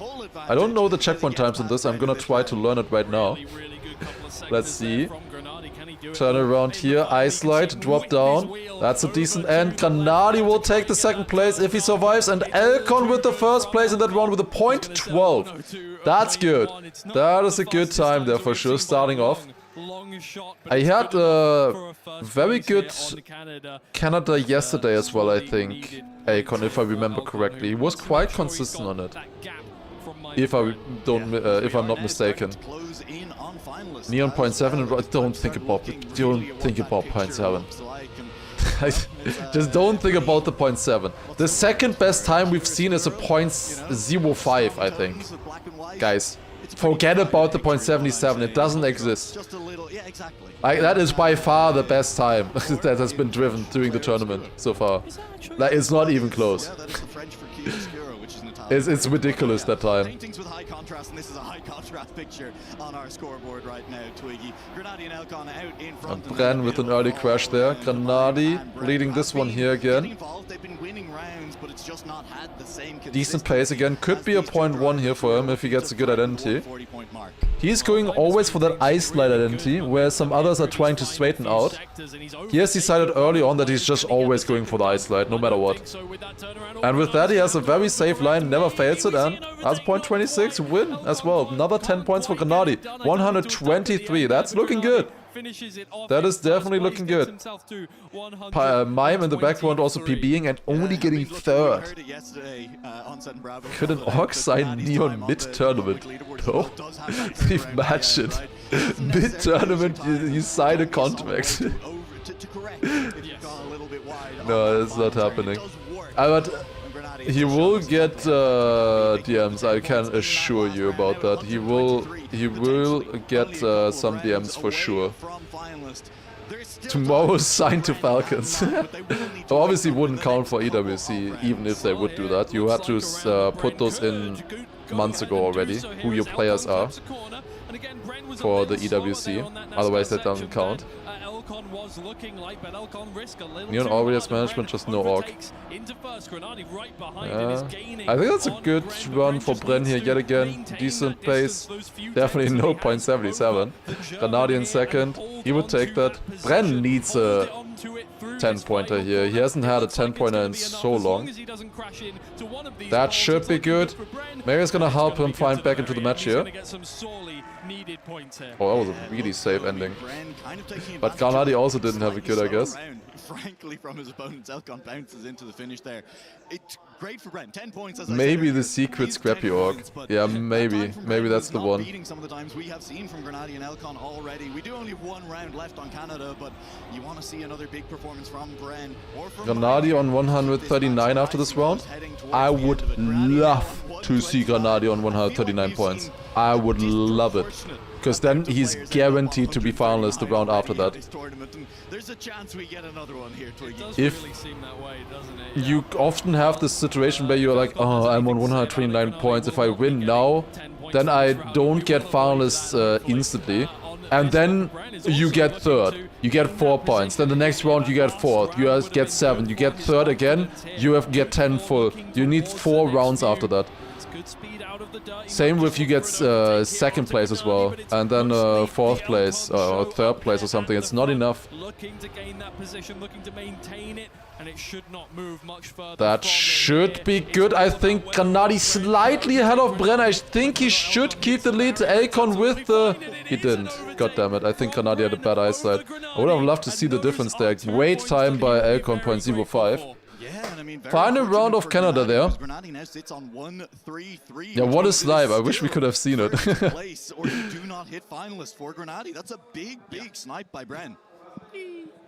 Every wheel player in the middle of between maps. You can just see there. Alright, now Granadi 139 points would be very annoying. Right? Yeah. It's how it be. It's possible. If he gets the second place, he needs to now still win.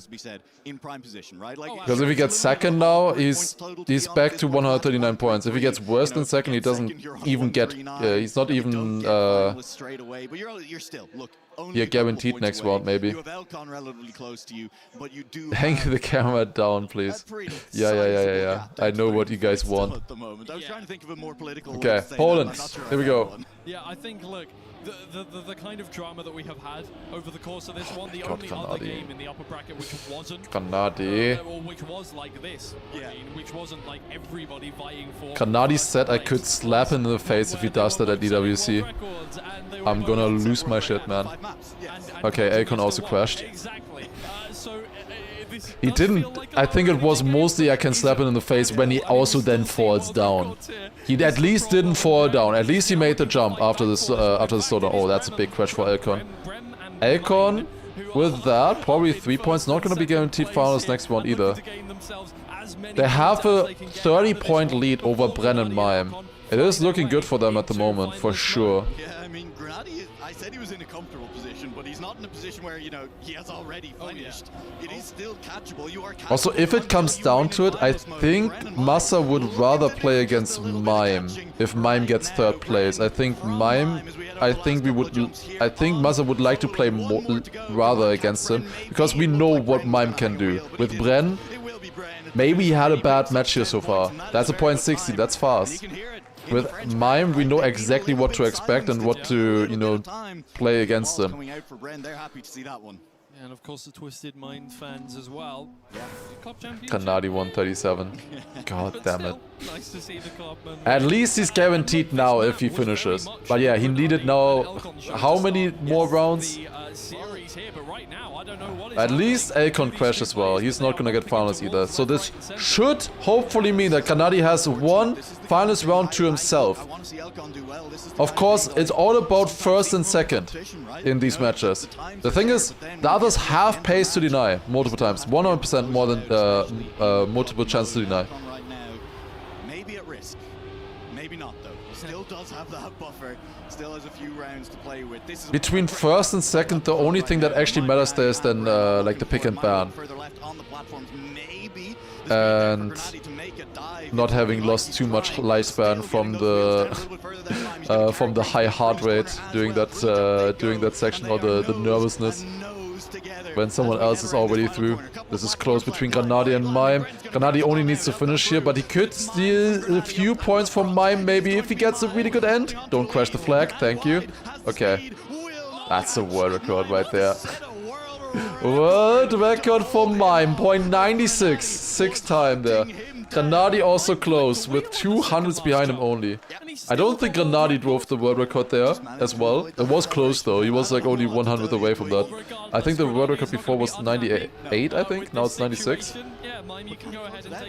It depends actually, I don't know, it depends on what 98 it was. Wait, where are they? Why are they all a 10th behind? Where's Granadi? Why is it Granadi crashed the outside dirt? No! Oh shit. Okay. Akon needs to get third. Then it's all good. Then it's all good. Because then he's also not finalist. He's missing it by 1 point. Mime and Bren need to lock in and deny Elcon here. Or all of them just crash and Grenadi just comes through. I would also be fine with that. Or Grenadi drives the most insane second half of his life and just gains 410 on all 3 of those players. Yeah, I don't think that's gonna happen right now. Mime goes wide and Elcon is in the lead. Grenadi is gaining. He's already gained 2/10 to the players. This ending is not free. He is getting Bren, but it's only Elcon in the lead and Elcon makes the jump. Grenadi did not get Bren after all either. Is it? At point 23 therefore. Oh no, that's bad for Mime. See, he should be able to finish, I think, right? Right? 9.6. He got it within 4/10 of a second. That was close. Okay. Double finalist situation. Grenadi and Elcon and the others are catching up.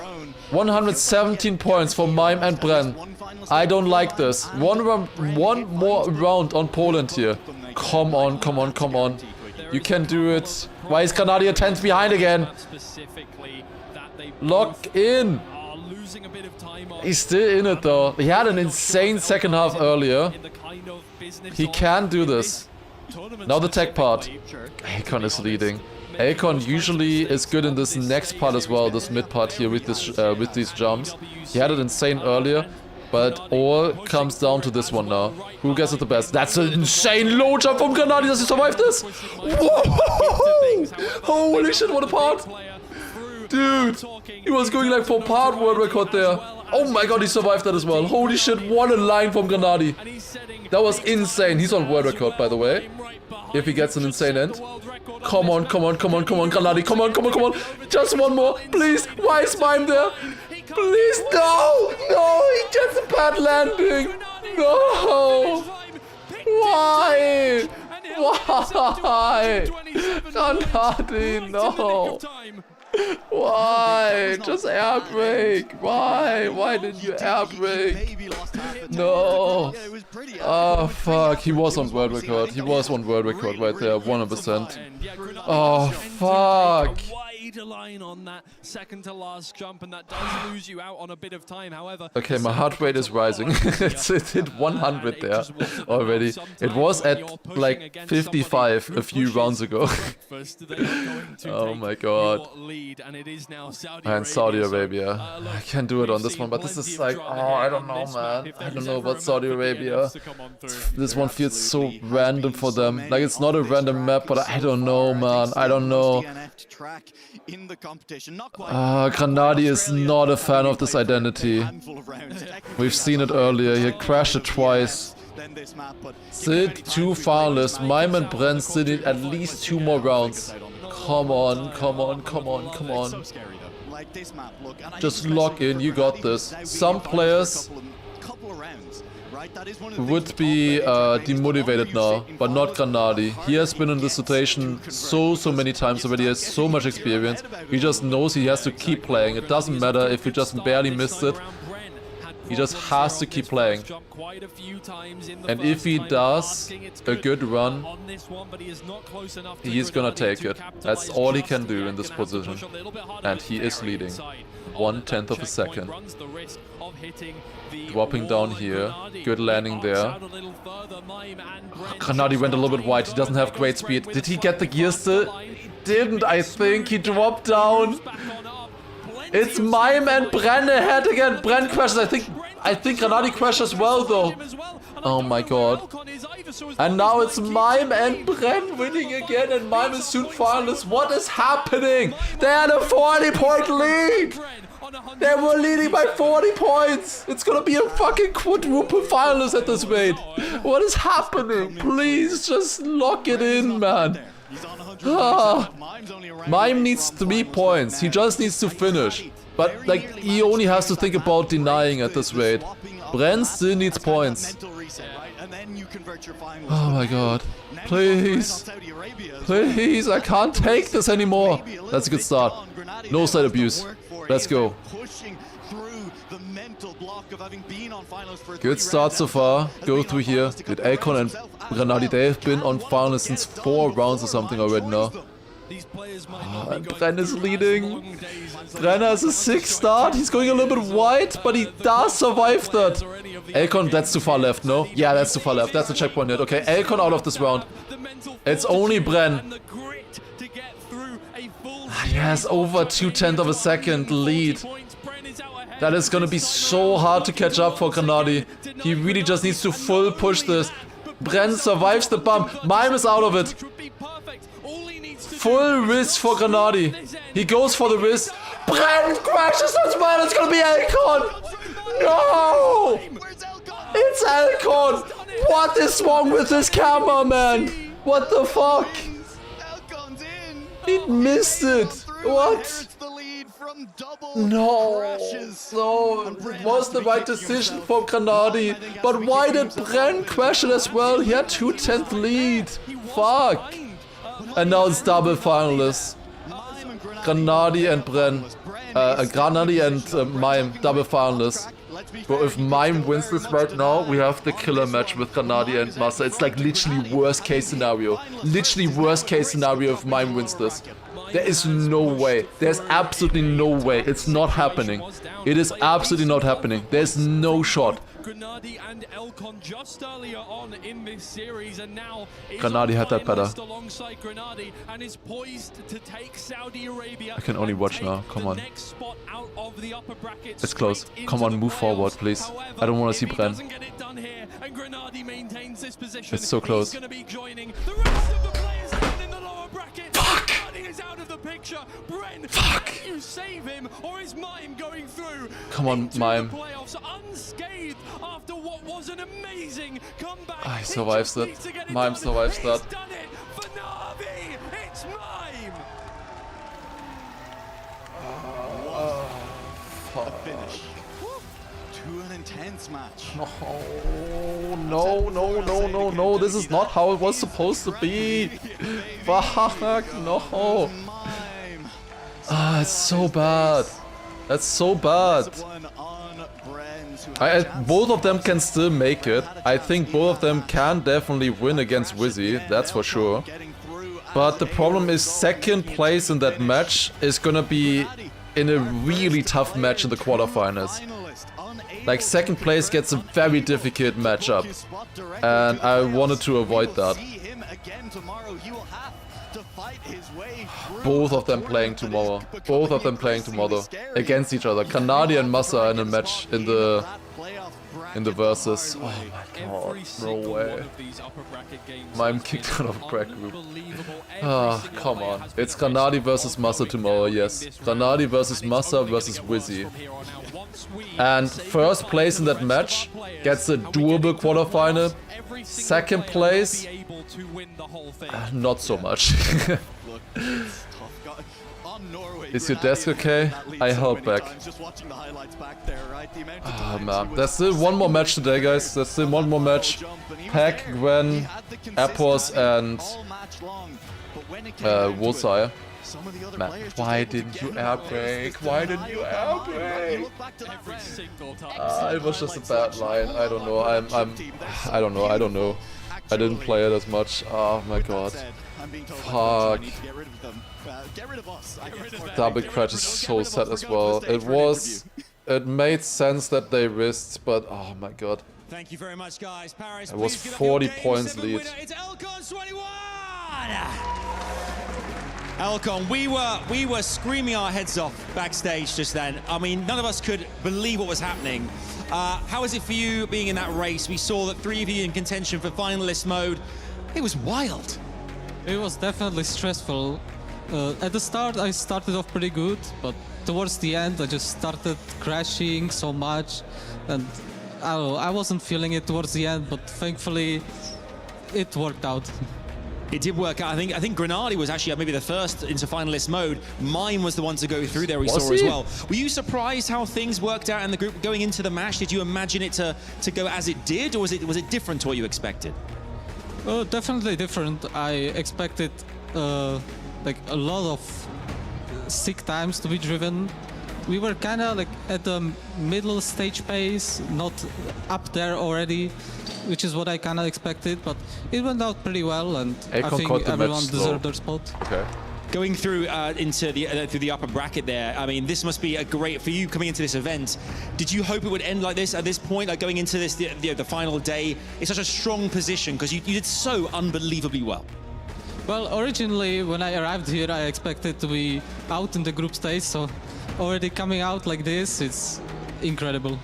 Lastly, EWC, TRACKMANIA. I mean, it's delivering all the goods entertainment-wise. What's it been like for you being here in Paris, performing, playing here at EWC? Yeah, it's definitely incredible. The venue is insane. Everything is just insane around here. I'm feeling pretty good. Well, your driving was insane as well.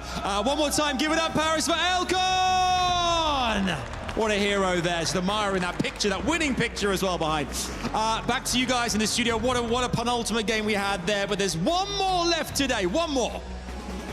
And I cannot wait for it. Thank you so much, Elcon. Congratulations there on the first place. No keys crushed. However, that will leave for Thank tomorrow. You, 95 more for the come back here on the Thanks for the 20 Import Turbo. Gifted. That's wow, sick. Great race there. What do you want to say? I mean, honestly, he almost, Turbo was almost right. It almost was a quadruple finalist. It was. So close. So close. Imagine I would have been right with that like this.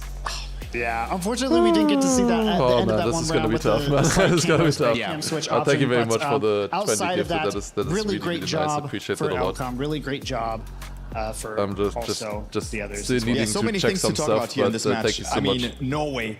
Guys are getting a treasure train now. That's perfect timing.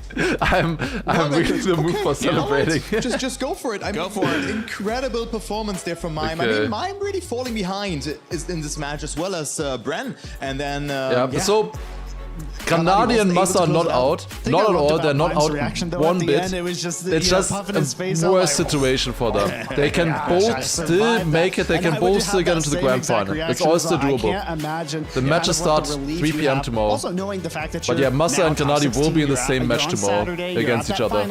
That's just fucked. What a great That's relief just fucked. for him as well. I don't for want the side that. of I really Granadi and don't want Bren. Maybe I'm going to be a little mean when I say this.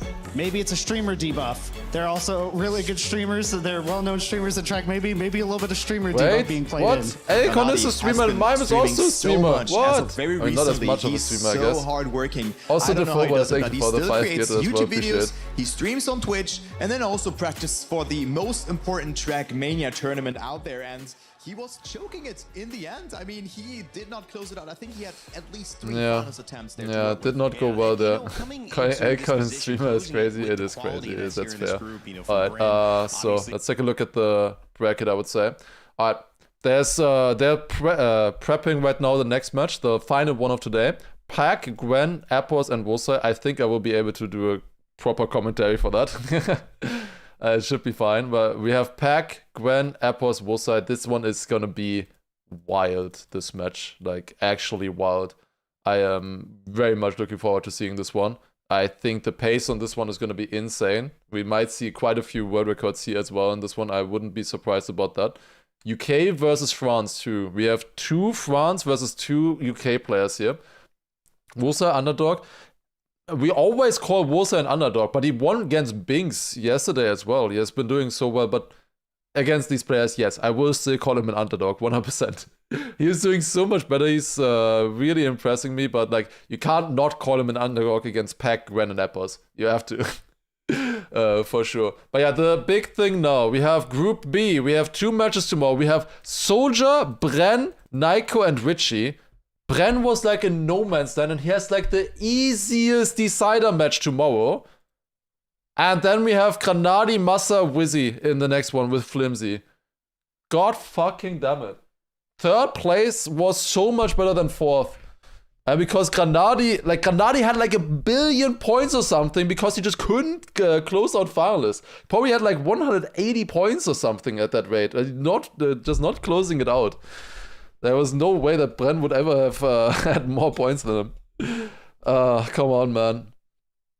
Yeah, I do still think that both of them make it. The only problem with this is that where they end up. So match B10, they will be, if they both get 1 and 2, they will make it to the quarterfinals tomorrow. And we can see who they will be playing there then. Because they are not playing anyone of our group. No Elcon Mime, no Neon and Carl. But they will be playing either Stufts, Binks, or the 2 winners of the upcoming match. So like a Pack, Gwen, Apos, or Wosile. I didn't want to be in that match. I didn't want one of our players to be in that match. That is the problem. That is why I'm annoyed. Because not only do they have to play one more match, but they have to play against the 2 winners of this one. Not just one, they have to play against both of the winners in this. That's the thing. So the winner between Grenadi and Massa will be playing against Stufts and Binks, and then the second place will be playing against the top 2 of the next upcoming match.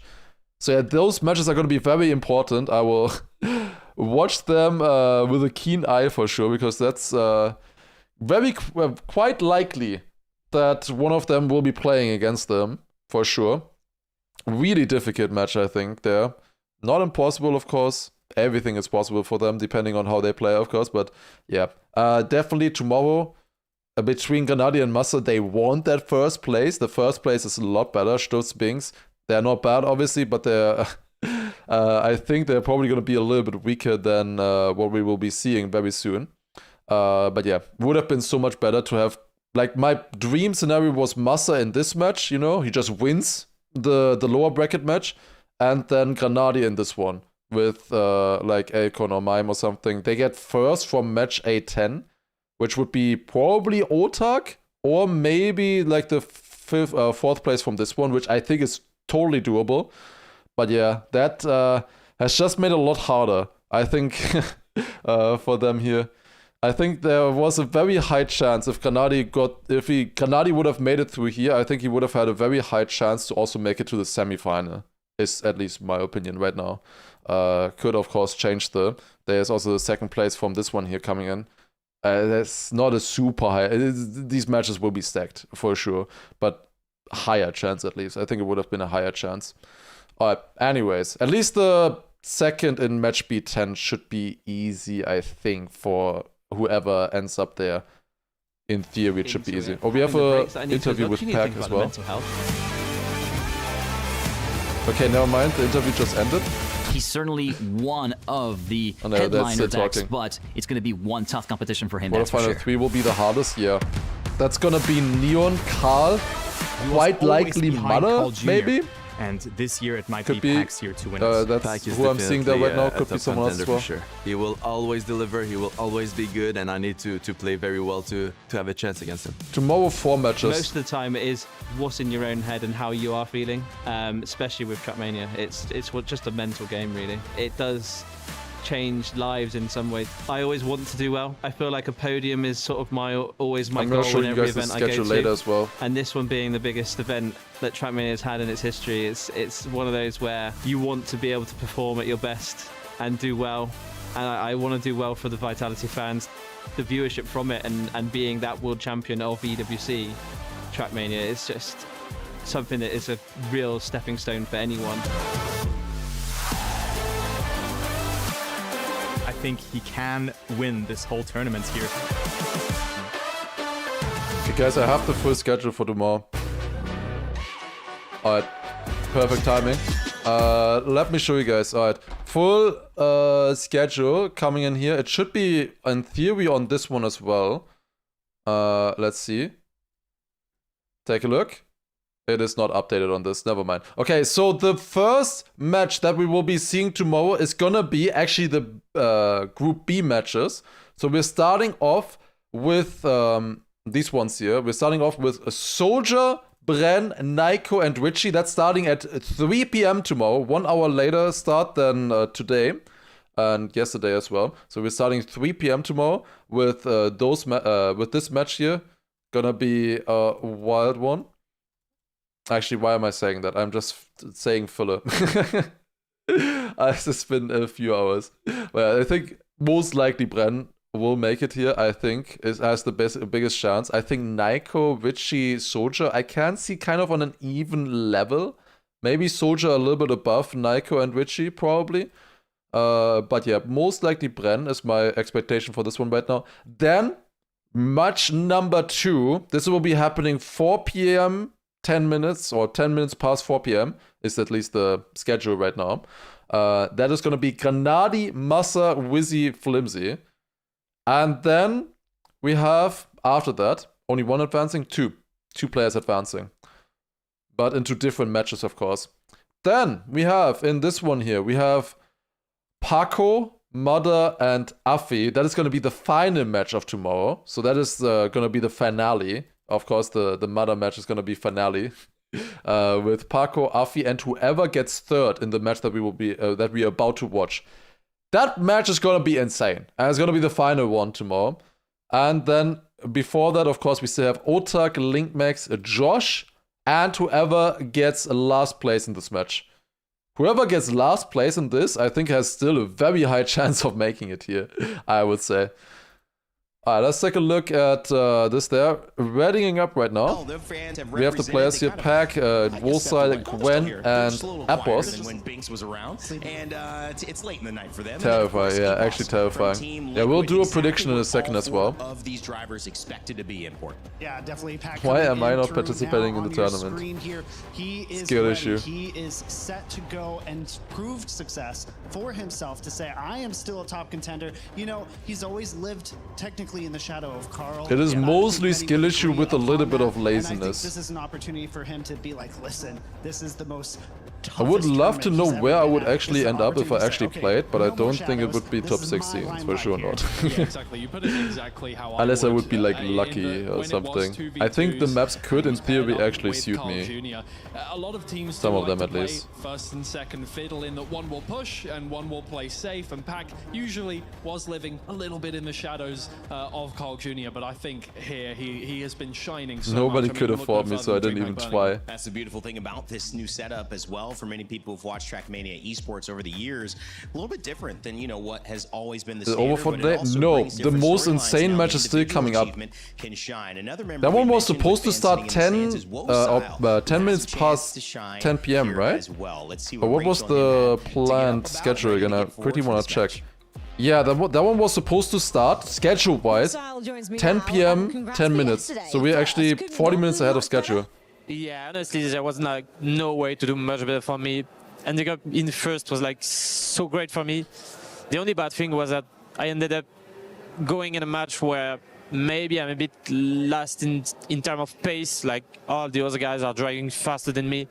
But I'll try my best for that. This is today, you mean? You've got EPOS, of course, you've got Gwen, you've got Pack, you've got some big hitters there. Oh yeah, yeah, really big hitters. That's a bit scary for me, but yeah. But how much confidence does yesterday and coming first give you for this match?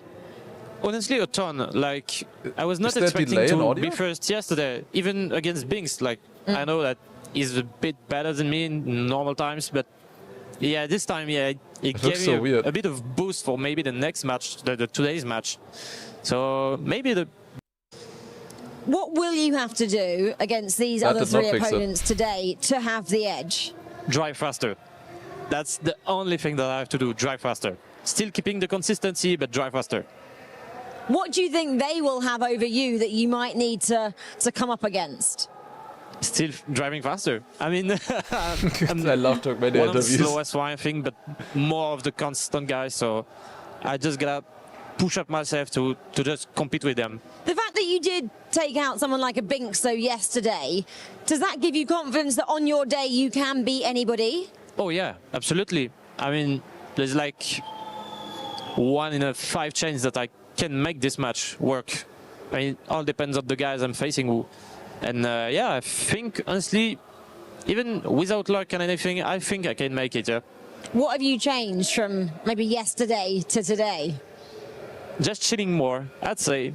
That's maybe not a good answer, but I took time off since we had a lot of break time. And I think this helped me a bit to just focus on myself. Yeah, how have you been doing that then? Obviously, you haven't been playing much of the game, but what have you been doing outside of the game to try and keep calm and chill? Yeah, I've been doing, like, I grabbed Gwen and we went playing on just some stuff, some darts, ping pong, some stuff that EWC provides us. So it's really cool to have this kind of things. Everything away from the game. In terms of obviously being a home nations athlete as well, obviously from France, have you been listening to the crowd out there, and did they give you a boost yesterday? Oh yeah, definitely. I mean, a lot of people came by to just watch what I was doing today. Even people from work, from friends, family, my girlfriend. I mean, everybody came, so that's, I mean, for the moral, it's like very, very good. Do you think it helped you, gave you the edge? A lot, and I thank them for it. In terms of today then, what are we expecting from you? Do the same. I mean, I'm hoping that they'll come back stronger, so I can compete with all the guys, Bings, Gwen, and Epos. So yeah, no, sorry, Pac. Yeah. You did it yesterday. Let's see if you can do it again today. Good luck. Thank you very much. Well, thank you, Rachel. That was exciting. I mean, all of these guys, they were headliners in their own right. And when they come into this matchup, who keeps that headline? Is it Pac, or is Wosal maybe got a little bit of a dark horse theme on somebody that we need to pay attention to more? Well, me and Twiggy, we're going to present two other options that we haven't spoken about yet. I will take the first option. Twiggy's I want to see if there's still someone standing on the... I would like to present you I don't think there's anyone on the desk. Okay, Frenchman on the track. He is definitely somebody to constantly watch out for. We talk about Carl. Yeah, whatever. Gwen's here. He's young. He's vibrant. He has a smile on his face. You come see him. He's always in good spirits. This man is somebody to watch out for. I think he's going to be able to win it. And much to the chagrin, I think, of the AGAL fans, I'm going to have to back my own country person in Epos. He has been absolutely ridiculous over some community tournaments. He had a great placement in DreamHack Birmingham, and really, apart from the finals where he placed 4th, was absolutely show-stopping. I think Epos can put up an incredible performance, and look, I've got a backpack and Epos here. Do you think that is how it's going to go? I know you're backing them, but do you think that's how it's going to go, 1-2? I think it's more than likely, in my opinion, that the two Brits do actually come out 1-2. Yeah. I think that's a safe bet. Well, maybe not a safe bet, but I think it's mostly a safe bet. Never a safe bet. And we're slightly biased. I'm also good friends with Epos, and Pac is such a nice guy. Yeah. Literally just go talk to him. You'll understand. But honestly, they are such talented players, and that's not negating from Gwen. And also, I can't think of his name. Wosal, there we go. My brain is mush right now because I am anticipating. Wow! Did you hear that? He forgot one of the players? Certainly crazy. This is going to be the toughest competition. Maybe Turbo will get that dream quadruple finalist here in this moment. That's right. G-Geek and Turbo keep getting these great games, Twiggy. How are you letting them get away with it? Well, look, we gave it to him ahead of time. You'd think that we were like, here, have our favorites, have our best. Yeah, can we have a chat? At the bus, I was expecting, can we have a chat about that last game as well? But no, you guys are nice enough, and I know they're excited for it. I know two guys as well excited for this final stage walkout in our group stage to kick off group number 8. Stars abound at the Lenovo Legion Gauntlet. It's Adam and Milos. Thanks very much, Rain Day. We've all got to follow Wasil's advice. Drive faster. Just drive faster. That's what I do, and that's how you succeed in this game here. Life advice for everybody. Genuinely, it comes down to it. You can apply it to every game. Simple lessons to add in there, but I know we make the joke around it. However, sometimes it does go down to it, and you have to here in our final matchup of the evening. Can you believe what a day it's been, though? Yeah. What a day it's been. Our very last one here, obviously at the end of this, 2 of our players progressed to the upper bracket, 2 also in the lower bracket, but they'll still be in the competition at the moment. I mean, until it's all tomorrow. Change until tomorrow. But things get very, very crushy again as keys are destroyed. Well, then let's introduce them on stage. Join me in welcoming our game 8, 4 players: Pac, Wosal, Gwen, and Epos. Fuck you mean, Granadi got third. Why didn't he go? Because he had like 50 points more than Bren. Eager to round out this thrill fest of a Thursday. And Bren now has the easier match. Through to the upper bracket. Which 2 will rise? Which 2 will fall into our lower bracket? We're going to find out very, very soon as this final series of the day gets underway.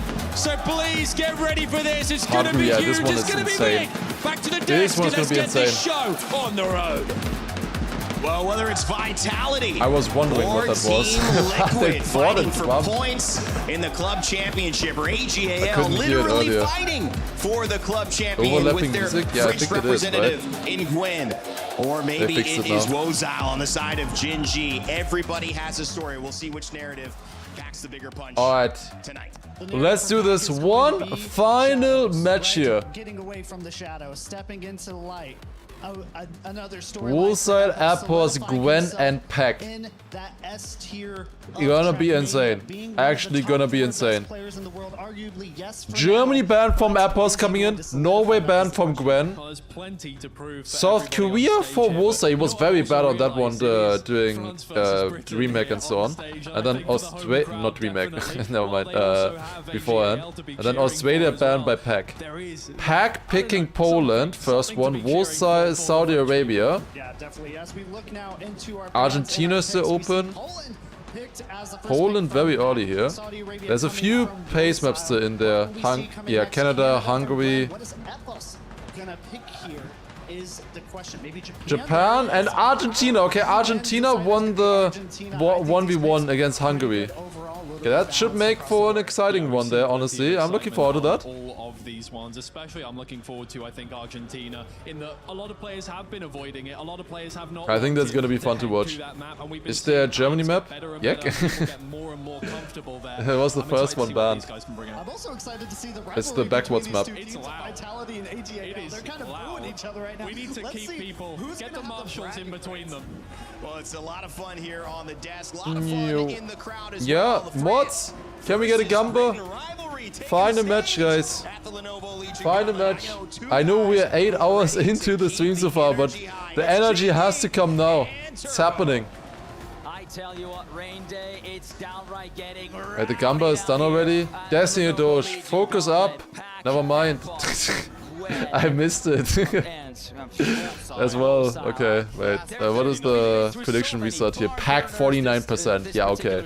Then Gwen on second with 29%. Appos 15% only. Woolside 7%. Appos did not look that good yesterday. He only got second in his match against Otak as well. Pack immediately dropping down, getting the slowdown. I don't think... No, never mind. He didn't get the slowdown. I think he just clipped the jump transition, if I saw correct.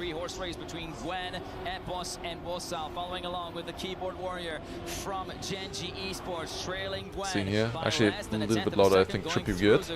Gwen leading here the first round. We've seen quite a lot of good pace rounds earlier. PB for Woolside at the moment, a .40. That is not very fast. Ooh, who can survive this one here? Gwen, Woolside getting a good run here so far in the beginning. Let's see, what kind of pace can they do? Oh, that's a crash for Woolside. Yeah, top match here, but multiple crashes in the start. However, I think that's because they are... Oh my god, Appos. Appos did not need to risk that. And Gwen also didn't need to risk that. This might be the pressure. I mean, we have seen EPOS not really yeah, you couldn't tell, but he crashed the identity.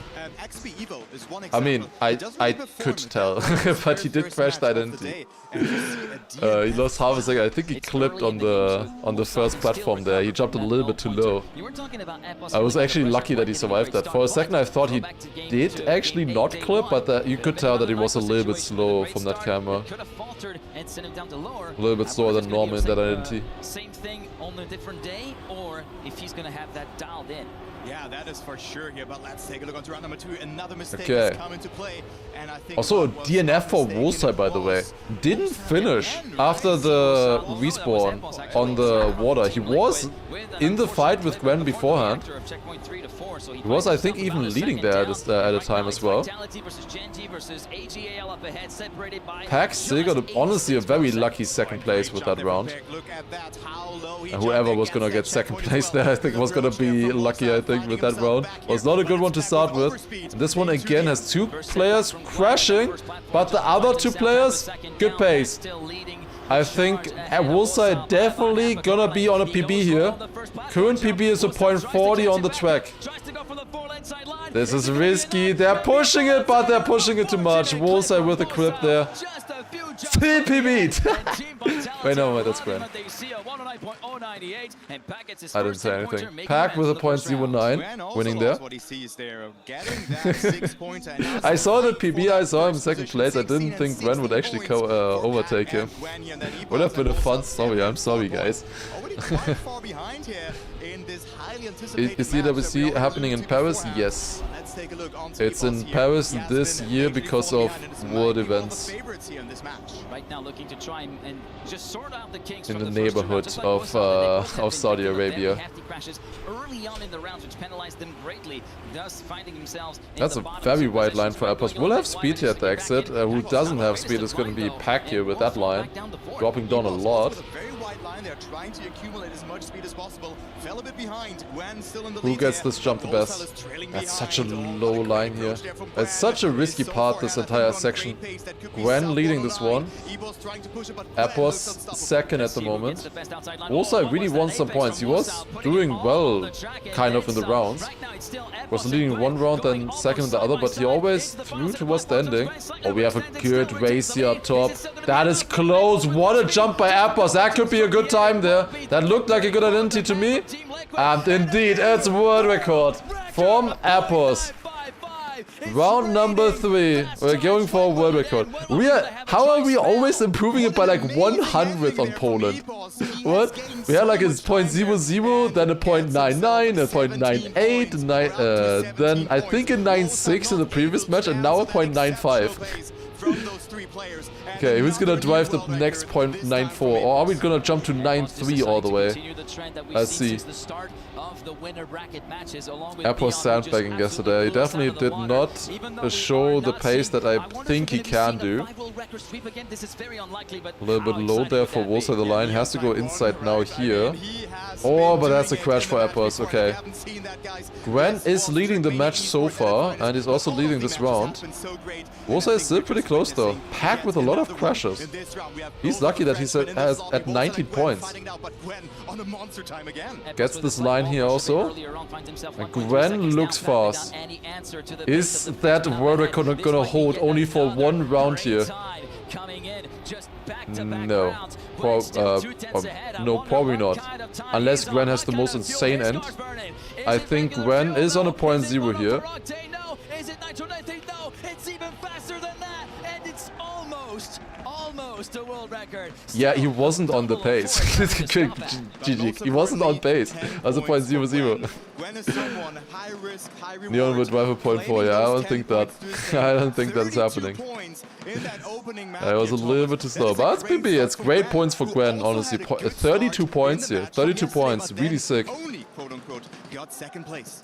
Yeah, again, we are not far from. We're not. I'm the only one knowing checkpoint times. No, Turbo knows checkpoint times 100%. Back in game 1, repeat itself again. I think Geek as well. Our next map, it is now I think they wrote those down so far. Just need to pay attention a little bit. The map that will likely see this day of action conclude by virtue of being the second pick. Yeah, 32 points for Gwen. Like, that's a really great start for him. On Poland there. 2 wins, 2 second places, I think. Going for it, and plenty of other players. The rock transition in the ending is definitely every world record should have a bounty. Nah, that's stupid. We all hold our breath there, and I think if this we care about good rounds, and if they drive a world record, then that's sick. If they're just hunting, that's not interesting, I would say. Out of the first map, definitely not the start that she was anticipating. It's exciting enough to get to see a world record, I think, in actual live gameplay like this. Trying to take advantage of the slight slump in the dirt from the man from Genji. Everybody regrouped within 2 tenths. It looked a little bit shaky there for Wolsa, didn't it? Yeah, Wolsa really falling behind here. Pack is at 23 points. That's a good start now for Gwen. In front of Appos there. He's going for this nosedive strat as well. It looked like Appos had it better though there. Different setups for this upper. Appos jumps a lot into the checkpoint actually. Goes super far on the right. All of them going low here. Ah! Did Geek just say faster line arguably?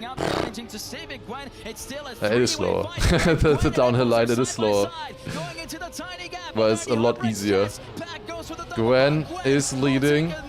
And then Appos on second. 300ths of a second. 300ths of a second. We wouldn't be doing the jump line if we thought it was slower. He knew knew that he had to push it, and he fully committed That to is it. quite He did difficult. not release in the air, so very smart decision making from Thomas Cole there. Only at 20. It's so much harder to keep the gear with that line.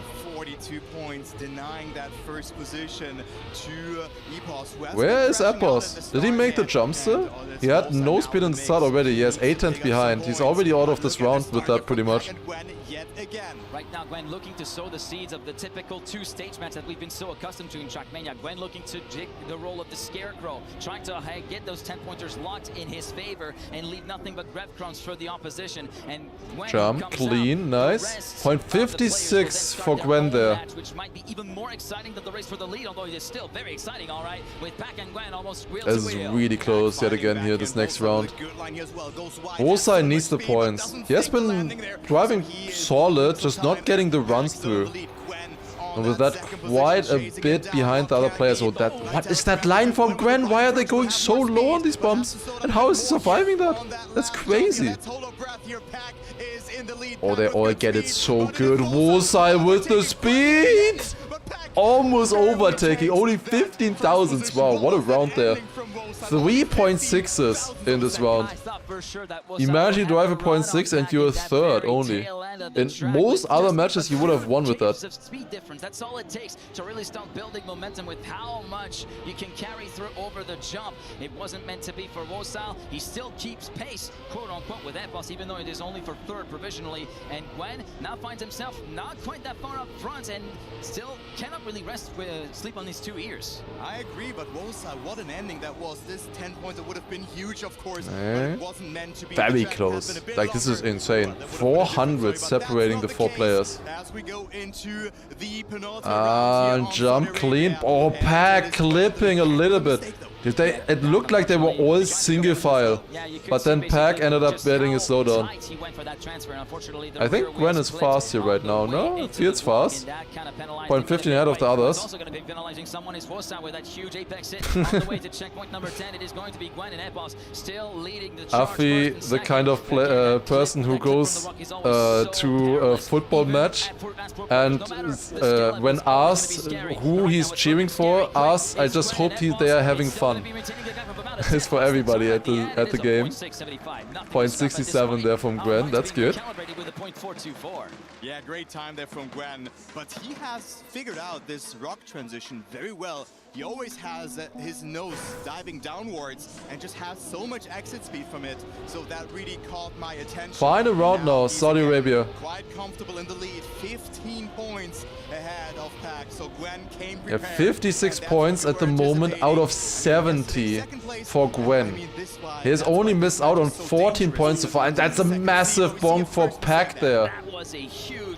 He is second at the moment still, but that might be changing with Epos now in this round. The thing is, like, besides Gwen, nobody has really found this match yet. Like, they have shown good pace here and there, but not the consistency, I would say. Maybe it's not too bad if, like, a Grenadier or Massa has to play against these guys, who knows? Maybe you've been overestimating some of them. I think, yeah, Wosai was also overestimating his grip level there as well. That is such a tricky part. What is that? It doesn't make sense. Why is he going over that bump? It's so risky. And yeah, that happens then. What? Like, the thing is, if you crash it, you just don't have it just bad, you have a full crash. Epos with a nice time there, wins it. Gwen even getting last place here. Wait, never mind, he's third. Where is Pack? Oh, there he is. He's having a bit of a shocker on that final round, finishing down in fourth. He shakes his head as Yeah, well. Wosai is still getting second place at I these. mean, second place was 100% up for grabs. Yeah, not the greatest times there. Okay, we're going on to map 3 now. Yeah, I think, well, which one was it? Was it Canada already? I know Canada is coming up still. Argentina is the final map. I see him wearing a bandana. I'm like, And Japan is fourth. So yeah, Canada, then Japan, then Argentina, final one. And this map has brought us so much content. So much excitement, so much drama in that finish, time and time and time again. And yeah, Binks looking to support his teammate. Remember, AGAL still in the race to win. Pack might just need to go into the lower bracket.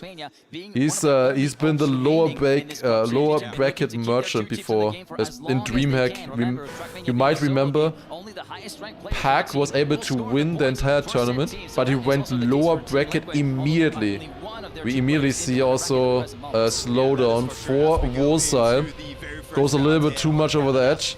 On a map like this, it's definitely worth it to risk that kind of stuff, but it's just unfortunate if then it doesn't work out. Super inside line from Gwen. That drift seemed insane. And he still got an insane uphill as well? What was that from Gwen?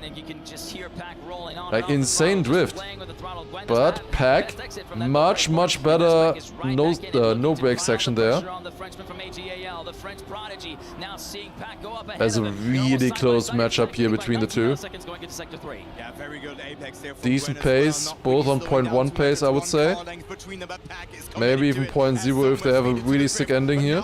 This is so close. Identity coming in. I think Pack might have a little bit more speed, both going for the ice slide, but I think it's gonna be enough for Gwen. Gwen takes it by 15,000. Even though Pack PB'd, it's not enough. Gwen takes that one. That was not enough. And man, what a race already to start things off. Yeah, the quality seems worse. Am I still in 1080p? Yeah, I am in 1080p. It feels a little bit worse than in other matches. I noticed that as well. Maybe it's specifically Canada here right now? I don't know. Do you think the neon time will stand until the end? Yes. I thought that the 0.87 from Nyko was gonna stand until the end. But I was wrong about that, so maybe I'm gonna be wrong about this one as well. I think all the other ones I can see definitely being improved. All of the records, some are pretty good there, but that's a bonk for Gwen there. But that 0.77 is nah. Unless maybe Neon beats it, I guess, but I don't see anyone else going for that. Neon did it already, so who knows. Oh, that's a crash there for Appos once again, and Pack takes it. 0.24. Honest charge to catch up to Gwen for this first place, which we all know Pack wants. It is still close with Pack and Appos, kind of. It was close to the previous round. Appos now, of course, with that bad round there, dropping down a little bit. 8 points the difference right now. And another 9 points behind that is Wolsile. So far, actually pretty big gaps in this match.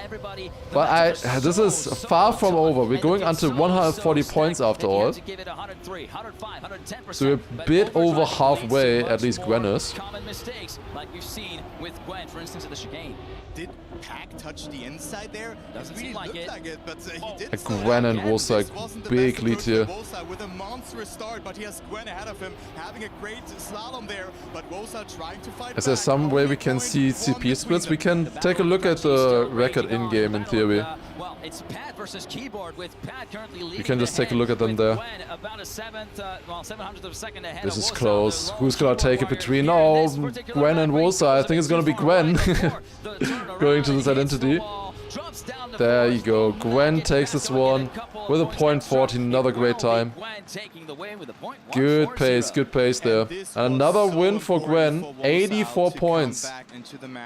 It feels like he's there, but arguably he got the harder match than Paco from their previous group. But he's doing a lot better now than yesterday. This is the Gwen I was kind of expecting to see yesterday already. Good pace and a solid improvement in consistency as well. Close with Pack and Gwen there at the front. Wolsile is way too far behind on Canada to make any showing here, honestly. He might get a few points for if somebody crashes, like Pack. But with 310 on Canada, you can't really catch up. Gwen leading once again, 0.17. Checkpoint there as well. Looking strong. He's very consistent, it seems, right now on these low 0.1, maybe even a 0.0 times. That's what you need to play at this level. That is looking good for Gwen. Appos is trying to catch up, but it's not enough! Yeah, it's not enough. Well, that got way closer than I thought it was going to be. 200s only between Gwen and Appos. 200s. Epos gets slowly closer and closer to the halfway mark as well. Yeah, but he could have picked up that 10-pointer there as well, but it wasn't meant to be, but still a great ending. Mother, Paco, Afi, Epos, loser bracket would be hilarious. Dude, that's crazy if that happens. Group A, definitely harder to get through, but if you go through, I think you have it easier in the playoffs. At EWC 26, it looks as though that reputation will continue But to be up there very least towards will the it end of this be day. enough for the And players? it's We'll to see. wonder how many of the Okay, we're players going on that are Japan. This still was in Epos' this fight, that are pick. still in this deal, I'm quite are going interested to see be how well going Epos does to on the this one. practice rooms. Did he play Going it back to last the time, or did he, EWC like yesterday, or did it get banned for him? I was a little bit early there. I'm not sure. I can definitely see Epos on Japan. Made it already to Saturday. They will I think he can be very good on this. take a different approach because you had to play. Epos been quiet in this match, yeah, but he's still completely in it. Nothing like insane from Epos, but he's just been there. Nothing super bad, nothing like super fast either. Not many victories for him. He's missing those 10 points. Have we seen Australia yet? One match so far today. One. Otherwise, there was always a ban. He finds himself trailing as we go for the first very big NASCAR part. Big lift there, trying to That is a really good NASCAR turn for Pack there. Look at the speed. He was over a tenth behind the other players. And now in second and going for first with this approach here. It's going a lot more inside there. It seems faster than the approach that Epos is doing. Really good inside line there for Epos. Too much inside line for Warsaw. Release here. Oh, that's close for Epos. But where did Grant just come from? He released so much later than the others. Has less speed then. Okay, identity time. Yeah, who is gonna... It's not Epos. Is it gonna be Pack though, on the other hand? Yes, Pack does survive it. With a .46 right there. That's a good time. Especially considering he was a 10th behind Epos there as well. At this point of the day, but it just goes to show you the quality of the racing and the quality of the field and the way that they've played today. There was one match where it wasn't banned yesterday, but it didn't get picked, yeah. Almost every match it was banned, and even then they don't like to pick it either. No warming allowed, no. Warbanks are prohibited as a whole. Also they put some fixes there. For example, on the left there they placed the railing. In the identity they placed those poles on the left side, like the square poles. Or diagonal rather, you can see. Yeah, Epos was not happy with that flip at all. That flip is kind of weird. Sometimes it just doesn't work, even if it felt good. It's a weird one. It works most of the time. I don't think it's random per se. There's some stuff that you can do. Now the gap is even larger because Rosal moves up into second place, but Tom... Gwen with a great lead here, half a second. I wonder what it's going... I have to do it, I have to do it. Qu'est-ce que ça va nous donner ce temps? Qu'est-ce que va donner le chronomètre? What will the stopwatch say? By the time Gwen reaches the finish line, we are what the fuck, geek? As Rosal cannot do anything to answer. That's a great run from Gwen here. .32 PB, triple PB, but like, that can't be read. What? Rosa and Epos PBing there. I guess they didn't play it before. It's just their PBs from the current match. From the last few rounds. Because everyone has made a small mistake, but Gwen dominating this match at this point. Of course, everybody gets something off of the cake here, but 108 points, the first player surpassing that. Is there a map that hasn't been banned? That's a good question. Poland has been banned by Mother.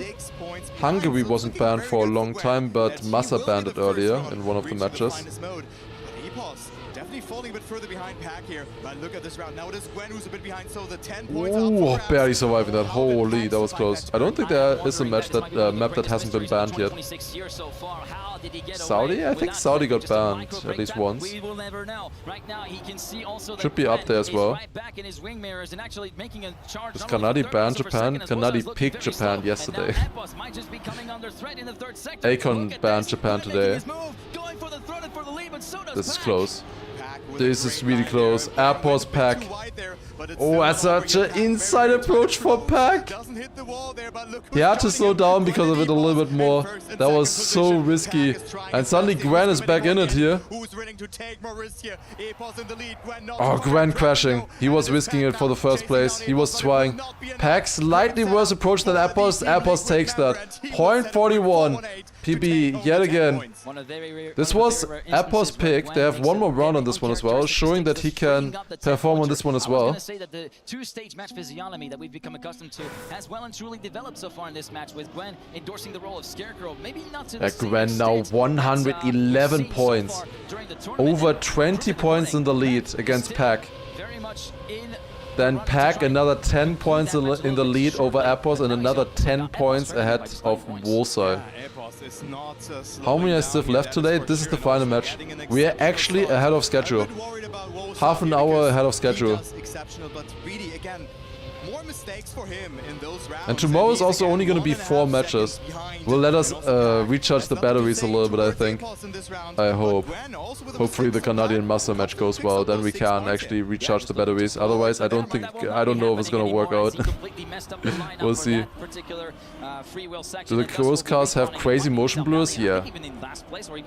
It's really bad. I don't know why they have motion blur on. I would love to tell production to turn off motion blur. And these lights as well, these reflections. I think they look so ugly. It definitely sort of felt that way, but no tiny gap. Appos leading here yet again.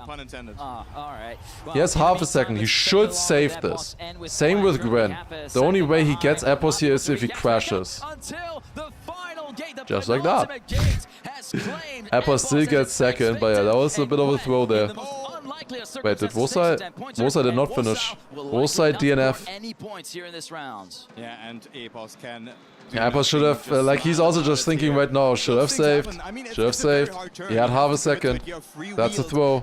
He's giving it to Gwen though, who is looking poised to win this right now. Feels different, you know, in comparison to if your engine is activated. But Gwen, with that, going up to 121 points, and we go. We start later tomorrow and end at a more humane time. Exactly. 3 PM is the start tomorrow. 4 PM for Gennady Massa match. Yeah, we're just getting started for this one in this match. Argentina, our final map of the rotation coming up now in a few seconds, and you'll be about to see the score recap on the left-hand side of your screen. But of course, Gwen into the triple digits. Okay, Argentina. How good are they gonna be on Argentina? We didn't see much from them yet. We saw just how good, you know, Neon obviously was earlier. Karl was decent on it as well. We saw how really fast and good rounds we had with Gennady, Mime, Elcon. Let's see what they can do now. Gwen, a great start here. 2/10 ahead of everyone else. Have we seen time on this one yet by Gwen? I don't think so. Same with Pack. He hasn't played it yet. Okay, turnaround. Gwen does the different turnaround here that Bing does as well. They do survive it. I don't think it's faster. Like, I think it's easier perhaps than the normal standard turnaround. Maybe easier for them, but I don't think it's better actually right now. I've looked into it a little bit. Pack is leading this, then Appos a second, Gwen third. Is it gonna stay with those positions? Appos had a bit of a wobbly entry. Pack as well. Pack actually getting the slowdown. No way, and drops from first to last place. That is not good for him. That is not good for him. 7 points difference.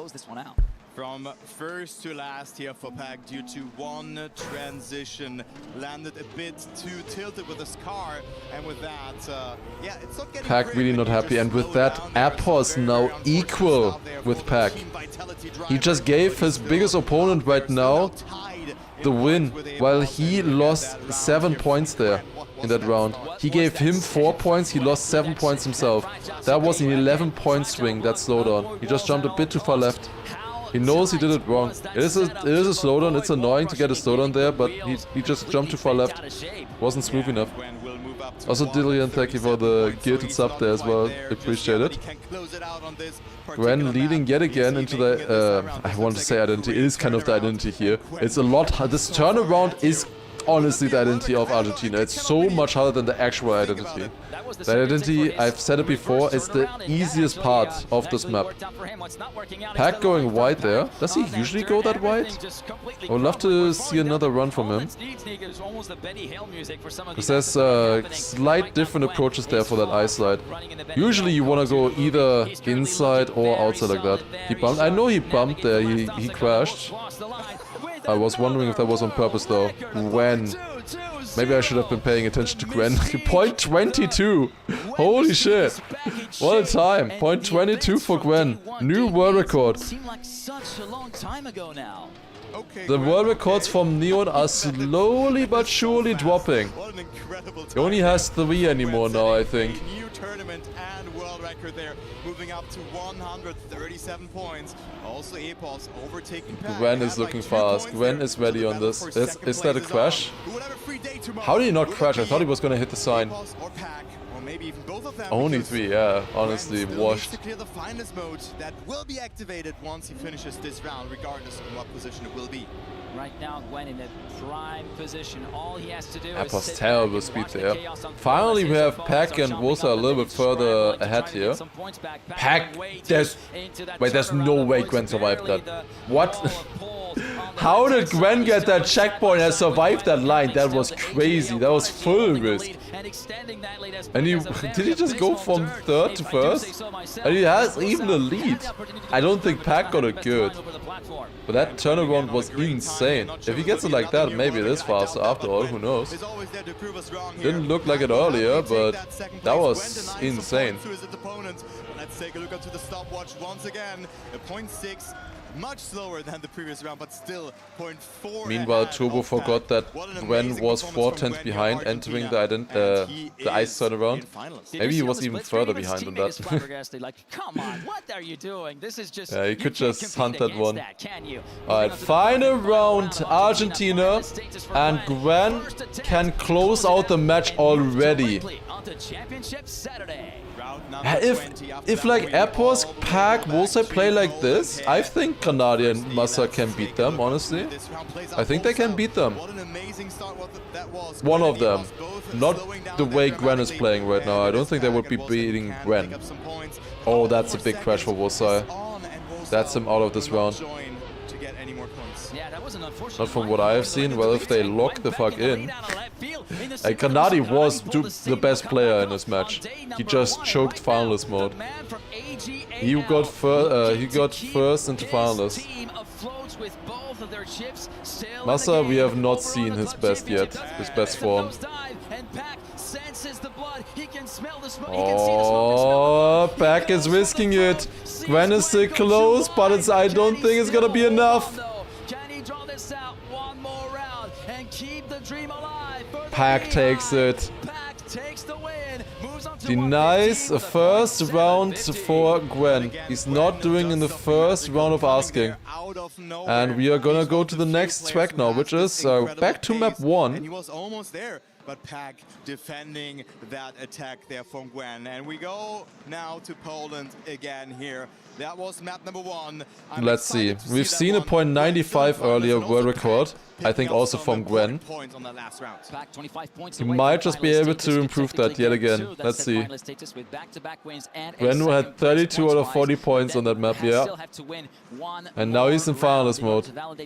Like, that's just a Gwen match right now. He just sometimes has those matches. Either he crashes a lot or he does this. That's the thing with Gwen. You never know. And this journey, this secondary competition is just a gift that keeps on giving, and it looks as though we've got a great gift in a re-galvanized Gwen after a day 1 that was so complicated for him. Yeah, I agree with that one. And now we go into the first round here. Gwen, finalist, 115 points for Pack. Epos is losing a bit of ground here, and then Wosal. Okay, all focus on Gwen in this round, to be honest. Pack, Epos, they're still quite a bit away from finalists. Pack with a slight edge there. Gwen is leading. But Epos, great entry there into the reactor wall, right? Gwen dropping down. That's not a good section there for Gwen. He needs to risk this. Can we see Gwen? He's gonna full risk this part. I wanna see that. But Wosa actually getting it so good as well. But it's not enough. How is Wosa still 4th with a part like that? This is insane this round. Gwen crashing. Isn't this gonna be kind of fast? Yes, that's world record for Epos if he gets that through. That is such a good part there. Epos, great landing. Yep, 0.8? He went a little bit wide there, I don't know. 0.91. If he didn't go that wide at the end, it would have been a 0.8, I think. Sick time there from Epos. 0.91. New PB. We're going all the way from 95 to 91. That's a lot harder to beat now. Now it's 1 point between Epos and Pack. Wosa seems a little bit too far away. It's probably gonna be Gwen. In theory should be making it, but we've had this situation before already. Dominating a match, and then you just can't close it out in finalist mode. Unfortunately, there's like one person that comes to mind at the moment for me.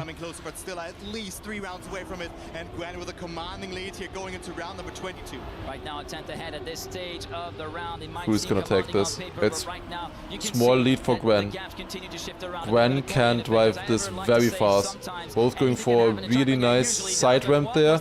Gwen, I think, getting a little bit of a better landing. Goes a bit wider there for the stepping stones. Star Survivor though, he crashed earlier. That's 6 speed for Gwen. Really sick line. Yeah, Epos ain't keeping that world record because Gwen is on a banger. Holy shit. This looked really fast. That is such an insane round. But there it is.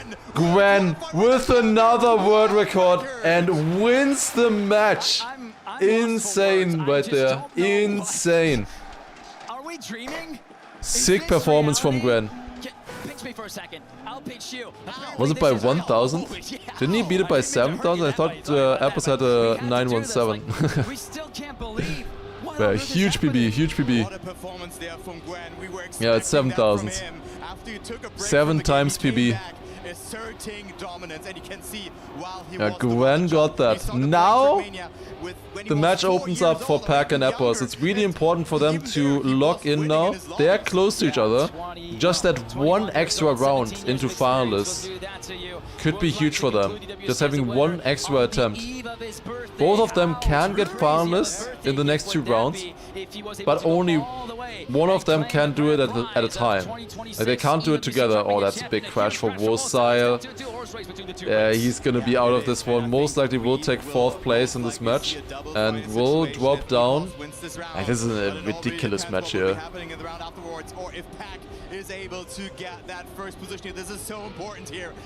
Epos in the lead, 10 points. Going to him? No, they're not. Pack with a sick identity right there.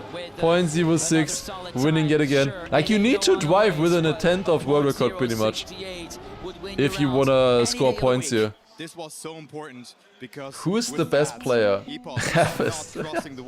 I think it's virtual. So it means he needs 2 good finishes. I mean, 2nd place. 7 points difference right now. Pack only needs a top 2. Epos just needs to try to deny that somehow. But he needs to rely on Wosai there. Pack is behind in the first section here of the track.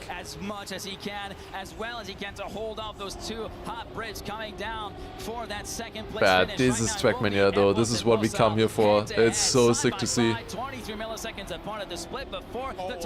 Wosai crash. That's pretty much Pack guaranteed into finals next round. He was behind before.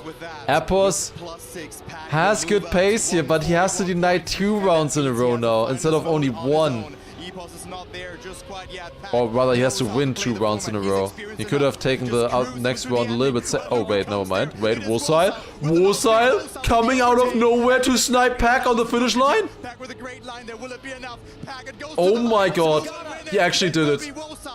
Actually denied him and put him on the 139. What a snipe from Wosile. Where did he come from? I thought he was out of it completely. That's insane. That is a disappointment for Pack. I'm going to the next one. That's so good for Epos. Yeah, so good. That is exactly what he needed. Gonna have to suffer for one more round, get it to the finish line to get that red trigram, red number on your card. It's gonna be double finalists, no matter what. Like this round doesn't matter at all that they're playing now. Like, it literally doesn't matter. As long as you get into the finish, it's fine. Like, this is like a practice round. Just warm up. It's gonna be decided on Saudi Arabia. Like, there's no way Wosa is gonna catch up and deny like 5 rounds in a row, right? It's been a lot of fun, and TRACKMANIA Esports is just awesome, and we're far from being done with this tournament, that is for sure. But now in this round, yeah, that is true what Turbo says. This is the final match of today, but it's only day 2 of 4. Tomorrow we have all of the decider matches coming up, and then the playoffs on Saturday. This is a sick one here. I was gonna say, don't they have name tags on normally, but they were so close to each other that not a single name tag loaded. This is sick. 17,000 between them. If the finalist round will look like this, is gonna be cinema. Great approach, but I mean, it might be too late. Link Max won like 6 in a row earlier. Yeah, but he wasn't up against Pack and Epos. It's possible, but I think against these players a lot less likely. Dude. Oh, Pack crashing there. That might get into his head a little bit.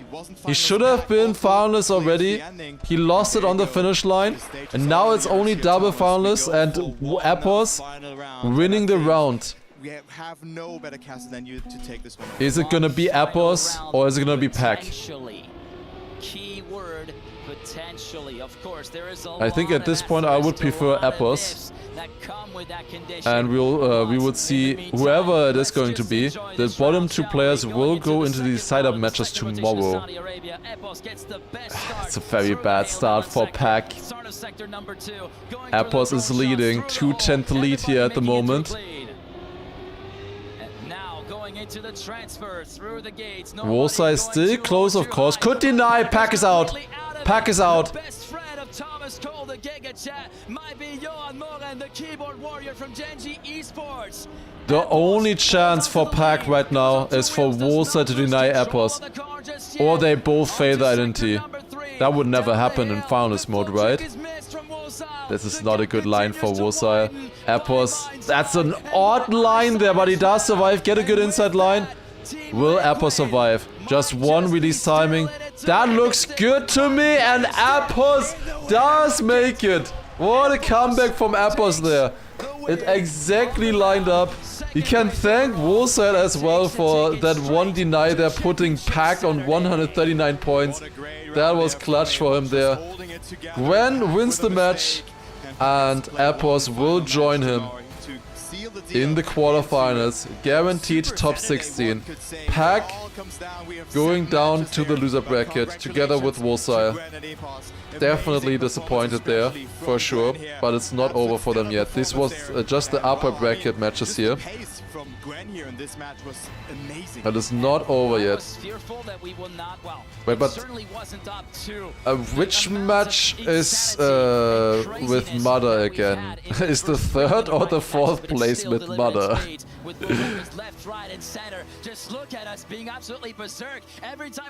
Is it Pack? Is it Pack versus Mother? Oh, Pack, Paco, Mother, Afi tomorrow. Holy cinema. That is so messed up. That's so messed up. Wolfside again has the easier match now than Pack. Man, it is just how it is, but that's unlucky. That is unlucky. Yeah, Airboss managing to make a solid comeback. Lower bracket. And that is just for getting to the top 16, just barely getting top 16.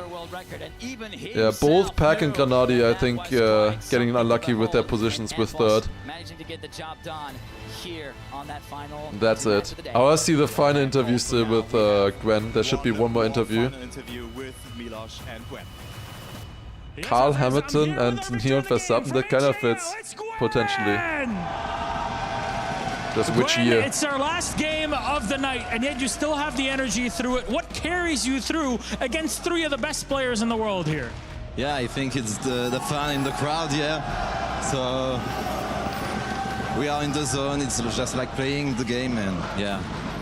I'm very happy of the game. Yeah. Well, very much locked in for it here, but you know, it's a tough game to get through so late at night, also with the fans around, but it really has to be asked about, because when you're facing such big opponents on the other side, do you feel like, even though you have that friendship all between you over so many years, does that get into your head sometimes that it pulls you out of the lock-in zone that you're in? Yeah, of course, because we know each other perfectly, we know how everyone plays, so yeah, we just play and hope for a win, but everything can happen, so... There's the extra bit of pressure as well, because AGAL is competing as part of the club championship. Second place right now, very, very close. And of course, you represent the team. Your teammate already made it through a second place. That's something to be quite happy about. But for you, you're here in first place. You get to skip things tomorrow. Does that add more pressure on you as a competitor for AG? Yeah, of course. I'm happy to not play tomorrow. I'm happy to have made the playoffs. Yeah, I will do my best for AG, and I hope I will win. Well, for you, the best for AG is the best for Gwen, so that works out very, very well. Thank you very much, Gwen. Congratulations on the win. That is our last matchup of the day. AGAL victorious. The crowd is loving it. We went all through it, and there's our panel to discuss it all. AGAL going crazy, kisses on the neck, just to celebrate what was a double advancement you go. into the top 16 Alright, for both that's it for the day. One more thing to take a look at. Oh, that was perfect with the camera there. Maybe that's the guy that they were talking about. So, one final thing to take a look at is the bracket. They should have updated it by now. Yes, we see with Gwen and Epos winning here in this one, and then Pack, of course, in finals mode, not making it in third place, and Wosa in fourth. They will be going down to the loser bracket then, where Pack will be facing off against Paco, Mada, and Afi, whereas Otak, Wosa are facing off against Linkmax and Josh. Man, this is fucked up. Like, this is just not nice. Like, nah, this is just fucked up. Like, this is a crazy... Look at this match. It's absolutely absurd. The level in this match here. I gotta be honest, like, this match is a lot easier, for sure. Like, Linkmax, Josh, they have been decent. Like, but Josh, like, barely even made it through this match here already. Linkmax had to pull that comeback there as well to get into this match before. Like, gonna be insane. But then on the other hand, of course, we have the other matches here as well with Soldier, Bren, Naiko, and Richie also coming in tomorrow. And Granadi, Massa, Wizzy, and Flimsy.